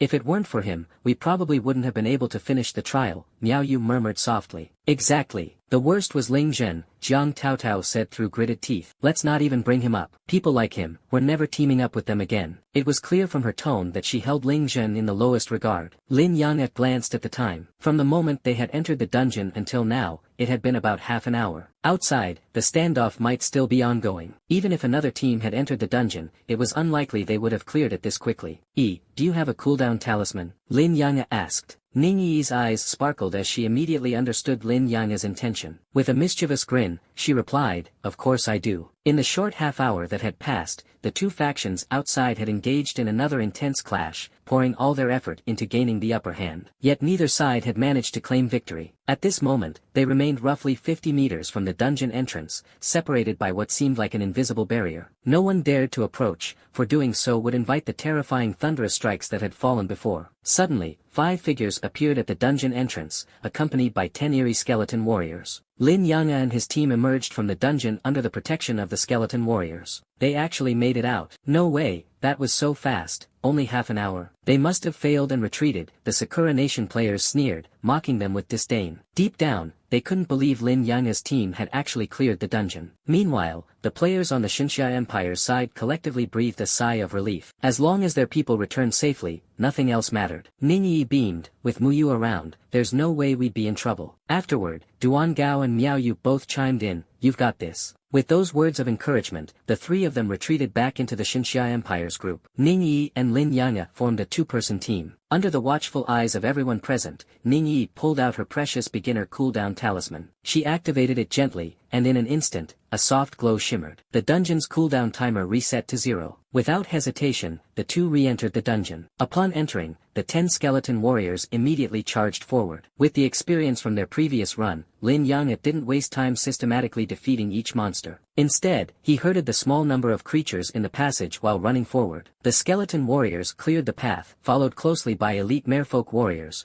as the group sped through the corridor. In just 5 minutes, the skeleton warriors had rounded up more than 30 elite merfolk warriors and reached the end of the passage, the lair of the mermaid queen's pet serpent. The skeleton warriors leapt into the pit, and the following monsters jumped in after them. At that exact moment, Lin Yang and Ning Yi arrived at the end of the corridor. The massive serpent, an elite boss, was frantically leading the elite warriors in pursuit of the skeletons. Suddenly, the slow curse skill activated. A red glow flickered, and shackles appeared above the heads of all the monsters, drastically reducing their speed. At that precise moment, the skeleton warriors turned around and retaliated. In unison, the dozen or so skeletons unleashed attacks on a single elite warrior. The unfortunate merfolk elite was instantly killed. Following that, the corpse explosion skill erupted loud and fierce. The cavern shook violently as countless shards of rock rained down like a storm. In mere moments, the remaining 30+ merfolk elites were obliterated. Defeated level 21 merfolk elite warrior, EXP plus 25,000. Item obtained, fish skin times 6. Defeated level 21 merfolk elite warrior, EXP plus 25,000. Item obtained, fish skin times 10. A continuous stream of notifications flooded in. The 30+ elite merfolk warriors granted each of them over 700,000 experience points, causing their experience bars to skyrocket. The serpent, caught off guard, had already taken significant damage from the corpse explosions. Lin Yang chained his skills together, unleashing 10 consecutive corpse explosions in just 3 seconds. The serpent let out a final, pained cry before collapsing to the ground. Defeated level 23 mermaid queen's pet serpent, EXP plus 125,000. Item obtained, silver grade armor, serpent skin light armor. Item obtained, intermediate monster core. The last time they had reached this point, clearing the dungeon systematically had taken over half an hour. This time, they had completed it in just 5 minutes. A speed so shocking it was almost unbelievable. The efficiency was equally astounding. Amazing. Ning Yi's eyes curved into crescents as she beamed with excitement. Lin Yang was momentarily stunned, then softly said, "Let's go." The two of them leaped into the cavern and continued their journey. Before long, they arrived outside the Mermaid Queen's palace, where a large group of elite merfolk soldiers were patrolling. The skeletal warriors charged forward swiftly, and soon, after several consecutive explosions, the two had once again gained a massive amount of experience and materials. A white light shone from Ning Yi's body, and she giggled, "Hee, I've leveled up. Finally, level 20. She stretched lazily, her face full of pride. When Lin Yang first met Ning Yi, she was already at level 19, while he was only level 10. In the days since, Ning Yi hadn't leveled up much, a clear sign that she had been slacking off in training. Azure light cascaded down as the gates of the Mermaid Queen's palace opened once again. The beautiful and noble queen emerged from within. Having experienced this before, Ning Yi instantly darted behind Lin Yang, muttering, "If I don't look at her, she can't charm me." right? Using Lin Yang'e as a shield, she indeed managed to avoid being mesmerized. The Mermaid Queen let out a furious shriek upon seeing that all her soldiers had been slain. This time, Lin Yang'e was prepared. The skeletal warriors quickly retreated while carrying the corpses of the elite merfolk soldiers, keeping them from being swept away by the shockwaves of her scream. Once the screaming subsided, the skeletal warriors returned with the bodies. Lin Yang'e simultaneously activated his skill, Slow Curse, and under the crimson chains, the Mermaid Queen's movements immediately slowed. The skeletal warriors, still carrying the dozen or so corpses, rushed back to the skeletal queen's side. Then, the skill, Corpse Explosion, was triggered once more. Although this strategy was somewhat conventional, it proved to be extremely effective. Besides, this particular dungeon had features that Lin Yang'e could exploit. After all, the palace's entrance was littered with enhanced elite monsters. The corpses of monsters in the dungeon had a limited duration, lasting only about 2 minutes. Coincidentally, the Mermaid Queen always emerged within this short window. If she had delayed her appearance even slightly, Lin Yang'e wouldn't have been able to use the corpses to his advantage. The damage of Corpse Explosion was based on the vitality of the corpses. With the amplification from his talents, the damage was increased to 300% of the corpse's vitality, a full threefold. Although the Mermaid Queen, as the dungeon boss, had vitality 20 or 30 times that of an enhanced elite monster, she was still vulnerable. Amidst a series of deafening explosions, the Mermaid Queen let out a sorrowful cry before collapsing to the ground. She didn't even have the chance to use any of her skills before being instantly killed. You have slain the Mermaid Queen, EXP plus 200,000. Obtained Silver Grade Weapon, Mermaid Queen's Dagger. Obtained Silver Grade Weapon, Mermaid Queen's Spellbook. Obtained Mermaid's Tear X1. They had cleared the dungeon in under 10 minutes, a blistering speed that left onlookers in awe and disbelief at their efficiency. Ning Yi clapped her hands excitedly. Quick, quick, let's go again. We need to collect all 3 mermaids' tears. The two exited the dungeon, and Ning Yi eagerly activated a cooldown charm. Within seconds, they re-entered the dungeon. Nearby, the onlookers were dumbfounded. What are they doing? They just came out of the dungeon and immediately went back in. Those cooldown charms aren't meant to be wasted like this. Are they just burning money for fun? Both sides of the current standoff outside the dungeon were left in shock. They couldn't understand what Lin Yang'e and Ning Yi were up to.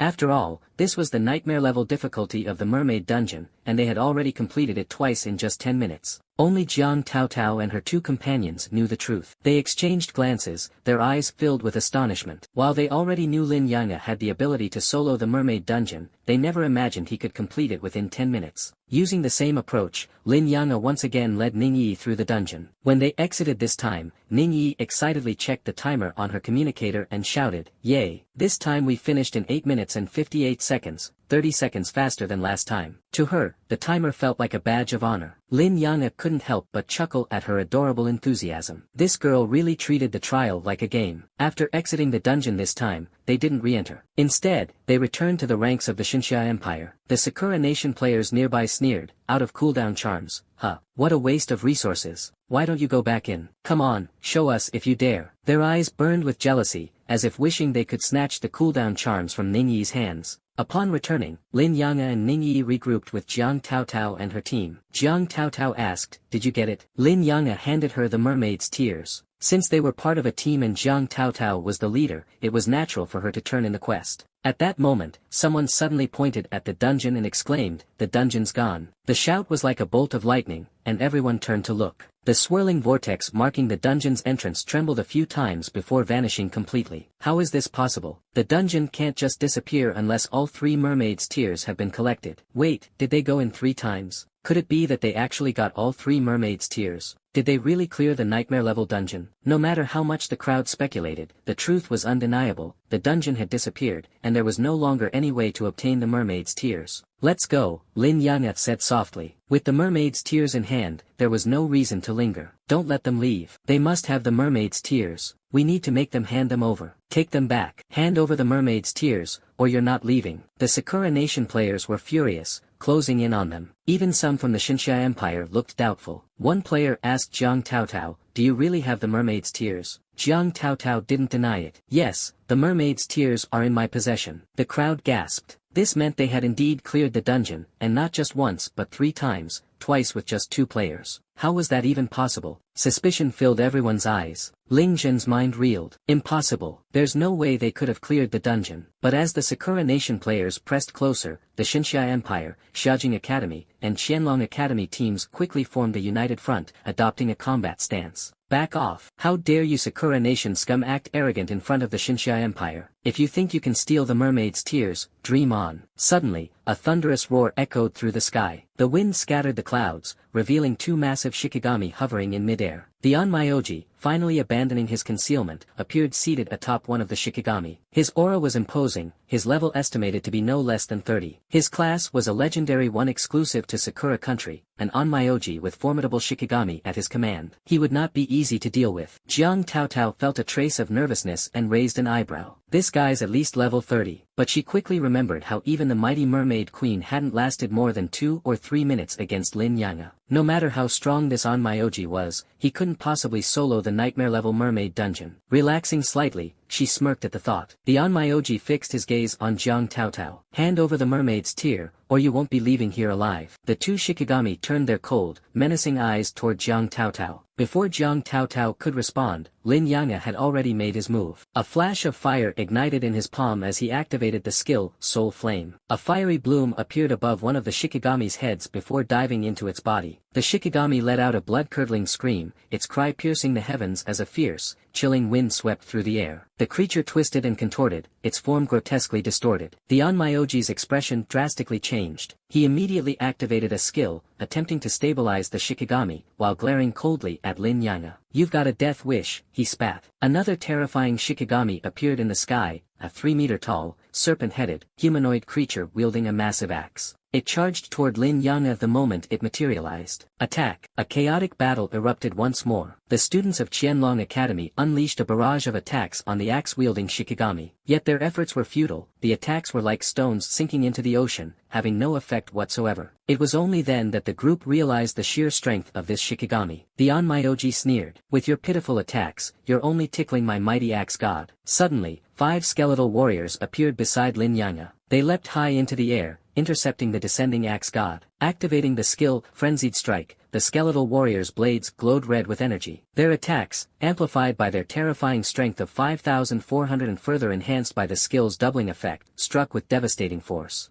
A series of loud bangs echoed as the seemingly invincible Shikigami was obliterated, reduced to a wisp of green smoke dissipating into the sky. So weak? Lin Yanga murmured, momentarily stunned. The others were similarly dumbfounded. Their own attacks had been utterly ineffective, yet Lin Yanga's skeletal warriors had vanquished the Shikigami in mere moments. Was the Shikigami too weak, or were Lin Yanga's skeletons simply too strong? With the destruction of his Shikigami, the Onmyoji suffered severe backlash. His face turned deathly pale, and he coughed up a mouthful of blood. Meanwhile, Lin Yanga's palm flared with fire once again. The still screaming Shikigami took another devastating hit. 2 skeletal warriors appeared silently beside it. With a swift slash of their blades, the Shikigami was instantly killed, reduced to nothingness. The Onmyoji let out a pained cry, hastily commanding his remaining Shikigami to carry him high into the sky, far away from Lin Yanga. His eyes, filled with a mix of hatred and fear, lingered on Lin Yanga before he fled. Everyone was stunned into silence. Both sides of the ongoing skirmish froze, their gazes fixed in terror on Lin Yanga. How are his skeletons this powerful? That was a Shikigami, defeated so effortlessly. What kind of skeletons are those? What's his class? And what level is he? Questions swirled among the Sakura country players. Due to Lin Yanga's concealment badge, they couldn't see his stats. However, the Onmyoji, observing from above, knew the truth. Lin Yanga was only level 17 and a necromancer. For a level 17 player to wield such terrifying power, it could only mean one thing: Lin Yanga had awakened a 4.8 grade talent, making him a rare talent class player. The Onmyoji realized he had to report this information back to Sakura country. The Shinsummer Empire had produced a formidable talent. Determined, he turned and fled without looking back. Losing 2 Shikigami, his heart bled with anguish. Back on the battlefield, 10 skeletal warriors lined up in formation, their pale blue light casting an eerie glow. Their blades shimmered with a cold gleam, and the soul flames in their eyes flickered ominously. The chilling wind they brought with them sent shivers down the spines of onlookers. Faced with these skeletal warriors, no one from Sakura country dared to make a move. If even an Onmyoji had been so easily defeated, how could they possibly hold their ground? To fight or to retreat? The dilemma was suffocating. The skeletal warriors began to move. Their steps scraped against the ground as they advanced on the Sakura country players, their blades swaying rhythmically with an icy menace. The approaching skeletons caused the Sakura country players' morale to plummet. Once their spirit broke, the battle would be over before it even began. The oppressive aura of the skeletal warriors was too much to bear. Finally, someone screamed and ran. That was all it took for the Sakura country team to collapse completely, scattering in all directions. The Shinsummer Empire players, jubilant, began their return journey. Ha! Those Sakura country clowns actually got scared off. Did you see how pathetic they looked? Absolutely ridiculous. So many of them, and they were scared off by a few skeletons. What a joke. Well, to be fair, anyone who can solo a nightmare-level dungeon like Lin Yanga could wipe the floor with them if they tried to fight back. Running was their only option. As they chatted, they frequently glanced at Lin Yanga. Silent as ever, he seemed shrouded in mystery. Many whispered among themselves, speculating about his background. Where's he from? Maybe one of the top academies? Doesn't seem like it. Top academy players don't have time for field tests like this. Yeah, they're all busy grinding levels and clearing dungeons. How strange. Who is this guy? He doesn't talk much, but his methods earlier were terrifying. The group's mood was relaxed on the journey back. Although they hadn't completed the trial mission, they were satisfied with how things had turned out. Driving off the Sakura country players was victory enough. The trial mission had become secondary. Only Ling Jin appeared displeased, his gaze occasionally filled with hatred and regret as he glared at Lin Yanga. If he hadn't pressured Jiang Taotao earlier, he could have shared in the success of finishing the trial. But now, this isn't over. Ling Jin fumed inwardly, his hatred for Lin Yanga boiling over. The group finally returned to their starting point. Jiang Taotao took out the trial stone and the mermaid's tear to complete the mission. As the items floated into the air, the shadow of the Shinsummer Tower appeared, radiating a majestic light. Moments later, a commanding voice echoed from above, announcing the trial's conclusion and initiating their return. The light from the Shinsummer Tower engulfed the group, transporting them back to Qianlong Academy. We're back. The trial's over. Good thing we all made it back alive. Well, low-level trials are generally safe. It's the top academies level 30+ trials where people die every year. For those guys, our trial is child's play. Qianlong Academy was bustling with conversation, the trial fresh on everyone's minds. Unsurprisingly, Lin Yanga became the topic of most discussions. Without him, they might still be stuck in a standoff with Sakura country and might not have secured the dungeon. After all, the enemy had an Onmyoji. Ning Yi, pale-faced from the long-distance teleportation, slumped over a table. Next time, let's pick a closer trial location. I'm not doing this again. Jiang Taotao smiled, finally able to relax. Thank you. This trial was very important to me, she said sincerely. Lin Yanga shook his head. No need to thank me. Ning Yi had recovered somewhat and chimed in. Taotao, you don't need to be so formal with him. He doesn't talk much, but he's a good person. Though Ning Yi hadn't known Lin Yanga for long, she trusted him completely. Silence. A deep, commanding voice rang out from above. Everyone looked up to see a man standing in mid-air, walking on air as if on solid ground. He was level 70, a third transition class holder. Lin Yanga felt a surge of respect. At level 70 and with a third transition, any class could achieve flight, whether combat or life-oriented. The only exception was classes like Onmyoji, which could fly earlier with the help of their Shikigami. That's the headmaster, Hong Shan, Ning Yi whispered softly. Lin Yanga nodded in admiration. Achieving a third transition was incredibly difficult, with less than 1% of people succeeding. Such individuals deserved respect, and people like Bai Shen were even rarer. Dean Hong Shan scanned the faces of the gathered crowd with a satisfied expression. This trial is now concluded. The results and process are being analyzed, and final scores will be sent to your communicators shortly. Remember, the importance of the trial lies in the process. Enjoy it, overcome your fears, and maintain an unwavering belief in victory. Returning safely is more important than anything else. It is said that this time, we encountered professionals from Sakura Nation. Details will be analyzed, and those who performed well will have the chance to enter top-tier academies. For now, get some rest. With these words, Dean Hong Shan turned and left. Ning Yi let out a sigh of relief. He always gives the same old speech. No creativity, she muttered. Jiang Taotao chuckled. Just listen and take it as motivation. Ning Yi snorted. Motivation? Who needs it? They just dangle the prospect of top-tier academies to tempt people. Jiang Taotao laughed even more. That might be true for you, but it's different for the rest of us. As Jiang Taotao distributed the spoils from the dungeon, Lin Yanga also insisted on equally dividing the items they had obtained further in. Once everything was sorted, they headed to the Empire trading post. Lin Yanga sold off some silver-grade equipment that was of no use to him. This time, their run through the instance dungeon had yielded a mermaid queen's dagger. He initially wanted to give it to Ning Yi, but she revealed that she already had a better weapon with stronger attributes, also silver-grade. In the equipment hierarchy, black iron was for levels below 10, bronze for levels 10 to 20, and silver for those above 20. Even among silver-grade items, the attribute differences could be vast. The Mermaid Queen was a level 24 boss in a level 20 dungeon, and her silver-grade weapon had average attributes. Its only standout feature was its beautiful appearance. Silver weapons generally ranged in price from 50,000 to 200,000 gold coins, and the Mermaid Queen's weapons were valued at around 70,000. Lin Yanga ended up selling 2 of the Mermaid Queen's weapons along with some materials,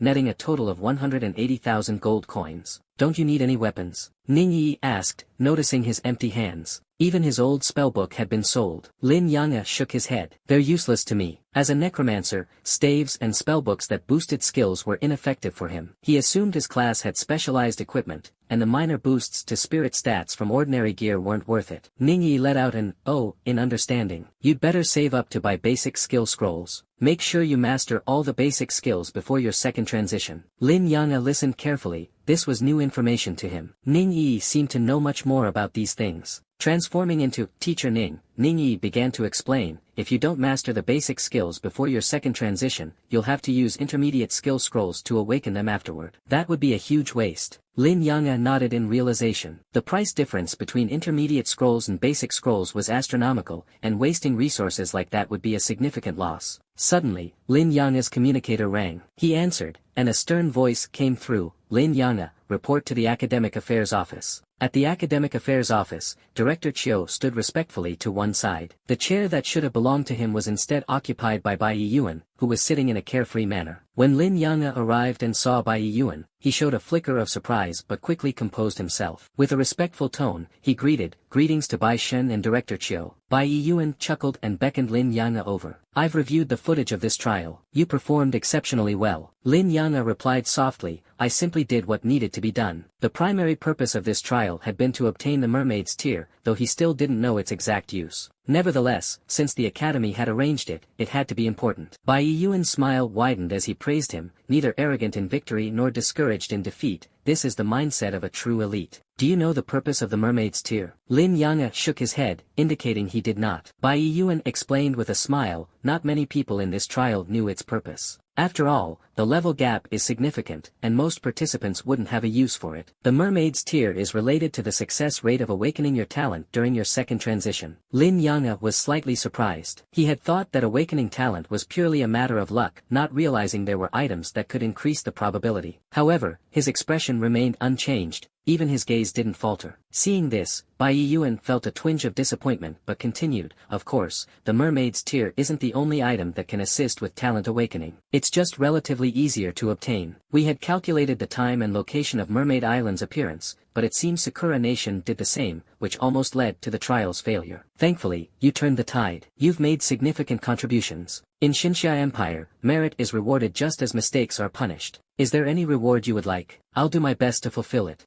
Lin Yanga thought for a moment and said, "Could you help me find someone?" Bai Yiyuan chuckled knowingly. "I figured you'd ask about this. You've already been to the Academic Affairs Office to inquire, haven't you? Your sister, Lin Muhan, joined the Academy last year and transferred to the Genesis Academy earlier this year. That's why her records here are blank. All students who join the Genesis Academy have their records wiped." Lin Yanga was stunned. "My sister joined Genesis Academy?" He was well aware of how difficult it was to get into Genesis Academy. Even someone like Jiang Taotao, who had been nurtured by the Academy, hadn't made it. Yet his sister had joined ahead of him. Something didn't add up. How had she managed to enter Genesis Academy less than half a year after joining the Academy? Bai Yiyuan confirmed, Lin Muhan did indeed join Genesis Academy. "By the rules, I can't disclose anything about Genesis Academy to you. If you have questions, you'll have to join Genesis Academy yourself to find her. Until then, you probably won't be able to see her." Lin Yanga immediately asked, "How can I join Genesis Academy?" Bai Yiyuan, already prepared, operated his communicator. Lin Yanga's communicator buzzed with a notification. "There. I've sent you the conditions for joining Genesis Academy. Take a look when you have time. As for your sister, this information was something you had the right to know, so it doesn't count as a reward. You can ask for something else." Lin Yanga thought for a moment. "I'd like a cooling amulet." Director Chiu's face showed an expression of, as expected, while Bai Yiyuan slapped the table and laughed heartily. "Old Chiu, didn't I call it? I knew he'd ask for this." Director Chiu chuckled. "Sir, your predictions are always spot on." Both of Lin Yanga's requests had been within Bai Yiyuan's expectations. Bai Yiyuan looked at him with a teasing smile. "Do you know how valuable a cooling amulet is?"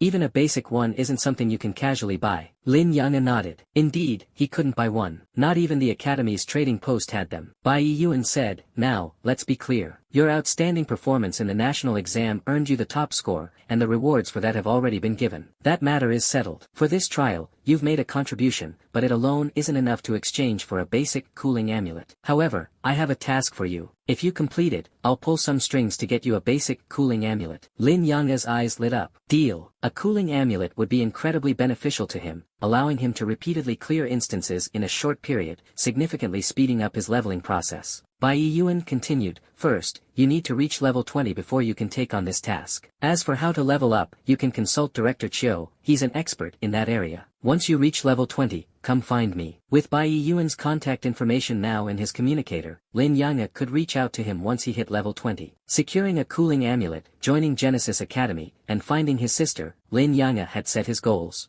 After Bai Yi left, Director Chiu finally sat back in his seat, a smile spreading across his face as he looked at Lin Yanga. From Bai Yi's demeanor, he could tell that this young man had impressed him greatly. Director Chiu was well acquainted with Bai Yi's usual personality, stern and unyielding. Over the years, Bai Yi had never shown such kindness to anyone. Even the top geniuses of the Academy of Creation had been scolded relentlessly by him. Yet, his attitude toward Lin Yanga went far beyond that of any other student. If Chiu didn't know better, he might have thought Lin Yanga was Bai Yi's illegitimate son. Director Chiu chuckled and said, there are many ways to level up. The fastest is to solo dungeons, but the difficulty and danger are high. Most people only manage to clear normal difficulty and can't even defeat the boss. Besides soloing dungeons, you can hunt elite monsters in the wild, though those areas are crowded, and territorial disputes are frequent. There are also outdoor bosses, which give a lot of experience and good equipment, but they're controlled by major guilds, and no one knows the exact respawn times. Director Chiu listed many methods, but apart from soloing dungeons, none seemed reliable. These were strategies suited for ordinary adventurers and were of little use to someone like Lin Yanga. Still, Lin Yanga listened patiently. He never knew when this information might come in handy. For instance, the concept of shared monster zones across nations was new to him. Director Chiu spoke for a full 10 minutes without pause. Finally, seeing that Lin Yanga had no reaction, he could no longer hold back. Lord Bai wasn't wrong, you really are a man of few words. I give up, I won't tease you anymore. Hand me your ID card, and I'll get the paperwork done. Lin Yanga handed over his ID card. Director Chiu swiftly completed the formalities and gave Lin Yanga a special-looking teleportation stone. This is the teleportation stone for the dungeon hall. Within the academy grounds, you can use it to access the dungeon hall. If you want to run dungeons, that's the place to go. By the way, this stone costs 1,000 points, which has already been deducted from your account. At Xiaoying Academy, everything operated on transactions.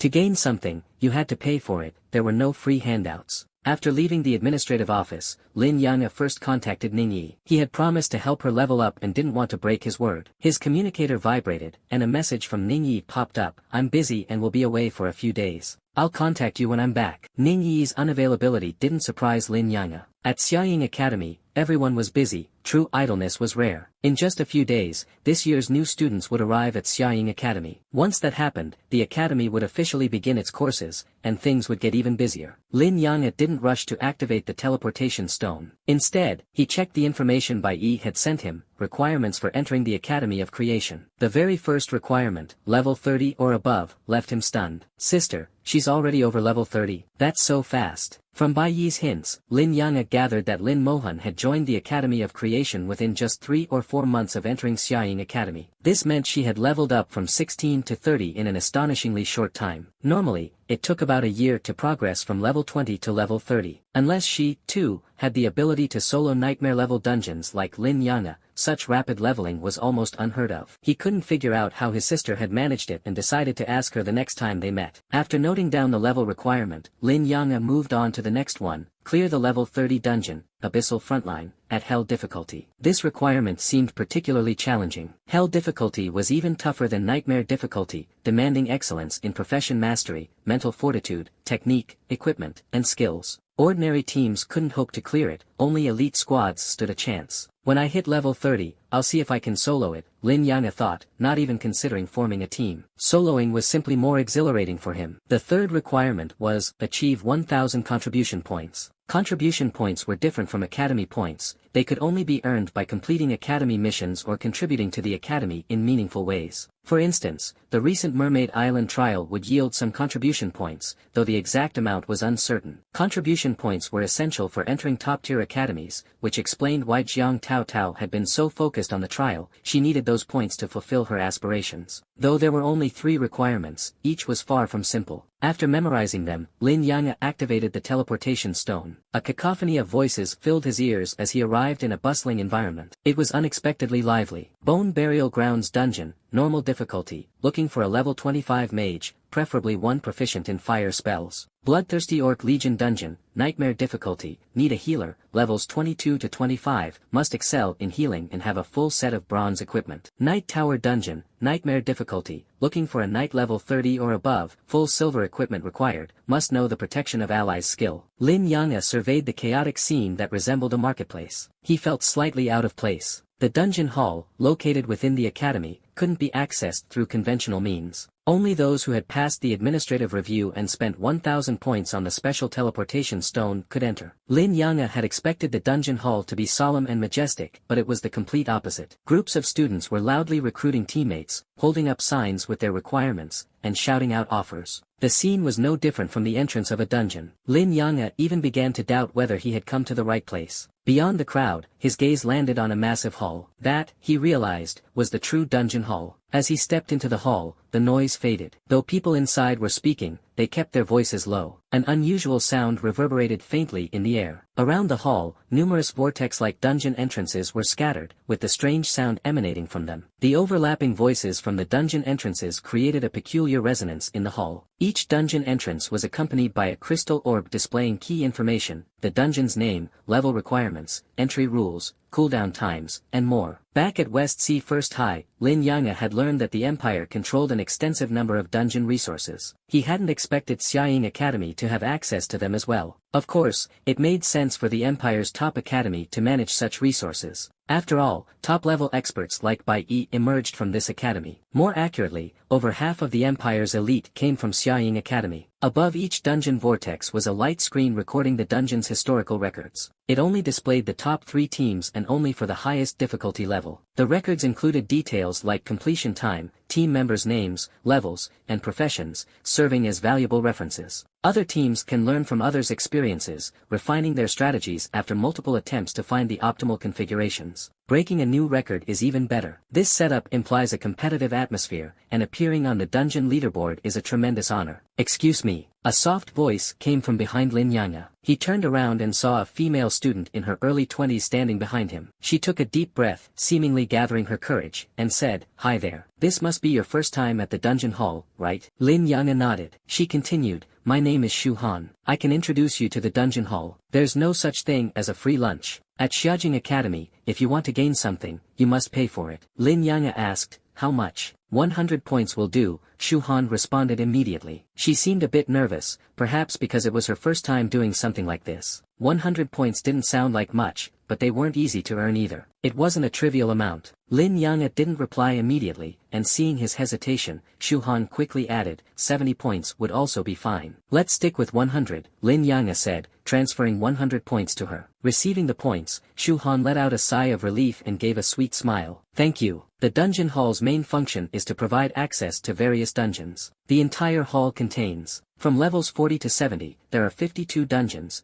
along with 2 large-scale dungeons and 1 super-large dungeon, making a total of 95 dungeons. Large-scale dungeons require more than 40 participants, while super-large dungeons are also referred to as 100-player dungeons. Lin Yanga asked, "What about dungeons above level 70? Shu Han shook her head. "Dungeons above level 70 aren't located here." Lin Yanga understood. Dungeons above level 70 were likely managed directly by the academy and weren't freely accessible. Such dungeons were critical resources, filled with valuable materials and equipment. Shu Han continued explaining the dungeon hall's features. While it was just information that Lin Yanga could eventually figure out on his own, having someone explain it saved a lot of time. The cost of 100 points was a small price to pay. After all, he still had over 130,000 points, 100 points was just a drop in the bucket. Each dungeon has corresponding clearance records. Breaking a record can earn rewards. The entry requirements for dungeons vary. Most require reaching a base level, some require an average team level, and special dungeons may have specific requirements for the highest or lowest level in a team. The dungeons are diverse, with differing conditions.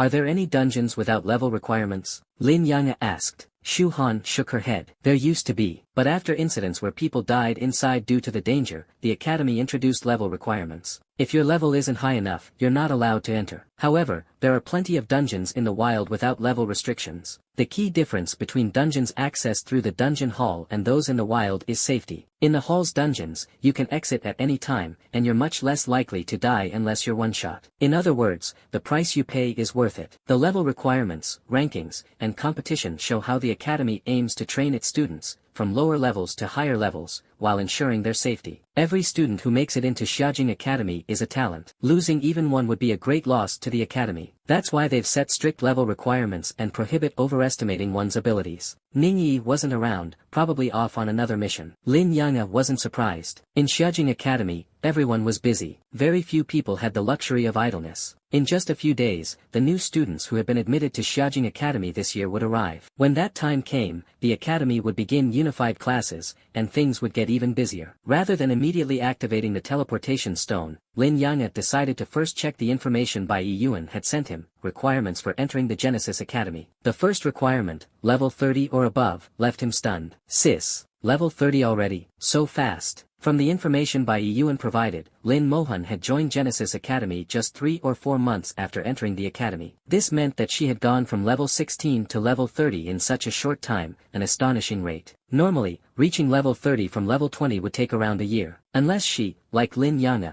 could solo nightmare-level dungeons, this kind of progress was exceedingly rare. Lin Yang couldn't figure out how his sister had leveled up so quickly and could only wait to ask her in person. After reviewing the level requirement, Lin Yang continued to check the other conditions. Clear the level 30 dungeon, Abyssal Frontline, on Hell difficulty. This requirement seemed particularly challenging. Hell difficulty was harder than Nightmare difficulty and demanded excellence across all areas: profession, mental state, tactics, equipment, and skills. Ordinary teams would struggle to clear it, only elite teams stood a chance. When I reach level 30, I'll try soloing it, Lin Yang thought. He didn't even consider forming a team. Soloing was simply more satisfying. The third requirement, contribution points of 1,000. Contribution points were different from regular points. They could only be earned by completing academy tasks or contributing to the academy in some meaningful way. For example, the current Mermaid Island trial would reward some contribution points, though the exact amount was unknown. Contribution points were essential for entering elite academies, which was why Jiang Taotao had said the trial was critical for her. If she wanted to join a top academy, she needed enough contribution points. There were only 3 requirements, but none of them were easy. After memorizing them, Lin Yang activated the teleportation stone. A wave of noise filled his ears, creating a lively atmosphere. Graveyard of Bones, dungeon, normal difficulty, looking for a level 25-ish mage, preferably with fire skills. Blood Duel Orc Legion, dungeon, nightmare difficulty, looking for a healer, levels 22 to 25, must be skilled in healing and have a full bronze gear set. Tower of Night, nightmare difficulty, need a level 30 plus knight with a full silver gear set and the shield ally skill. Lin Yang observed the chaotic scene, finding it somewhat overwhelming. Despite being inside the academy, the dungeon hall wasn't accessible through ordinary means. It required approval from the academic office and a payment of 1,000 points to purchase a special teleportation stone. He had expected the dungeon hall to feel solemn and sacred, yet the noisy, marketplace-like environment caught him off guard. Students were everywhere, waving signs with their recruitment demands and shouting to attract team members. The scene resembled the entrance to any dungeon. For a moment, Lin Yang wondered if he had arrived at the wrong place. But as his gaze moved past the crowd, he spotted a massive hall. That was the real dungeon hall. Stepping into the hall, the noise disappeared. While people inside were talking, their voices were deliberately hushed. At the same time, an odd sound lingered in the air, emanating from the vortex-like entrances to various dungeons scattered in the hall's corners. The overlapping sounds created a strange resonance. Each dungeon entrance was accompanied by a crystal orb displaying information such as the dungeon's name, level requirements, entry rules, and cooldown times. Back at West Sea First High, Lin Yang had already known that the Empire controlled a significant number of dungeon resources. He hadn't expected Xiaojing Academy to possess such a vast collection as well. It made sense, though, for the top academy of the Xinxia Empire to have control over an entire layer of dungeon resources.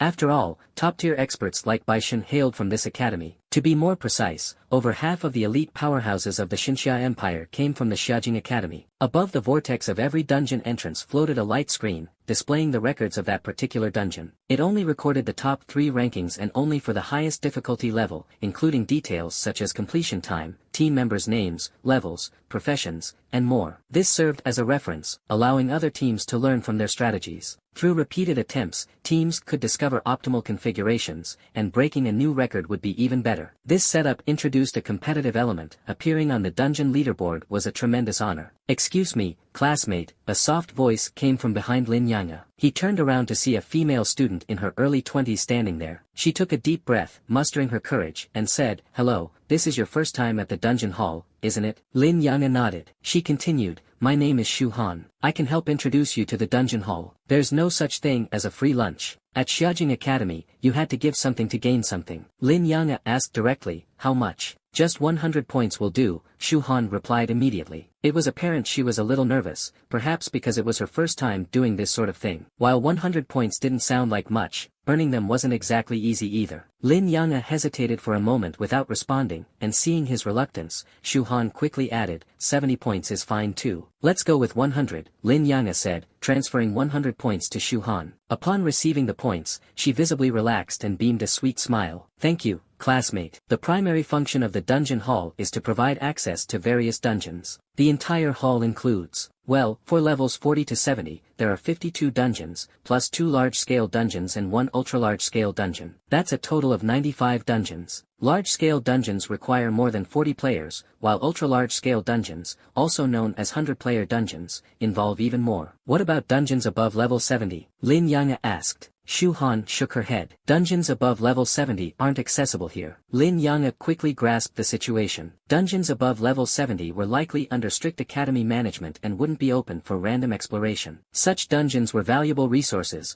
with materials and equipment inside being highly useful. Shu Han continued explaining the various functions of the dungeon hall. For Lin Yang'e, this was just information he could have figured out himself eventually, but having someone explain it saved him a lot of time. And at the cost of only 100 points, it was a worthwhile trade. He still had over 130,000 points, so 100 points was barely a drop in the bucket. Each dungeon has corresponding completion records. Setting a new record can earn you rewards. Entry requirements vary for each dungeon. Most require a minimum base level, some require an average team level, and certain special dungeons have restrictions on the highest or lowest levels within a team. The requirements are diverse and depend on the dungeon. Lin Yang'e asked, "Are there any dungeons without level requirements?" Shu Han shook her head. "There used to be, but after some people died in them, the academy deemed them too dangerous and implemented level restrictions. If your level doesn't meet the requirement, you can't enter. However, there are still plenty of dungeons in the wild with no level restrictions. The main difference between entering dungeons through the dungeon hall and wild dungeons lies in safety. Dungeons accessed through the hall allow you to exit at any time. If you're in danger, you can leave, significantly improving safety. Unless you're instantly killed, it's hard to die inside. In other words, the points you spend are worth it." From the level settings and competitive rankings of dungeons, you can see the academy's intent to train students, from low levels to high levels, ensuring their safety throughout the process. Every student at Xiaojing Academy is considered a talent,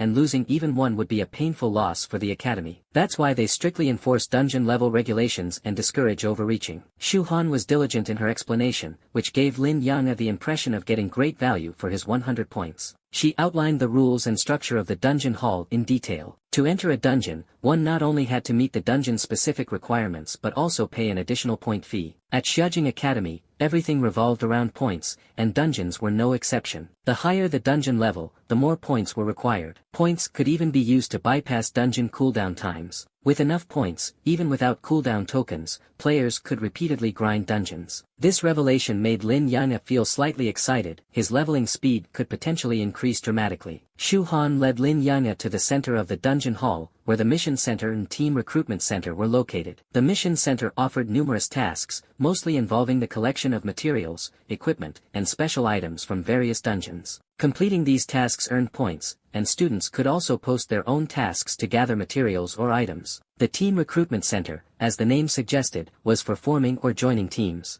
It required points to post recruitment notices, but joining a team was free. At Xiaojing Academy, points were the ultimate currency, omnipresent in every aspect of life. After spending over half an hour explaining everything in detail, Shu Han finally asked, "Classmate, is there anything else you're unclear about?" At that moment, Lin Yang's communicator vibrated. He checked it to find he had received 50 contribution points, the score from the recent Mermaid Island trial. It wasn't much, and he was still far from the 1,000 contribution points needed to join the Creation Academy. He asked, "How does one earn contribution points?" Shu Han inquired, "Are you asking about the Academy's contribution points?" Lin Yang nodded. "There aren't many ways to earn contribution points," Shu Han explained. "Participating in Academy-organized trials is one way. Completing Academy-assigned missions is another. In the Mission Center, some tasks are issued directly by the Academy. Completing them can earn you a certain number of contribution points, but those tasks are highly sought after. They're usually completed shortly after being posted because everyone wants contribution points. They're essential for joining the Academy." Lin Yang checked the Mission Center and indeed saw a few Academy-issued tasks. However, the contribution points they offered were meager, typically 2 or 3 points, with the highest being 10. He sighed, earning contribution points is really tough. He felt that getting 50 contribution points was already quite an achievement. He guessed that Jiang Taotao and the others likely hadn't earned much more than he had. His communicator buzzed again. When he answered, Duan Gao's excited voice came through. "Moyu, how many contribution points did you get?" "I got 20 points. This trial was such a big win for me." "Peachy got 30 points, and she's over the moon about it," Duan Gao added. Lin Yang replied softly, 50 points. "What the?" "Peachy was right, you must have gotten the most points." "Dang, 50 points in one go. That's more than I'd get from several missions combined. Next time there's a trial mission, I'm definitely teaming up with you. I'm sticking to your coattails." Duan Gao excitedly finished speaking before finally ending the communication. Shu Han stood to the side, stunned. A single trial mission earning 50 contribution points. Contribution points were notoriously hard to come by. The others nearby were equally dumbfounded. Normally, their trial missions would earn them 5 to 10 points, and even the most exceptional performances might yield 20 points. To obtain 50 points in one go, unless it was a high-level trial mission for those who had undergone their second-class change, was unheard of. That's impossible. No way someone could get that many contribution points. I haven't heard of any high-difficulty trial missions recently. Besides, judging by his level, he doesn't seem very strong. Exactly, must be exaggerating. Lin Yang ignored the murmurs of disbelief from the crowd and nodded at Shu Han in gratitude. Spending 100 points was definitely worth it. Shu Han quickly waved her hands. "No need to thank me, you paid for it, after all. Are you going to find a team to clear a dungeon now?" Lin Yang walked toward a dungeon gate, Mutated Forest,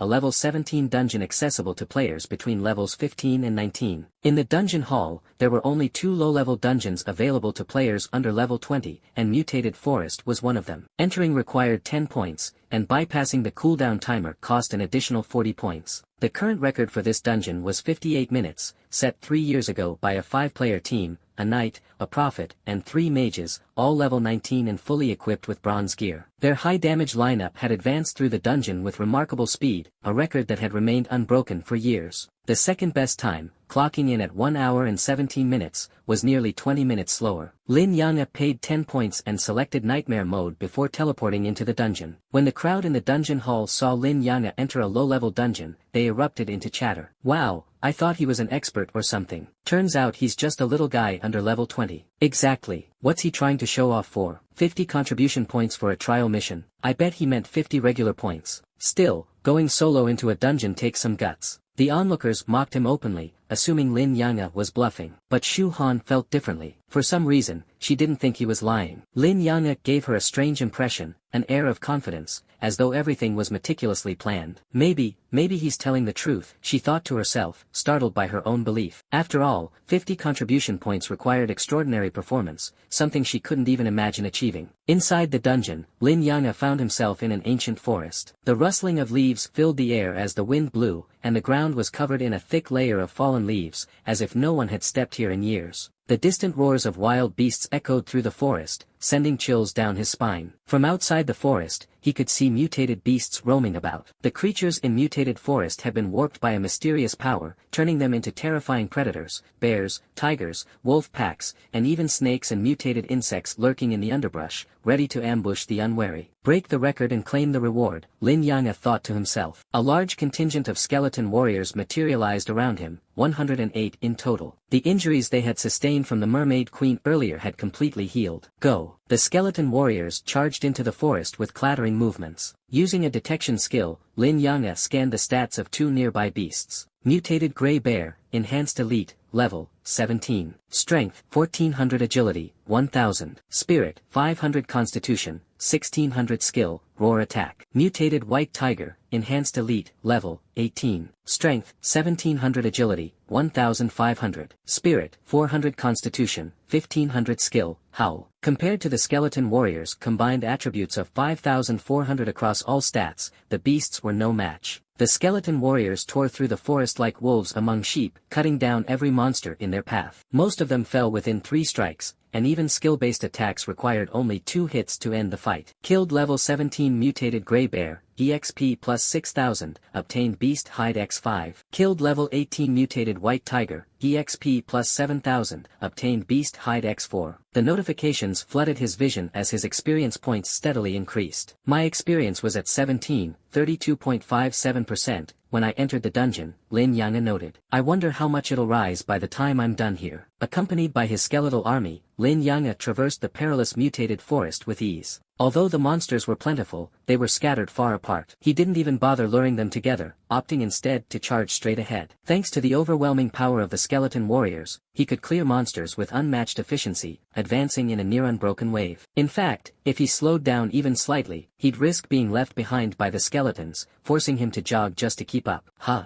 Does this dungeon not have any boss-level monsters? Lin Yanga wondered aloud. As he pushed forward, he hadn't encountered a single boss-tier foe. The most challenging fight so far had been against 2 packs of wolves, which the skeleton warriors swiftly overwhelmed and annihilated. By the time Lin Yanga arrived at the scene, the battle was already over. He didn't even have the chance to land a finishing blow himself. In Lin Yanga's eyes, this dungeon was easier than the West Sea mines. However, the map was vast and disorienting, and he nearly lost his way multiple times. After 30 minutes of continuous movement, he finally reached the dungeon's end. Before him lay a sizable pool of water, where several massive beasts lounged along the shore, dozing. Lin Yanga had encountered wolf packs, dog packs, and even snake dens before, but this was the first time he'd seen a mixed group of tigers and bears. It was unusual, almost unnatural, for mutated beasts to gather together like this. Could they have developed intelligence? The group consisted of 2 bears and 2 tigers, their bodies disproportionately large, especially the bears, which stood over 5 meters tall when upright. Though the sight was surprising, to Lin Yanga, they were nothing more than experience points. Without hesitation, the skeleton warriors charged forward, initiating a brutal and straightforward slaughter. Lin Yanga didn't even have time to use his detection skill before the tigers and bears fell beneath the skeleton's blades. With a thunderous roar, a massive column of water shot up from the pond as a gigantic turtle-like beast slowly crawled out from the depths. This enormous creature bore a thick, armor-like shell on its back, with a diameter exceeding 5 meters. Its massive mouth opened wide, revealing a row of razor-sharp teeth, and a long, whip-like tail extended from its rear, covered in sharp, menacing spikes. As the beast emerged from the water, it let out a piercing howl. Mutant Flood Turtle, Leader Class Monster. Level 19. Strength 4000. Agility 500. Spirit 500. Constitution 7000. Skills: Bite, Sweep, Super Defense. The boss's constitution was astronomically high, surpassing even that of the skeleton warriors and exceeding the stats of the level 24 Mermaid Queen. Such an extraordinary constitution meant its vitality and defense were immense. While its strength was relatively lower, it was still formidable enough to deal significant damage to the skeleton warriors.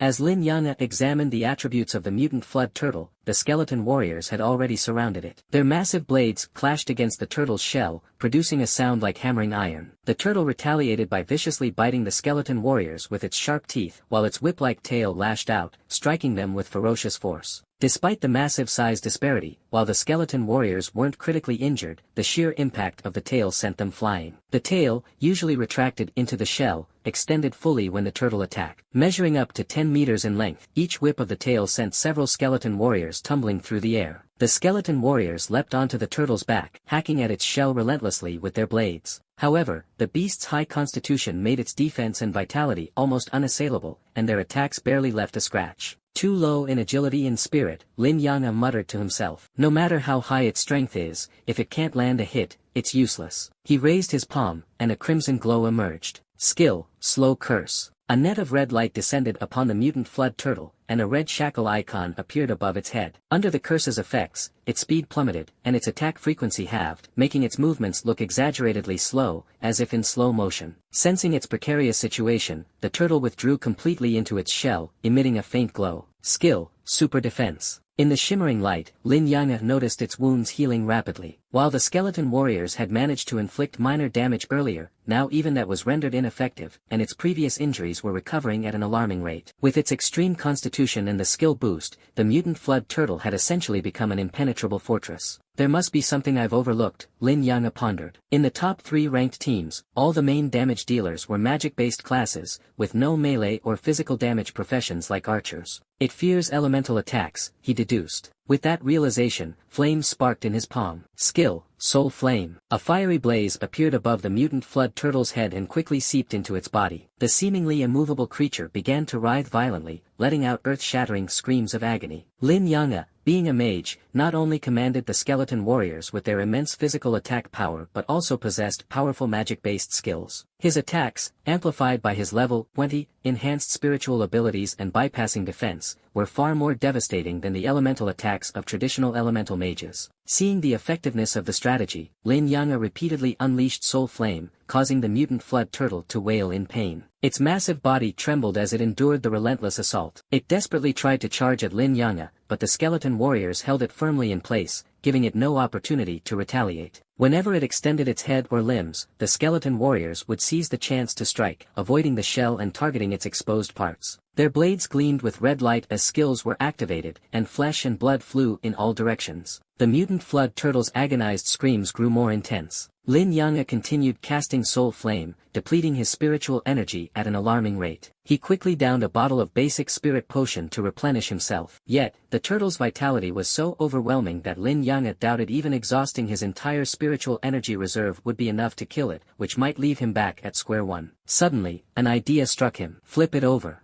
At his command, the skeleton warriors surged forward, combining their immense strength. With a thunderous crash, the mutant flood turtle was flipped onto its back, exposing the soft flesh of its underbelly. Without the protection of its shell, the skeleton warriors could now deal significant damage with each strike. The mutant flood turtle thrashed about wildly, but no matter how hard it struggled, it couldn't right itself. Blood quickly pooled around it, staining the pond red, and its resistance grew weaker by the moment. Under the relentless onslaught of the skeleton warriors, the mutant flood turtle finally succumbed 3 minutes later. Mutant flood turtle defeated. Experience plus 150,000. Obtained bronze level weapon, flood turtle fist wraps. Obtained bronze level armor, heavy flood turtle armor. Obtained low level monster core, flood turtle fist wraps, bronze level, strength plus 20, constitution plus 20, increases fistfighter skill power by 6%. Usable at level 12. Heavy flood turtle armor, bronze level, constitution plus 30, increases defensive skill power by 6%. Usable at level 12. Lin Yang'e casually glanced at the 2 pieces of equipment before stowing them away. Checking his experience bar, he noted that it had risen from 32.57% to 67%, a gain of nearly 35%. Another run would be enough to push him to level 18. As Lin Yang'e successfully defeated the mutant flood turtle, the tolling of a bell echoed throughout the dungeon hall. The resonant chimes rang 3 times, reverberating across the space,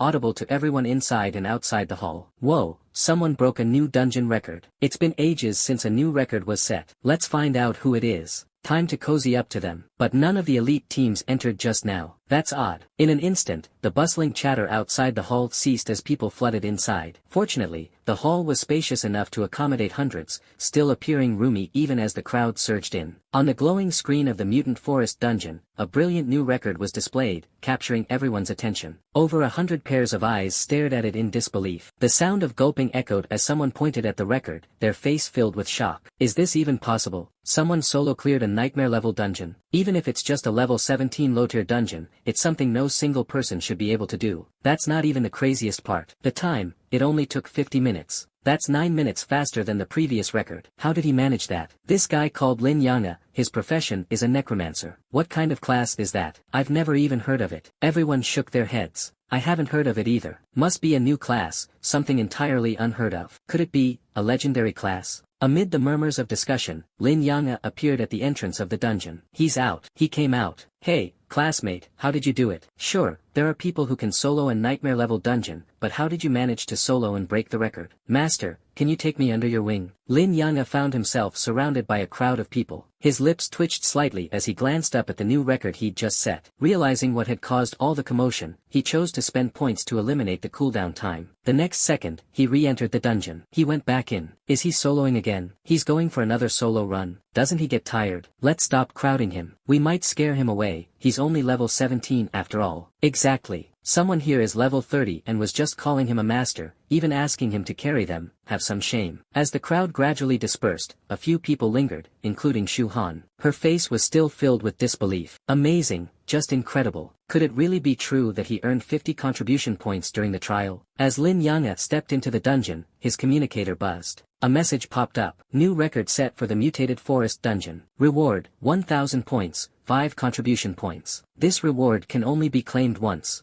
Lin Yanga blinked in surprise. So setting a new record for a dungeon not only granted points but also contribution points. Shame it could only be claimed once. Then again, that made sense. Otherwise, people could exploit the system. Experienced teams could carefully control their time, shaving off seconds with each run to repeatedly set new records and farm contribution points. The academy would never allow such a loophole to exist. Still, earning contribution points was an unexpected bonus. Lin Yanga's primary goal was simple: leveling up. That was it. Just leveling up. The skeletal warriors charged forward once more. All 108 skeletons swept through the forest like wolves among sheep, slaying the ferocious beasts that roamed the dungeon. With the experience from his previous run, Lin Yanga avoided getting lost this time and moved even faster. In just over 20 minutes, he reached the end of the dungeon. The skeletal warriors surged forward, and in the blink of an eye, 4 corpses lay scattered around the pond. Water shot into the air, and the final boss, the mutated serpent turtle, crawled out of the pond. Boom, boom, boom, boom. Skill, corpse explosion. 4 deafening explosions rang out. The mutated serpent turtle was slain before it could even launch an attack. Its massive body erupted in a spray of water, shrinking the pond and leaving a crater in the ground. The turtle's body was heavily wounded from the chain of explosions. Flip it over. The skeletal warriors, having prepared for this moment, swarmed the boss. This strategy was unprecedented. No other class could summon this many minions. With the turtle's massive size and weight, flipping it seemed impossible. But with a miserable cry, the mutated serpent turtle was overturned, exposing its weakest point. From that moment, its fate was sealed. No, in truth, its fate was sealed the moment it crawled out of the pond. The skeletal warriors pounced, unleashing their skills. Skill, frenzied strike. One after another, glowing red blades slashed down onto the turtle's exposed belly. Blood sprayed like a fountain. The fight was far smoother than the previous run. First, the turtle had been disoriented by the 4 corpse explosions. Then, it was relentlessly attacked by the skeletal warriors. In less than a minute, the mutated serpent turtle was dead. Mutated serpent turtle defeated. Experience plus 150,000. Obtained, bronze grade weapon, serpent turtle longbow. Obtained, low grade monster core, serpent turtle longbow, bronze grade. Agility plus 40. Bow skills power plus 6%. Usable at level 12 or above. Back in the dungeon hall, the bell tolled again. People who had just left the hall rushed back. What's going on? Another record? Again with the mutated forest? And the time's even faster now. Unbelievable. This is insane. I'm going to faint. Someone tell me this isn't real. How is this even possible? The new record was locked in at 24 minutes and 32 seconds. Not only had it smashed past the 30-minute mark, but it had also gone under 25 minutes. The previous record, held for over 3 years, was 58 minutes, and that had been achieved by a 5-person team with near-perfect coordination. Lin Yanga, on the other hand, had set a record solo that others couldn't even begin to fathom. Breaking the old record had been considered nearly impossible, which was why it had stood for so long. I'd bet this record won't be broken for a century. A century? I'd say 500 years, maybe even longer. This is just cruel. He's not giving anyone else a chance.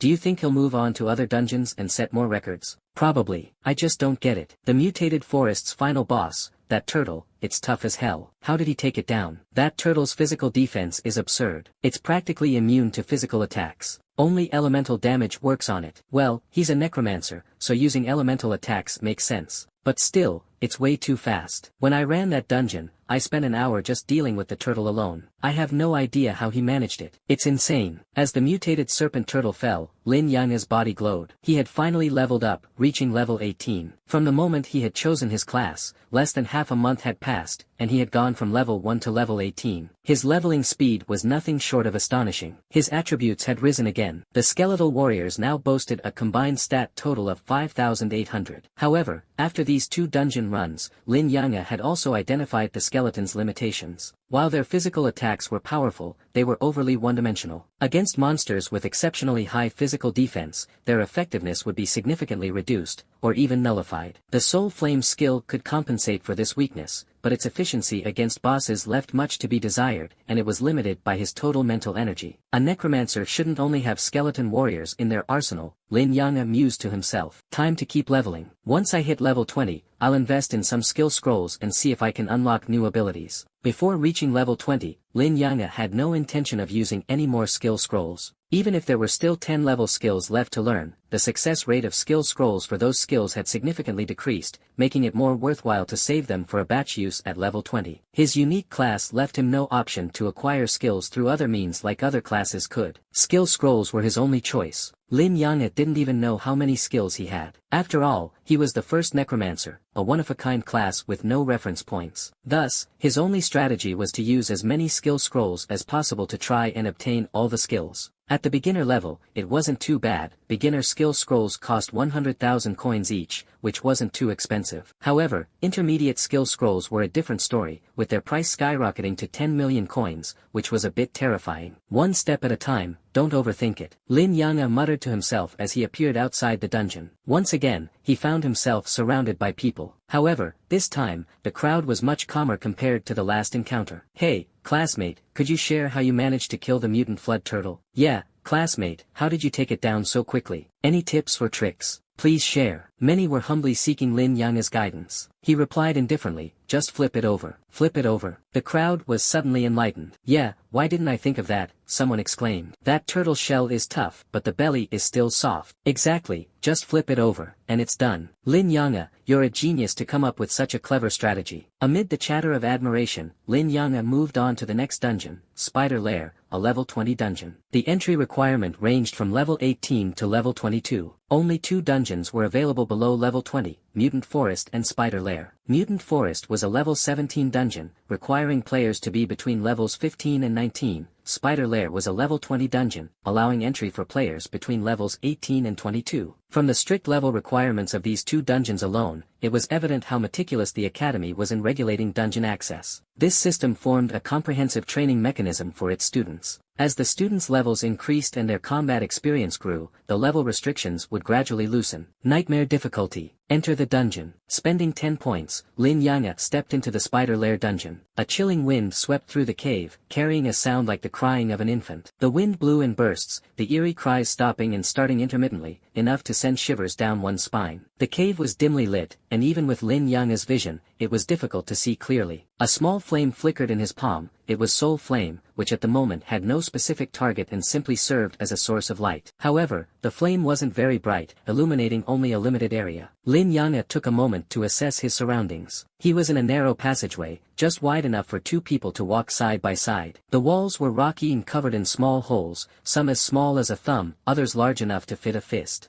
Above him hung numerous spider webs. The faint sound of spider legs scuttling across the walls occasionally mixed with the wind, making the atmosphere even more unnerving. This dungeon, named Spider Lair, was indeed a world dominated by spiders. A large group of skeletal warriors appeared, their dim soul flames resembling torches, casting countless shadows. The skeletal warriors charged down the passageway. The layout of the Spider Lair was incredibly complex, winding and twisting like a massive labyrinth. The skeletal warriors dispersed and moved through the cave, and in Lin Yanga's mind, a map began to form, a map that grew larger with each passing moment. The lair consisted of numerous interconnected tunnels that formed a maze-like structure, reminiscent of a honeycomb. As the skeletal warriors ventured deeper, they soon encountered monsters, and fierce battles ensued. Killed level 20 Crimson Spider, EXP plus 9000. Obtained Spider Silk *5. Killed level 19 Furry Spider, EXP plus 8000. Obtained Spider Silk *4. Messages kept popping up as the skeletal warriors plunged into combat. The pace of the map's expansion slowed significantly due to the overwhelming number of monsters. The lair was teeming with creatures, densely packed together. Judging by the experience points gained, these were enhanced elite monsters. The skeletal warriors couldn't go far without being attacked, as the spiders frequently ambushed them from the cave ceilings where they lay in wait for unsuspecting prey. Lin Yang cautiously advanced along the cleared paths. This was his first time entering such an environment for a dungeon. Suddenly, a faint rustling sound reached his ears. In the dimly lit tunnel, countless small spiders emerged from the holes in the surrounding rocky walls. Each spider was no bigger than a fist, yet they swarmed in overwhelming numbers, quickly surrounding the entire cave. There were hundreds, if not thousands of them. Small spider. Level, 18. Strength, 200. Agility, 200. Intelligence, 100. Constitution, 200. Skills, none. These small spiders were ordinary monsters, even weaker than other monsters of the same level. However, their sheer numbers posed a significant threat. As the saying goes, enough ants can bite an elephant to death. Lin Yang couldn't help but recall that the top 3 teams in the spider lair rankings all included at least 2 mage-class players.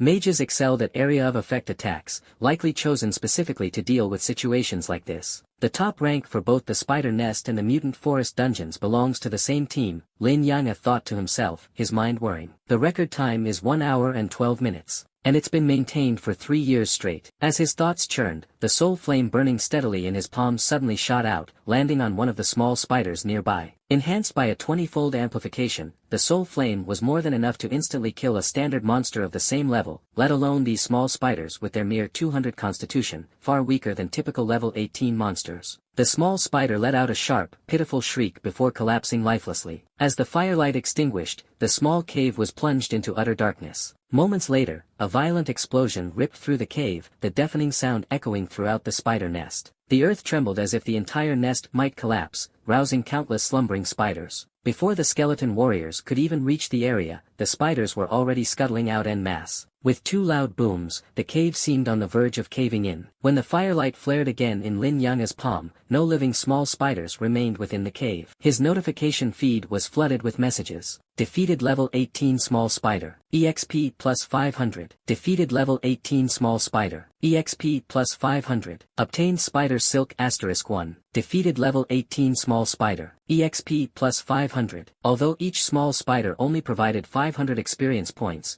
the numbers quickly added up. 20 small spiders equaled more experience than defeating a single level 18 enhanced elite monster. And just now, there had been at least 300 to 400 small spiders, equivalent to wiping out 20 or so enhanced elites of the same level. It was an absolute windfall. Lin Yang's eyes gleamed, and for once, his normally composed face lit up with rare joy. He had noticed that all the caves where the skeleton warriors were stationed were now crawling with these small spiders, drawn out by the earlier explosion. An experienced goldmine, Lin Yang thought to himself. However, his expression shifted slightly in the next moment. The skeleton warriors had begun taking damage. One by one, the small spiders climbed onto their bodies, gnawing at them with their tiny fangs. Though the damage was minimal, their speed was alarming. The skeleton warrior's health was gradually dropping. It was a classic case of death by 1,000 cuts. The scene of skeleton warriors slaying dragons during his class transition ceremony was now playing out differently, with the warriors themselves being overwhelmed. Lin Yang's first instinct was to recall the skeleton warriors, but to his dismay, the spiders clinging to their bodies rendered them unretrievable. Without any area of effect skills, the skeleton warriors could only swing their great swords, cutting down one spider at a time, 2 or 3 if they were lucky. But this was far from enough to resolve the situation. It was like trying to extinguish a roaring fire with a single cup of water. Retreat! Lin Yang commanded mentally, urging the skeleton warriors to run back. If he couldn't recall them, at the very least, they needed to retreat, otherwise, they'd be devoured completely. The skeleton warriors, now covered in small spiders, began retreating. Behind them, a horde of spiders followed, small ones, as well as various enhanced elite spiders. The skeleton warriors, who had once dominated dungeon runs, cutting down monsters as if they were mere weeds, were now fleeing in such a disheveled manner for the first time. Lin Yang was becoming increasingly aware of the skeleton warriors' limitations. While their stats were high, their singular focus was a glaring weakness. He could only hope that reaching level 20 would unlock new skills. One skeleton warrior stumbled into his line of sight. Lin Yang raised his hand. Skill,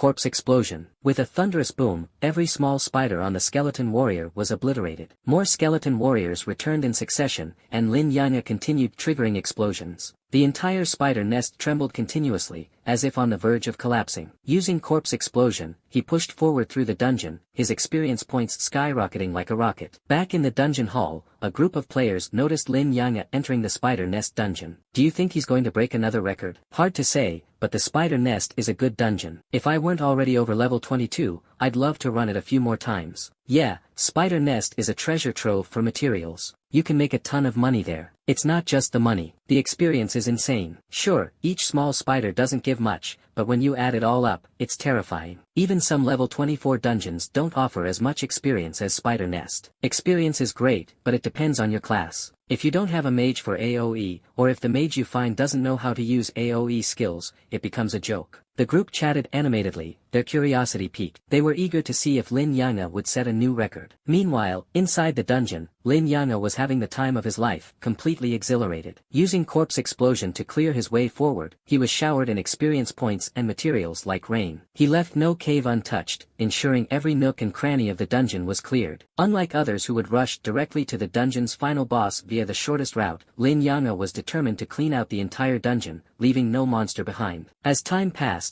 an hour went by, and Lin Yanga still hadn't emerged from the spider nest. Those waiting outside began to feel a bit disappointed. Many figured this was more in line with expectations. Lin Yanga's past record-breaking run must have been due to exploiting some special trick. His current performance seemed more realistic. Even if he doesn't break the record, soloing Nightmare difficulty is already impressive. True, but to be fair, Spider Nest is a unique dungeon. The difference between normal and Nightmare difficulty isn't as pronounced as in other dungeons. Yeah, at least the small spiders are the same strength, just more numerous. As the crowd gradually dispersed, Shu Han remained by the dungeon entrance, listening to their discussions with a different perspective. She couldn't put her finger on it, but she felt there was more to the situation than met the eye. Inside the dungeon, Lin Yanga had finally cleared every part of it. A total of 108 caves, with spiders in 60 of them. I wonder if their placement is fixed or randomized. I'll find out next time. He glanced at his experience bar, now at level 18, 70%. In one dungeon run, he'd gained 70% of a level, even without prior familiarity. The efficiency was astounding. He was confident that next time, his run would be just as fruitful and even faster. Time to check out the boss, he murmured. Lin Yanga navigated through cave after cave, heading toward the deepest part of the dungeon. The Spider Nest dungeon was vast, a labyrinthine map consisting of 155,308 interconnected caves. Without the complete map etched into his mind, finding the correct path would have taken him at least half a day. After another 10 minutes of walking, he finally reached the correct passageway leading deeper into the dungeon. Here, an entrance was sealed by a dense, thick spiderweb. A skeleton warrior wielding a massive blade hacked at the web with all its might. The web was incredibly tough, clinging together even after being cut, making it difficult to sever completely. It wasn't that the skeleton warrior wasn't trying hard enough, the task simply wasn't suited for them. If a mage had been present, their magical attacks would have easily cleared the spiderweb. After 5 full minutes of effort, the skeleton warrior finally broke through, the sound of cracking and snapping echoing as it cleared the way. The skeleton warrior led the charge forward, with Lin Yanga following closely behind. Passing through the cleared tunnel, they finally arrived at the heart of the dungeon. Inside a massive cavern, they came face to face with the dungeon boss, a giant spider with a body diameter of 7 to 8 meters. Its 8 legs spread out like towering pillars, each one about 15 meters long, roughly double the length of its body. The legs were covered in bristling hairs that glinted with a metallic sheen. One could easily imagine the devastating consequences of being grazed by those legs. It would either mean death or severe injury. As Lin Yanga entered, the boss immediately sensed his presence. His heart stirred as he issued a mental command. Instantly, 112 skeleton warriors charged forward, their massive blades raised high. Simultaneously, Lin Yanga cast a probing spell on the boss to reveal its stats. Spider King, boss level monster. Level, 21. Strength, 5,000. Agility, 3,500. Spirit, 500. Constitution, 4,000. Skills, Web Shot, Acid Spray, Wind Cyclone. Its strength surpassed that of the mutated Flood Turtle, and its agility was even higher. However, its constitution was comparatively weaker. It had 3 skills. The first 2, Web Shot and Acid Spray, were understandable, but the last one, Wind Cyclone, what kind of skill was that? The Spider King reacted swiftly, opening its maw to release a massive spiderweb. Skill, Web Shot. The skeleton warriors quickly dodged,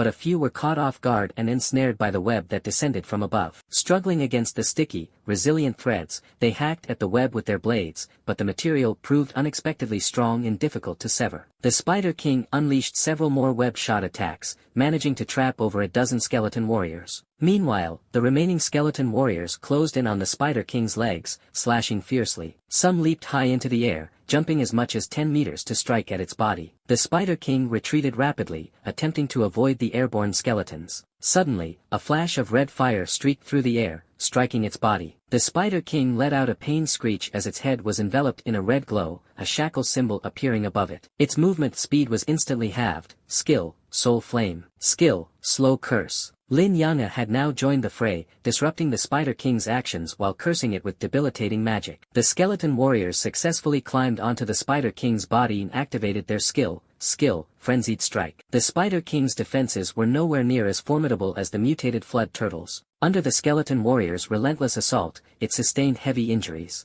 It thrashed violently, its 8 colossal legs sweeping back and forth like giant clubs. At the same time, it spewed streams of foul-smelling, green liquid from its mouth. Skill, Acid Spray. The corrosive liquid sizzled as it landed on the skeleton warriors, releasing wisps of smoke. Lin Yanga could feel the damage being inflicted on them. We need to end this quickly, Lin Yanga thought to himself. The skeleton warriors intensified their attacks, and he continued to bombard the Spider King with Soul Flame. The Spider King's injuries worsened with each passing moment. Suddenly, it let out a piercing scream and curled up tightly, its 8 legs coiling around its body like a serpent. The sharp, blade-like spines on its legs pointed outward as it began to spin violently. Like a top, it whirled through the cavern. Skill, Wind Cyclone. A fierce wind roared through the cavern as the Spider King spun rapidly. Skeleton warriors caught in its path were sent flying, their bones cracking from the impact. The skill's power was immense. After scattering the skeleton warriors, the Spider King charged directly at Lin Yanga. A skeleton warrior suddenly leaped to his side, grabbing him and jumping high to avoid the Spider King's sweeping attack. After 3 full rotations, the Spider King finally came to a stop, and the skeleton warriors regrouped to encircle it once more. Though many skeleton warriors were now damaged, their bones riddled with cracks,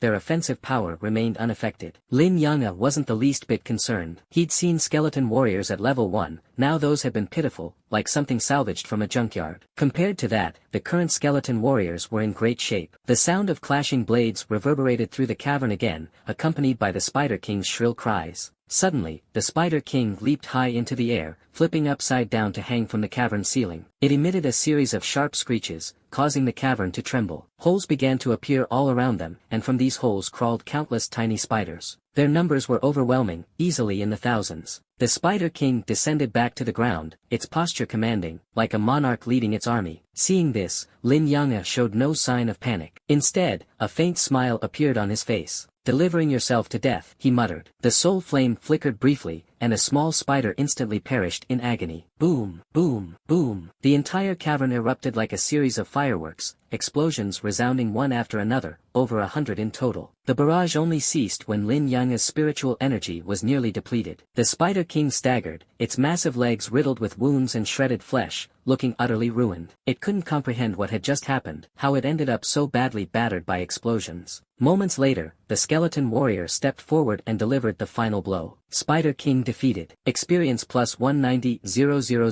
Silver grade weapon obtained. Spider Dagger. Low grade monster crystal core obtained. Spider Dagger, silver grade, agility plus 40, constitution plus 40, assassin class skill power plus 8%, usable at level 20.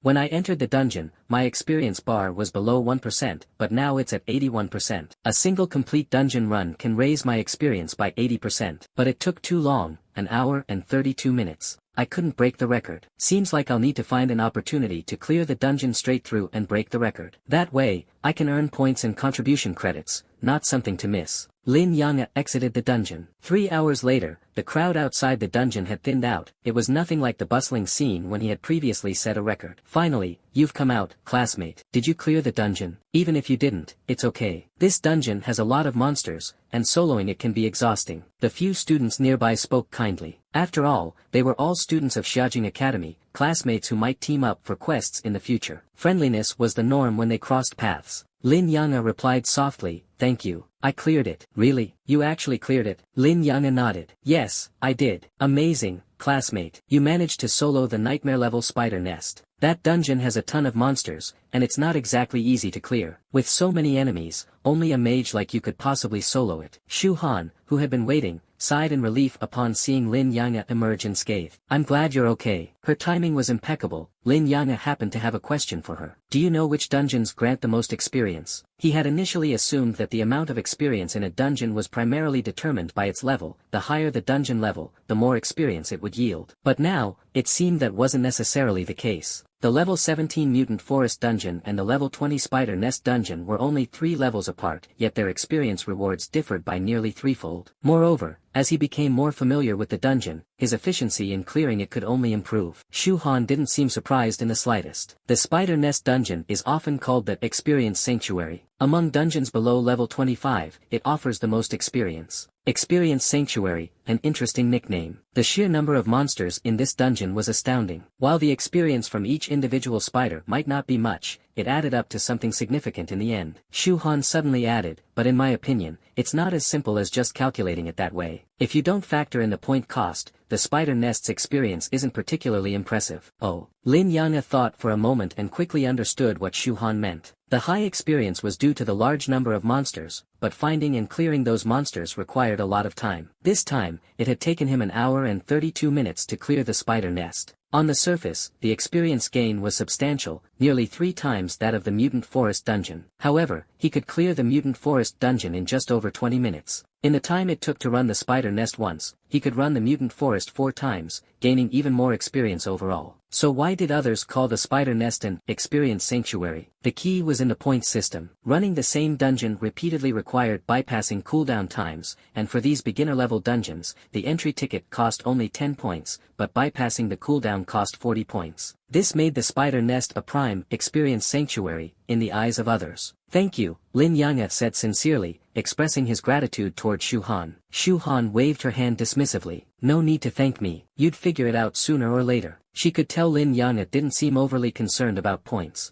Lin Yang followed up with another question. Are there any dungeons that are both quick to clear and offer high experience? Dungeons that are quick to clear and offer high experience.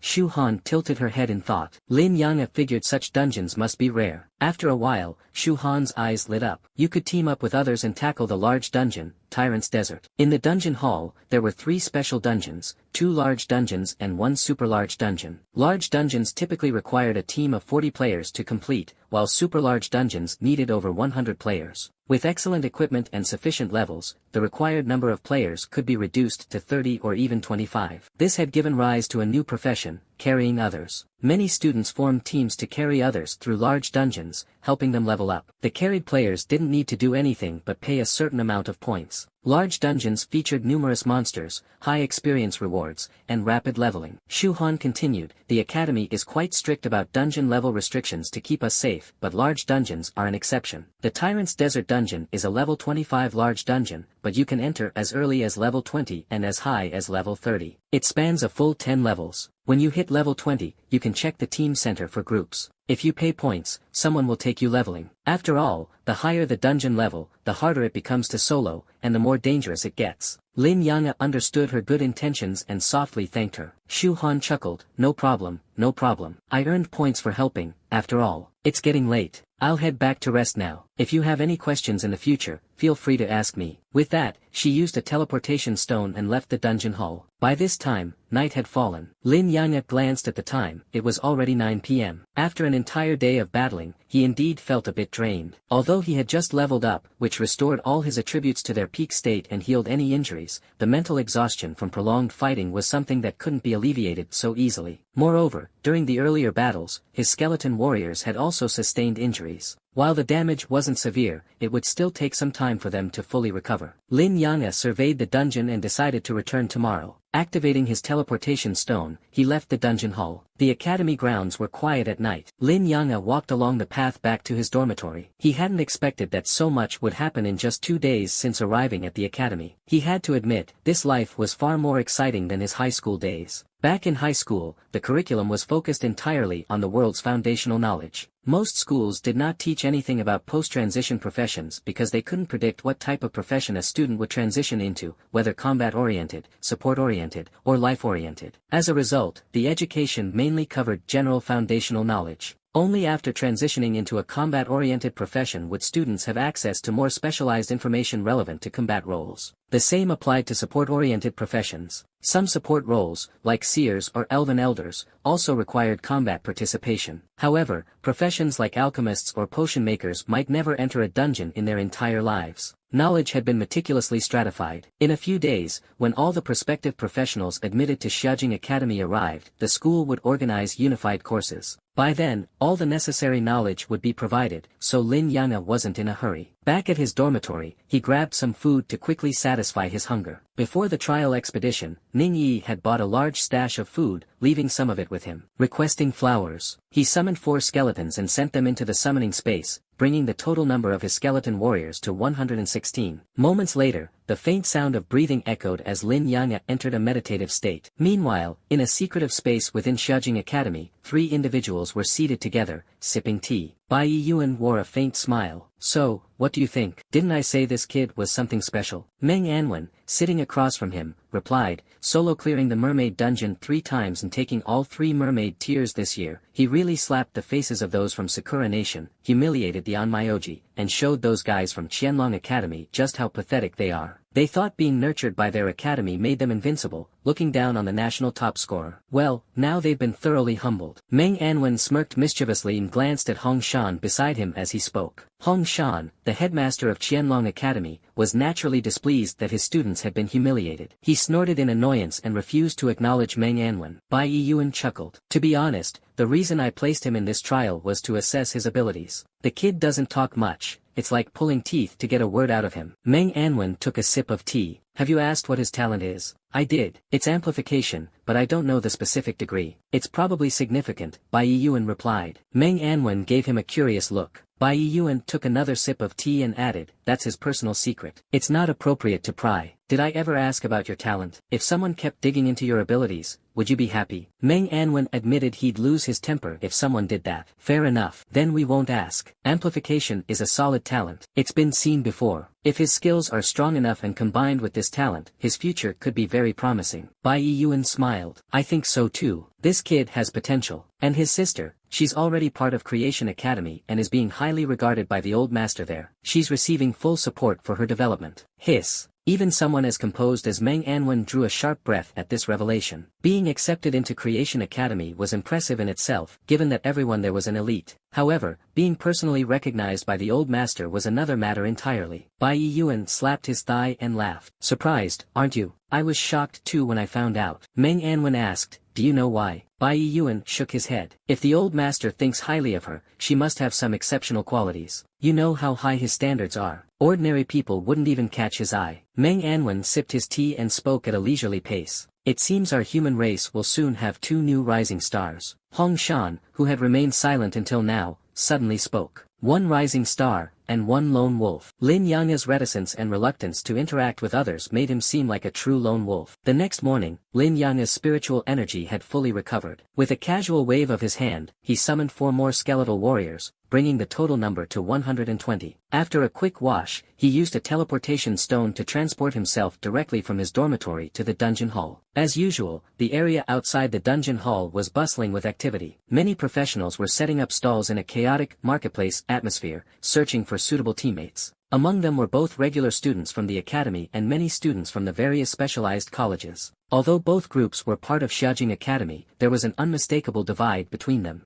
The regular academy students mostly gained admission through the national entrance exams. In contrast, the composition of the college students was far more complex. Some of them had been groomed within their respective colleges from a young age. They came from privileged backgrounds, boasted exceptional bloodlines, and had access to abundant resources from the start. By the time they reached the same age as the regular students, their levels were already far higher. While the regular students were still preparing for entrance exams, some of the college students had already surpassed level 20 or even higher. Because of this disparity, many college students were proud, some even arrogant, looking down on the regular students. Someone like Ling Zhen, for instance, wouldn't even bother acknowledging a national top scorer like Lin Yang'e. Historically, in Xiaojing Academy, national and provincial top scorers often started off weaker than the college students when they first arrived. They lagged behind in levels, knowledge, equipment, and skills. The only advantage they had was their choice of profession. It usually took 2 to 3 years for these gaps to narrow as the regular students gained levels and accumulated knowledge. Some of the more outstanding regular students would eventually join the colleges and become part of their ranks, while others, less exceptional, would remain as regular students. The existence of the colleges created a clear distinction between geniuses and ordinary students. Lin Yanghe quickly understood this dynamic but didn't care in the slightest. After all, it wouldn't affect his ability to level up, and he had no interest in forming teams with others. He preferred to solo dungeons. Upon entering the dungeon hall, Lin Yanghe made his way directly to the entrance of the spider nest dungeon. The cooldown period had just ended, saving him 40 points. He selected the nightmare difficulty and stepped inside, followed closely by his skeletal warriors. He was already familiar with the layout of the dungeon, and the appearance of the caves was vividly imprinted in his mind. The map hasn't changed. It's the same fixed layout as last time, Lin Yanghe silently calculated, forming a plan in his mind. However, this time, he didn't opt for a speedrun. Instead, he focused on optimizing his route. He deliberately avoided the more distant areas, targeting only the closer caves. He sent his skeletal warriors into these areas to draw out the spiders within. This way, he could gain the majority of the experience while saving a significant amount of time, achieving maximum efficiency. According to his calculations, this method would nearly double his clearing speed. He estimated he could complete the dungeon in just under 50 minutes while still earning about 70% of the experience points, drastically improving his efficiency. This was a strategy he had devised the previous evening, and he was confident it would work. Following behind his skeletal army, Lin Yanghe advanced steadily. Occasionally, skeletons would return, bringing hordes of spiders trailing behind them. Explosions echoed intermittently through the spider nest, reverberating throughout the cavern while his experience bar steadily climbed. Midway through the dungeon, Lin Yanghe's body began to glow with the light of a level up. This was entirely within his expectations. He had intentionally consumed 80% of his spiritual energy after finishing his meditation earlier and summoned 4 skeletal warriors, knowing he would level up halfway through the dungeon. With this level up, his spiritual energy was fully restored once again. However, he didn't immediately summon more skeletal warriors. Instead, he conserved his spiritual energy to prepare for the final boss. The Spider King's abilities had caused some damage to his skeletal warriors during the previous run, and he didn't want a repeat of that scenario. With their enhanced attributes post-level up, the skeletal warriors were now stronger than ever. Their base stats had reached a staggering total of 6,200, and their attack power had grown significantly as well. Combined with his corpse explosion skill, they were an unstoppable force, mowing down everything in their path. In just 40 minutes, Lin Yanghe's party reached the end of the dungeon. The skeletal warriors quickly slashed through the webs blocking their way, revealing a passage leading deeper inside. Beyond this passage lay the Spider King's lair. Instead of rushing in, Lin Yanghe stepped aside into a nearby cave. The sound of crunching and rustling grew increasingly dense. Alongside the clattering of skeletal bones, there was the unmistakable noise of countless insects skittering. A few skeletal warriors returned, leading a swarm of over 1,000 small spiders behind them. The spiders swarmed into the passage, heading toward the Spider King's lair. If these little spiders can just be lured close enough to the Spider King, Lin Yanghe mused to himself. If it worked, he could simply unleash a corpse explosion and potentially one-shot the Spider King. However, while the idea was promising, the reality proved less so. The small spiders seemed to fear the aura of the Spider King. They hesitated at the entrance of the passage, refusing to go further. Seeing this, Lin Yanghe understood that his plan had failed, at least within the confines of the spider nest dungeon. His soul flames flickered briefly, and then a series of violent explosions erupted, clearing out the small spiders at the entrance. Once the area was clean, he stepped through the passage and summoned all of his skeletal warriors. The 120 skeletal warriors, each with base stats of 6,200, raised their massive blades and charged toward the Spider King. The scene was intense. If the Spider King had even a shred of intelligence, it would undoubtedly be trembling in fear. It opened its mouth, preparing to spit out its webs, but Lin Yanghe was faster. Skill, Soul Flame. Skill, Slow Curse. 2 skills were cast one after the other, and the Spider King let out an earth-shattering scream of agony. This time, Lin Yanghe didn't even give it the chance to spit out its webs. The skeletal warriors didn't leap onto its back as they had before. Instead, they all focused their attacks on its legs. Each spider leg was evenly surrounded by 15 skeletons, no more, no less, and the distribution was impeccable. The glow of crimson light flickered on their broadswords. Skill, Frenzied Strike. The Spider King shrieked in anguish as the armor on its legs was completely shattered, exposing the raw, bloody flesh beneath. Meanwhile, Lin Yanghe's soul flame continued to blaze, assaulting the Spider King's mental defenses without pause. It was relentless, offering the beast no opportunity to activate any of its own abilities. The Spider King's mental attributes were weak, and against an attack like Soul Flame, the effect was devastating. To date, Lin Yanga had yet to encounter a creature capable of resisting its power. This kind of spiritual attack bypassed physical defenses entirely, making it nearly impossible to counter. The skeletal warriors swarmed the Spider King's legs, hammering at them as though forging iron. Their strikes repeatedly landed on the same vulnerable spots. Finally, with a deafening crash, one of the Spider King's legs was severed. Its massive body collapsed to the ground, utterly powerless, in an even more pitiful state than before. It screamed incessantly, and the cavern trembled violently. Swarms of smaller spiders began crawling out from all directions. All the better, they'll die quicker, Lin Yanga thought to himself. Once all the smaller spiders had gathered, he unleashed a series of explosions in rapid succession. Corpse Explosion truly lived up to its reputation as a god-tier skill. In less than 2 minutes, the Spider King met its end, succumbing miserably under the relentless barrage of corpse detonations. Not a single intact piece of flesh remained on its body. The smaller spiders, though not particularly durable individually, were overwhelming in their sheer numbers. Lin Yanga had expended nearly half of his spiritual energy to annihilate them, but in less than 2 minutes, the Spider King was no more. A bit wasteful, though, Lin Yanga reflected afterward, feeling that his approach had been somewhat extravagant. Spending so much spiritual energy only to shave off about a minute of time didn't seem entirely worth it. If only I could summon more skeletal warriors. After all, he currently had only 120 skeletons under his command, while his summoning space could hold up to 190. There were still 70 empty slots waiting to be filled. Inside the dungeon hall, a bell rang out, drawing the attention of those outside. One after another, people rushed in, their curiosity and excitement piqued by the news of yet another record being broken. Someone broke a record again. Who's the big shot this time? Which dungeon is it? Dozens, if not hundreds, of people poured into the dungeon hall, their eyes quickly locating the glowing leaderboard. It's the Spider Nest. Oh, just a level 20 dungeon. Wait, could it be that guy from yesterday? Come to think of it, I did see him enter earlier this morning. The leaderboard now displayed a new record. The previous first place had been pushed down a notch, with the new record shining brightly at the top. Lin Yanga, level 19, Necromancer, 47 minutes and 22 seconds. Wow, it really is him. Yesterday, he set a new record for the mutated forest dungeon, and now he's broken the Spider Nest record today. And he did it solo. That's just terrifying. How in the world does he manage it? Is the Necromancer class really that powerful? No,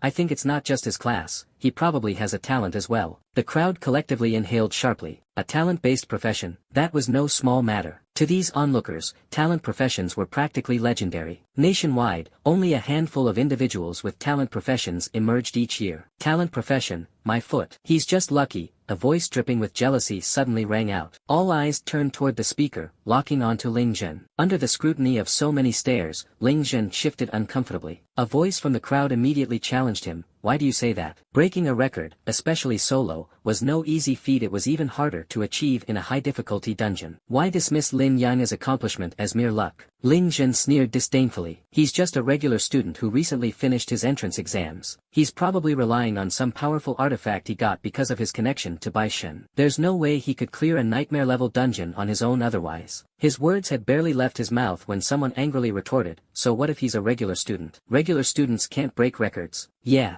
you're saying Lin Yanga relied on some artifact from Baishen to break the record. What proof do you have? I know who you are. You're Ling Zhen from Qianlong Academy, right? No wonder you look down on us regular students. Does coming from Qianlong make you so special? Let's see who's stronger in the long run. Ling Zhen's remarks immediately sparked chaos. Tensions between regular students and academy-trained students had always simmered beneath the surface, but no one had ever openly addressed the divide, until now. His words were like a match to dry tinder, igniting an explosion of pent-up frustration. The regular students erupted in fury. Regular students who had earned the approval of the academic office and gained access to the dungeon hall were no pushovers. Many had excelled in their entrance exams and possessed strong professions. While they might start out slightly behind academy-trained students, the gap would shrink over time, and some would even surpass their academy counterparts in the end. To them, there was nothing inherently superior about academy students. Naturally, the academy students sided with Ling Zhen, agreeing with his claim that Lin Yanga's success was likely due to external help. The two groups quickly devolved into heated arguments, trading insults back and forth. It was on the verge of escalating into a physical confrontation. At that moment, a flash of light signaled Lin Yanga's return at the dungeon's entrance. The loud, chaotic noise of the argument reached his ears, leaving him momentarily confused. What on earth was going on? Suddenly, someone grabbed his arm. Lin Yanga, you're that student who just finished the entrance exams this year, right? Lin Yanga instinctively nodded. Yes. And what was your exam result? The person pressed. Lin Yang answered honestly, I was the national top scorer. The entire room fell silent. Everyone stared at him, dumbfounded. The national top scorer. Even the academy students were left speechless. Though ordinary students were often looked down upon by them, it was a different story for national champions. Even if these champions were initially not as strong when they first entered the academy, most of them would catch up in a few years, and some would even surpass their peers. After all, which national champion could be considered mediocre? Their professions were undoubtedly powerful, and their skills were nothing to scoff at. The only issue was that they had started with fewer resources and a later beginning. Ling Zhen sneered coldly, what's so impressive about being a national champion? Do you think they can compare to us? If we participated in the national exams, wouldn't achieving the top spot be as easy as pie? Someone immediately retorted, you can't put it like that. If you grew up in the outside world and only started your profession a week before the exam, would you still be able to take the national champion spot? That's not a given. This statement received widespread agreement. Even those from the academy had to acknowledge it as truth. Lin Yang finally pieced together what was happening. It turned out to be yet another mess caused by Ling Zhen. He raised his eyes to look at Ling Zhen, his gaze tinged with a faint trace of killing intent. I warned you before, if you provoke me again, I'll kill you. Ling Zhen was startled by the sharpness in Lin Yang's gaze. Who do you think you are? What makes you think you're anything special? He shot back, though his voice wavered. Lin Yang gave him a long, hard look, his eyes full of warning. If they had been out in the wilderness, Lin Yang wouldn't have hesitated to strike. Someone nearby noticed the look in Lin Yang's eyes and couldn't suppress a shiver. However, Lin Yang ignored Ling Zhen and turned back, re-entering the spider nest dungeon. At this moment, someone patted their chest and said, damn, that look in his eyes, he's definitely killed someone before. And it wasn't just one or two people. Come on, don't scare me like that. He's just a new student who recently passed the national exams. How could he have killed anyone? Do you think the outside world is that simple? You've all grown up sheltered under the academy's protection. The outside world is far more dangerous. I'm certain he's killed people, more than a few. The way he looks at people, it's like he's staring at monsters in a dungeon. He doesn't even see you as human. Yeah, exactly. That kind of gaze, it's terrifying. Ling Zhen was starting to feel genuinely afraid now. He could clearly sense the killing intent in Lin Yang's eyes. In Lin Yang's view, it was as though he wasn't even a person, just a monster that could be killed at any moment. And when he thought about Lin Yang's terrifyingly powerful skeletal warriors, fear gripped Ling Zhen completely, making his legs tremble. But fear aside, he couldn't afford to lose face. Forcing himself to stand tall, Ling Zhen said, just wait until we meet in the wilderness. If that happens, I'll definitely kill you. With that, he activated his teleportation stone and disappeared. The moment he left, the dungeon hall erupted into laughter. Haha, he's scared out of his wits. You could tell, his last words were all bravado. What a coward. Useless. So this is the so-called genius cultivated by the academy. What a disgrace. Even the academy students present felt humiliated. None of them tried to defend Ling Zhen, but in their hearts, many had already blacklisted him. From now on, they wouldn't team up with him under any circumstances. Just as they were leaving the dungeon hall to find new teammates, the sound of a bell rang out again. What the hell is this now? Another new record? Do we even need to guess? It's obviously Lin Yang. He did the same thing yesterday in the mutated forest dungeon. Yeah, I was there yesterday too. First, he set a new record, and then he broke his own record the second time. I've never heard of any treasure or item that lets someone solo a nightmare-level dungeon while setting such insane records. The group that had just left the dungeon hall hurried back in. When they saw the stats displayed on the glowing screen, their eyes widened in disbelief. Lin Yang, level 19, Necromancer, 22 minutes and 51 seconds. This wasn't just shocking anymore, it was outright terrifying. Everyone felt a chill run down their spines. Soloing a nightmare-level dungeon in just 22 minutes and 51 seconds. No one could even begin to fathom how he'd managed it. Yet, the evidence was right there. Could there be some kind of error with the dungeon hall system? Don't talk nonsense. Even if your brain is broken, the dungeon hall system isn't. Do you know how many years it's been operating? It's never had a single issue. Then how the hell did he do it? Why don't you go ask him? No way. His gaze is too terrifying.